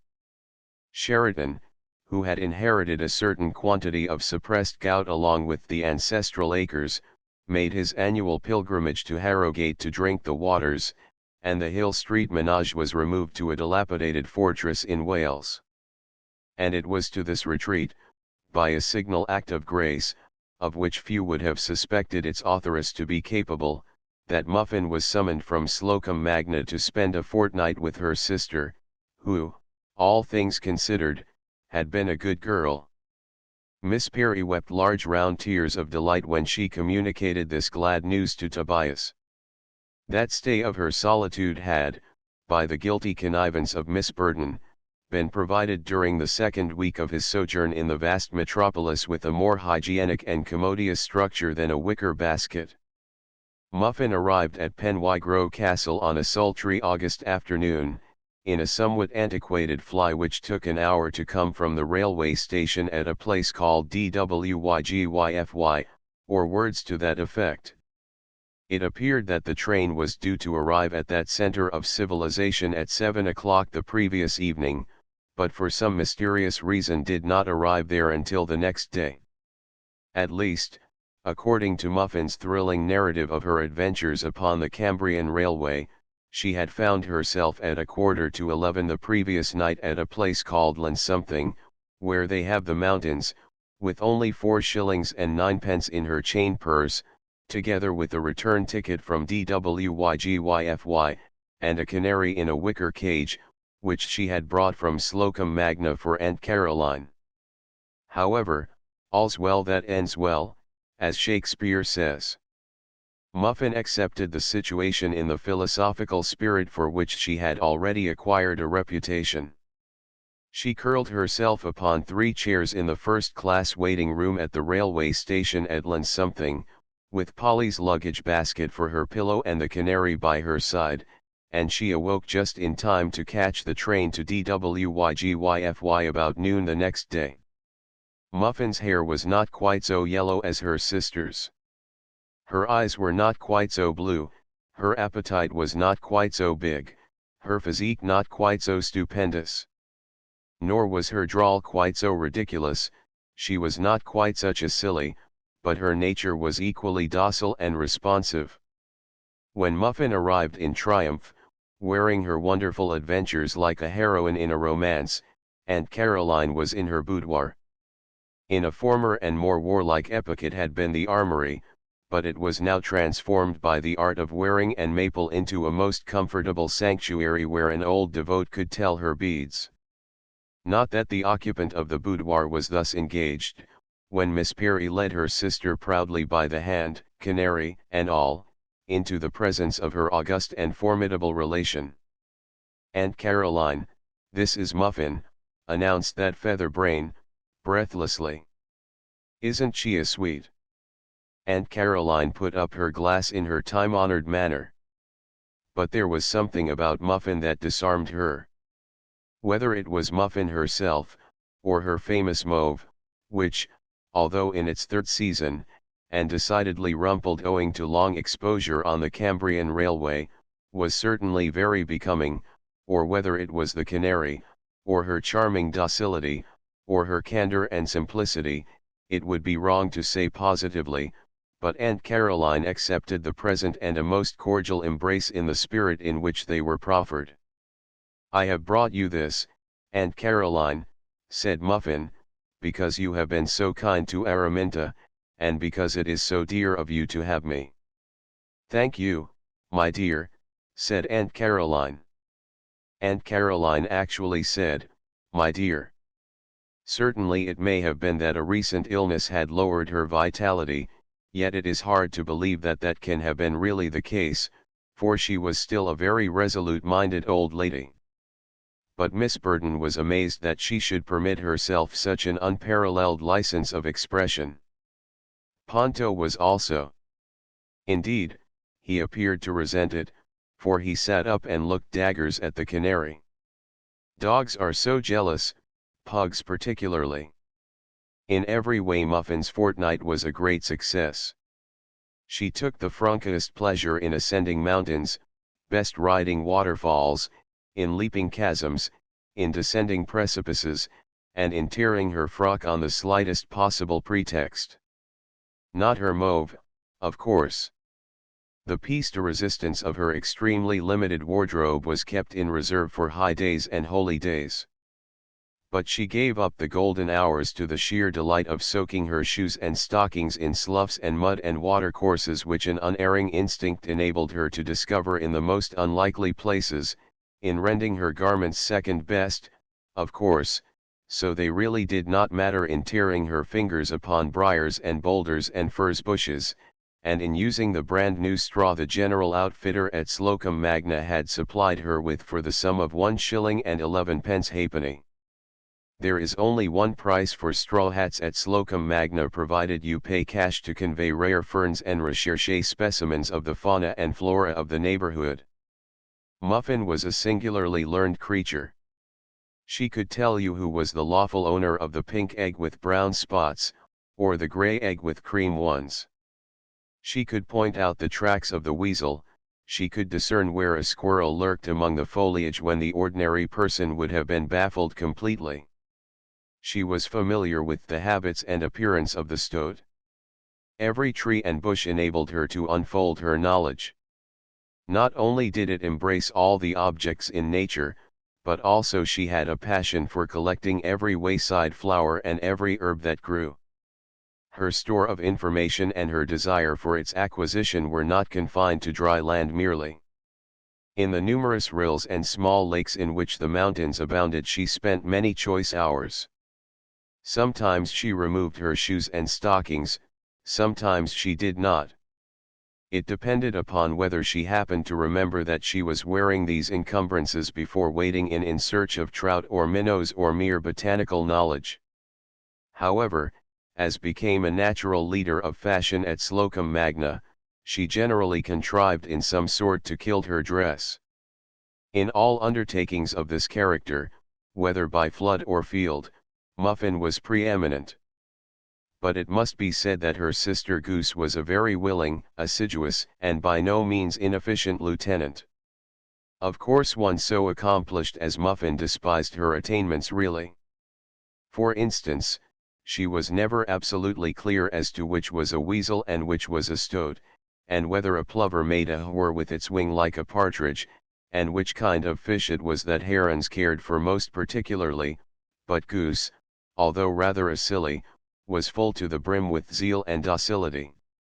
Docility was, indeed, her great characteristic.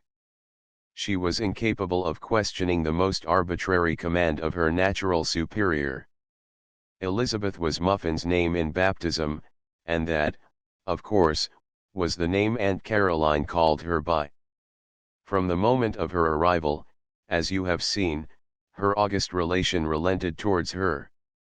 Why she should have done so baffled all who had an expert knowledge of the character of that old woman. Perhaps she felt instinctively that there was something in Elizabeth. If that was the case, her instinct did not lead her astray. There was certainly no guile in Muffin. But she had a way with her. She was a very handsome girl too, although whether she was of the style to take the town, as her sister had done, is perhaps a matter for conjecture. But for some reason Aunt Caroline took to her from the beginning. She even deigned on fine mornings to accompany Elizabeth into the woods which enfolded Penwygrove Castle on every side, walking quite nimbly with the aid of her stick, and with Ponto waddling beside her. She would endure Elizabeth's discourse upon the fowls of the air and the beasts of the field, and she would even go to the length of carrying personally the specimens Elizabeth selected of the flora of the district. And the manner in which Elizabeth navigated the lake at the foot of the mountains, or the stream at the back of the castle, filled her with amusement. 2 days before the fortnight was at an end Aunt Caroline did a thing without precedent. She actually invited Muffin to stay a fortnight longer. Muffin crowed with delight when she received the invitation. She adored her sister Goose for one thing. Each had brought up the other, and neither had a thought which the other did not share. And in her fearless and impulsive way Muffin had formed in her own mind an ardently idealist picture of her formidable relation. And neither good report nor ill could possibly disturb it. "The girl has sense, Burton," said Aunt Caroline, on the day the edict was issued that Elizabeth was to remain a fortnight longer at Penwygrove Castle. "She appears to favour me much more than she does Polly. I think George Betterton ought to see her. Bring me some ink and a pen with a broad point." There and then this old lady of ripe years composed a letter for the benefit of the Duke of Brancaster in a hand that was remarkably firm and full of character. Penwygrove Castle, North Wales, August 25, 190. Dear George, if you are returned from Hamburg, come and spend a week-end here. Wales is looking very well just now, and the lake is full of trout. I should like you to have your revenge at piquet. Believe me, very sincerely yours, Caroline Crookhern. No sooner had this letter been composed than the fates themselves began to take an active interest in affairs. The air in that particular corner of the Welsh Principality became charged with magnetism. The letter to George Betterton had scarcely been posted an hour when a communication bearing the Harrogate postmark was delivered to the Countess of Crookhern, Penwygrove Castle. It said, "My dear Caroline, having effected my annual cure, and feeling in consequence immeasurably the better able in mind and body to cope with the things of this world, I have proposed to myself to spend the week-end with you in your Welsh fastness. you will be interested to learn that I have given a certain matter the most anxious and careful consideration, which I do not need to remind you is demanded by its highly critical nature. I am now in a position to make a definite offer, provided there has been no foreclosure. I remain, my dear Caroline, always yours, Sheridan. Having read this letter twice very carefully, the recipient proceeded to tear it up into small pieces. There was a dangerous light in her eye. "Humph," said she, ominously. "I am not sure, Sheridan, that you have not overstayed your market." All the same, the second communication did not appear wholly to displease the person to whom it was addressed. Chapter XXIV episode of a French novel and a red umbrella. It was in the middle of the afternoon of Saturday that Sheridan arrived at Penwygro Castle by the station fly from DWYGYFY. George Betterton had arrived at the same hour the previous afternoon, and by the same medium of travel. Sheridan was received by his hostess without any excess of cordiality. Her demeanor implied that any person of either sex who presumed to try a fall with her did so at his or her peril. The other members of the party were in the woods, and after Sheridan had taken some slight refreshment, the August evening being extremely beautiful, Miss Burton and he went to join them. The party consisted merely of George Betterton, the wonderful Miss Perry, and the accomplished Miss Elizabeth. Miss Burton had been enjoined strictly beforehand not to disclose the presence of either of the newcomers. "How is our delectable Miss Goose?" said Sheridan, poetically. "Transformed, I am sure, into a woodland creature or a spirit of the mountains." 300 or 400 yards along the wooded path which led from the castle to the wild hills was a shallow lake. It was formed by a number of tiny streams that trickled down from the mountains. Small wonder was it to find that an artist had erected his easel in this picturesque place. It was indeed an ideal spot, in which nature attained to great majesty and perfection, and the August evening matched it. Hardly a cloud ringed the noble head of Gwydr in the middle distance. A glance in passing at the artist's canvas rendered it clear to Sheridan and Miss Burton that the painter was not really so much absorbed in the scenery as he ought to have been. It seemed that a youthful, yellow-haired, blue-eyed nymph, whose physical proportions were yet not exactly those of a fairy, was standing barefooted in the lake. Her dress, which was torn in at least 24 places, was kilted up just out of reach of the water. In one hand she held a collection of the fauna and flora of Lake Dwygy, by means of the other she was seeking diligently to add to their number. The yellow hair was tumbled all about her extremely frank and sunburnt countenance.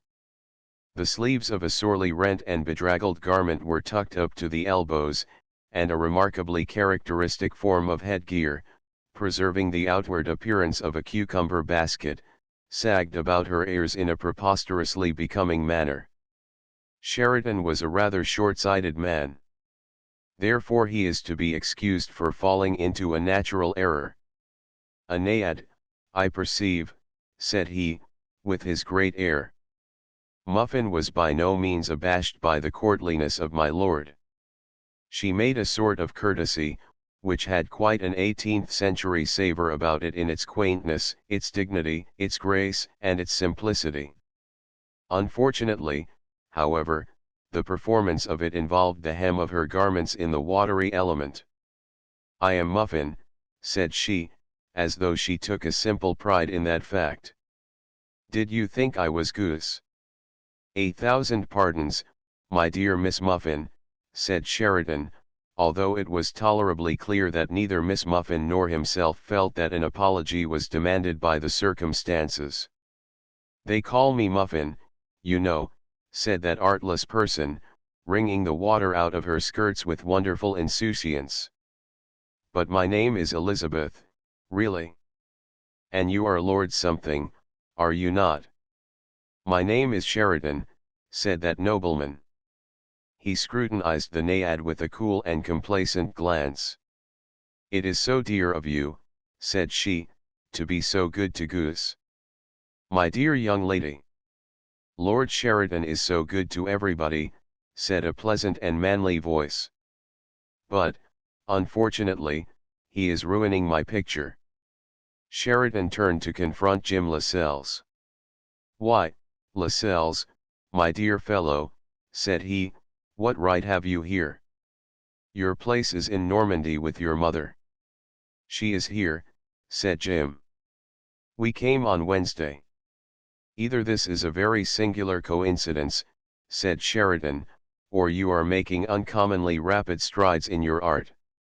Coincidence it is not, said Jim. We spent 3 delightful weeks in Normandy, and then the scenery began to get flat and the people primitive and angular. And as Borrow says that there are mountains in Wales, and that its inhabitants are noted for their picturesqueness, we really felt that a week here would not be wasted. Lascelles, said his patron, gravely, I shall not live to see it, but it is increasingly clear to my mind that one day you will be president of the Royal Academy.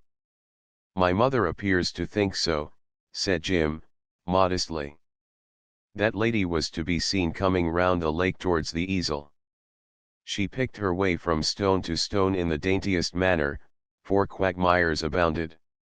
Jim felt quite proud of her, she looked so admirable in her cool, green frock. She carried a French novel and a red umbrella. No sooner did Muffin observe her than she gave a crow of pleasure and waded forth to meet her. Sheridan's gaze was long and particular. Upon my word, said he, they appear to grow goddesses at Slocum Magna. And the vicinity, said Jim. Certainly, my dear fellow, certainly the vicinity. We take that for granted. The greeting of Jim's mother was extremely cordial. This is indeed an unlooked-for pleasure, said Sheridan. Am I to be censured, said Jim's mother, for urging my gifted son to follow the bent of his genius? By no means, said Sheridan. If he really felt that the Welsh mountains and their picturesque inhabitants were calling him, it is most right. Velasquez would not have been Velasquez had he not obeyed the call to Italy. I blame that goose, said Jim's mother, severely. She must write to say that they had got Muffin at Penwygro, as well as the mountains. He gave up painting his Normandy peasant girls on the day he received the letter. May I ask one question, Miss Muffin, said Sheridan. Have you brought your mauve? Oh yes, said Muffin. But it is not good for water. I presume, said Sheridan, that water is not good for it. Muffin proceeded to wring a little more moisture out of her nether garments. She gave them an additional kilt, and began to come ashore. Keep in, said Jim Lascelles, in a tone that brooked no denial. Keep those foot pieces covered or you will ruin everything. Mrs. Lascelles, said Sheridan, I seem to remember that you have a natural eye for scenery. I think I remarked it when you read the 2nd chapter of your novel. Unfortunately, my own powers of vision are so limited that I am not always able to detect good scenery when I meet it. Those tall things are mountains, are they not? Yes, I think we have the authority of Borrow that they are, said Mrs. Lascelles. Capital, said Sheridan, and, as I am afraid our presence here interferes with the nice conduct of a masterpiece, do you mind showing me how to walk upon them? It is reckoned a good thing, I believe, for one to be able to say one has walked upon the mountains. Accompanied by the French novel and the red umbrella, Sheridan picked his way along the margin of Lake Dwigy in patent leathers with boxcloth uppers. It was a beauteous evening, calm and free. Not a sound was to be heard except the muffled murmur of the tiny wavelets washing the pebbles upon which they walked. Occasionally, they heard the call of a wood pigeon from the dense black mass behind them, embowering the hamlet of Penwygro. Once Mrs. Lascelles thought she detected the pipe of the curlew. Facing them was the gigantic GWYDR, with the August sunset beginning to peer over his shoulder. His Majesty was crowned with a glory that was older than he. The Naiad and the painter's easel were hidden now by a bend of the lake. They were out of sight and out of hearing too. The red umbrella rested on a large and smooth piece of slate, raised in such a manner that it formed an ideal seat for two persons. The two admirers of nature's majesty were gazing around them at the immensity of things. Neither spoke for a little while. It may have been awe that enfolded them, on the contrary, it may have been a slight fatigue. For at least all experience tends to teach that French novels, red umbrellas, and patent leather boots with boxcloth uppers are more susceptible to the latter emotion than they are to the former. Still, it is not to be contracted overt that Sheridan sighed profoundly. "If I were that fellow Rousseau," said he, "I think I should want to sit down and write something." "Doubtless you would have done so," said the custodian of the red umbrella, "had you been Rousseau." She sat down with her French novel on the smaller half of the fragment of slate. She looked deliciously cool and trim in her green linen frock, embellished by a hat with a wide brim, which a Breton peasant woman had plaited for her the summer before last. It had a piece of blue crape twisted round it. Did she know that she was looking well, or had she really persuaded herself that she was wholly absorbed in high thoughts about nature? "Or were you Wordsworth you would feel the same, possibly," said the fair inhabitant of the green frock. "Poor encourager, my lord." "Well, really, who can say? The emotions of a French novel, a red umbrella, and a green linen frock with a twist of blue crape are so complex. Nature is complex also." There was GWYDR straight before them with the sun dying upon his left shoulder. His lesser brethren were already veiled in shadow. The lake had the luster of a dark jewel, the sky was opal, and scarcely 200 paces distant, behind that line of boulders, the great things of art were toward. Although the wearer of the patent leather boots with boxcloth uppers was neither Rousseau nor Wordsworth, he sat down gracefully upon the larger half of the slate, after dusting it carefully with a yellow silk handkerchief. "Yes," said he, "had I been Rousseau I should have sat here indubitably and have written about nature. But had I been Wordsworth I should have sat here and thought about nature. There is a difference." Jim's mother agreed that there was. "I wonder," said she, "if nature holds an opinion about us? When one finds her like this one feels that she must be indifferent to everything." "That weird fellow Gautier might have agreed with you," said Sheridan, "and, to my mind, he had a good head. Oof, he used to say, nature reminds me of your Shakespeare. Every day she makes a new masterpiece. And then she says, oof. It doesn't interest me, and she makes another. Heedless of its destiny. Rightly, I think. A masterpiece can always take care of itself. Can you guess what Gautier would have done had he sat here?" "Smoked a cigarette," said Jim's mother. "Precisely. He was so rational. Will you try one?" Sheridan offered his case.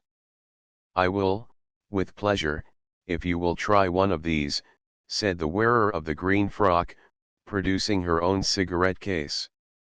"They are not so expensive as yours, but they will be better for you."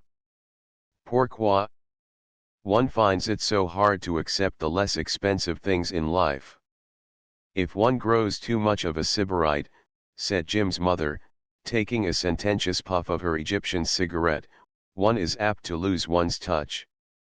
"That is so true," said Sheridan, with a display of feeling that seemed almost unnecessary. "The only really unhappy man I ever knew was a chap who had the misfortune to ruin his palate with old brandy." There would have been silence had it not been for the rooks. Jim's mother again thought she detected the pipe of the curlew. The sun had dipped a little closer to GWYDR's shoulder. A penny for your thoughts, Mrs. Lascelles. Jim's mother started perceptibly. I was thinking, she said. I was thinking about my son. I had guessed it? Really? Yes, you look so maternal. In the true sense, of course. There was such a spirituality in your eyes, if I may so express myself. I am so anxious about his future, said she, removing her cigarette from her lips with simplicity and with solicitude. As she did this, Sheridan took occasion to observe that her eyes were grey. Strictly speaking, her face did not obey the regular canons of beauty. Her features were a little haphazard. But it was a face admirable alike for sense and for animation. Sheridan, who plumed himself upon being something of a connoisseur of the human countenance, felt that there was a great deal in it. Why anxious, said he. His future can take care of itself. I will tell you something, Lord Sheridan, said Jim's mother, with great earnestness, if I may. I am overwhelmed with honor. There is a wretched girl. There was a look of dismay in eyes that were admirably grey and solicitous. The deuce, said my lord. He can think of nothing else, and really I don't know what will be the end of it. Do you approve of her?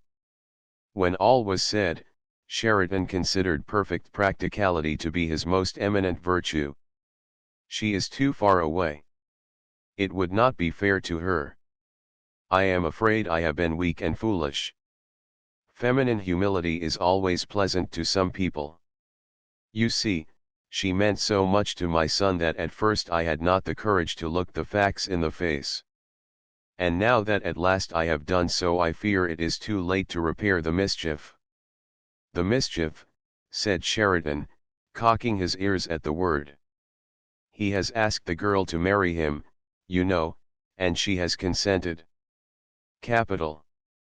No, Lord Sheridan, said Jim's mother, with a little catch in her voice, it is far from being that. It is not in the least right that she should marry him. It is not in the least right that he should have asked her. In some subtle way, so fine are the gradations of vanity, Sheridan felt himself to be honored by the grave vehemence of Jim's mother. Her tone was almost tragic. Had the grey eyes been accustomed to the use of tears, there is little doubt they would have shed them. She continued to honor this parcel of vanities with her maternal confidence. I smiled at first, she continued. I am afraid I encouraged him a little. I felt it might help his art. Ah, murmured Sheridan, with his eyeglass fixed upon GWYDR. I didn't realize the danger. Ah, you should, said Sheridan, looking at GWYDR most sagaciously. One is ready to believe that the art of our young friend was helped amazingly, but then, unfortunately, l'art c'est le home. I have been so wicked, said Jim's mother. Imprudent, shall we say, said Sheridan, with a paternal glance at the picture of attractive distress that was seated beside him. You toyed with a barrel of gunpowder and a lighted torch, and you found them combustible. They are hopelessly in love, said Jim's mother, miserably. The deuce. Both of them. She is quite as bad as he. Girls are such stupid creatures. I have always found them so, said Sheridan. The wretched creature ought to have seen from the first that a struggling artist who lives with his old mother at Balham cannot possibly marry her. Why not? Her prospects are so splendid, said Jim's mother, vehemently. Sheridan assumed his gravest air. My dear Mrs. Lascelles, said he, do you assure me seriously that the splendid nature of the young lady's prospects renders her unfit for your son? Oh no, said Jim's mother, I would not say that exactly. That is precisely, said Sheridan. That is the point I wished to elucidate. It seemed to me so painfully unmaternal that a woman and a mother should consider a girl too good for her son. My dear Mrs. Lascelles, if you will condescend to heed the advice of an amateur, you will see that your son marries her. If girls will be so stupid, they must take the consequences. Do you really think I ought? You know you ought, Mrs. Lascelles, said Sheridan, almost sternly. And you know that you will. It is the least that a woman and a mother can do. The mother of Jim Lascelles sighed deeply. Yes, Lord Sheridan, said she, I am afraid you are right. The grey eyes were fixed upon GWYDR. But GWYDR appeared to frown upon them. How long Jim's mother and Lord Sheridan sat on the round slab of slate by the marge of Lake Dwygy is not really material to this history. But the sun was drooping lower upon the left shoulder of GWYDR, and the shadows were creeping down from the formidable chasm of the Devil's Footstool and across the black-tinted water. Around a buttress of rock a punt glided into view. It was propelled by a pole and contained 2 persons. The foremost of these, who stood in the bows manipulating the pole, was a blue-eyed and yellow-haired Amazon, bare-armed and bare-headed. Her cheeks were gay with color, her lips with laughter. Untrammeled freedom and the joy of living were to be discerned in every line of her ample person. Beside her was a Homburg hat with a guard's ribbon. That fellow, said the male occupant of the slab of slate. Clearly the apparition of the hat was not expected by the author of the exclamation. Also it was unwelcome to him if his tone and demeanor truly reflected his feelings. George came ashore, as becomes a man of 59, with an ample sense of responsibility. He handed Miss Perry out of the punt with an air of ceremony, and insisted upon being allowed to affix the boat to its moorings. He then proceeded to take a survey of nature in her magnificence and her immensity. Then he gazed up at the daughter of nature, who appeared to be modeled on very similar lines. By the way, said he, what time is dinner? It isn't until 8:30, said a drawl which had a mournful music of its own. Isn't it late? That man is a barbarian, said a voice in the ear of Mrs. Lascelles. And what of the other one? Inquired she. She is a goddess. Then I am afraid, said Mrs. Lascelles, with conviction, that she is a barbarian also. I never heard of a goddess who wasn't. It appeared there were things in the punt. Notably, a rod and tackle and a basket containing a very tolerable capture of trout. What beauties, said Miss Perry, as she came ashore with the basket. If I run with them straight to the cook, perhaps we might have some for dinner. Miss Perry, who was surprisingly fleet of foot, was proceeding to put this design into execution when she came full upon Mrs. Lascelles and Lord Sheridan. The unexpected presence of the latter appeared to afford her great pleasure. It is so nice that you have come, said she, with slow breathlessness. Muffin is here. Have you seen her? Isn't she a sweet? And aren't these trout beauties? Gobo caught 7 and I caught 2. I will just run with them to the cook, and then I will find Muffin. Before Sheridan could find an opportunity to reply fittingly, Miss Perry passed on to Penwygrove Castle in the manner of a heavy-footed yet distinctly fast-moving whirlwind. The ridiculous creature, said Jim's mother, with a laugh. It seems to me, said Sheridan, that our wonderful Miss Perry develops now she is in her native element. George Betterton, having moored the punt, came up along the pebbles. He carried the rod and tackle. His tread was heavy, and, owing to his recent exertions, he was blowing like a grampus. He seemed to accept the presence of Sheridan as a natural corollary. They greeted one another with the reserve which among their countrymen is held to be the guarantee of a genuine character. Fine evening, said George. Fine evening, said Sheridan. 4 fish, said Jim's mother. They appear to have bitten beautifully. Caught 14, said George, almost with animation. If they average an ounce, they average £2 apiece. I understood Miss Perry to say you had caught 9, said Mrs. Lascelles. 14, said George, with the resolute air of a man who does not brook contradiction. Where's the gal got to?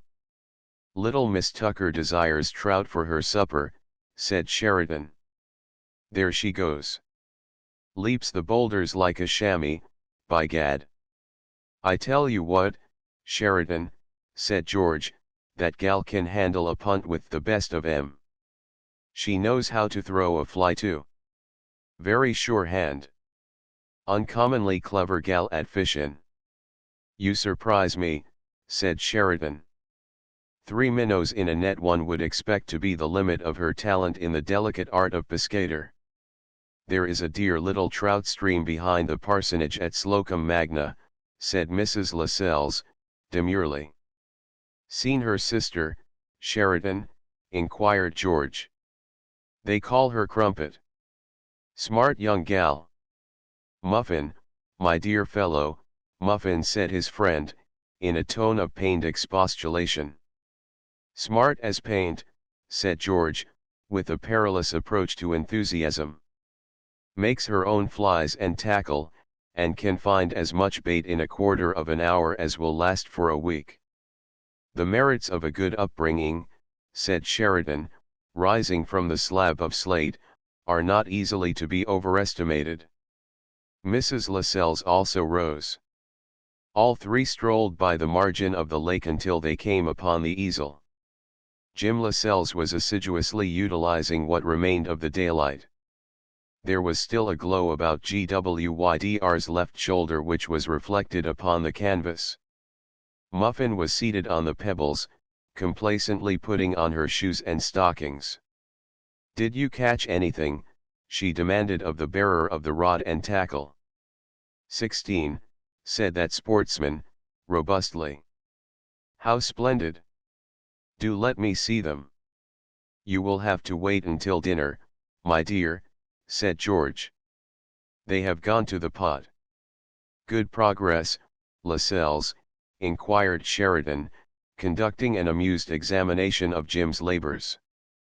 I think I have done a good day's work, said Jim, packing up his tools. Yes, I think you have. I must have the refusal of it for Sheridan House. By the way, have you heard anything from my friend Kendall?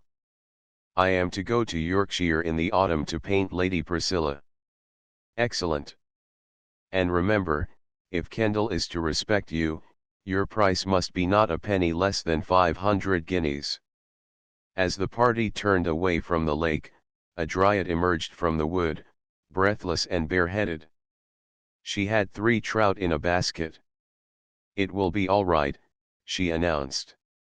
We shall have them for dinner. There are 6, 1 apiece for everybody except Ponto, and Miss Burden thinks trout are not good for him.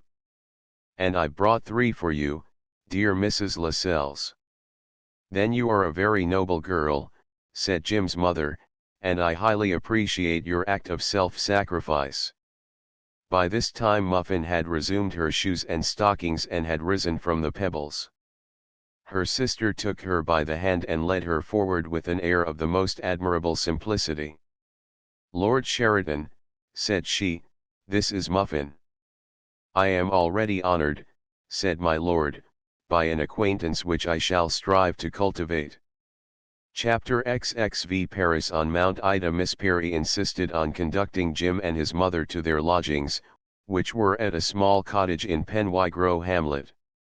She was afraid they might get lost in the wood. Jim's mother took the trout within, while Jim conducted Miss Perry back to the gate of Penwygrove Castle. It seemed that he was haunted with the fear that in the gloom she might take the wrong turning. The Wargrave coat of arms was engraved on a stone pillar at the castle entrance.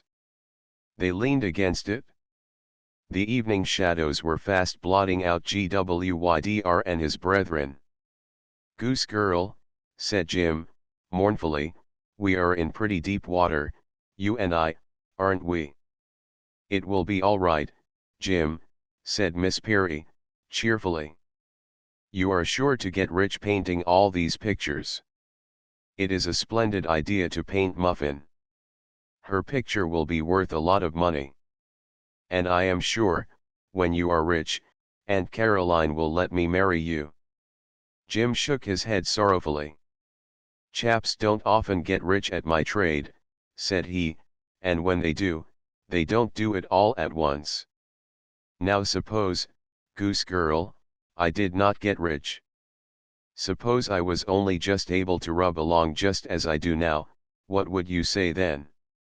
"I should like it all the better," said Miss Perry, with conviction, "because then I shouldn't have to have a maid.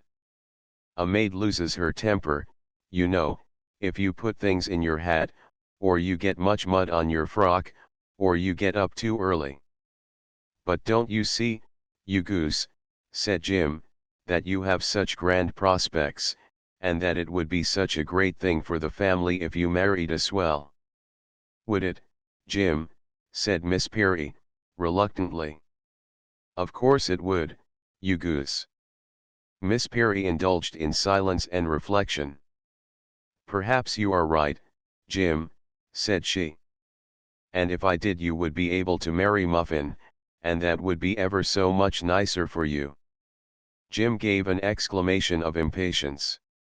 "Who wants to marry Muffin, you great goose?" said he.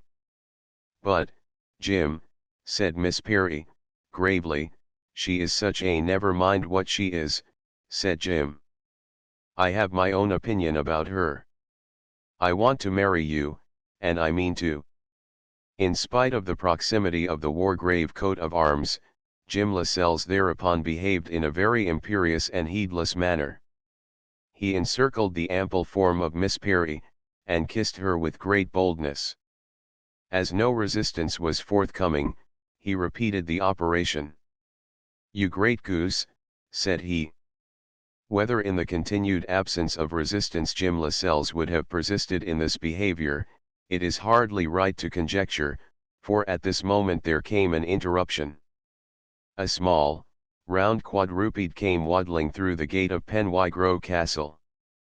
His tail was curled up in a most cynical manner, and, with eyes swollen with baked meats, he gazed about him with the insolence of a feudal lord.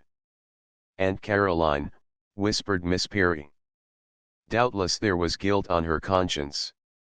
She drew herself in very close to the pillar. "She wouldn't come out in the dusk," said Jim. "It is only Ponto taking the air to get an appetite for dinner." Jim picked up a pebble, and, taking exact and careful aim, dropped it on the supercilious nose of that overfed quadruped. "Now, Goose Girl," said Jim, "it is time you went up to dress, or you'll get none of those trout." This timely reminder caused Miss Perry to flee. It was 20 minutes past 8, and Caroline brooked no delay, and Fanchette hated to hurry. Jim walked back sadly to his nocturnal chop. Why was he so poor? Why had he not more firmness of character? He felt that the part he was playing was an unworthy one. He had no right to be in Wales at all. He was merely acting the part of the spoil sport. However, the person most concerned by no means intended to have his sport spoiled by anybody. In any case, he felt quite competent to conduct his suit to a successful issue. He had made the tedious journey to Penwygrove Castle expressly for the purpose. It is true that the unexpected presence of George Betterton was a little disquieting. Some 6 weeks had elapsed since their Sunday morning conversation at Ward's. The opinion he had then formed of the temperature of George's affections had had a marked influence on his subsequent conduct. In the opinion of this cool and shrewd calculator, George was a decoy put up by Caroline Crookhern to lure him into the mesh. All the same, it was a dangerous view to take. And if George had had the skill to mask his intentions, George would win the prize. Frankly, he did not think George had the skill requisite to such tactics. he was one of those plain fellows whom a child might read. Superficial observers of the Kendall type were always apt to jump far too quickly to conclusions. Quite a number of these had given the prize to George already. But Sheridan counted upon a more intimate knowledge. George was a plain, solid conservative who, when it came to the point, would think twice before making a duchess of a parson's penniless daughter.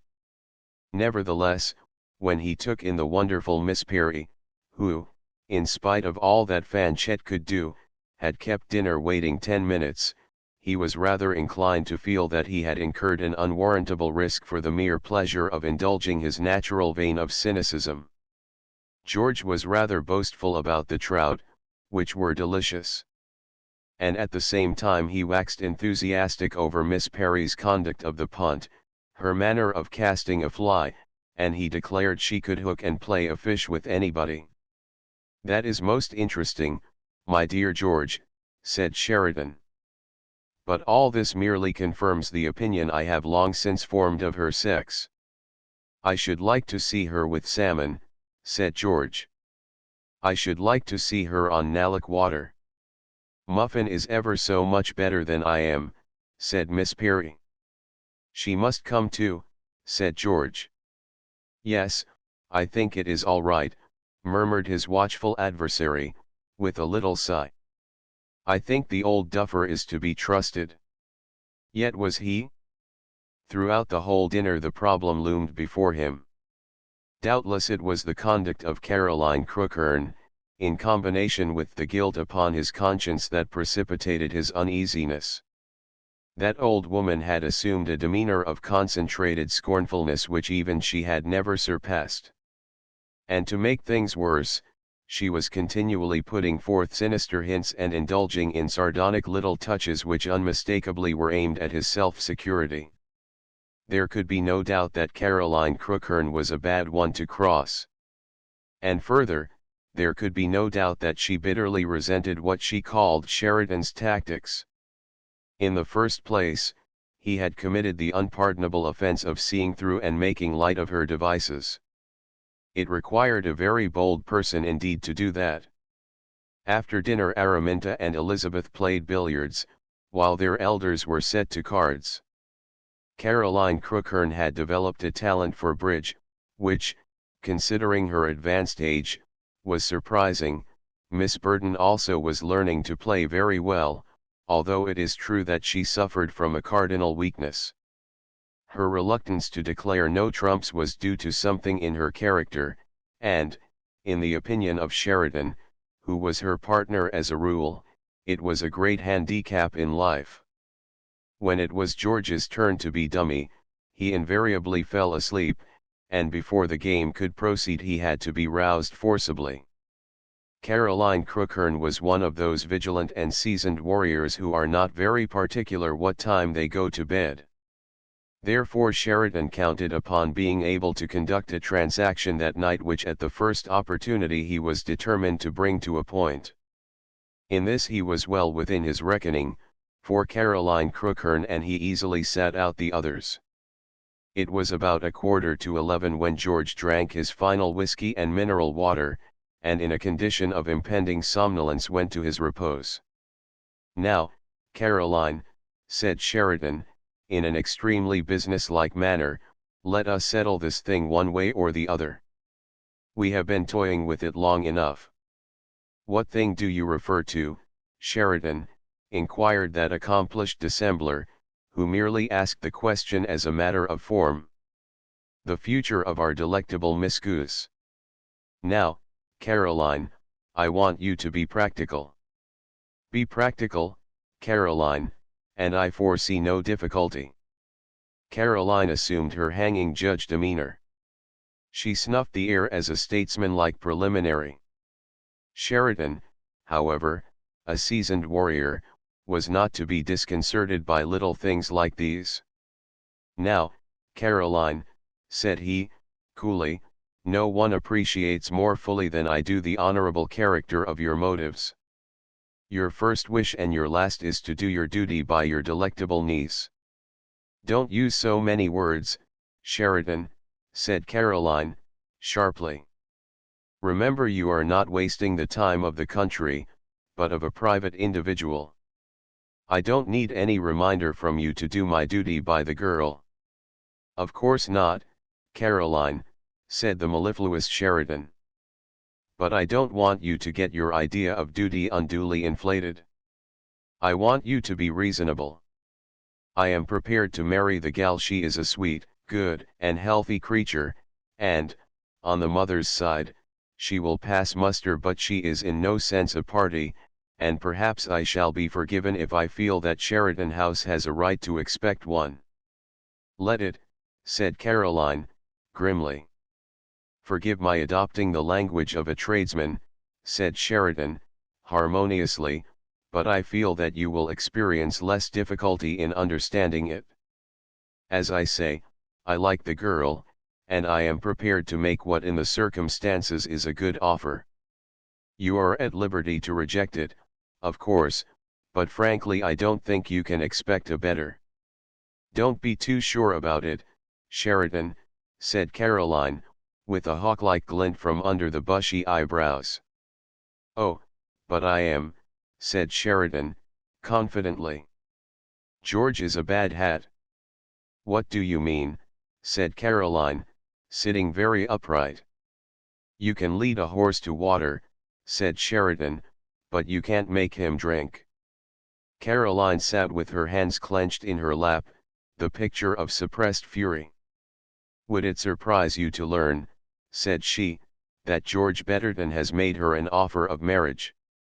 Yes, said Sheridan, it would indeed.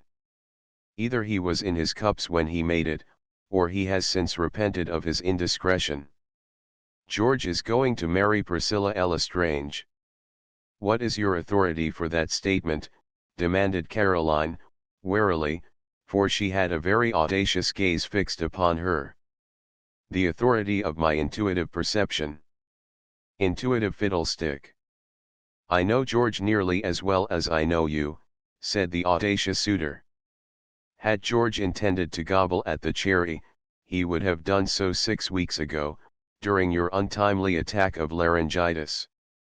But George is an old hand, and although it takes a seasoned campaigner to marry Priscilla Lestrange, it is better that he should do so, as far as 216, Piccadilly, is concerned, than that he should marry the penniless daughter of a country parson. With shame and trepidation and searching of heart be it written that this couple of elderly worldlings sat into the small hours of the morning discussing the pros and cons of the case in a most indelicate manner, and with a disposition to haggle like a pair of Jews at an auction. The bickering and the bartering of these two elderly persons were enough to overthrow the most resolute idealist among us. There can be no question that the greater share of the blame belonged to Caroline Crookhern. Sheridan, who knew her as well as he knew his alphabet, was really far more liberal-minded than she was. He was quite as shrewd also.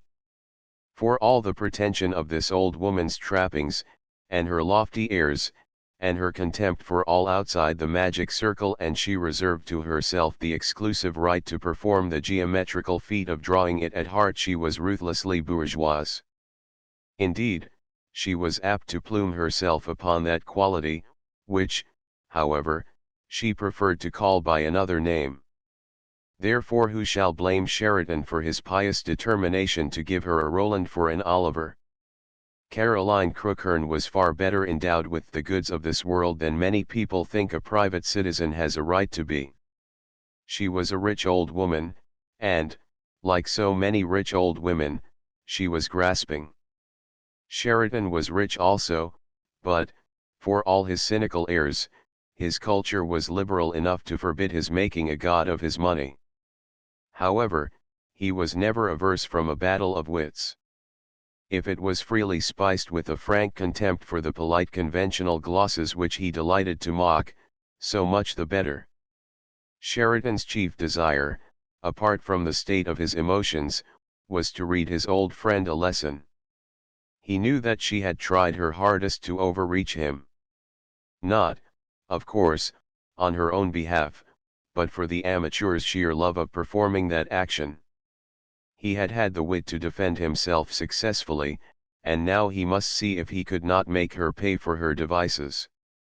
He was perfectly willing to marry Miss Perry, and, prior to so doing, he was prepared to settle a certain sum upon her.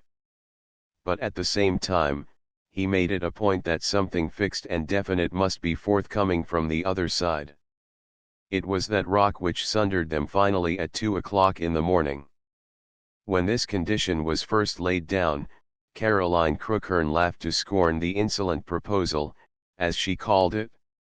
In the presence, however, of Sheridan's extreme imperturbability, which none knew better how to assume when he chose, she grew gradually cooler, until at 2 o'clock she brought herself to say that, without pledging herself to anything, she would consider it more fully, and, if necessary, she would take the advice of those who had had more experience in these matters.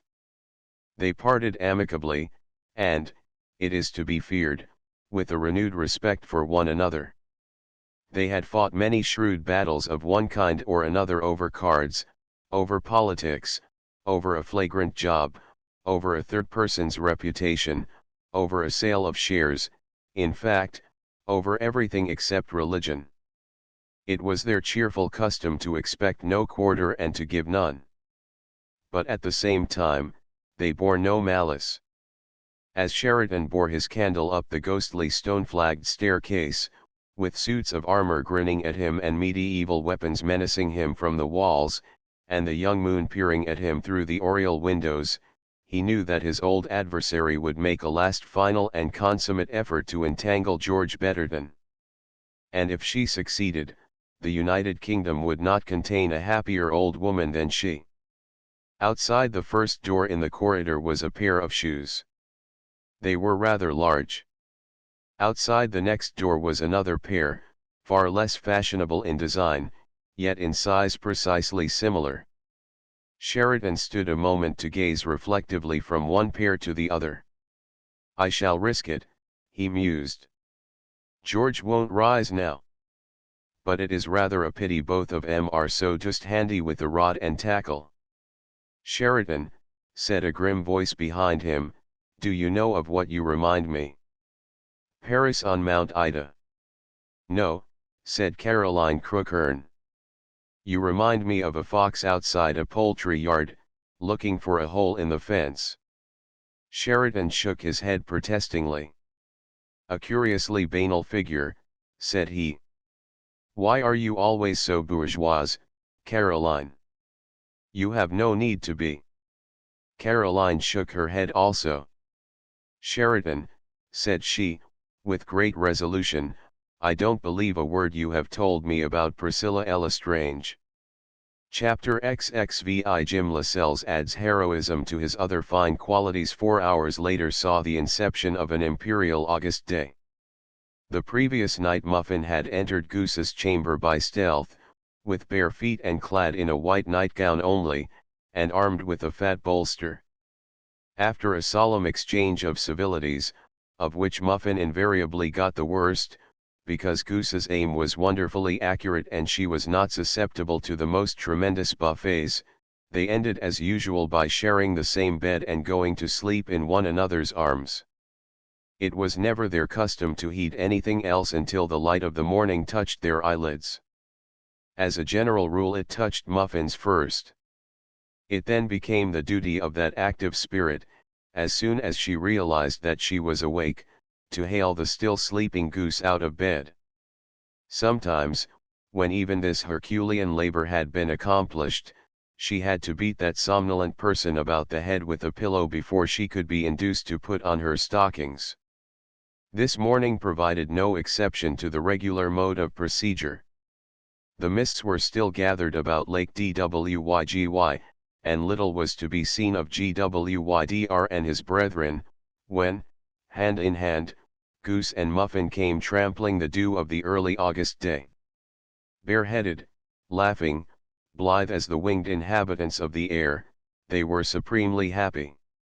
Each had brought up the other from her earliest infancy, and although each was exquisitely modest in all that pertained to herself, in regard to the fruit of her handiwork each had formed an exaggerated estimate. Goose was inordinately proud of Muffin, and Muffin was inordinately proud of Goose. Tobias was born in a bag. Although he was strictly forbidden to catch rabbits, he was never denied an airing. "There goes a squirrel," said Muffin. "Look, in that tree. Up he goes, but it is not very high. I wonder if we could catch him for Aunt Caroline.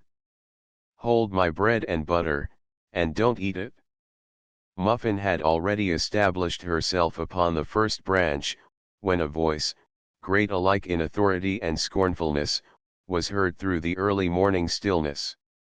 "Come out of that tree, you ragamuffin," it said. "Leave that squirrel alone, and kindly take the trouble to read the notice underneath you. The public is allowed in these woods on sufferance only by permission of the Right Honourable the Countess of Crookherne. Any person guilty of disorderly conduct, or who does wilful damage to the trees, shrubs, and flowers, or who attempts to take fish from the lake, or who wanders in search of game, will be prosecuted with the utmost rigor of the law. Come down at once, you ragamuffin." The voice belonged to Jim Lascelles, of course. Jim was looking rather haggard, weary, and dishevelled. The truth is he had had no sleep during the night. In the acute phase of his fortunes he could not rest. A sensitive conscience assured him that he was on forbidden ground, seeking fruit to which he had no lawful claim. He would have been far better in Normandy. This morning he was in a really desperate humor. Work had never been farther from his thoughts, and the fact that two persons had been reputed recently to have lost their lives in an attempted ascent of the Devil's Footstool, seemed to invest that precipitous chasm with a certain attraction. "Look here, you lawbreakers," said he, "let us go and have a look at the Devil's Footstool." The Misses Perry needed no second invitation. The dark and baleful ascent looming up from the lower end of the lake had fascinated them already, and they had even made one or two tentative attempts upon it. A walk of 20 minutes brought them to the foot thereof, and Tobias being left in his bag at the bottom, the three of them began to conduct some highly interesting and extremely thrilling investigations. From ledge to ledge they went, rising rapidly to a dizzy and precarious height. On one side of them was a torrent, on the other a chasm. But they went up resolutely, without a pause, although the foothold was very uncertain, and it meant death and destruction to look down. And when, in the course of 3 hours, they returned breathless and dishevelled to whence they started, having made a complete circuit of the Devil's Footstool, and the three of them sat down exulting in their weariness by the side of Tobias, they really felt that they had achieved something. All the most signal performances of Whittiford and Slocum Magna had been effaced. According to Borrow, Wales is not only a picturesque, but also a romantic country. Therefore, it must not surprise the judicious reader that by 9:30 on this memorable August morning Jim Lascelles had become a hero. The breakfast table at Penwygrove Castle was regaled by an extremely thrilling narrative of adventures by gorge and chasm.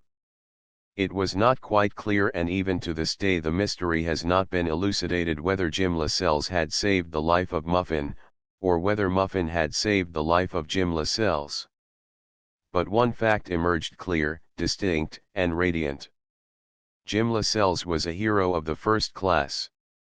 His conduct within the precincts of the Devil's Footstool merited a diploma.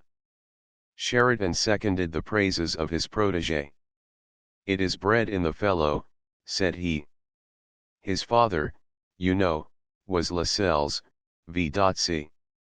"He looks that kind of young man," assented Miss Burton. "His eyes are so open and fearless." As soon as Aunt Caroline was visible, which was not until noon, she was put in possession of the facts. "Who, pray, is Jim Lascelles?" was her first inquiry, and the tone of it was not wholly sympathetic. He used to live at the Red House at Whittleford, chimed both her nieces as one. In spite of his heroism, which no amount of cross-examination could mitigate, a few leading questions which Elizabeth was called upon to answer had the effect of rendering Aunt Caroline decidedly hostile to Jim Lascelles. For the identity of the presumptuous young man was only too soon established. He was the person who had had the impertinence to fling himself out of the house in Hill Street when he had been rebuked in a becoming manner for conduct which was really unpardonable. As for the Jim, it literally stuck in Aunt Caroline's throat. It was almost the only reminder that their august relation had had, beyond the scanty character of their wardrobes and their plebeian devotion to bread and jam, that their upbringing had been that of Tom, Dick, and Harry. "Elizabeth," said Aunt Caroline, "it would be more seemly to my mind if you have occasion to mention Mr. Lascelles to speak of him as such." Muffin opened solemn and round eyes of wonder upon Aunt Caroline. "Oh, but," said she, "if I call Jim Mr. Lascelles he would pull my hair." "In that case," said Aunt Caroline, "you would do well to terminate the acquaintance." "But he saved me from falling down the precipice," said Muffin, "and I am going to write to dearest papa about it." "Caroline," said Sheridan, "a truce to Whig exclusiveness. Behave like a human being, and ask the young fellow to dinner. Ask his mother also. I am told she is a singularly agreeable woman." Aunt Caroline sat the image of blue-blooded defiance. George Betterton, however, who had listened torpidly to the account of the episode, was prevailed upon by the general enthusiasm for Jim Lascelles, and the favourable impression he had already formed of that hero's mother, to throw the weight of his own influence into the scale. "Right thing, Caroline," said George, "to ask the young fellow to dinner in the circumstances. Behaved very well, they tell me." "He shall not cross my threshold," said Caroline, "until he apologizes for his behavior to me in Hill Street." "Of course he will apologize," said Sheridan, "if you hold out the olive branch." "He can't apologize unless you do." "I am sure, dear Lady Crookherne," ventured Miss Burden, "Mr. Lascelles is a gentleman and his mother is a—" Miss Burden was unable to complete her remark. She was annihilated by a terrific glance. The elder Miss Perry also, as was to be expected, behaved very tactlessly. "Jim is just as sweet," she drawled ridiculously, "and dear Mrs. Lascelles is just as sweet too." The glance which had slain Miss Burden was extended to the elder Miss Perry. Its effect in that quarter was by no means so terrible. That feather-brain sustained it with the most admirable composure. "Jim is just as sweet," said she, "and Muffin saved him from falling over the precipice." "I was given to understand," said Aunt Caroline, "that it was the man Lascelles who saved Elizabeth." "Yes, it was, Aunt Caroline," said Muffin, "but goose is rather a silly." Of course there could only be one conclusion to the whole matter. The massed force of public opinion was too much for the Whig remnant, even in its own stronghold. Ungraciously, it must be confessed, Miss Burden was commanded to write as follows: "The Countess of Crookherne requests the pleasure of the company of Mrs. Lascelles and Mr. James Lascelles at dinner this evening at 8:30. This is one of your white days, Caroline," said her oldest friend, with approbation.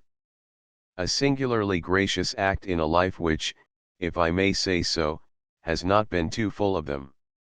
We must mark it with a little white stone." "Don't be a coxcomb, Sheridan," said the old lady. "Who has dared to remove the ribbon from Ponto's neck?" "He lost it in the water, Aunt Caroline," said Muffin, with all the assurance of one in favor at court, "when he fell in." "When he fell in," said Aunt Caroline. "He went to sleep on the edge of the pont," Muffin explained, "and he toppled over." "I trust," said the least of Ponto's admirers, that the obese beast will not gain length of days from his immersion. John, wearing his second best livery, which he always affected in Wales, delivered the mandate at Jim Lascelles' lodgings in Penwygrove hamlet, but that hero and his mother had gone down to the lake. They were joined there presently by a cheerful party of 4 persons. Jim Lascelles was very heartily congratulated upon the heroism he had displayed. "It has given great pleasure at the castle," said Sheridan, "where heroism is always, and I think justly, admired. My friend Brancaster will exert himself to get you a medal. Doubtless your sovereign will present it to you." George Betterton, in the manner of a true blue Englishman, went the length of shaking the hero very heartily by the hand. "Great pleasure to me, Mr. Lascelles," said that worthy, "to hear of your gallant action. Congratulate you heartily. Would have given great pleasure to your gallant father." Jim Lascelles laid down his palette with an air of tremendous truculence. "To whom am I indebted for this?" said he. "Which of them is it?" "I suspect that goose." "They are both of them geese," said Jim's mother. "Aunt Caroline thinks it is so splendid of you," said Muffin, who was seated on the pebbles for the purpose of removing her shoes and stockings. "She has invited you and dear Mrs. Lascelles to dinner." "You incomparably foolish person," said Jim. "I've a great mind now not to paint your picture." "A pair of irresponsible babblers," said Jim's mother, whose eyes were really very much brighter than they had any need to be. "One is as bad as the other.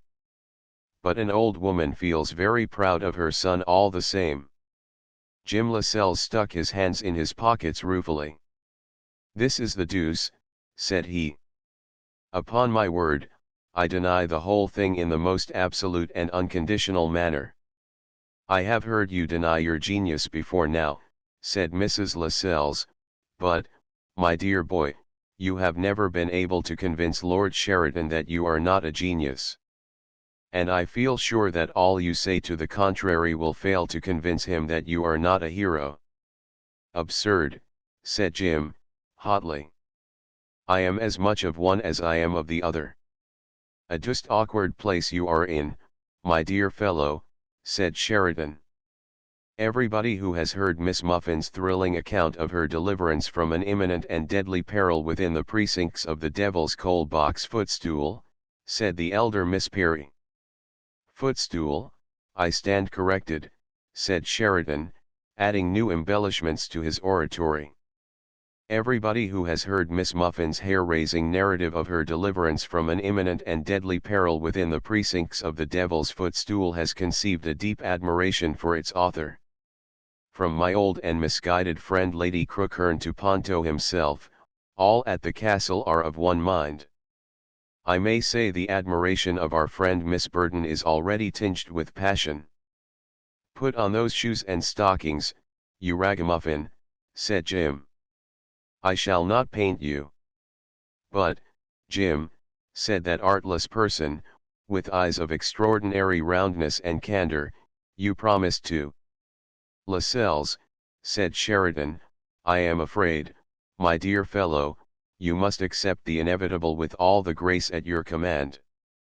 No reasonable person can possibly doubt your heroism, and I fear it is only critics of the older school who can doubt your genius. It is hard to conceive a situation more trying to a modest young Englishman, educated at Harrow. My dear Mrs. Lascelles, I feel constrained to compliment you publicly upon having a son who is the deuce of a fine fellow." "I am glad you think so, Lord Sheridan," said Jim's mother. "I think so myself."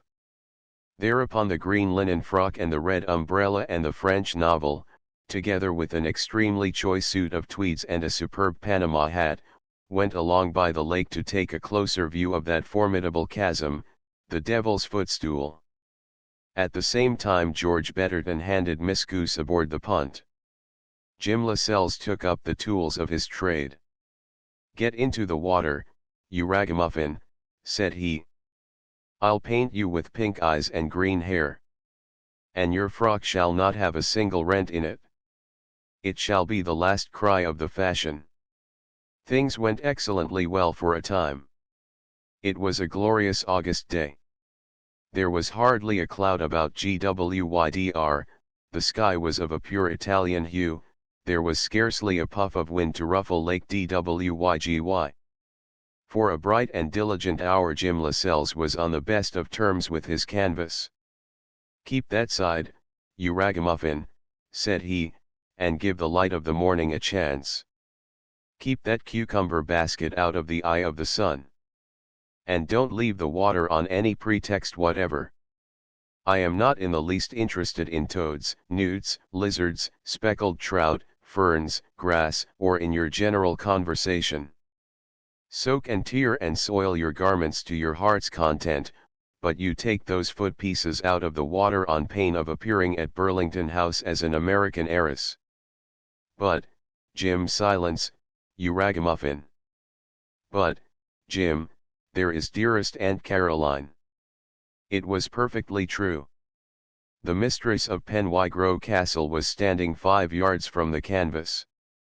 She was in the full panoply of war. Ponto, her aide-de-camp, and Miss Burton, her gentlewoman, were by her side. Her ebony stick supported her venerable frame, her head-dress was surmounted by a hat that had been fashionable in 1880. An eyeglass was in her grim old eye, and her gentlewoman held an umbrella over her to protect her aged form from the fierce rays which, according to Borrow, are sometimes reflected from the slopes of the Welsh mountains. "I am sorry to curtail a discourse on art," said the mistress of Penwygrove Castle, speaking in a tone that was beautifully distinct, "but you do not seem to be aware that the public is allowed in these grounds on sufferance only." Jim took off his hat and bowed in a very becoming if slightly ironical manner. "I beg your pardon, Lady Crookherne," said he, "but I am aware of that perfectly. I have seen the notice which warns the public at least 6 times this morning."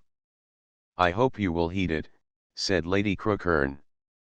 "It does not forbid the public to paint the scenery, I believe," said Jim coolly. Jim had really no right to be so cool in the presence of the mistress of Penwygrove Castle. All the same, it is by no means certain that she did not respect him for it. "It depends," said she, "upon what portion of the scenery the public wishes to paint. For instance, you appear to be painting some person who stands in the water. And the public is expressly forbidden to enter the water." "I am sorry," said Jim Lascelles. "I beg your pardon, I'm sure." Jim Lascelles, for all his coolness, did not quite know what to say next to keep within the rules of the game. However, that section of the public that was standing in the water saw fit rather providentially to disobey the instructions of the artist. She left the water and came resolutely to the aid of Jim Lascelles.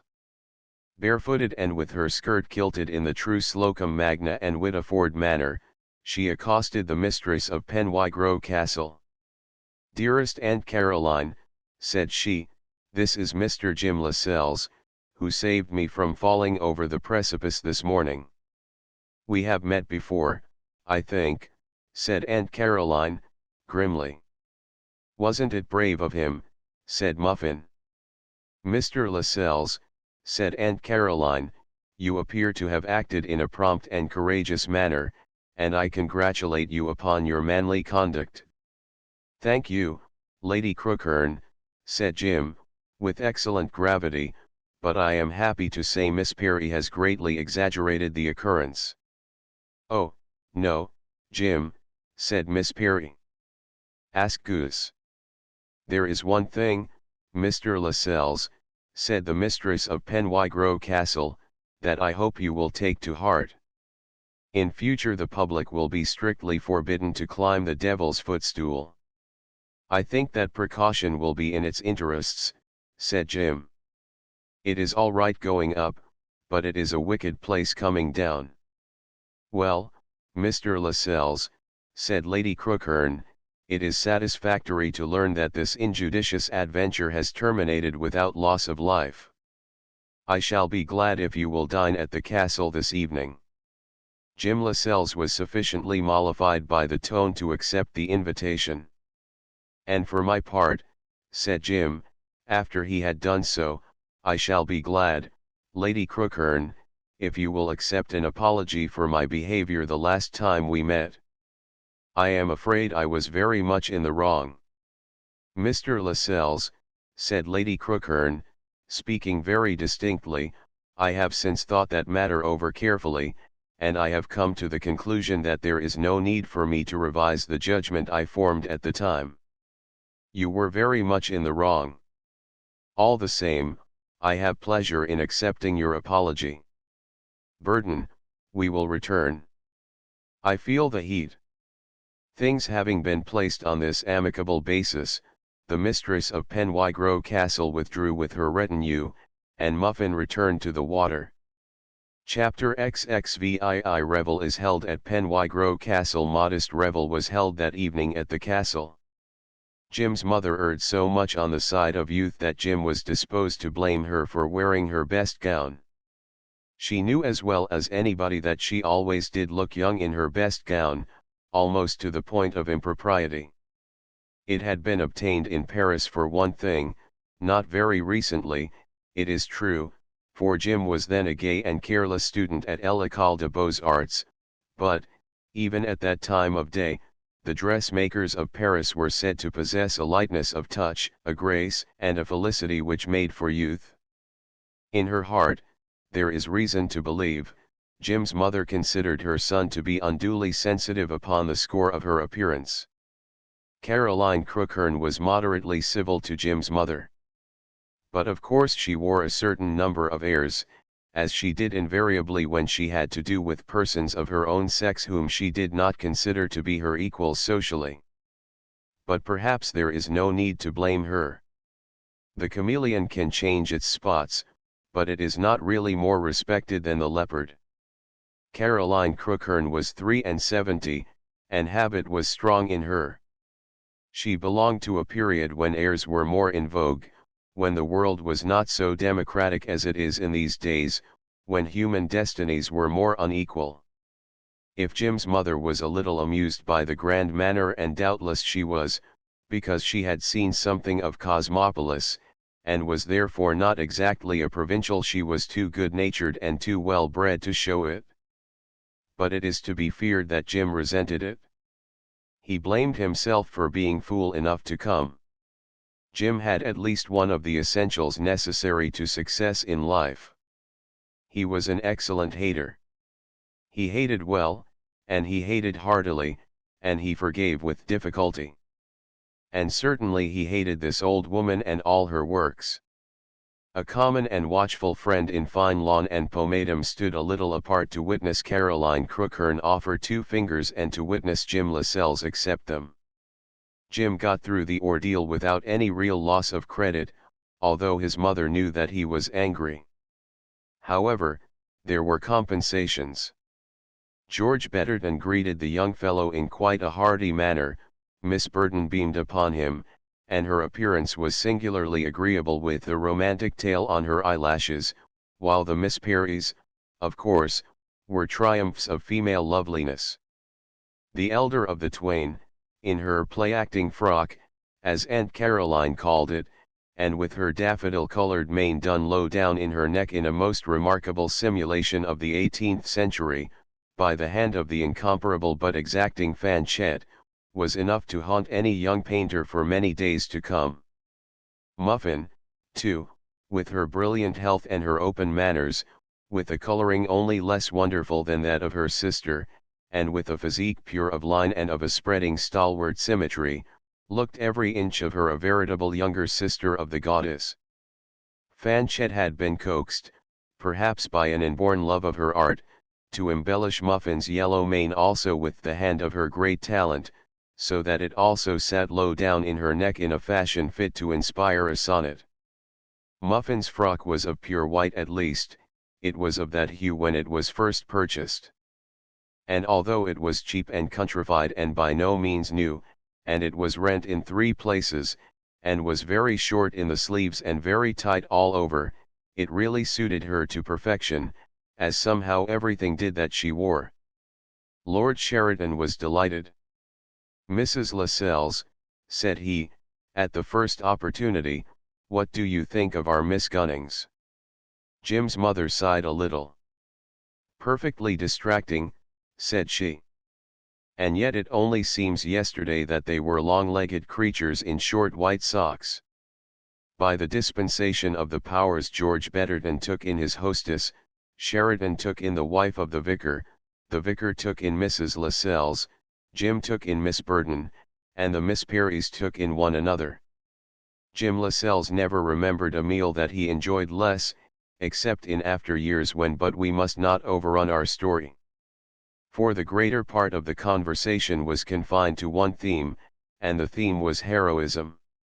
Sheridan claimed the respectful indulgence of the table while Muffin furnished her thrilling narrative with all the latest embellishments. It is true that she suffered occasional contradiction in the course of it from her muddle-headed but tenacious sister Goose, but her testimony remained substantially unshaken. Mr. James Lascelles was a hero, no doubt about that. When the dessert stage was reached, Sheridan pledged Jim's health in felicitous terms and in some excellent Madeira. Jim responded with a vehement denial of the charges brought against him. "Why," said Sheridan, "the young fellow will deny his genius next." "Yes," said Jim's mother, "he would, only he knows it is no use." After dinner there was music. Caroline Crookhern had an ingrained dislike of music which amounted to detestation, but on this occasion it was permitted as a concession to the church. The vicar's wife had a light soprano voice, and sang very pleasantly, although rather nervous at first. The vicar's rendering of the Bay of Biscay was justly admired.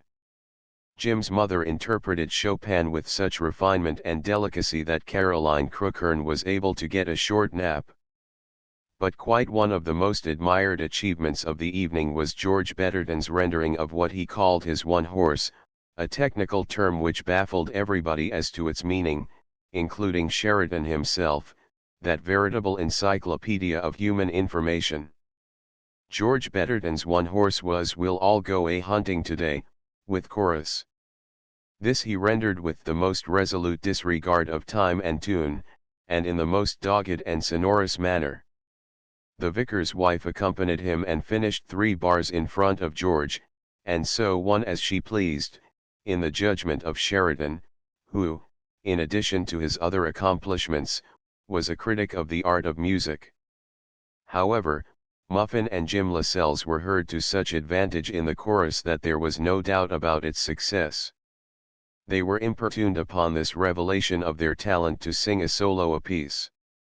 They contrived to evade this penalty on the plea that they had never sung in public before, although Goose declared that Muffin had sung by herself twice in Slocum Magna Parish Church with great distinction. "But that wasn't in public," said Muffin, staunchly. "Besides, it was after dearest Papa had preached his sermon." "I am afraid, my dear Miss Muffin," said Sheridan, "that the point is too subtle for the lay intelligence." Although Muffin and Jim Lascelles were absolved from singing solos, they were unable wholly to evade the penalty incurred by the revelation of their gifts. They were hailed to the piano to sing a duet from HMS Pinafore, and made such a hopeless mess of the performance that Jim's mother, to whom the accompaniment was intrusted, took the extreme course of closing the piano in the middle of it and retiring in dudgeon. A display of thought-reading concluded the proceedings. The vicar's wife was a clairvoyant, noted for miles around. Sheridan also confessed to powers in this occult science.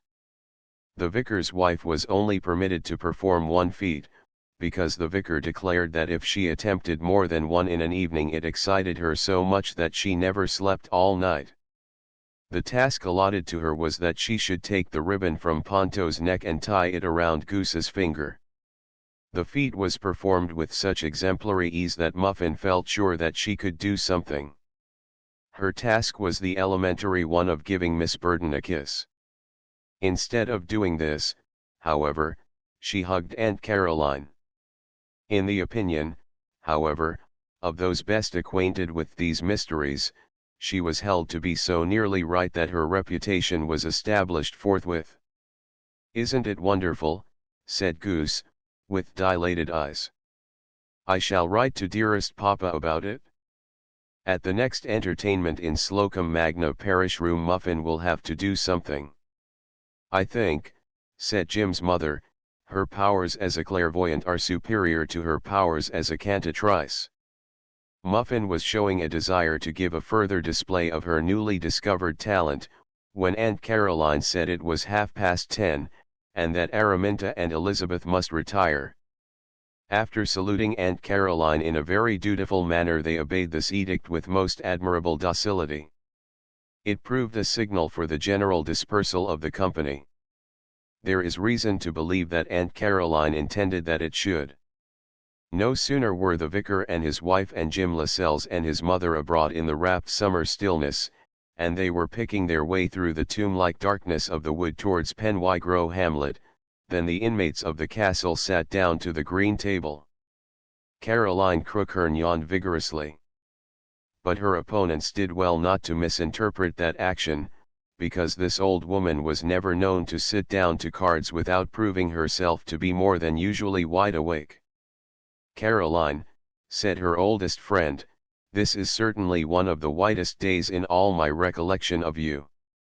I can't say positively that you were genial, but I feel that I am entitled to affirm that you got through the evening without insulting anybody." "The middle classes are so tiresome," said Caroline, cutting for the deal and winning it easily. "The middle classes are almost extinct as a genus," said Sheridan. "They have assimilated culture so rapidly since that fellow Arnold wrote to them upon the subject that nowadays they are almost as extinct as the dodo." "Pshaw," said Caroline, carefully sorting a hand that contained 4 aces and 3 kings. "It is only skin deep. Don't be a coxcomb, Sheridan. I declare no trumps." "I shall not double," said Sheridan, who found himself in possession of a Yarborough. In a very short space of time, Sheridan and Miss Burden had suffered the indignity of the Grand Slam. "Well played, partner," said George, as soon as he woke up. There can be really no question at all that few persons could have played their cards better than Caroline Crookhern, when that old woman found herself with a good hand. And few persons found themselves oftener in that enviable position than did she. Certainly this evening she surpassed herself. It is true that the cards came her way in the most surprising fashion. But she utilized them to the full, and further, she took advantage of the mistakes of her principal adversary. It was not often that Sheridan was guilty of flagrant errors, but on this occasion he certainly held bad cards, and to these he added unmistakably inferior play. He forgot important cards constantly, and twice at a critical moment he revoked. Caroline was in the highest glee. Everything went right for her, and the sum she won from Sheridan it would not be wise or right to divulge, lest it shock the less affluent among our readers. It was not really enough to endow a hospital for the incurably insane, as Sheridan declared it was, but it certainly enabled the lucky Caroline to contemplate the purchase of a few of those Westralians which she had coveted for some time past. Happily neither Miss Burden nor George Betterton could afford to play for money, the former because her salary of £40 per annum was her only means of subsistence, the latter because his high rank rendered it necessary that in all respects his life should be a pattern to his admiring countrymen. We have no desire to lower a very worthy man in the public estimation, but this desire for respectability did not prevent his losing continually at piquet to Caroline Crookhern. But then piquet is not like bridge. The one is old and of good report, the other is new and plutocratic. A little after midnight George Betterton retired in earnest to his virtuous repose, while Miss Burden followed his example. And no sooner had the hostess and her old friend the field to themselves than they reverted to the topic of the previous night. The matter had been left in an interesting stage. Sheridan felt it to be a hopeful one. He was sure that he had no serious rival to contend against, for George with all his flourishes was sure to end by marrying Priscilla. The Georges of this world invariably marry the Priscillas. "I am willing to tie 3,000 a year upon the creature," said Sheridan. His tone was not exactly that of an auctioneer, although his standard of wisdom rendered it necessary that he should always suit his discourse to his company. "Upon the condition, my dear Caroline, that you tie an equal sum upon her. And there is also a living in my gift worth 1,100 a year which is likely to be vacant. So much for the terms." Caroline Crookhern pondered them well. She was a shrewd, covetous, hard-headed, hard-hearted old woman. But if she took a thing in hand she carried it through. And she had determined to do something for her dead and disgraced sister's portionless daughter. Up to a point she was able to plume herself upon the success of the negotiations. What she did not like was the sacrifice of some of her own money. It would not make the least difference to her. She had more already than she knew what to do with, but to part with her substance always hurt her. "We will say 1,500, Sheridan, and call it settled," said Caroline with the air of a money lender. Her old friend frankly enjoyed the situation. He knew where the shoe pinched as well as she did. Her craft and her avarice reminded him of Balzac's novels.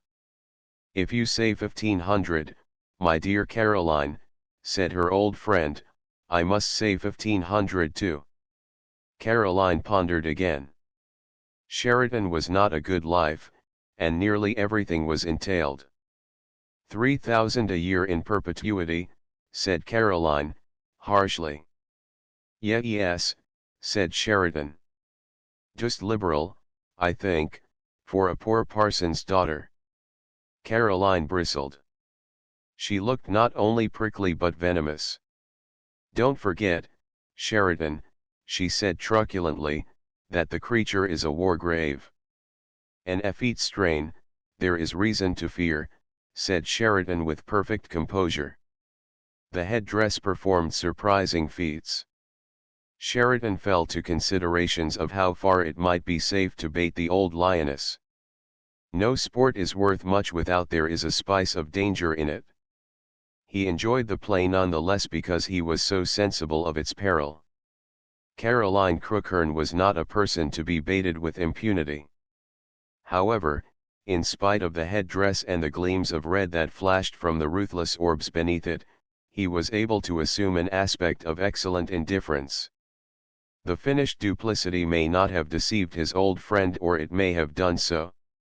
At least the old lioness grew more couchant in her aspect. But the mouth was as resolute in its sarcasm as ever. "Well, Caroline," said Sheridan, amiably, "let us settle the thing one way or the other. It is becoming tedious." Perhaps Caroline thought so too. Or perhaps she thought she had made a reasonably good bargain, all things considered, and that she was not likely to do better. For there came a further accession of scorn to the grim old countenance, and for a moment the headdress ceased its immodest gyrations. "Take the girl and be damned," said Caroline Crookhern. Sheridan bowed with ironical politeness. He had got his way, not of course that there was anything surprising in that. He had had it so often. Still there was a certain satisfaction in it, for it always seems a part of the essential fitness of things that one should get one's way, no matter how much one is accustomed to getting it. He was also a little inclined to plume himself, as was too often the case with him, on his diplomacy. It was really an achievement to screw a cool 3,000 a year out of the most avaricious old woman in England. Yet it may have been that he had only inserted that clause into the negotiations to give them a further spice. It had enabled him to pose as the prophet of justice, liberality, and other delectable things.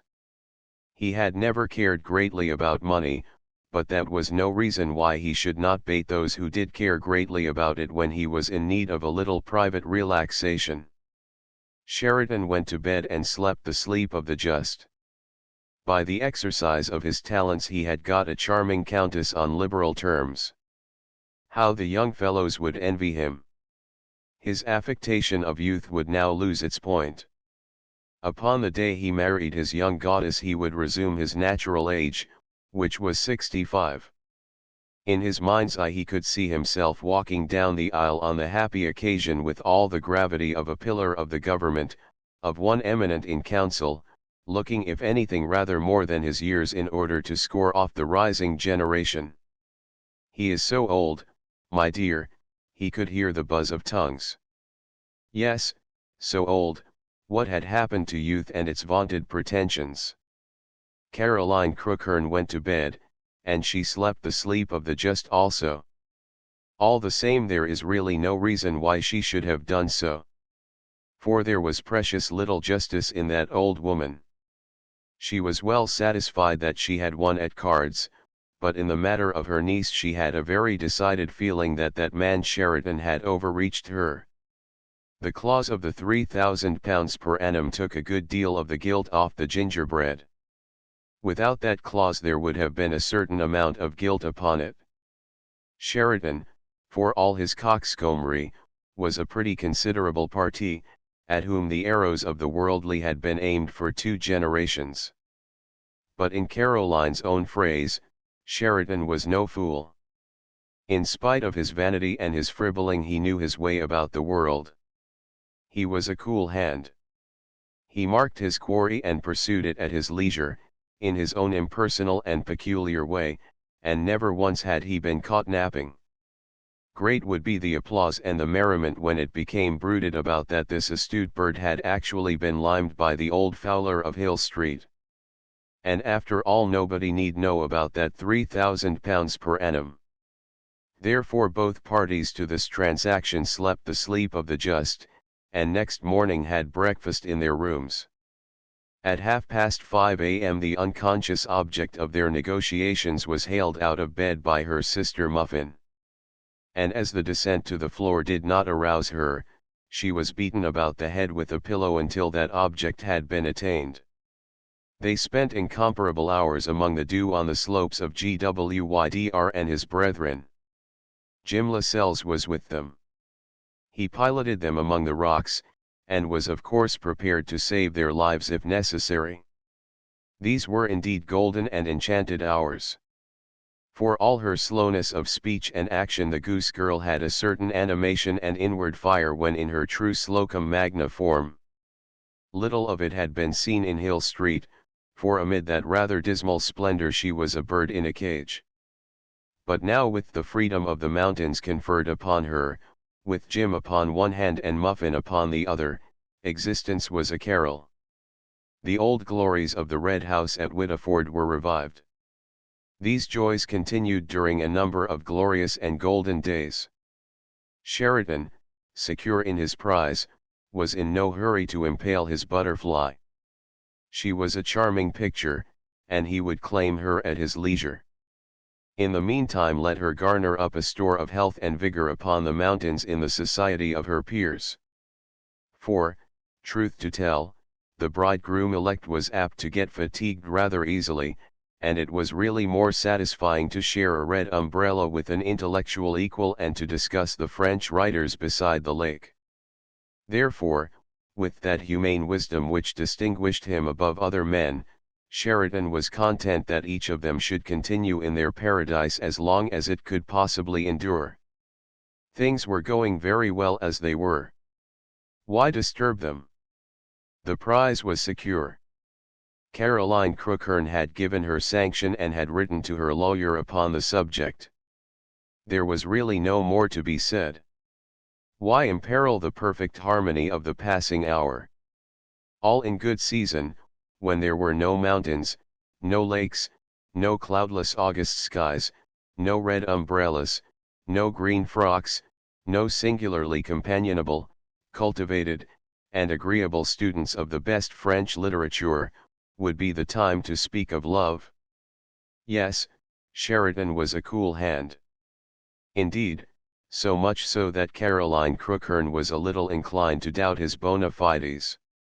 "I have not seen the creature in tears yet," said she 3 days after that memorable night in which the compact was made.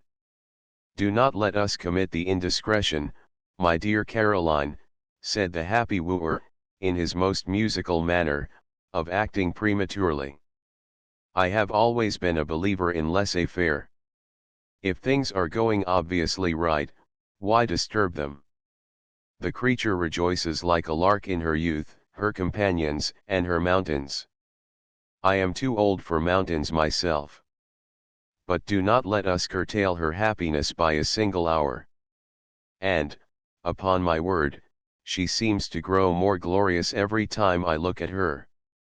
"Humph," said Caroline Crookhern. She was too wise to say anything else.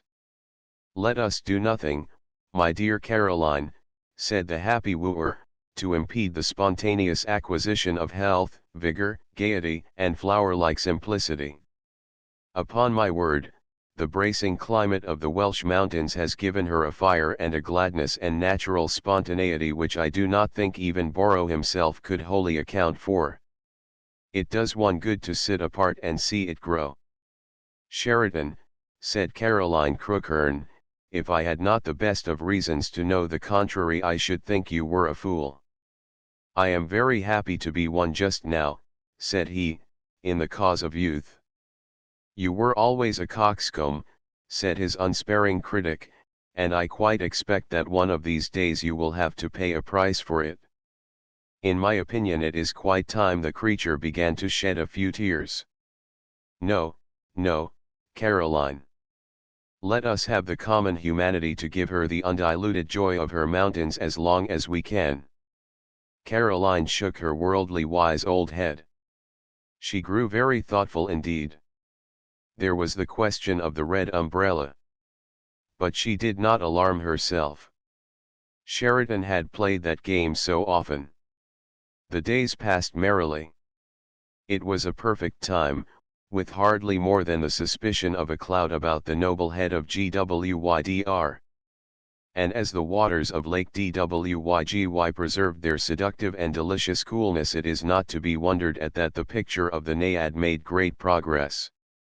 There was no doubt about the wonderful increase of power that had come to Jim Lascelles. Having given his days to the painting of the goose girl and his nights to thoughts of her, this expenditure of spirit was now manifesting itself in his brush. The Naiad bade fair to be a brilliantly poetic composition, whose color had that harmonious daring that had given Monsieur Gillett an European fame. The frank treatment of the Naiad's blue eyes and yellow hair, which had made the portrait of her sister so wonderful, were here adjusted to the majestic scheme of Dwygwy's blue waters, and Gwydr's brown slopes crowned with a golden haze, with here and there a black patch of the woods about Penwygro. Sheridan, who among his other recommendations was a trustee of the National Gallery, ministered to the pride of the painter's mother by his outspoken praise of what he considered to be a signal work of art. The August sunshine, however, cannot last forever. And at last, as Muffin's second triumphant fortnight was nearing its close, the clouds gathered about Gwydr and his brethren, and the woods of Penwygro were drenched with a sopping mist. This presently turned to a downpour of rain which lasted a day and a night, and in that period something happened. Chapter XXVIII. A thunderbolt. While the rain was beating with monotonous persistence upon the oriel windows of Penwygro Castle, Araminta was summoned to Aunt Caroline's boudoir. So little did that artless being suspect calamity that she obeyed the summons joyfully, because she felt convinced that Aunt Caroline was to confer with her as to whether Muffin would like to stay still longer. But it proved to be something else. Aunt Caroline was looking very bleak and formidable, and Lord Sheridan, who was present also, had never seemed so much like a parent, so benevolently unbending was his manner. "Girl," said Aunt Caroline. She very seldom addressed Araminta in any other style than "Girl, sit there and try not to behave foolishly. I am going to speak about your future." So little was Araminta preoccupied with things in general that she hardly knew that she had such a thing as a future. However, with her usual docility, she sat upon the chair that Aunt Caroline had indicated, and proceeded to give her best attention to her august relation. "I will be brief," said Aunt Caroline, with an extremely businesslike air. "My old friend Lord Sheridan has been good enough to take an interest in you, and if you are a good girl he will marry you. You have no objection, I presume?" It was clear by Aunt Caroline's tone that she merely asked the last question as a matter of form. But that brisk old worldling went a little too quickly for her niece Araminta, who was really a very slow-witted creature. Some little time had to pass before she could accept the purport of Aunt Caroline's announcement. And when at last she was able to do so, it literally took away her breath. Aunt Caroline allowed the creature quite 30 seconds in which to reply. No reply being forthcoming in that space of time, she proceeded to address her as though she were a prisoner at the bar. "Well, girl," said Aunt Caroline, "what have you to say?" Araminta had nothing to say apparently. But from the uppermost forehead to the depths of the neck, a slowly deepening wave of scarlet was spreading over the whole surface of her frank and vividly colored countenance. "Humph," said Aunt Caroline, "no objection apparently." She then addressed a third person very succinctly. "Sheridan," said she, "I congratulate you. You are not everybody's choice, and I must confess to some surprise that no objection has been urged. That is the Wargrave in her, I dare say. The Wargraves have always known how to accept the inevitable. They have often gone to the scaffold rather than make a pother." "Family pride again, my dear Caroline," said Sheridan, in a voice of honey. "Still, in the circumstances, perhaps a slight display of it is pardonable. History is not my strong point, but I seem to remember that between the age of Edward VI and the age of Victoria the Wargraves went oftener to the scaffold than anywhere else. To a layman that always appears to be one of the baffling points about the pride of old families. If we go back far enough we generally find that a lawyer who was too astute to be honest established their fortunes, or a fellow who managed to cheat the troops in Flanders of their food and clothing." "Don't be a coxcomb, Sheridan," said Caroline, sharply. "Remember my niece. I shall expect you to be good to her.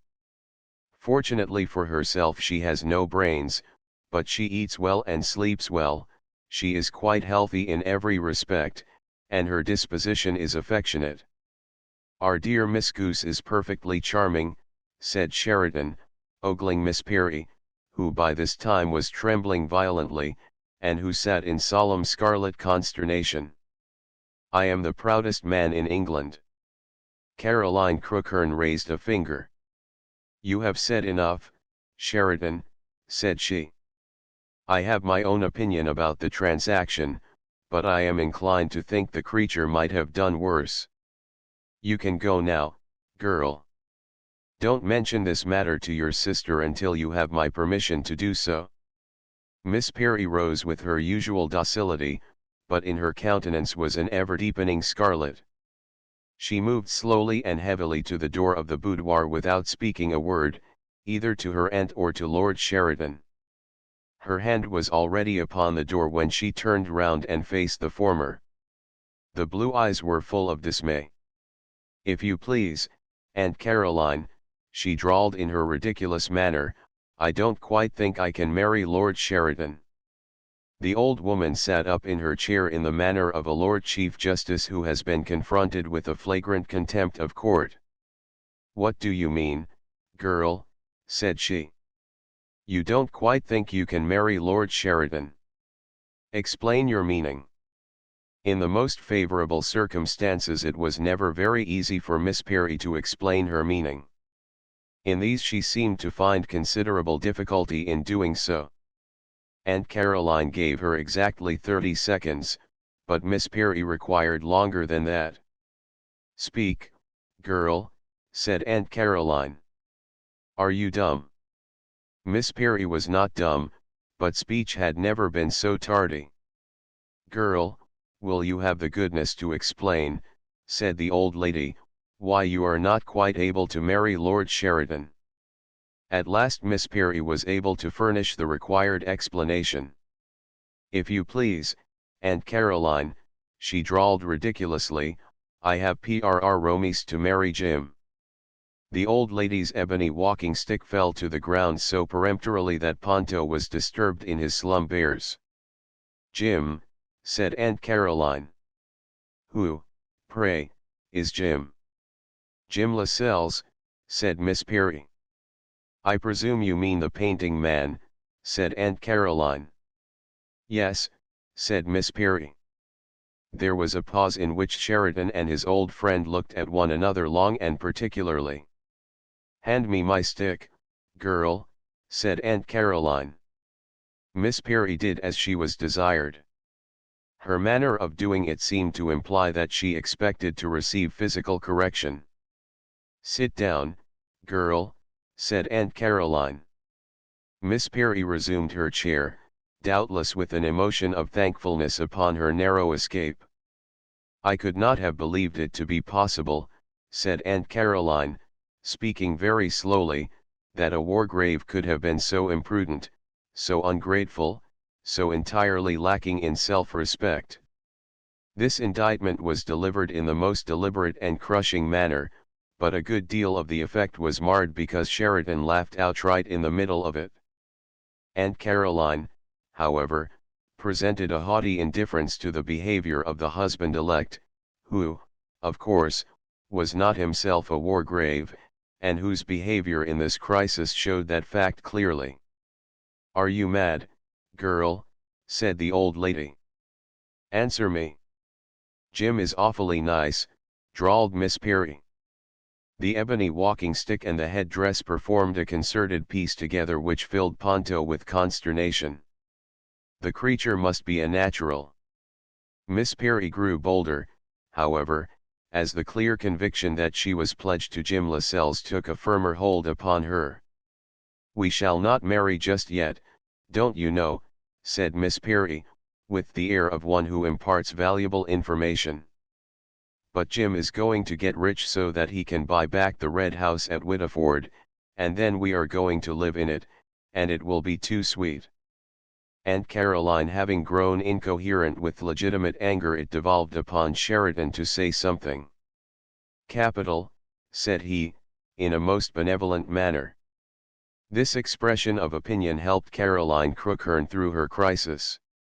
"You inconceivably foolish girl," said she. "Have you no sense of decency?" "Muffin has promised to wear her mauve at the wedding," drawled Miss Perry. Had not the husband-elect blown his nose very vigorously, there is reason to fear that he would again have been guilty of conduct unlike that of a Wargrave. "Silence, girl," said Aunt Caroline. "Don't speak another word until you have permission. This comes of crossing the breed. Now listen to me. The sooner you remove the man Lascelles from that inconceivably foolish and demoralized head of yours, the better it will be for you. Where is your self-respect? Where is your sense of decency?" "Muffin," said Miss Perry, but she got no farther because an imperious finger stayed her. "Don't speak," said Aunt Caroline. "Simply listen. Dismiss the man Lascelles from your mind, and try to remember who you are, and where you are, and what you are saying. My old friend Lord Sheridan desires to marry you. Understand that clearly. And he has my permission to do so. Understand that clearly also. Now you may say something." Miss Perry took advantage of this gracious permission to turn to Lord Sheridan with a charmingly friendly smile upon her scarlet countenance. "It is so dear of you, Lord Sheridan," she said, "and if I were not going to marry Jim I would marry you. Perhaps Muffin Aunt Caroline affronted the nerves of Ponto by rapping sharply with her stick upon the floor. "You have said sufficient," said she. "Dismiss the man Lascelles from your mind once and for all. You are going to marry Lord Sheridan. Is that quite clear?" Apparently this was not quite so clear to Miss Perry as it was to Aunt Caroline. For that featherbrain opened her eyes so widely that they seemed to acquire the color of violets, and a look of sheer perplexity settled upon her frank countenance. "But if you don't mind, dearest Aunt Caroline," said she, "I PRR Romies to marry Jim." Aunt Caroline began to storm. "Is the girl a dolt?" she cried. "Has she no brains at all? Girl, have the goodness to listen once more. Your father, your brothers, and your sisters are all poor as mice, are they not?" "Yes, dearest Aunt Caroline," said Miss Perry, quite simply. "Very good. Now heed this carefully.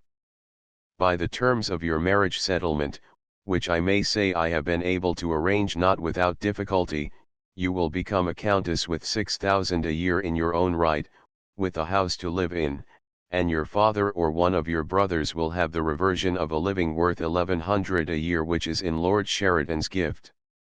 Now have you the intelligence to comprehend all that I have said to you?" Apparently Miss Perry had. Doubtless her understanding was a slow-moving and cumbrous mechanism which generally found infinite difficulty in assimilating the most obvious facts, but it was very difficult for the most obtuse person to misunderstand Caroline Crookhern.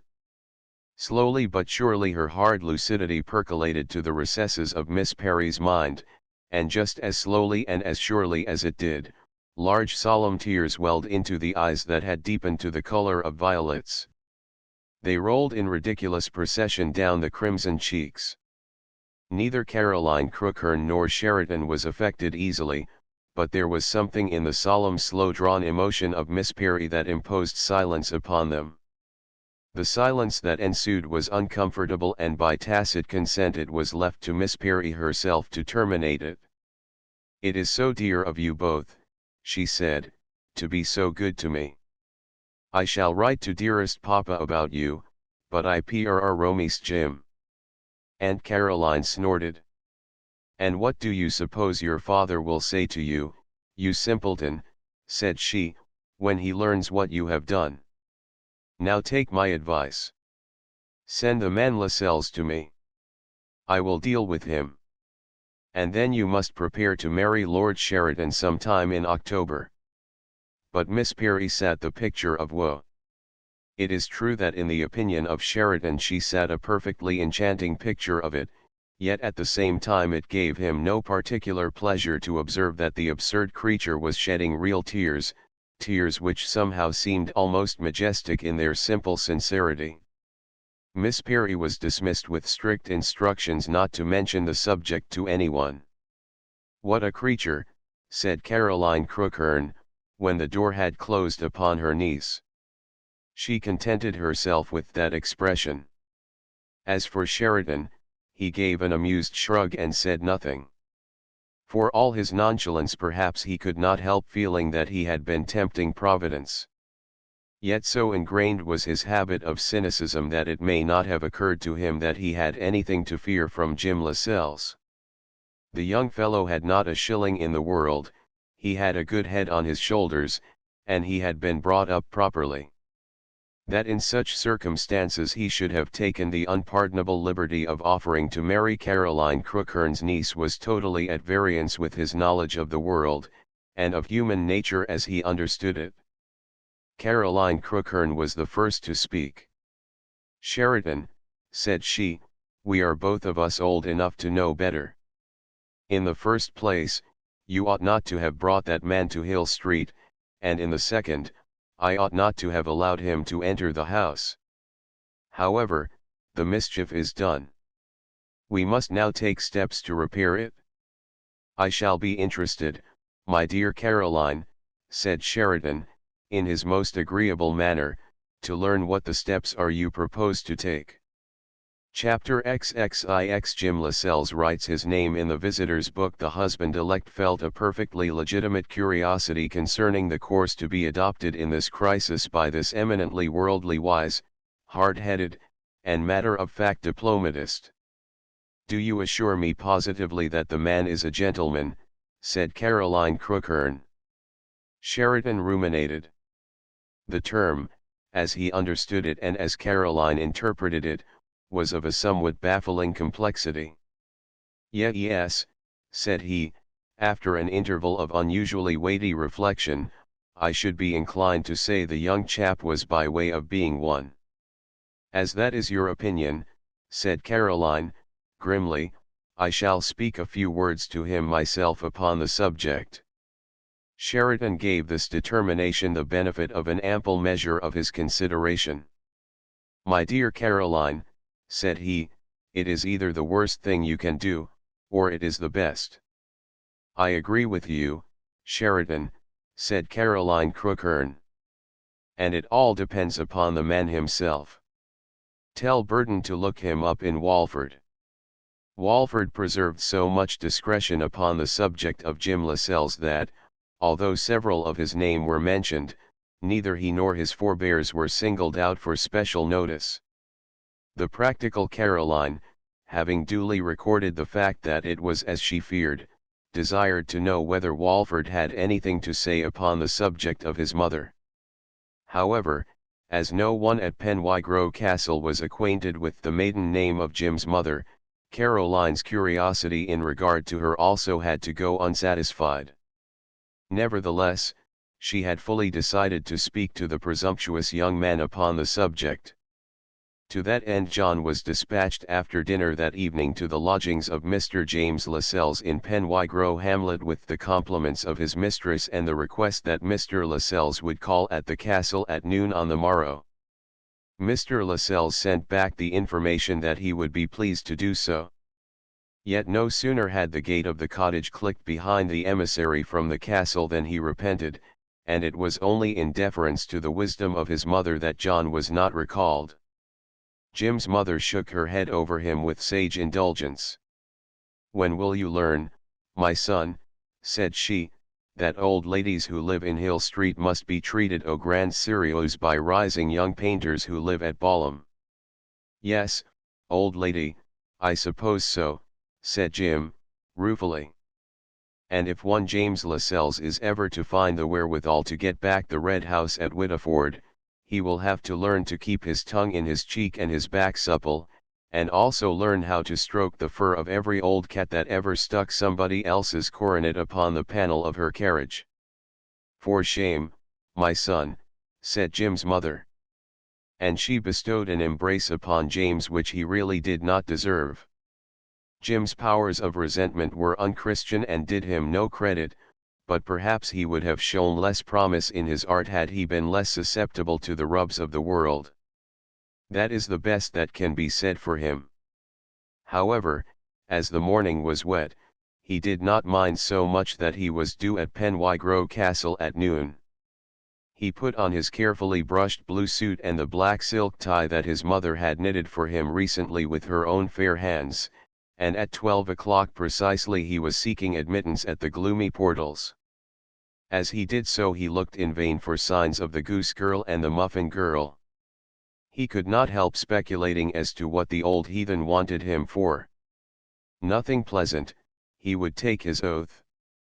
Doubtless the goose had blabbed. If so, a warm quarter of an hour was before him. Yet he felt that he should not mind that particularly. After all, the old beldam was quite likely to receive as good as she gave. John received him, and handed him over to Mr. Marchbanks himself, who said, "Will you kindly come this way, sir," in the manner that he alone could say it. Jim followed Mr. Marchbanks, after bestowing a somewhat contemptuous glance at a daub in the entrance hall which purported to be the work of one Tintoret. A little further along, however, was a Cavalier by Van Dyck, which was more to his taste. He glanced at the furniture also, which in its way was magnificent. It was of embossed Spanish leather. At the head of the wide stone-flagged staircase up which he was conducted, was a portière of Gobelin tapestry. Passing through this, he was taken along a corridor containing good pictures and bad, and medieval weapons and suits of armor, until at last he found himself in an extremely cozy room containing seductive lounges and strewn with Turkish mats. And there, seated alone and singularly upright in a high-backed chair, with a perfectly revolting little dog sleeping at her footstool, was the old woman Jim Lascelles so cordially disliked. Jim was a little surprised that the old woman deigned to offer not 2 fingers only, but the whole of her hand. "What is in the wind, I wonder," mused Jim, as he accepted it with his best bow. "It is good of you to come, Mr. Lascelles," said the old woman, by no means ungraciously. Remember, there never was an old woman yet who could not contrive to be agreeable if she really made up her mind to be so. And Caroline Crookhern was no exception to the universal rule. "Pray be seated," said she. Jim Lascelles took the chair that was farthest from her ladyship. The old woman was very concise, matter-of-fact, and businesslike. She spoke slowly, she enunciated her words with beautiful clearness. In short, she was a model of what you would expect her to be. She was all compact of hard-headed, clear-cut, practical sagacity. "I wish to speak to you upon an important subject," she began. "It has come to my knowledge that you have been paying your addresses to my niece, Miss Perry." Jim Lascelles was prepared for the speech in its substance, but its calm, matter-of-fact, non-committal air was baffling to him. "In a sense, Lady Crookhern, that is correct," said Jim. The old woman nodded, not unamiably, however. "It is a matter of regret to me that you should have done so," said she.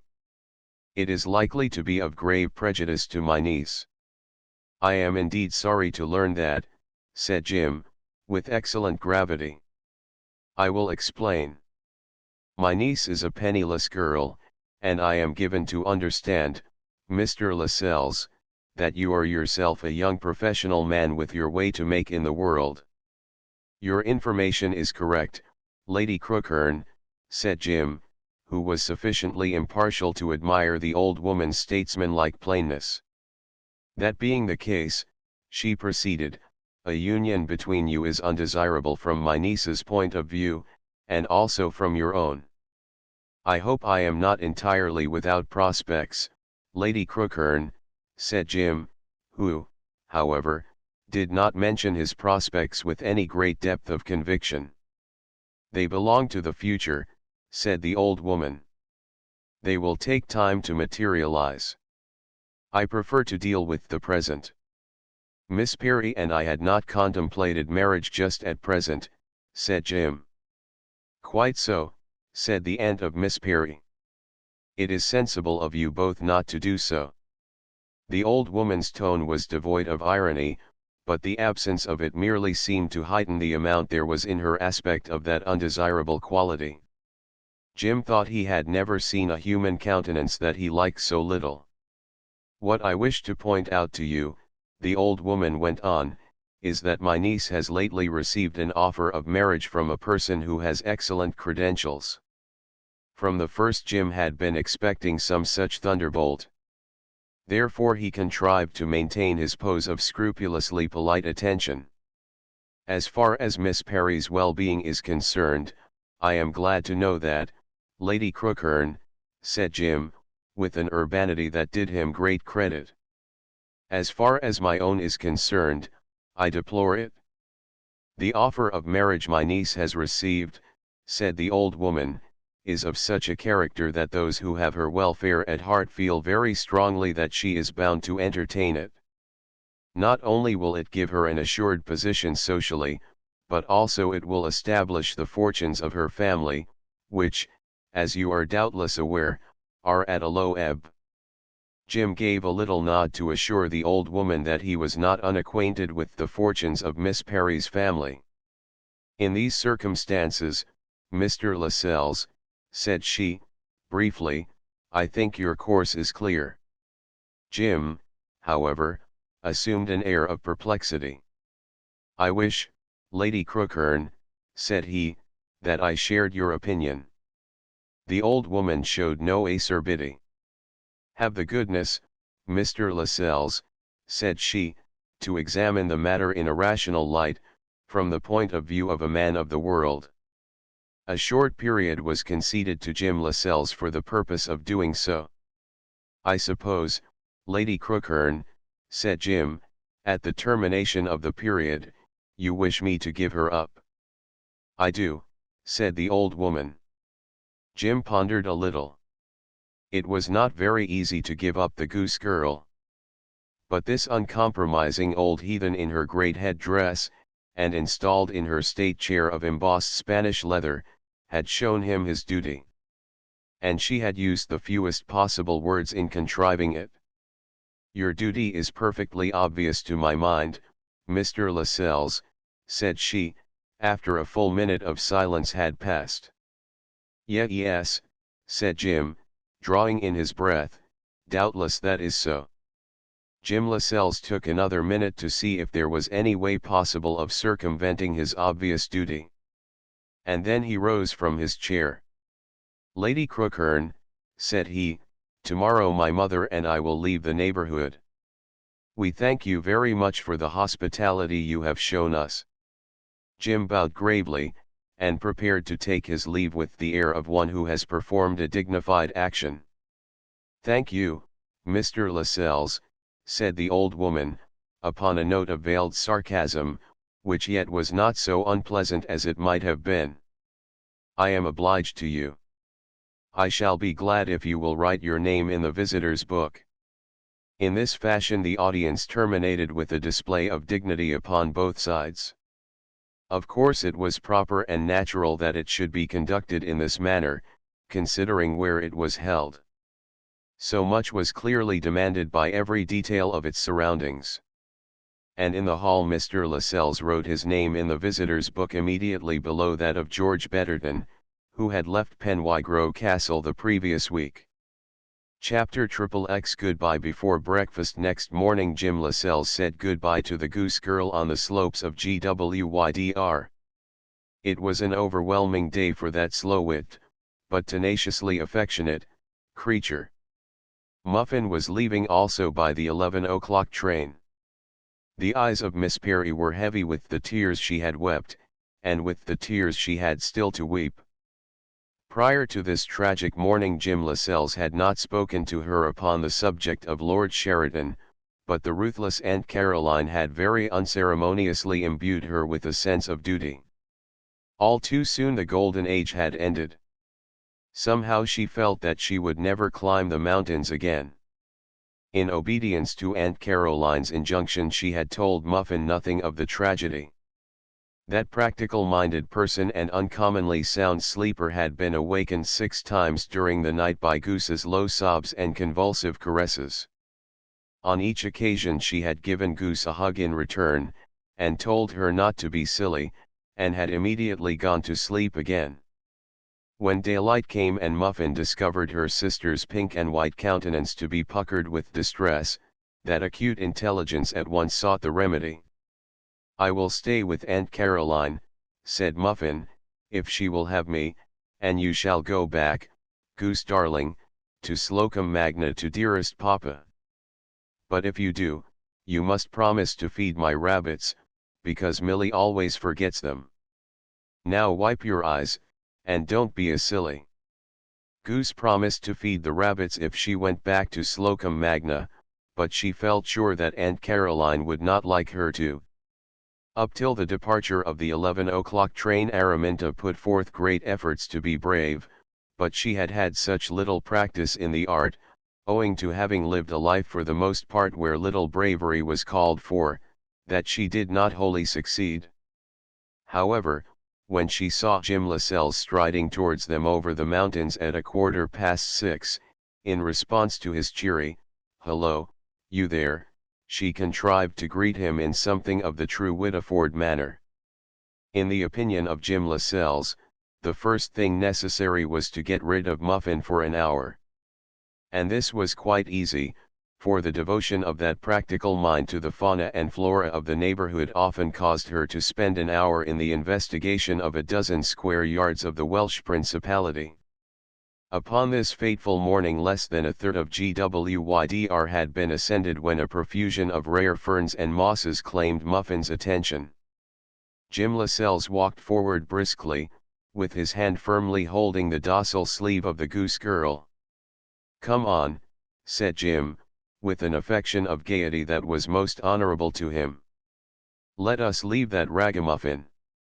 In she goes, over her ankles into the mud. Torn a great piece out of her skirt on a briar. By the way, goose girl, has Aunt Caroline said anything to you upon the subject of Lord Sheridan?" Mournfully enough the goose girl confessed that Aunt Caroline had.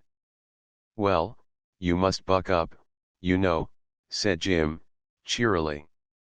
"You are going to be a countess, and the family of Wakefield Slocum Magna, I mean, will come again into its own." Miss Perry's only reply was to break forth into a succession of slow-drawn sobs, which were so heavy and majestic that Jim declared they shook the mountain. "Here is a dry place," said he. "Let us sit down before you do some damage to the scenery." They sat down together upon GWYDR, with the chill mists enfolding them. For 20 minutes the goose girl said nothing, but merely sobbed to herself slowly and softly with the daffodil-colored mane pressed against Jim's shoulder. Such depth and power had the goose girl's emotion that it really seemed to Jim Lascelles that, had her heart not been a particularly robust organ, it must have been broken in pieces. "I am afraid," said Jim, rather miserably, "I have been a bit of a cad for leading you on, you great silly goose." Miss Perry flung her arms about Jim's neck with such force and suddenness that she nearly toppled him backwards over a precipice. "Jim," she sobbed, "you must marry Muffin." As Jim was in the toils of a hug that almost forbade him to breathe, he was not able to reply immediately. "That ragamuffin," said Jim, as soon as he was able to do so. "She is such a sweet," sobbed Miss Perry. "You goose," said Jim.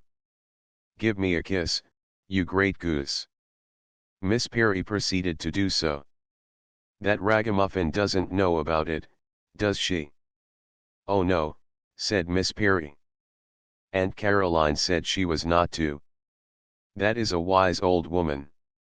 Quite right for the ragamuffin not to know about it. She is too young. Now dry those eyepieces, goose girl, and don't be a silly. Old man Sheridan is a very nice, kind, fatherly old gentleman." "He is a dear," said Miss Perry, with a loyalty that Jim was forced to admire. "You are really a very lucky goose, you know," said Jim. "You will have a nice, kind old gentleman to take you to parties and to the circus. He will give Buzzard a contract for the large size, see if he doesn't. And Dickie will get a living, see if he doesn't, and Charlie will go to Sandhurst. As for Papa, you will be able to buy him the Oxford Dictionary, Polly is as good as married to her parson, Millie can go to a boarding school at Brighton. I am absolutely confident that the ragamuffin will have a new mauve, and as for Tobias, he will be able to live in Grosvenor Square." "Do you think so, Jim?" said Miss Perry, tearfully. Jim Lascelles really covered himself with honor that unhappy morning up on GWYDR. For it is due to him to say that Aunt Caroline had knocked the bottom out of his little world. He had been tumbled out of his fool's paradise in such a ruthless fashion that he really did not know how he was going to get over the fall. From his earliest youth he had had a sneaking fondness for the goose girl. He had bled for her, for one thing. And now that she had blossomed forth into this gorgeous being who had conquered the town, she had become so much a part of his fortunes that he found it impossible to dissociate them from her. The portrait he had painted of her had absorbed all he had had to give.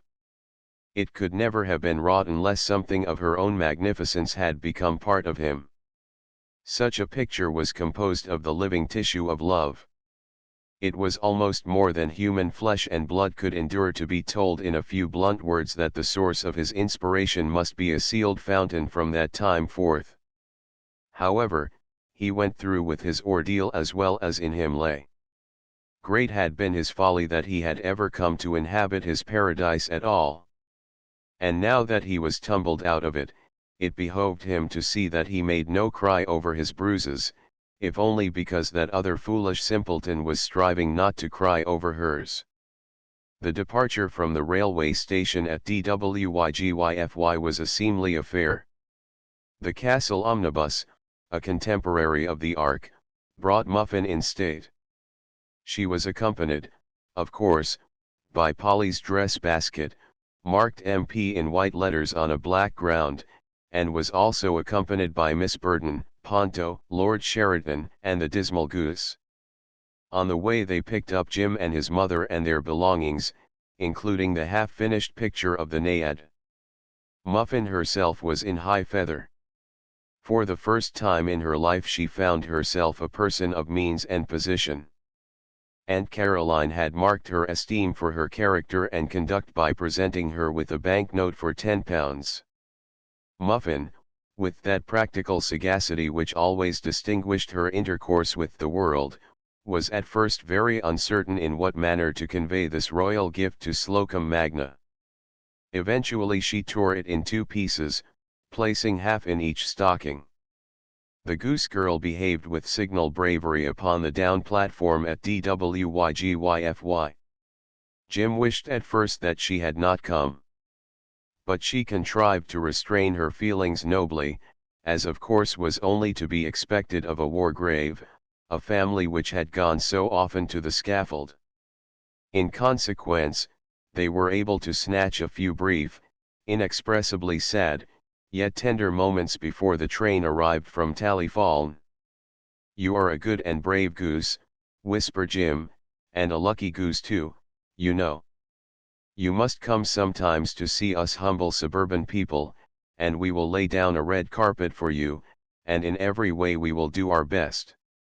Because, you know, you are going to be very grand." "I don't want to be grand," said the goose girl, with whom tears were still very imminent. "I have a great idea," said Jim. "Get old man Sheridan to buy the red house at Whittleford, and then ask me and my old lady to come and stay with you for a fortnight.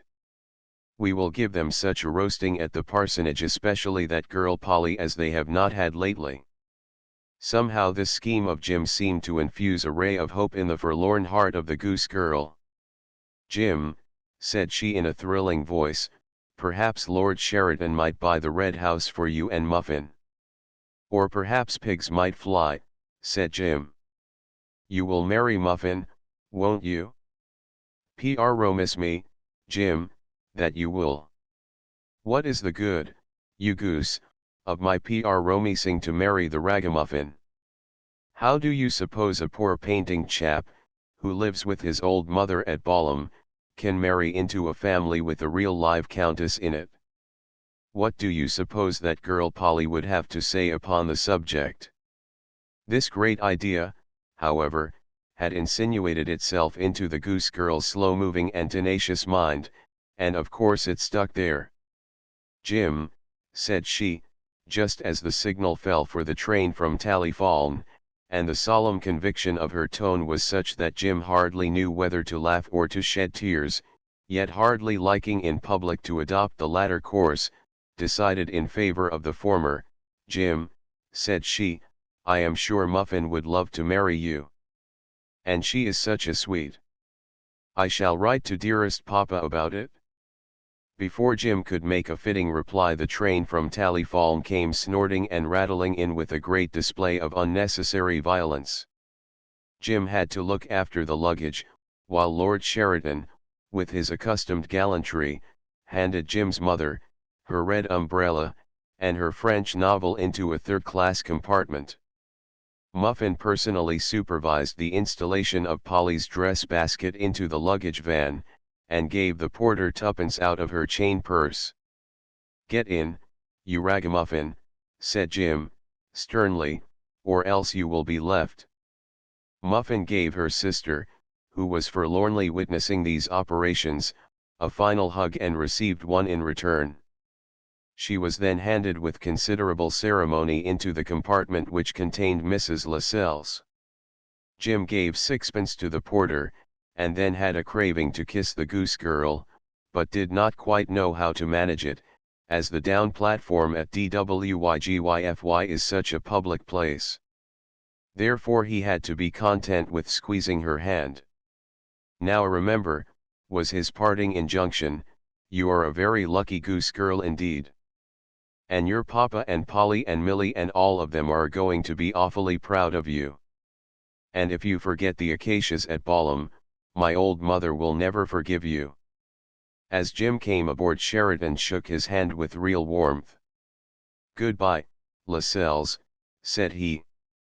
"I hope there will be some entertaining at Sheridan House one of these days. I hope I can count on you and your mother to stand by me. And when the masterpiece is quite finished, let me know and I will tell you what to do with it." The guard slammed the door and blew his whistle.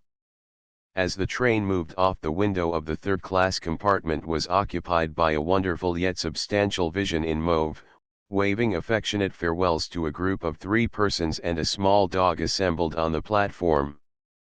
They all stood watching it, until the sunlight was cheated suddenly of the daffodil-colored mane gleaming from under the Slocum Magna cucumber basket by the jaws of the tunnel immediately outside DWYGYFY station, which is 2 miles and a quarter in length.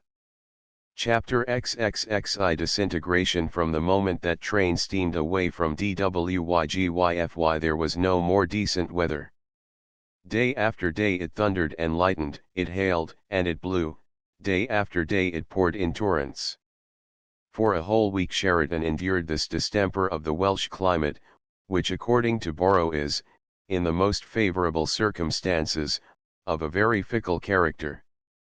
His man Johnson then packed up his traps, and the pair of them were spirited away upon an extremely inclement morning by the 11 o'clock train. Scotland was their destination. In that land of cakes and heather were some old friends who set apart September for playing bridge for moderate stakes and for the shooting of grouse. Of course, before Sheridan went up to Scotland he freely discussed his proposed matrimonial adventure with the sagacious Caroline. She had not hesitated to affirm that the man Lascelles had behaved like a gentleman. It was only in extreme instances that she felt called upon to make a statement of that kind. It was a testimonial she did not give willingly, because in her opinion it was the highest there was to bestow upon the members of the sex to which the man Lascelles belonged. As became a man of leisure, Sheridan was very leisurely in his methods. He did not propose to marry Miss Perry until the spring. Caroline was inclined to demur. She did not care to let the grass grow under her feet. Sheridan might change his mind, or 100 things might happen. Stability at any rate was not his forte. "No, my dear Caroline," said a sagacity that was in no wise less than her own, "the creature is a little undeveloped at present to my mind. A few months more of the great world in order that she may acquire a deeper sense of the responsibilities of the position will do her no harm. Besides, spring, my dear Caroline, is the time for marriage. It is the vernal season. It is nature's own appointed wedding day." Caroline did not concur, of course. It only remained for her, however, to acquiesce ungraciously. Yet there was one thing she could do, and this she did. She sent for her lawyer to have the terms of the nuptial contract set out in form. Her old and trusted legal adviser, Mr. Giles Grabham, of Messrs. Pettigrew, Grabham, and Horobin, of Old Square, Lincoln's Inn, spent 2 nights and a day at Penwygrove Castle, and placed the matter on a comprehensive basis. Sheridan appeared to derive a great deal of amusement from the whole proceeding. However, he was prevailed upon to attach what Mr. Grabham called a provisional signature to the memorandum. Divers copies were engrossed of what Mr. Grabham called the instrument, by the clerical staff of Messrs. Pettigrew, Grabham, and Horobin, one of which was duly forwarded to Lord Sheridan at Penwygrove Castle, North Wales, 2 days after his lordship's departure from the Principality. It was accompanied by 2 others addressed to the Countess of Crookherne. Upon the receipt of these documents Miss Perry was commanded by Aunt Caroline to write to her papa to explain the signal honour that had been conferred upon her, and to enclose a copy of the deed of settlement for his inspection, sanction, and signature. In obedience to this command, with infinite labour and difficulty and many tears, Miss Perry composed the following: Papa dearest, Aunt Caroline desires me to write to inform you that her old friend the Earl of Sheridan has done me the honour of wishing to marry me, that is, Papa dearest, if you have no objection.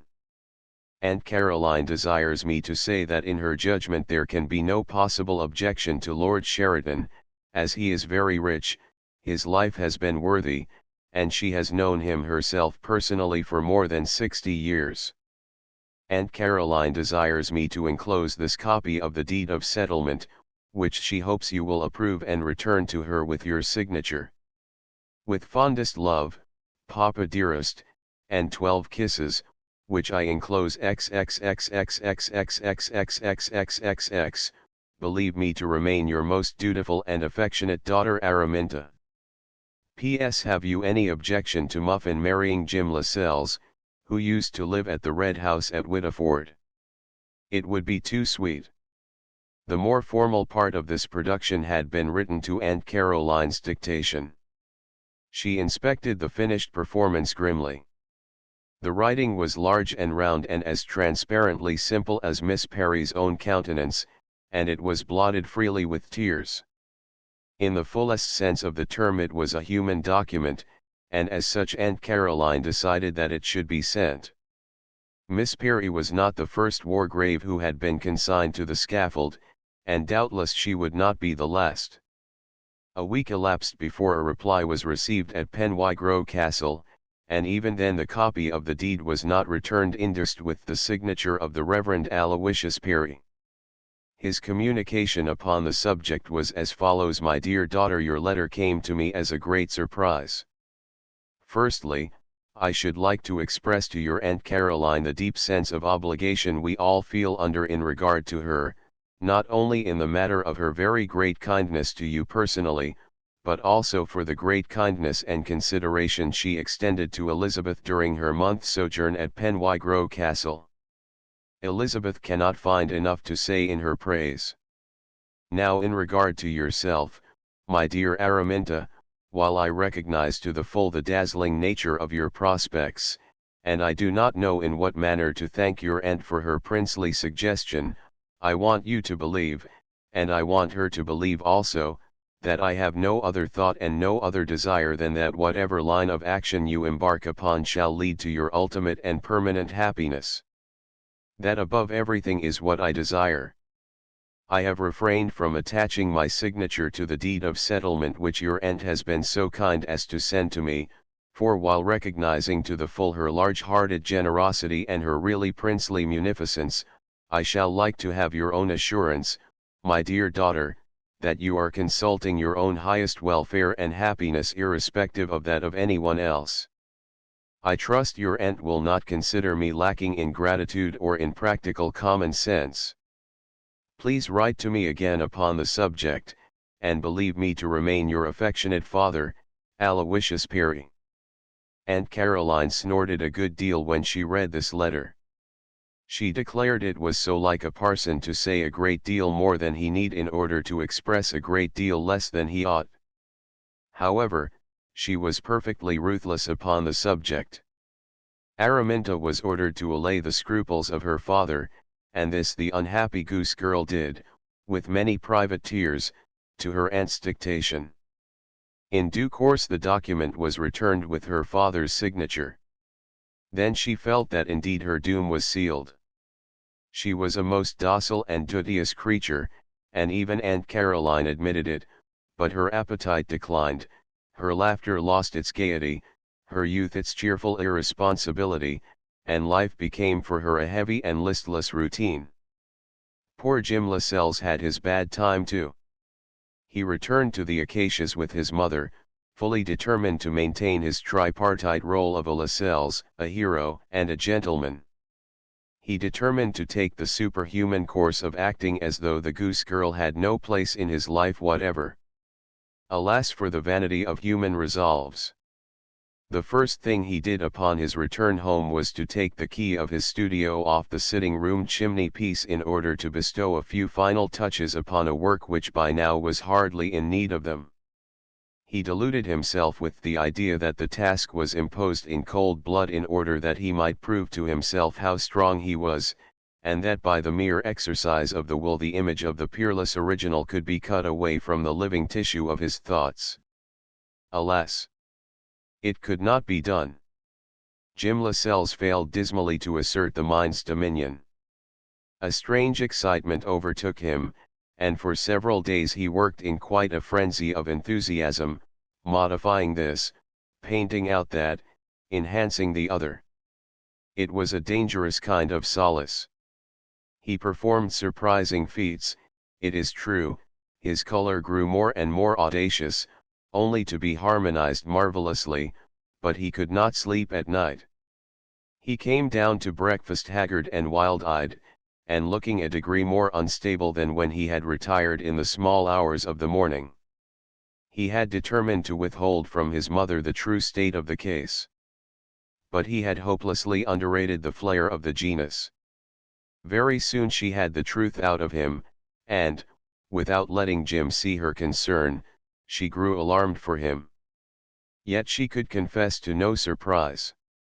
From the first she had foreseen that this was a turn the thing must take almost inevitably. Had it not been Lord Sheridan, it must have been another.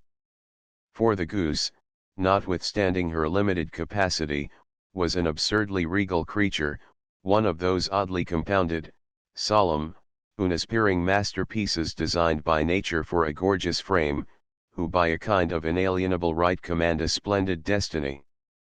Jim's mother blamed herself, as mothers are so apt to do, although she really had no part in Jim's misfortune. She had merely lent a kind of whimsical countenance to the young fellow's ambitions, in order primarily to give him a zest in his work.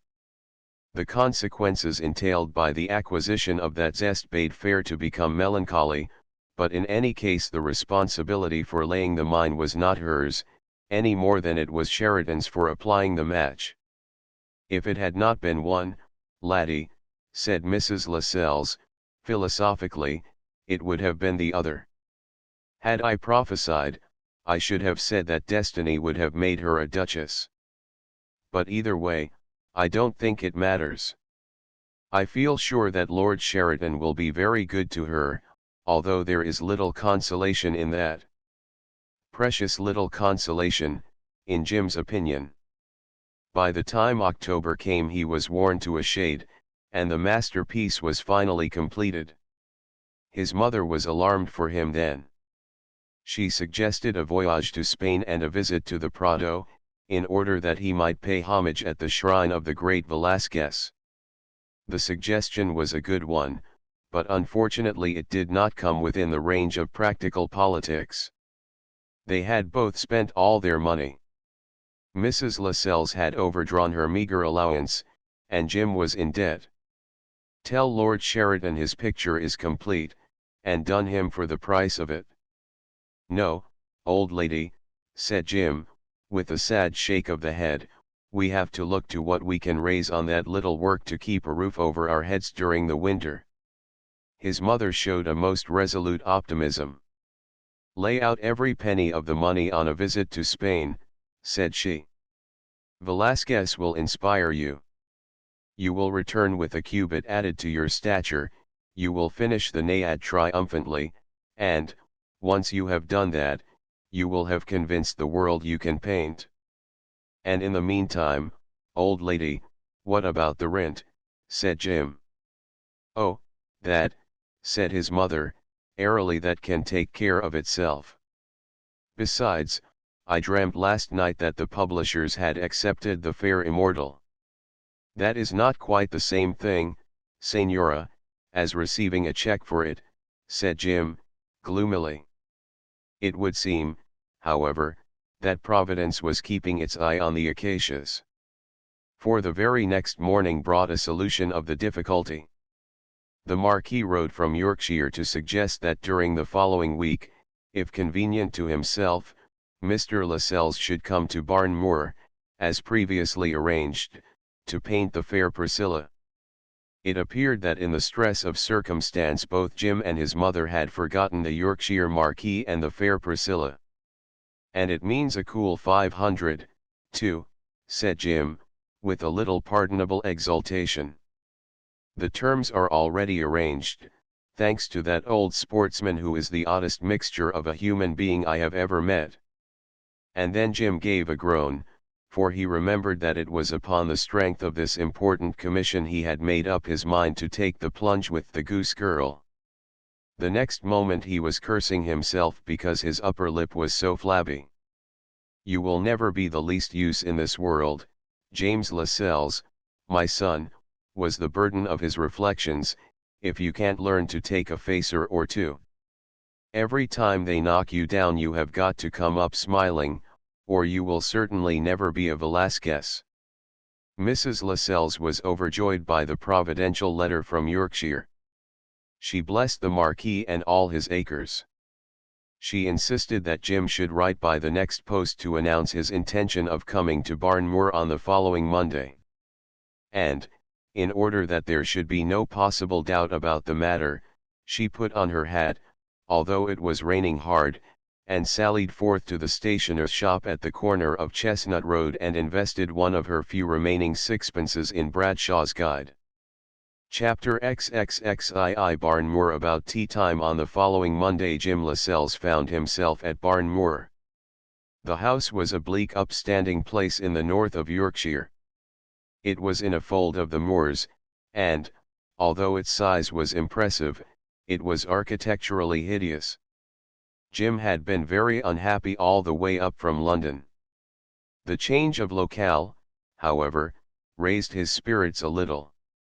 The contemplation of the £500 and a period of definite employment did something to help him also.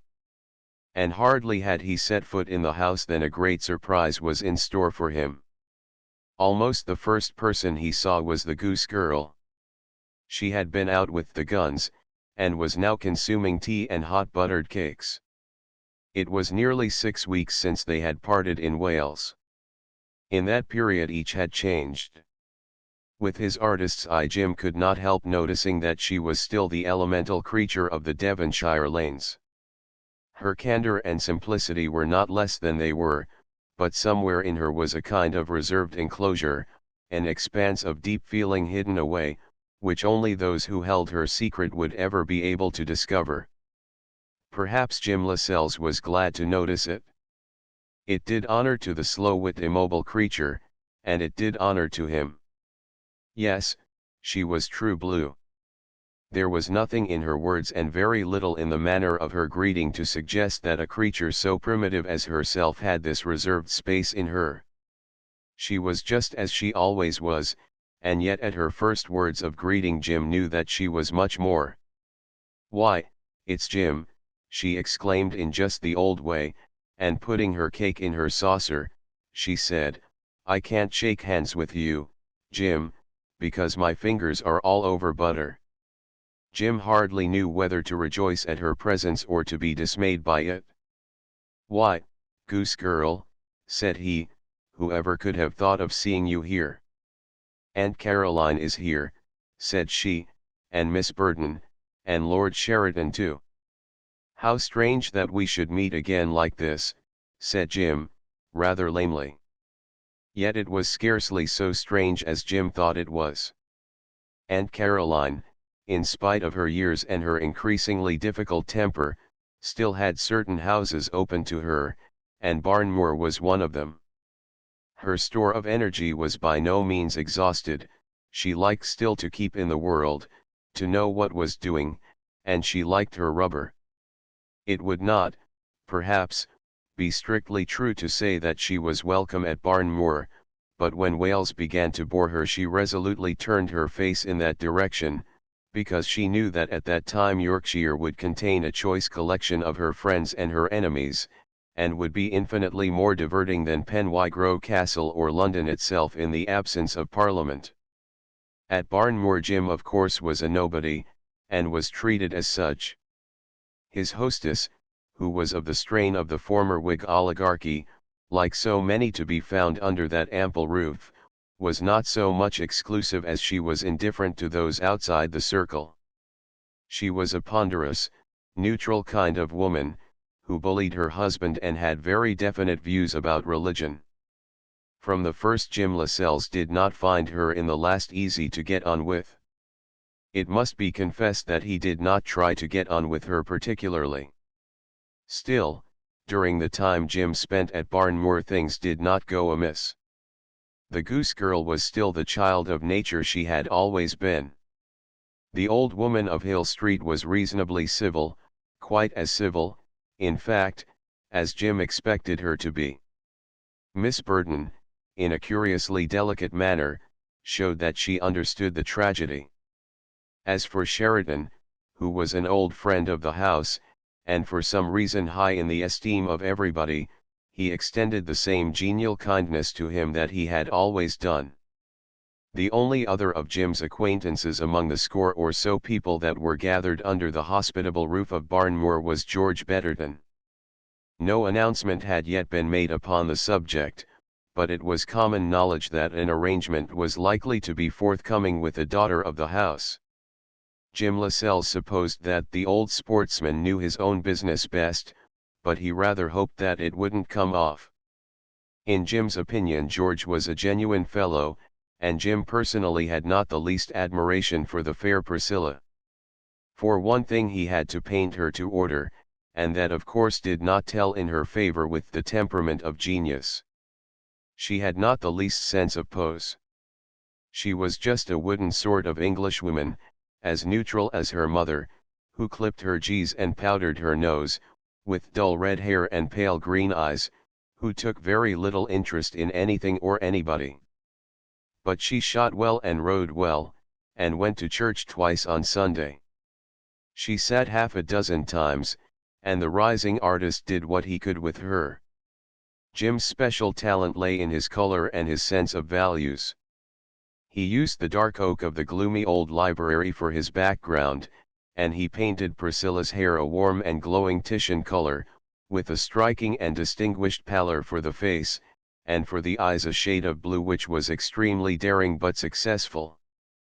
The picture in its style and its distinction was absurdly unlike Priscilla herself, yet somehow it was sufficiently like her to pass muster with those who cared more for Priscilla than they did for her counterfeit presentment.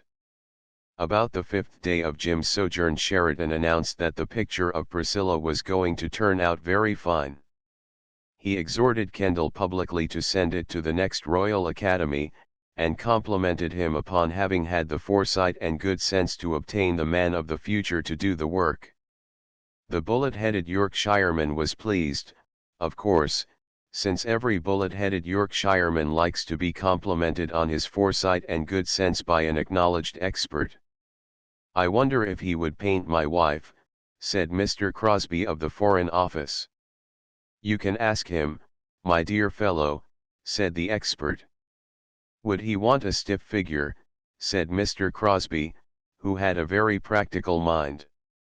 "It would cost you a cool 1,000, I dare say," said Sheridan, before Kendall could announce that it had cost him 500.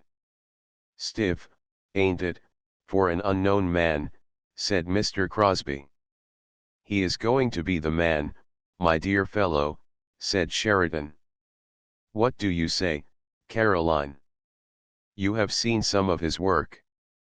"I agree with you, Sheridan," said the flattered Caroline, who knew as much about pictures as Ponto did.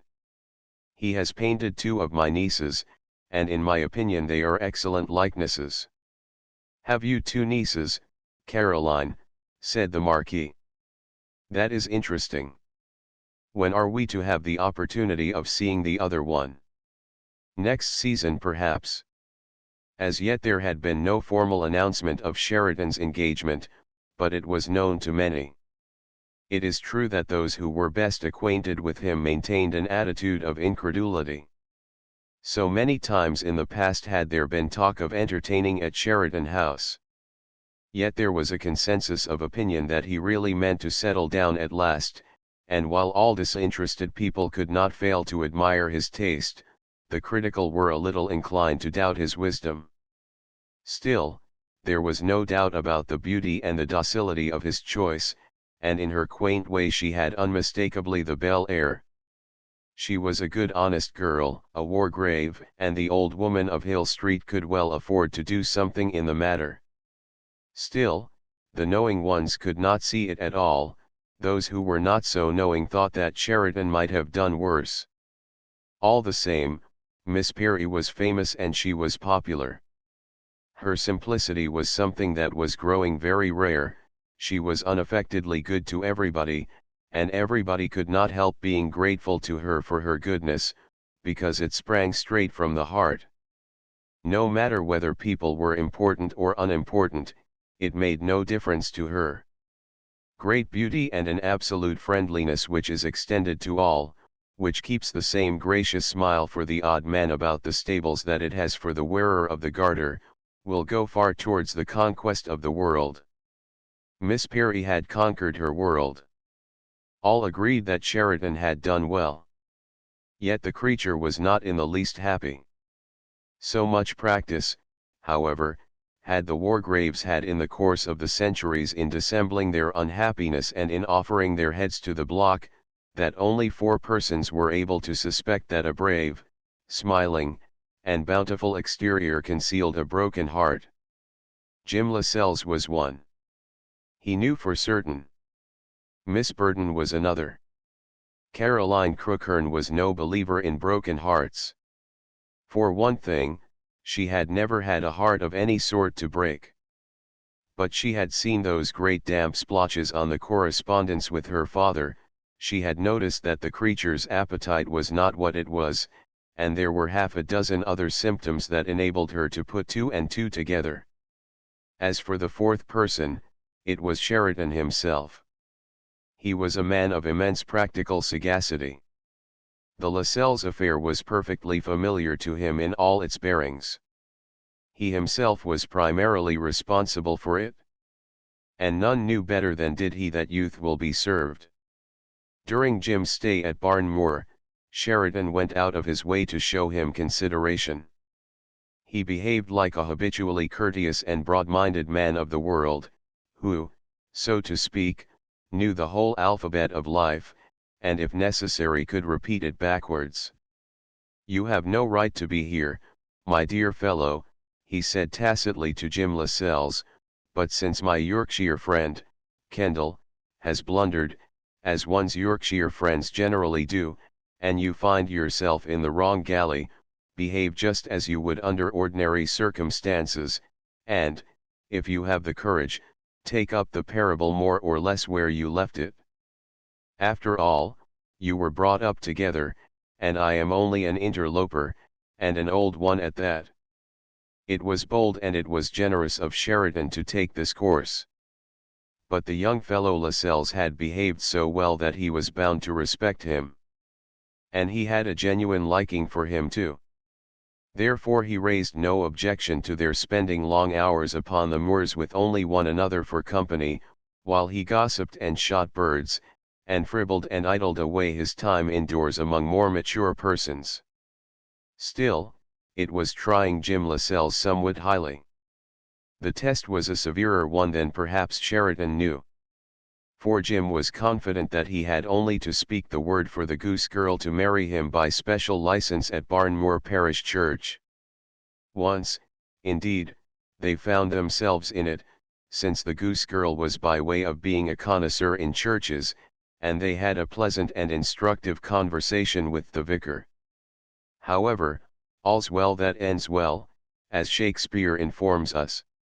Jim Lascelles did not obtain a special license, but returned to his mother like a good son and, shall we say, a man of honor. For it would have been such a fatally easy and natural thing to marry the goose girl at Barnmoor Parish Church. If you came to think about it, why should she be offered for sacrifice? Dickie, of course, would be able to go to Sandhurst, and Millie would be able to go to the boarding school, but all the same, it was desperately hard on the goose girl. Chapter XXXIII Everything for the best in the best of all possible worlds. Jim Lascelles returned to Balham exactly 9 days after he had left that friendly but uninspired suburb.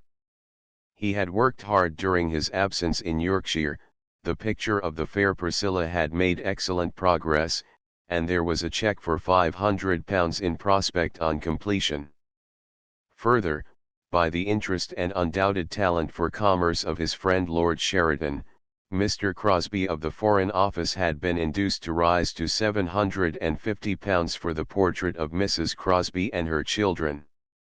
So far as the things of this world were concerned, Jim really returned to his mother in high feather.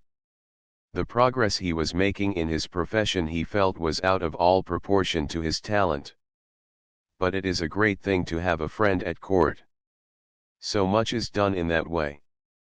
It is not always the best picture, or the best oratorio, or the best play, or the best novel that makes the most guineas in the market square.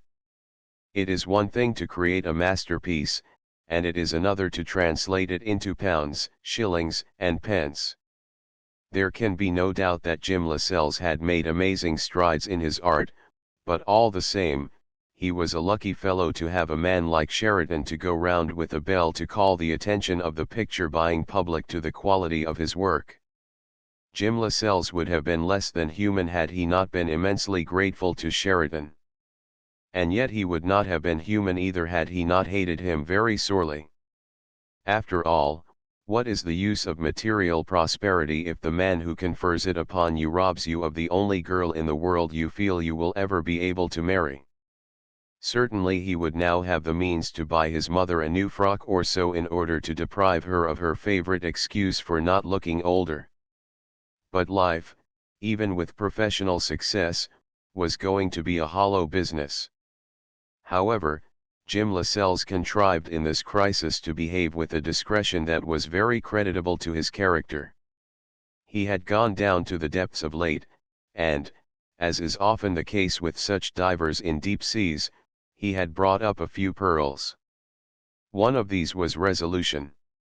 He finished the picture of Priscilla out of hand and drew his cheque, and although the season was November, he paid several visits to Eaton Square and did his best for Mrs. Crosby and her youthful family. And ever and anon he took his courage in his hands and spent an hour in further devotion to the masterpiece that was to make him famous. It was not until early in January that Jim Lascelles made the announcement to his patron that the portrait of Miss Perry was complete. Thereupon quite a number of people interested in art found their way to the acacias. They were by no means unanimous in their opinion regarding its intrinsic merit, but they all agreed that it was bound to prove one of the sensations of the year. An extraordinarily clever fake, said a critic of the fine arts privately. Mr. Lascelles, said a dealer, I should like you to give me an option on all the work you produce during the next 5 years.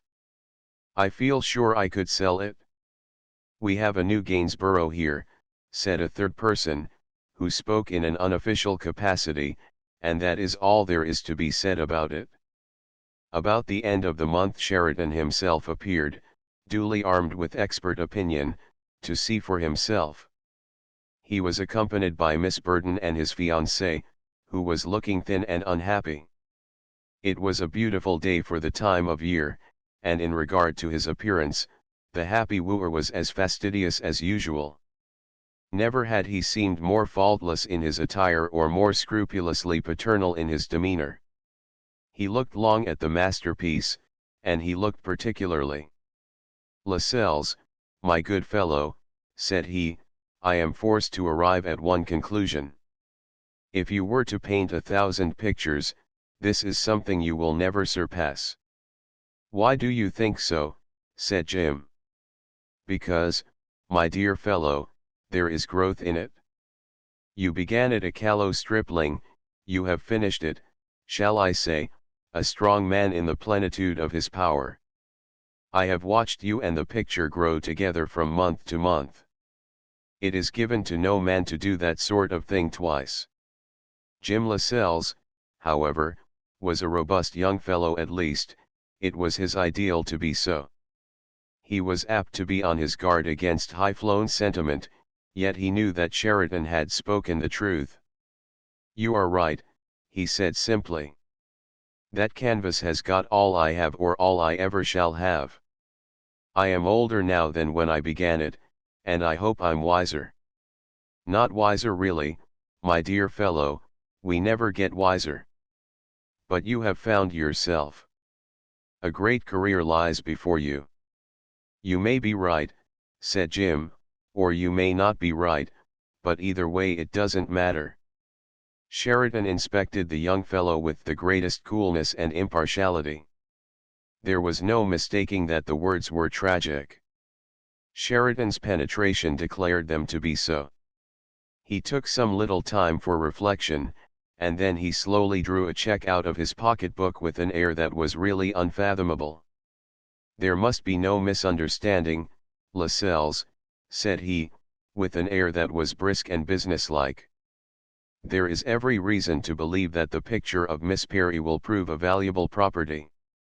But at the same time, I hold your promise that I may purchase it on my own terms. Is not that the case?" "It is, Lord Sheridan," said Jim, with indifference. "I hope the bargain I drove with you may not prove too hard," said Sheridan, with an enigmatic smile that Jim Lascelles took not the least pains to fathom. "But if I may say so, your conduct in allowing me to drive such a bargain was curiously injudicious. For everybody tells me that your picture is magnificent." "I don't think it matters," said Jim, who was looking tired. "Although one is glad you like it, of course. It must always be pleasant to the artist to have his work admired. My own comment upon your work is this. I hope, my dear fellow, you will be able to forgive its extravagance." As he spoke he gave the check to Jim Lascelles. The painter, however, paid no heed to it at first. His instinct was to crush it in his hands and fling it away, so repugnant was the piece of paper to the touch. Now that the time had come to part with the sole remaining solace he possessed, he felt unable to yield it. This, however, was a weakness he must not indulge. He looked at the paper perfunctorily, and then he gave a little exclamation. The check was made out in his favor for £10,000. "I don't understand," said Jim. "Is there not some mistake?" "You must constrain your modesty a little, that is all," said Sheridan. "People tell me it will be worth every penny of the sum to the next generation. It is pleasant sometimes to anticipate the verdict of posterity." Jim Lascelles did not know how to act or what to say. In his judgment this was the most quixotic proceeding he had ever encountered. "Really, Lord Sheridan," he said, "I don't feel that there are sufficient grounds upon which I can accept such a sum as this." "A bargain is a bargain," said Sheridan.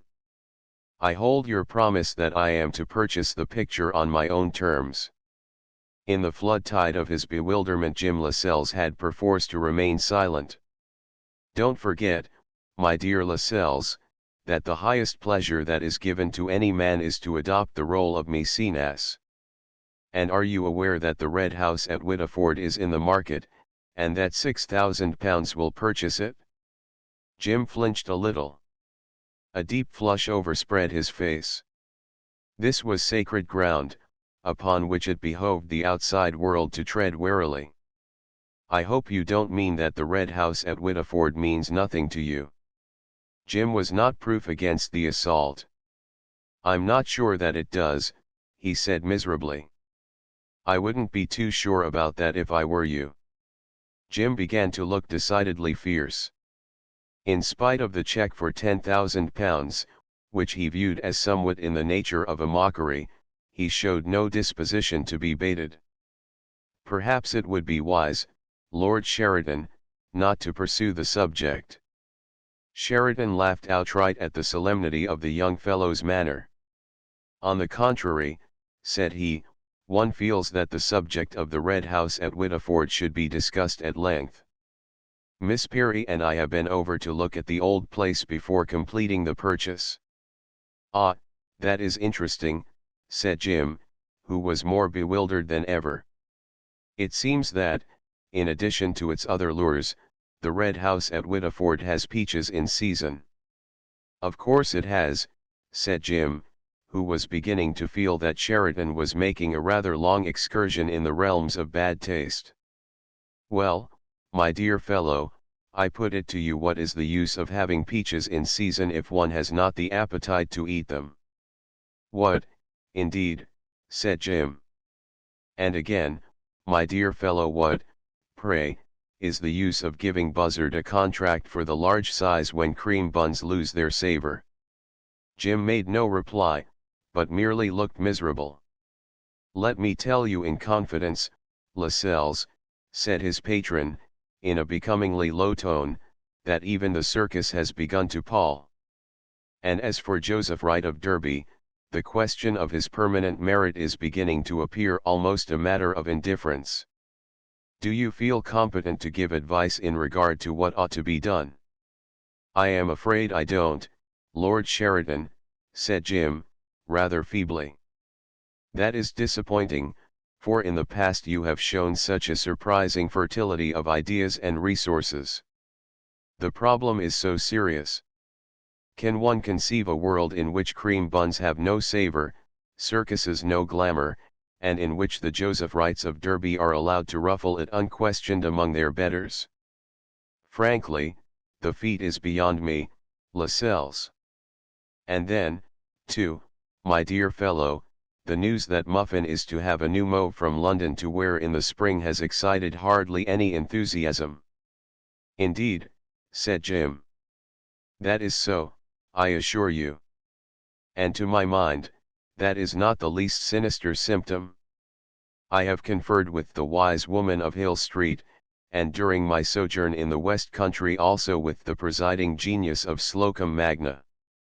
And after some discussion of the pros and cons of the situation, for mon pere and ma tante do not appear to see eye to eye in all things, we are at last in agreement that something ought to be done to restore the savor to the best confectionery, and also to ensure that no upstart shall occupy without question the same kind of fauteuil as Rembrandt and Velasquez. The result of our deliberations is, my dear fellow, that we have come to the conclusion that you are the man to help us. Said Jim, impotently. Have you any objection to undertaking such a scheme of philanthropy? If I could do anything to add to Miss Perry's happiness, said Jim, I should be just about the proudest chap in the world. Well, it seems, my dear fellow, that you can do so. At least, that is the opinion that has been arrived at by the experts who have communed over her case. Jim's heart beat painfully. Tell me what I can do, he said rather hoarsely, for the best, the truest-hearted, the most absolutely genuine girl in the world. You can marry her. Marry her, said Jim, weakly. Yes, in the afternoon of April the 1st, at St. Sepulchre's Church. But said Jim, the Oracle of Hill Street thinks the 1st of June is preferable, because there will be more people in town, and the presents are likely to be more numerous. But personally I agree with Mrs. Lascelles and mon pere that April is as good a time as any other for visiting the Prado. But said Jim, I forget the inn I stayed at when I was last at Madrid. It was L something, and for some obscure reason it had no ASPI rate. But one Ford is the authority for Spain, although, to be sure, a certain Borrow wrote a famous work upon the subject. By the way, we must not overlook one important argument in favor of June. What is it? Said Jim, mechanically. It is hardly right to expect a new move to make its debut on the 1st of April. Yet there seems no help for it. No ceremony could possibly be considered complete without it. Am I to understand, said Jim, who stopped with ridiculous abruptness right in the middle of his question. By the way, my dear fellow, I have taken the liberty of suggesting to your accomplished mother that it might help her literary career if she moved a little nearer to the center. A little flat in Knightsbridge might be a judicious investment. As you may be aware, publishers as a race are highly susceptible, and an address in Knightsbridge might favorably impress them. Do you think so? Said Jim, who did not know in the least what he was saying. But there is really no reason to persist in this history. In spite of scruples, which were as much due to pride as to generosity, Jim Lascelles married the Goose Girl at St. Sepulchre's Church on the 1st of April. On that significant occasion the presiding genius of Hill Street displayed an amount of Christian feeling which, in the opinion of a contemporary, was without parallel in his experience. The entire family of Slocum Magna, including Millie, whose pigtail was the color of a yellow chrysanthemum, and was tied with a ribbon, came up to London and stayed a whole week at Morley's Hotel. Among other things, they all went one day to see the exhibition, and found there wasn't one. Papa dined twice in Hill Street, and met dukes and people, and he brought back the report that Aunt Caroline was less worldly than he had feared she was. He gave his daughter away on the glorious 1st, and Muffin wore her new mauve on that occasion. In the opinion of all qualified persons it was quite as successful as the peerless original.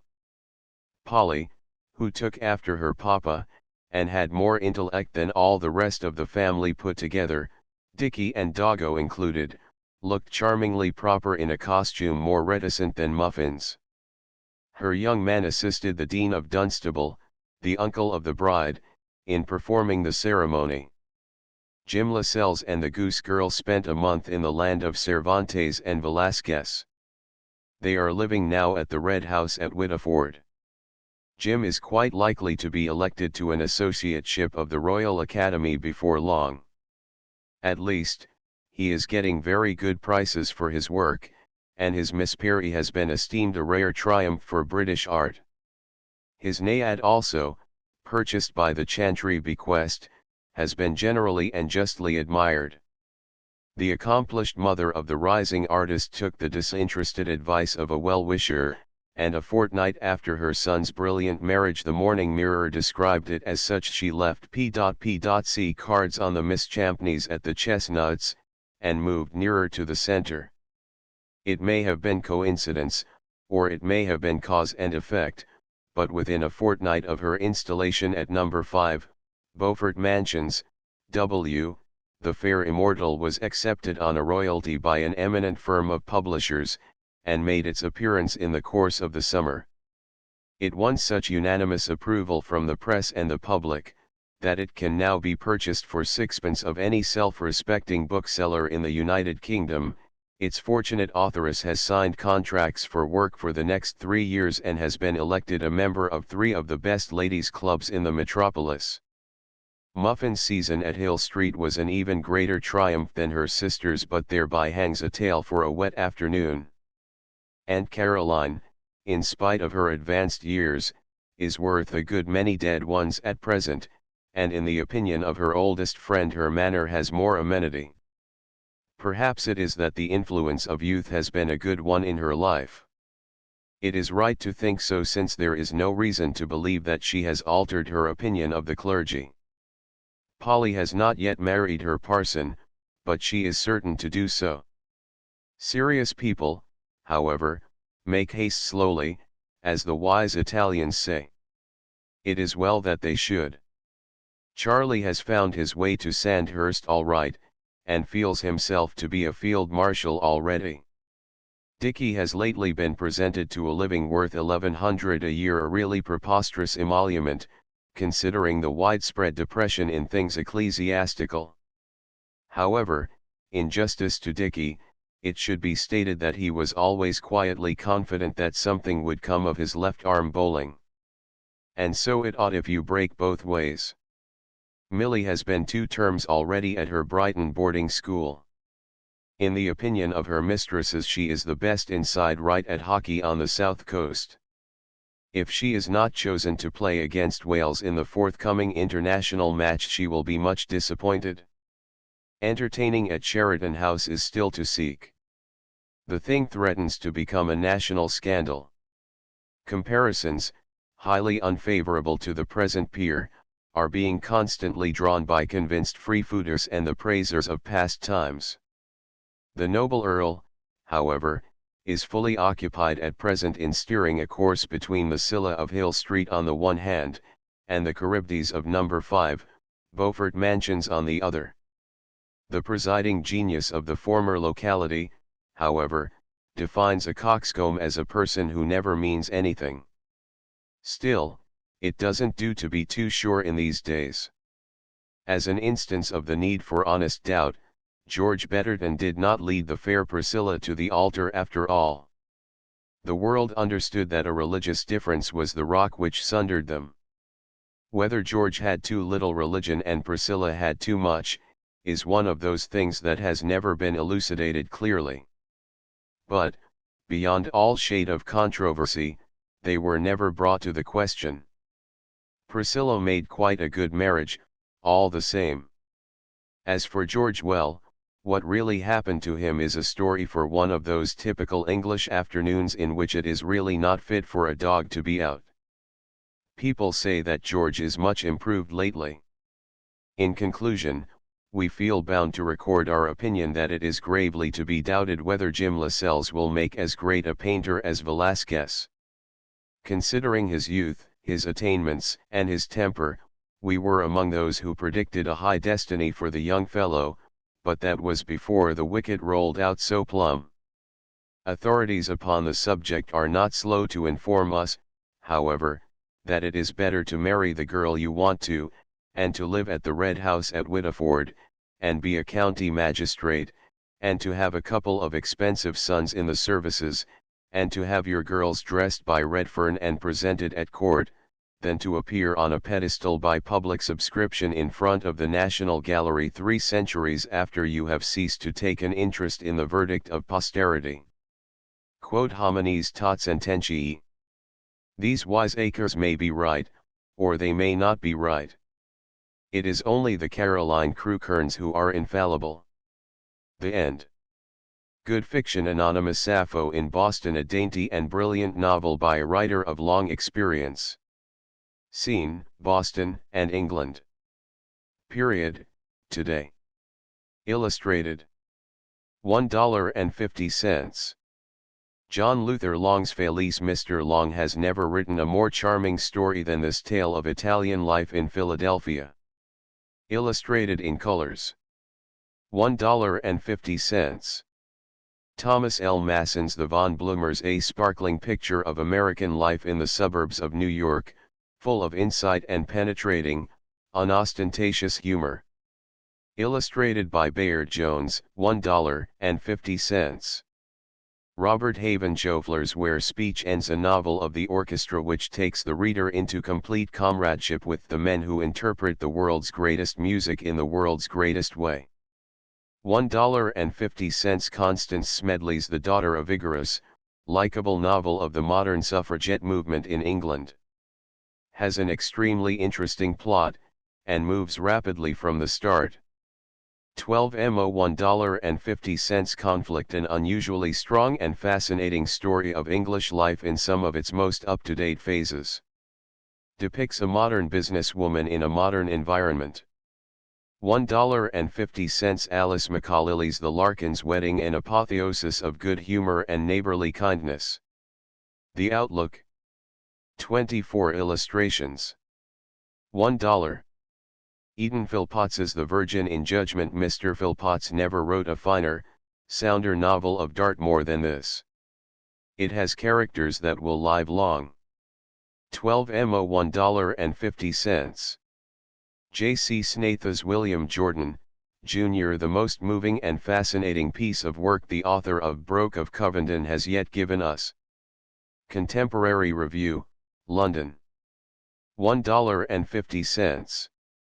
John Trevinas Furs the Cruel. It is always difficult to define what constitutes greatness in any form of art, but when greatness exists it is easy to discern. This is a great book, almost a masterpiece. London Academy. $1.50. Elizabeth Robbins' The Mills of the Gods, one of Miss Robbins' most finished and brilliant stories. Its flavor is almost medieval in quality, although the period is today. A superb artistic story of continental life. 12mo $1.50. Annulet Andrews as the wife of Narcissus, a stroke of genius. Hartford Courant. Instinct with spring-like romance. Chicago Record Herald. 12mo $1.50. Eleanor Talbot Kincaid's The Invisible Bond rises to fine heights and is inspired by fine ideals. New York Tribune. A gripping, brainy story, revealing an artist in literature of decided promise. Boston Herald. Illustrated. $1.50. The Courage of Blackburn Blair. The characterization is markedly good, various men and women standing out like clear portraits. Best of all, perhaps, the whole exhales a subtle aroma of delicate romance and passion. Chicago Record Herald. 12mo $1.50. Moffat, Yard and Company, New York. Transcriber's notes: obvious typographical errors have been corrected. Inconsistencies in hyphenation have been standardized. Archaic or variant spelling has been retained. End of the Project Gutenberg ebook. Araminta updated editions will replace the previous one. The old editions will be renamed. Creating the works from print editions not protected by U.S. copyright law means that no one owns a United States copyright in these works, so the Foundation, and you, can copy and distribute it in the United States without permission and without paying copyright royalties. Special rules, set forth in the general terms of use part of this license, apply to copying and distributing Project Gutenberg trademark electronic works to protect the Project Gutenberg trademark concept and trademark.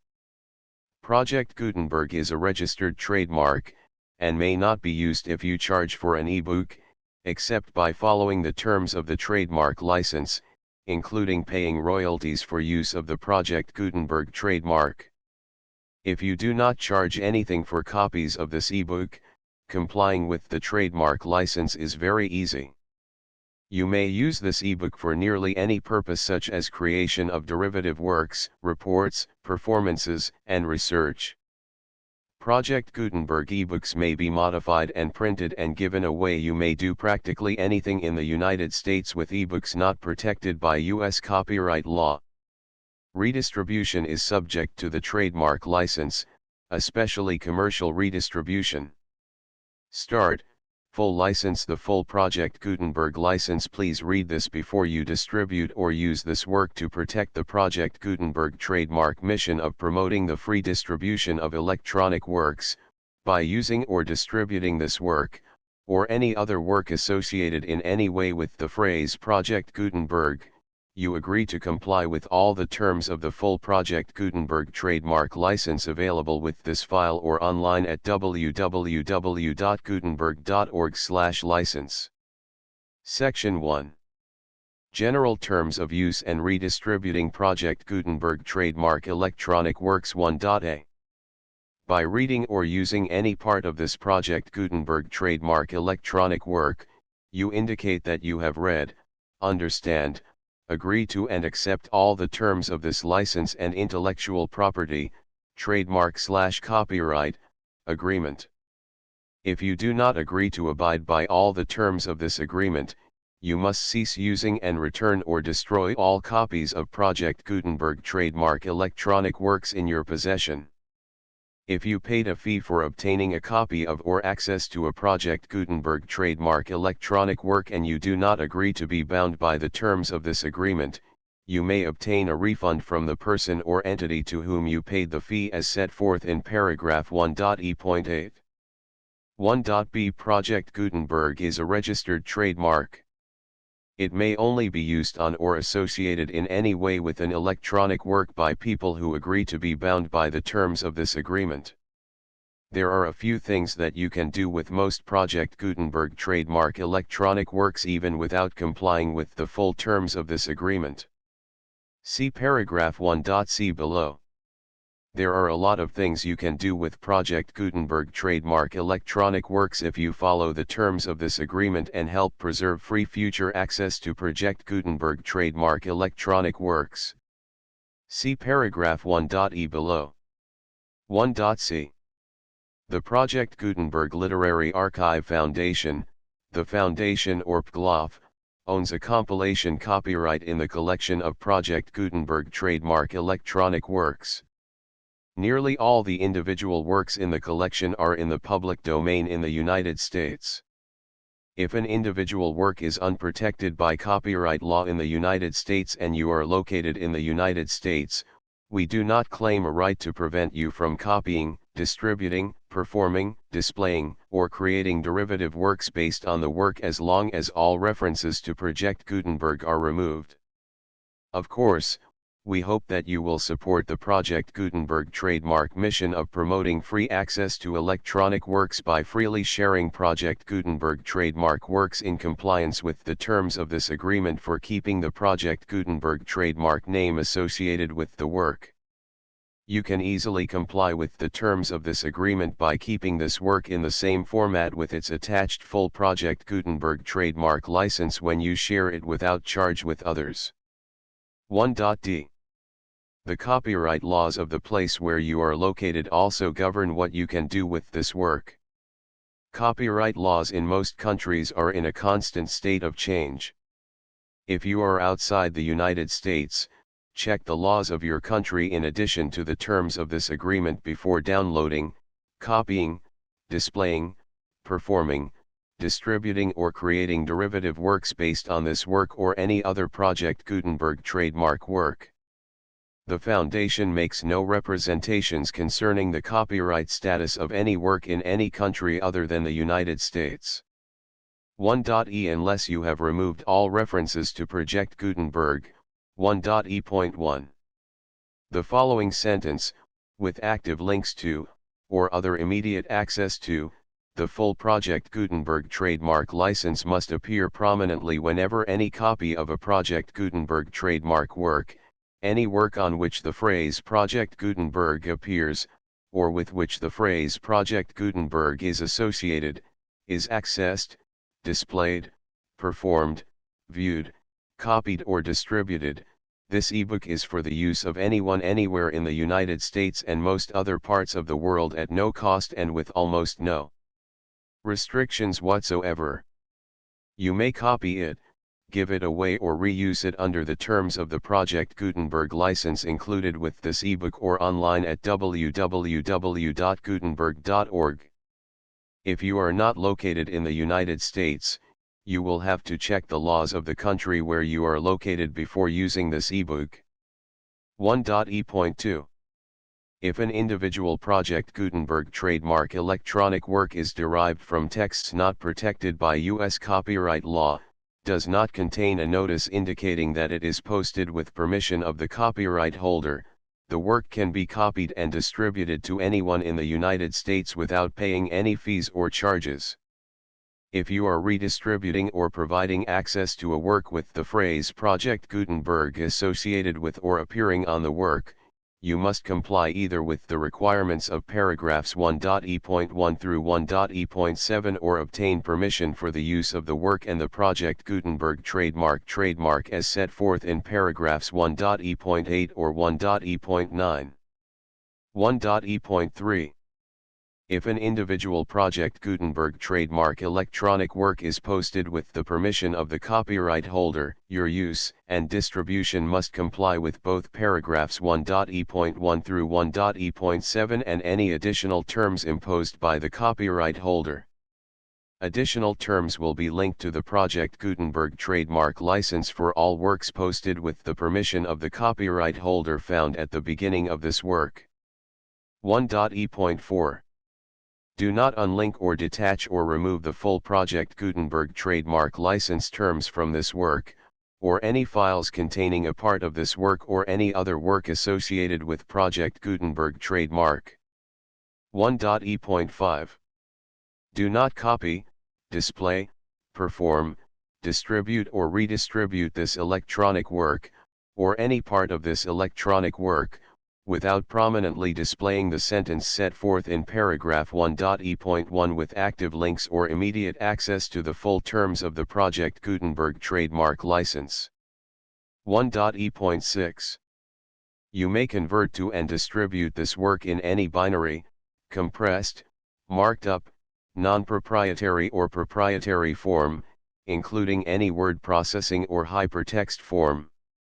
However, if you provide access to or distribute copies of a Project Gutenberg trademark work in a format other than plain vanilla ASCII or other format used in the official version posted on the official Project Gutenberg trademark website, www.gutenberg.org, you must, at no additional cost, fee, or expense to the user, provide a copy, a means of exporting a copy, or a means of obtaining a copy upon request, of the work in its original plain vanilla ASCII or other form. Any alternate format must include the full Project Gutenberg trademark license as specified in paragraph 1.e.1. 1.e.7 Do not charge a fee for access to, viewing, displaying, performing, copying or distributing any Project Gutenberg trademark works unless you comply with paragraph 1.e.8 or 1.e.9.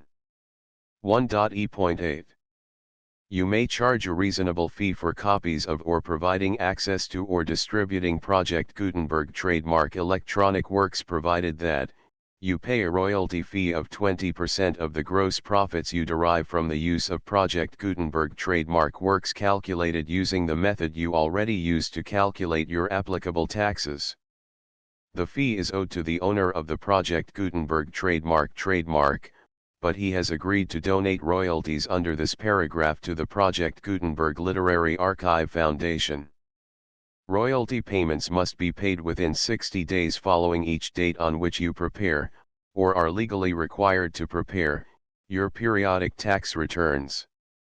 Royalty payments should be clearly marked as such and sent to the Project Gutenberg Literary Archive Foundation at the address specified in Section 4, Information about donations to the Project Gutenberg Literary Archive Foundation. You provide a full refund of any money paid by a user who notifies you in writing, or by email, within 30 days of receipt that he does not agree to the terms of the full Project Gutenberg trademark license. You must require such a user to return or destroy all copies of the works possessed in a physical medium and discontinue all use of and all access to other copies of Project Gutenberg trademark works. You provide, in accordance with paragraph 1.f.3, a full refund of any money paid for a work or a replacement copy, if a defect in the electronic work is discovered and reported to you within 90 days of receipt of the work. You comply with all other terms of this agreement for free distribution of Project Gutenberg trademark works. 1.e.9 If you wish to charge a fee or distribute a Project Gutenberg trademark electronic work or group of works on different terms than are set forth in this agreement, you must obtain permission in writing from the Project Gutenberg Literary Archive Foundation, the manager of the Project Gutenberg trademark. Contact the Foundation as set forth in Section 3 below. 1.f.1.f.1 Project Gutenberg volunteers and employees expend considerable effort to identify, do copyright research on, transcribe and proofread works not protected by U.S. copyright law in creating the Project Gutenberg trademark collection. Despite these efforts, Project Gutenberg trademark electronic works, and the medium on which they may be stored, may contain defects, such as, but not limited to, incomplete, inaccurate or corrupt data, transcription errors, a copyright or other intellectual property infringement, a defective or damaged disk or other medium, a computer virus, or computer codes that damage or cannot be read by your equipment.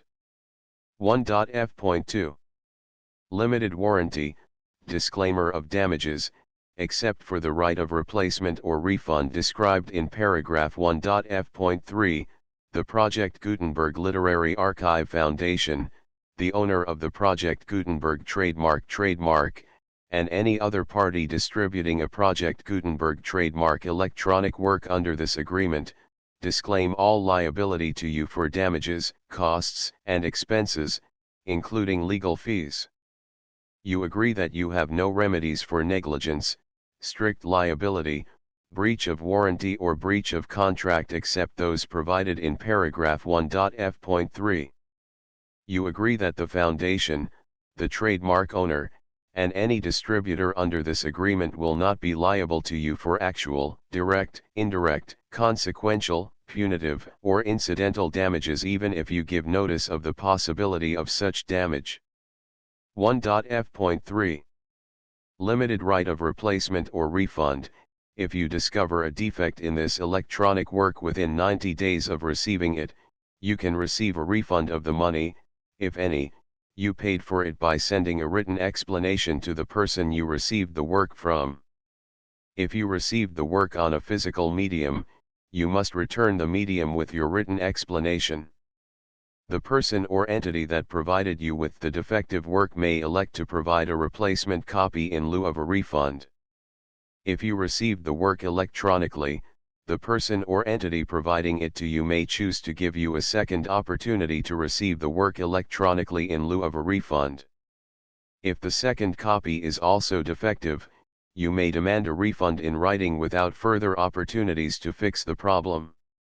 1.f.4 Except for the limited right of replacement or refund set forth in paragraph 1.f.3, this work is provided to you as is, with no other warranties of any kind, express or implied, including but not limited to warranties of merchantability or fitness for any purpose. 1.f.5 Some states do not allow disclaimers of certain implied warranties or the exclusion or limitation of certain types of damages. If any disclaimer or limitation set forth in this agreement violates the law of the state applicable to this agreement, the agreement shall be interpreted to make the maximum disclaimer or limitation permitted by the applicable state law. The invalidity or unenforceability of any provision of this agreement shall not void the remaining provisions. 1.f.6 Indemnity. You agree to indemnify and hold the foundation, the trademark owner, any agent or employee of the foundation, anyone providing copies of Project Gutenberg trademark electronic works in accordance with this agreement, and any volunteers associated with the production, promotion, and distribution of Project Gutenberg trademark electronic works, harmless from all liability, costs, and expenses, including legal fees, that arise directly or indirectly from any of the following which you do or cause to occur. A. Distribution of this or any Project Gutenberg trademark work. B. Alteration, modification, or additions or deletions to any Project Gutenberg trademark work, and C. Any defect you cause. Section 2. Information about the mission of Project Gutenberg trademark. Project Gutenberg trademark is synonymous with the free distribution of electronic works in formats readable by the widest variety of computers including obsolete, old, middle-aged, and new computers. It exists because of the efforts of hundreds of volunteers and donations from people in all walks of life. Volunteers and financial support to provide volunteers with the assistance they need are critical to reaching Project Gutenberg trademark's goals and ensuring that the Project Gutenberg trademark collection will remain freely available for generations to come. In 2001, the Project Gutenberg Literary Archive Foundation was created to provide a secure and permanent future for Project Gutenberg trademark and future generations. To learn more about the Project Gutenberg Literary Archive Foundation and how your efforts and donations can help, see sections 3 and 4 and the Foundation information page at www.gutenberg.org. Section 3.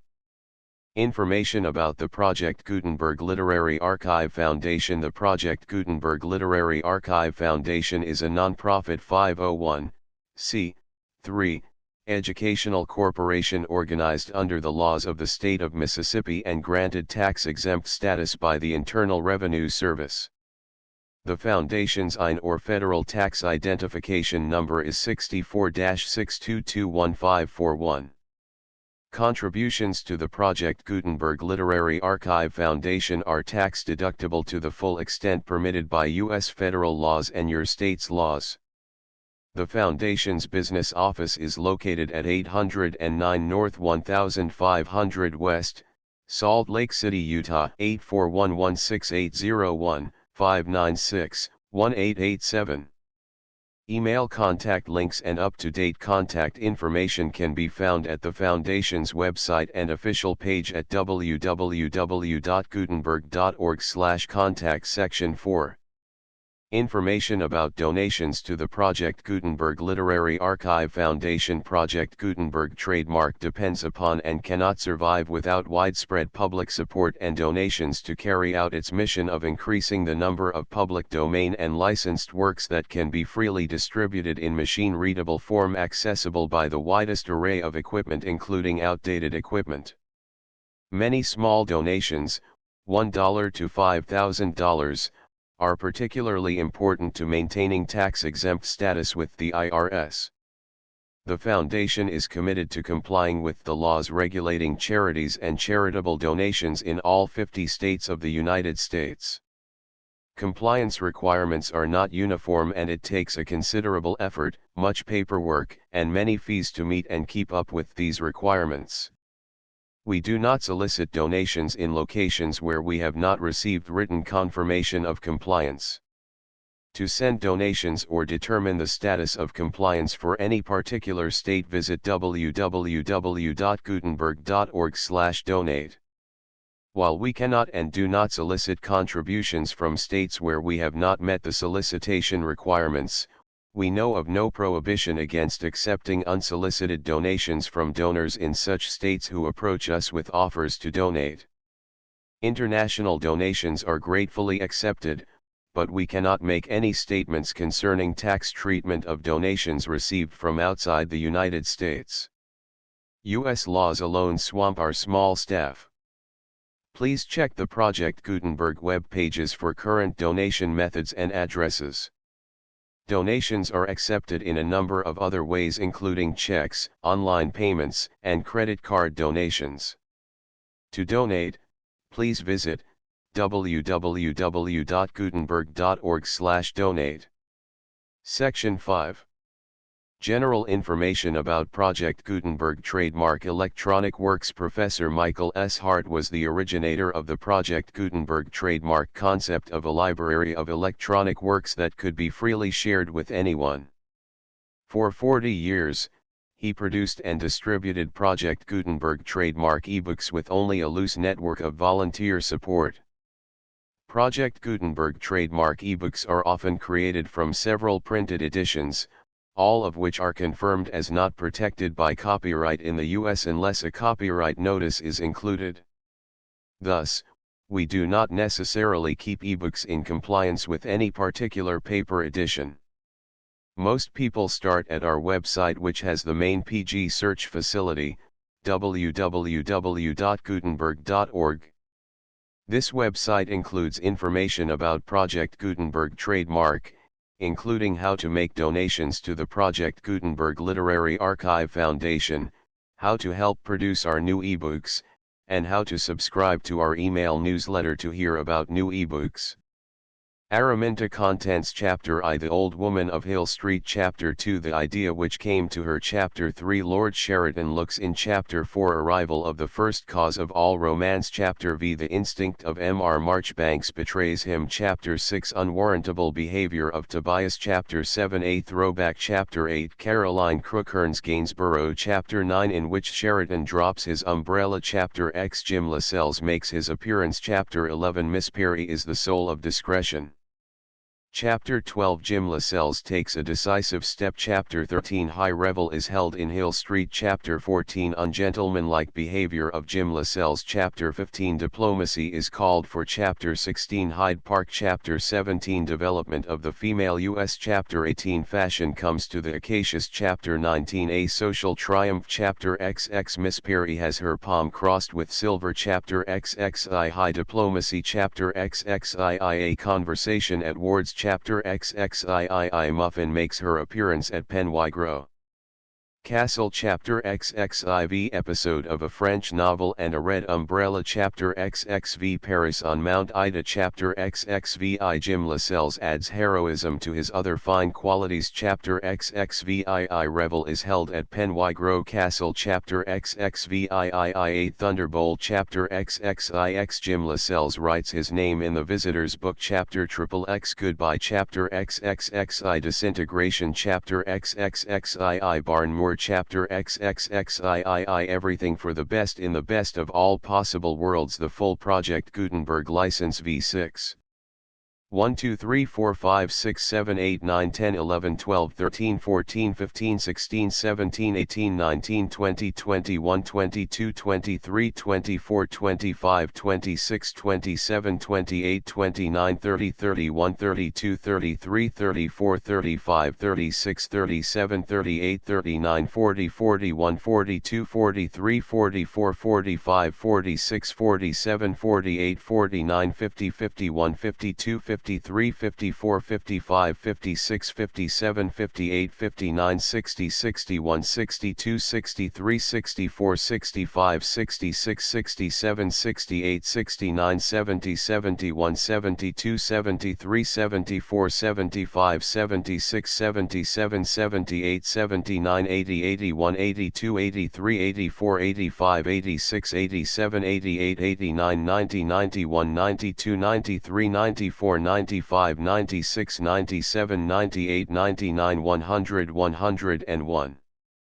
102 103 104 105 106 107 108 109 110 111 112 113 114 115 116 117 118 119 120 121 122 123 124 125 126 127 128 129 130 131 132 133 134 135 136 137 138 139 140 141 142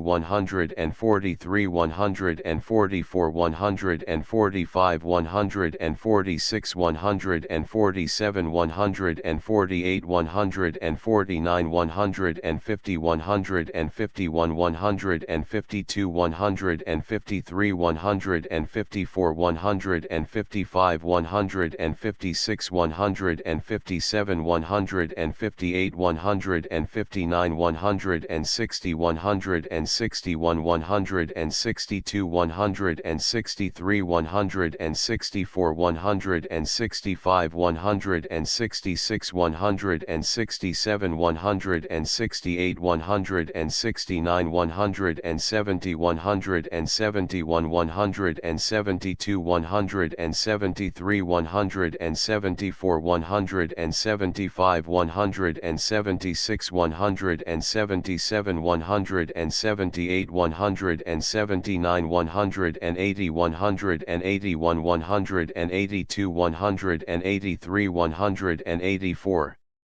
185 186 187 188 189 190 191 192 193 194 195 196 197 198 199 200 201 202 203 204 205 206 207 208 209 210 211 212 213 214 215 216 217 218 219 220 221 222 223 224 225 226 227 228 229 230 231 232 233 234 235 236 237 238 239 240 241 242 243 244 245 246 247 248 249 250 251 252 253 254 255 256 257 258 259 260 261 262 263 264 265 266 267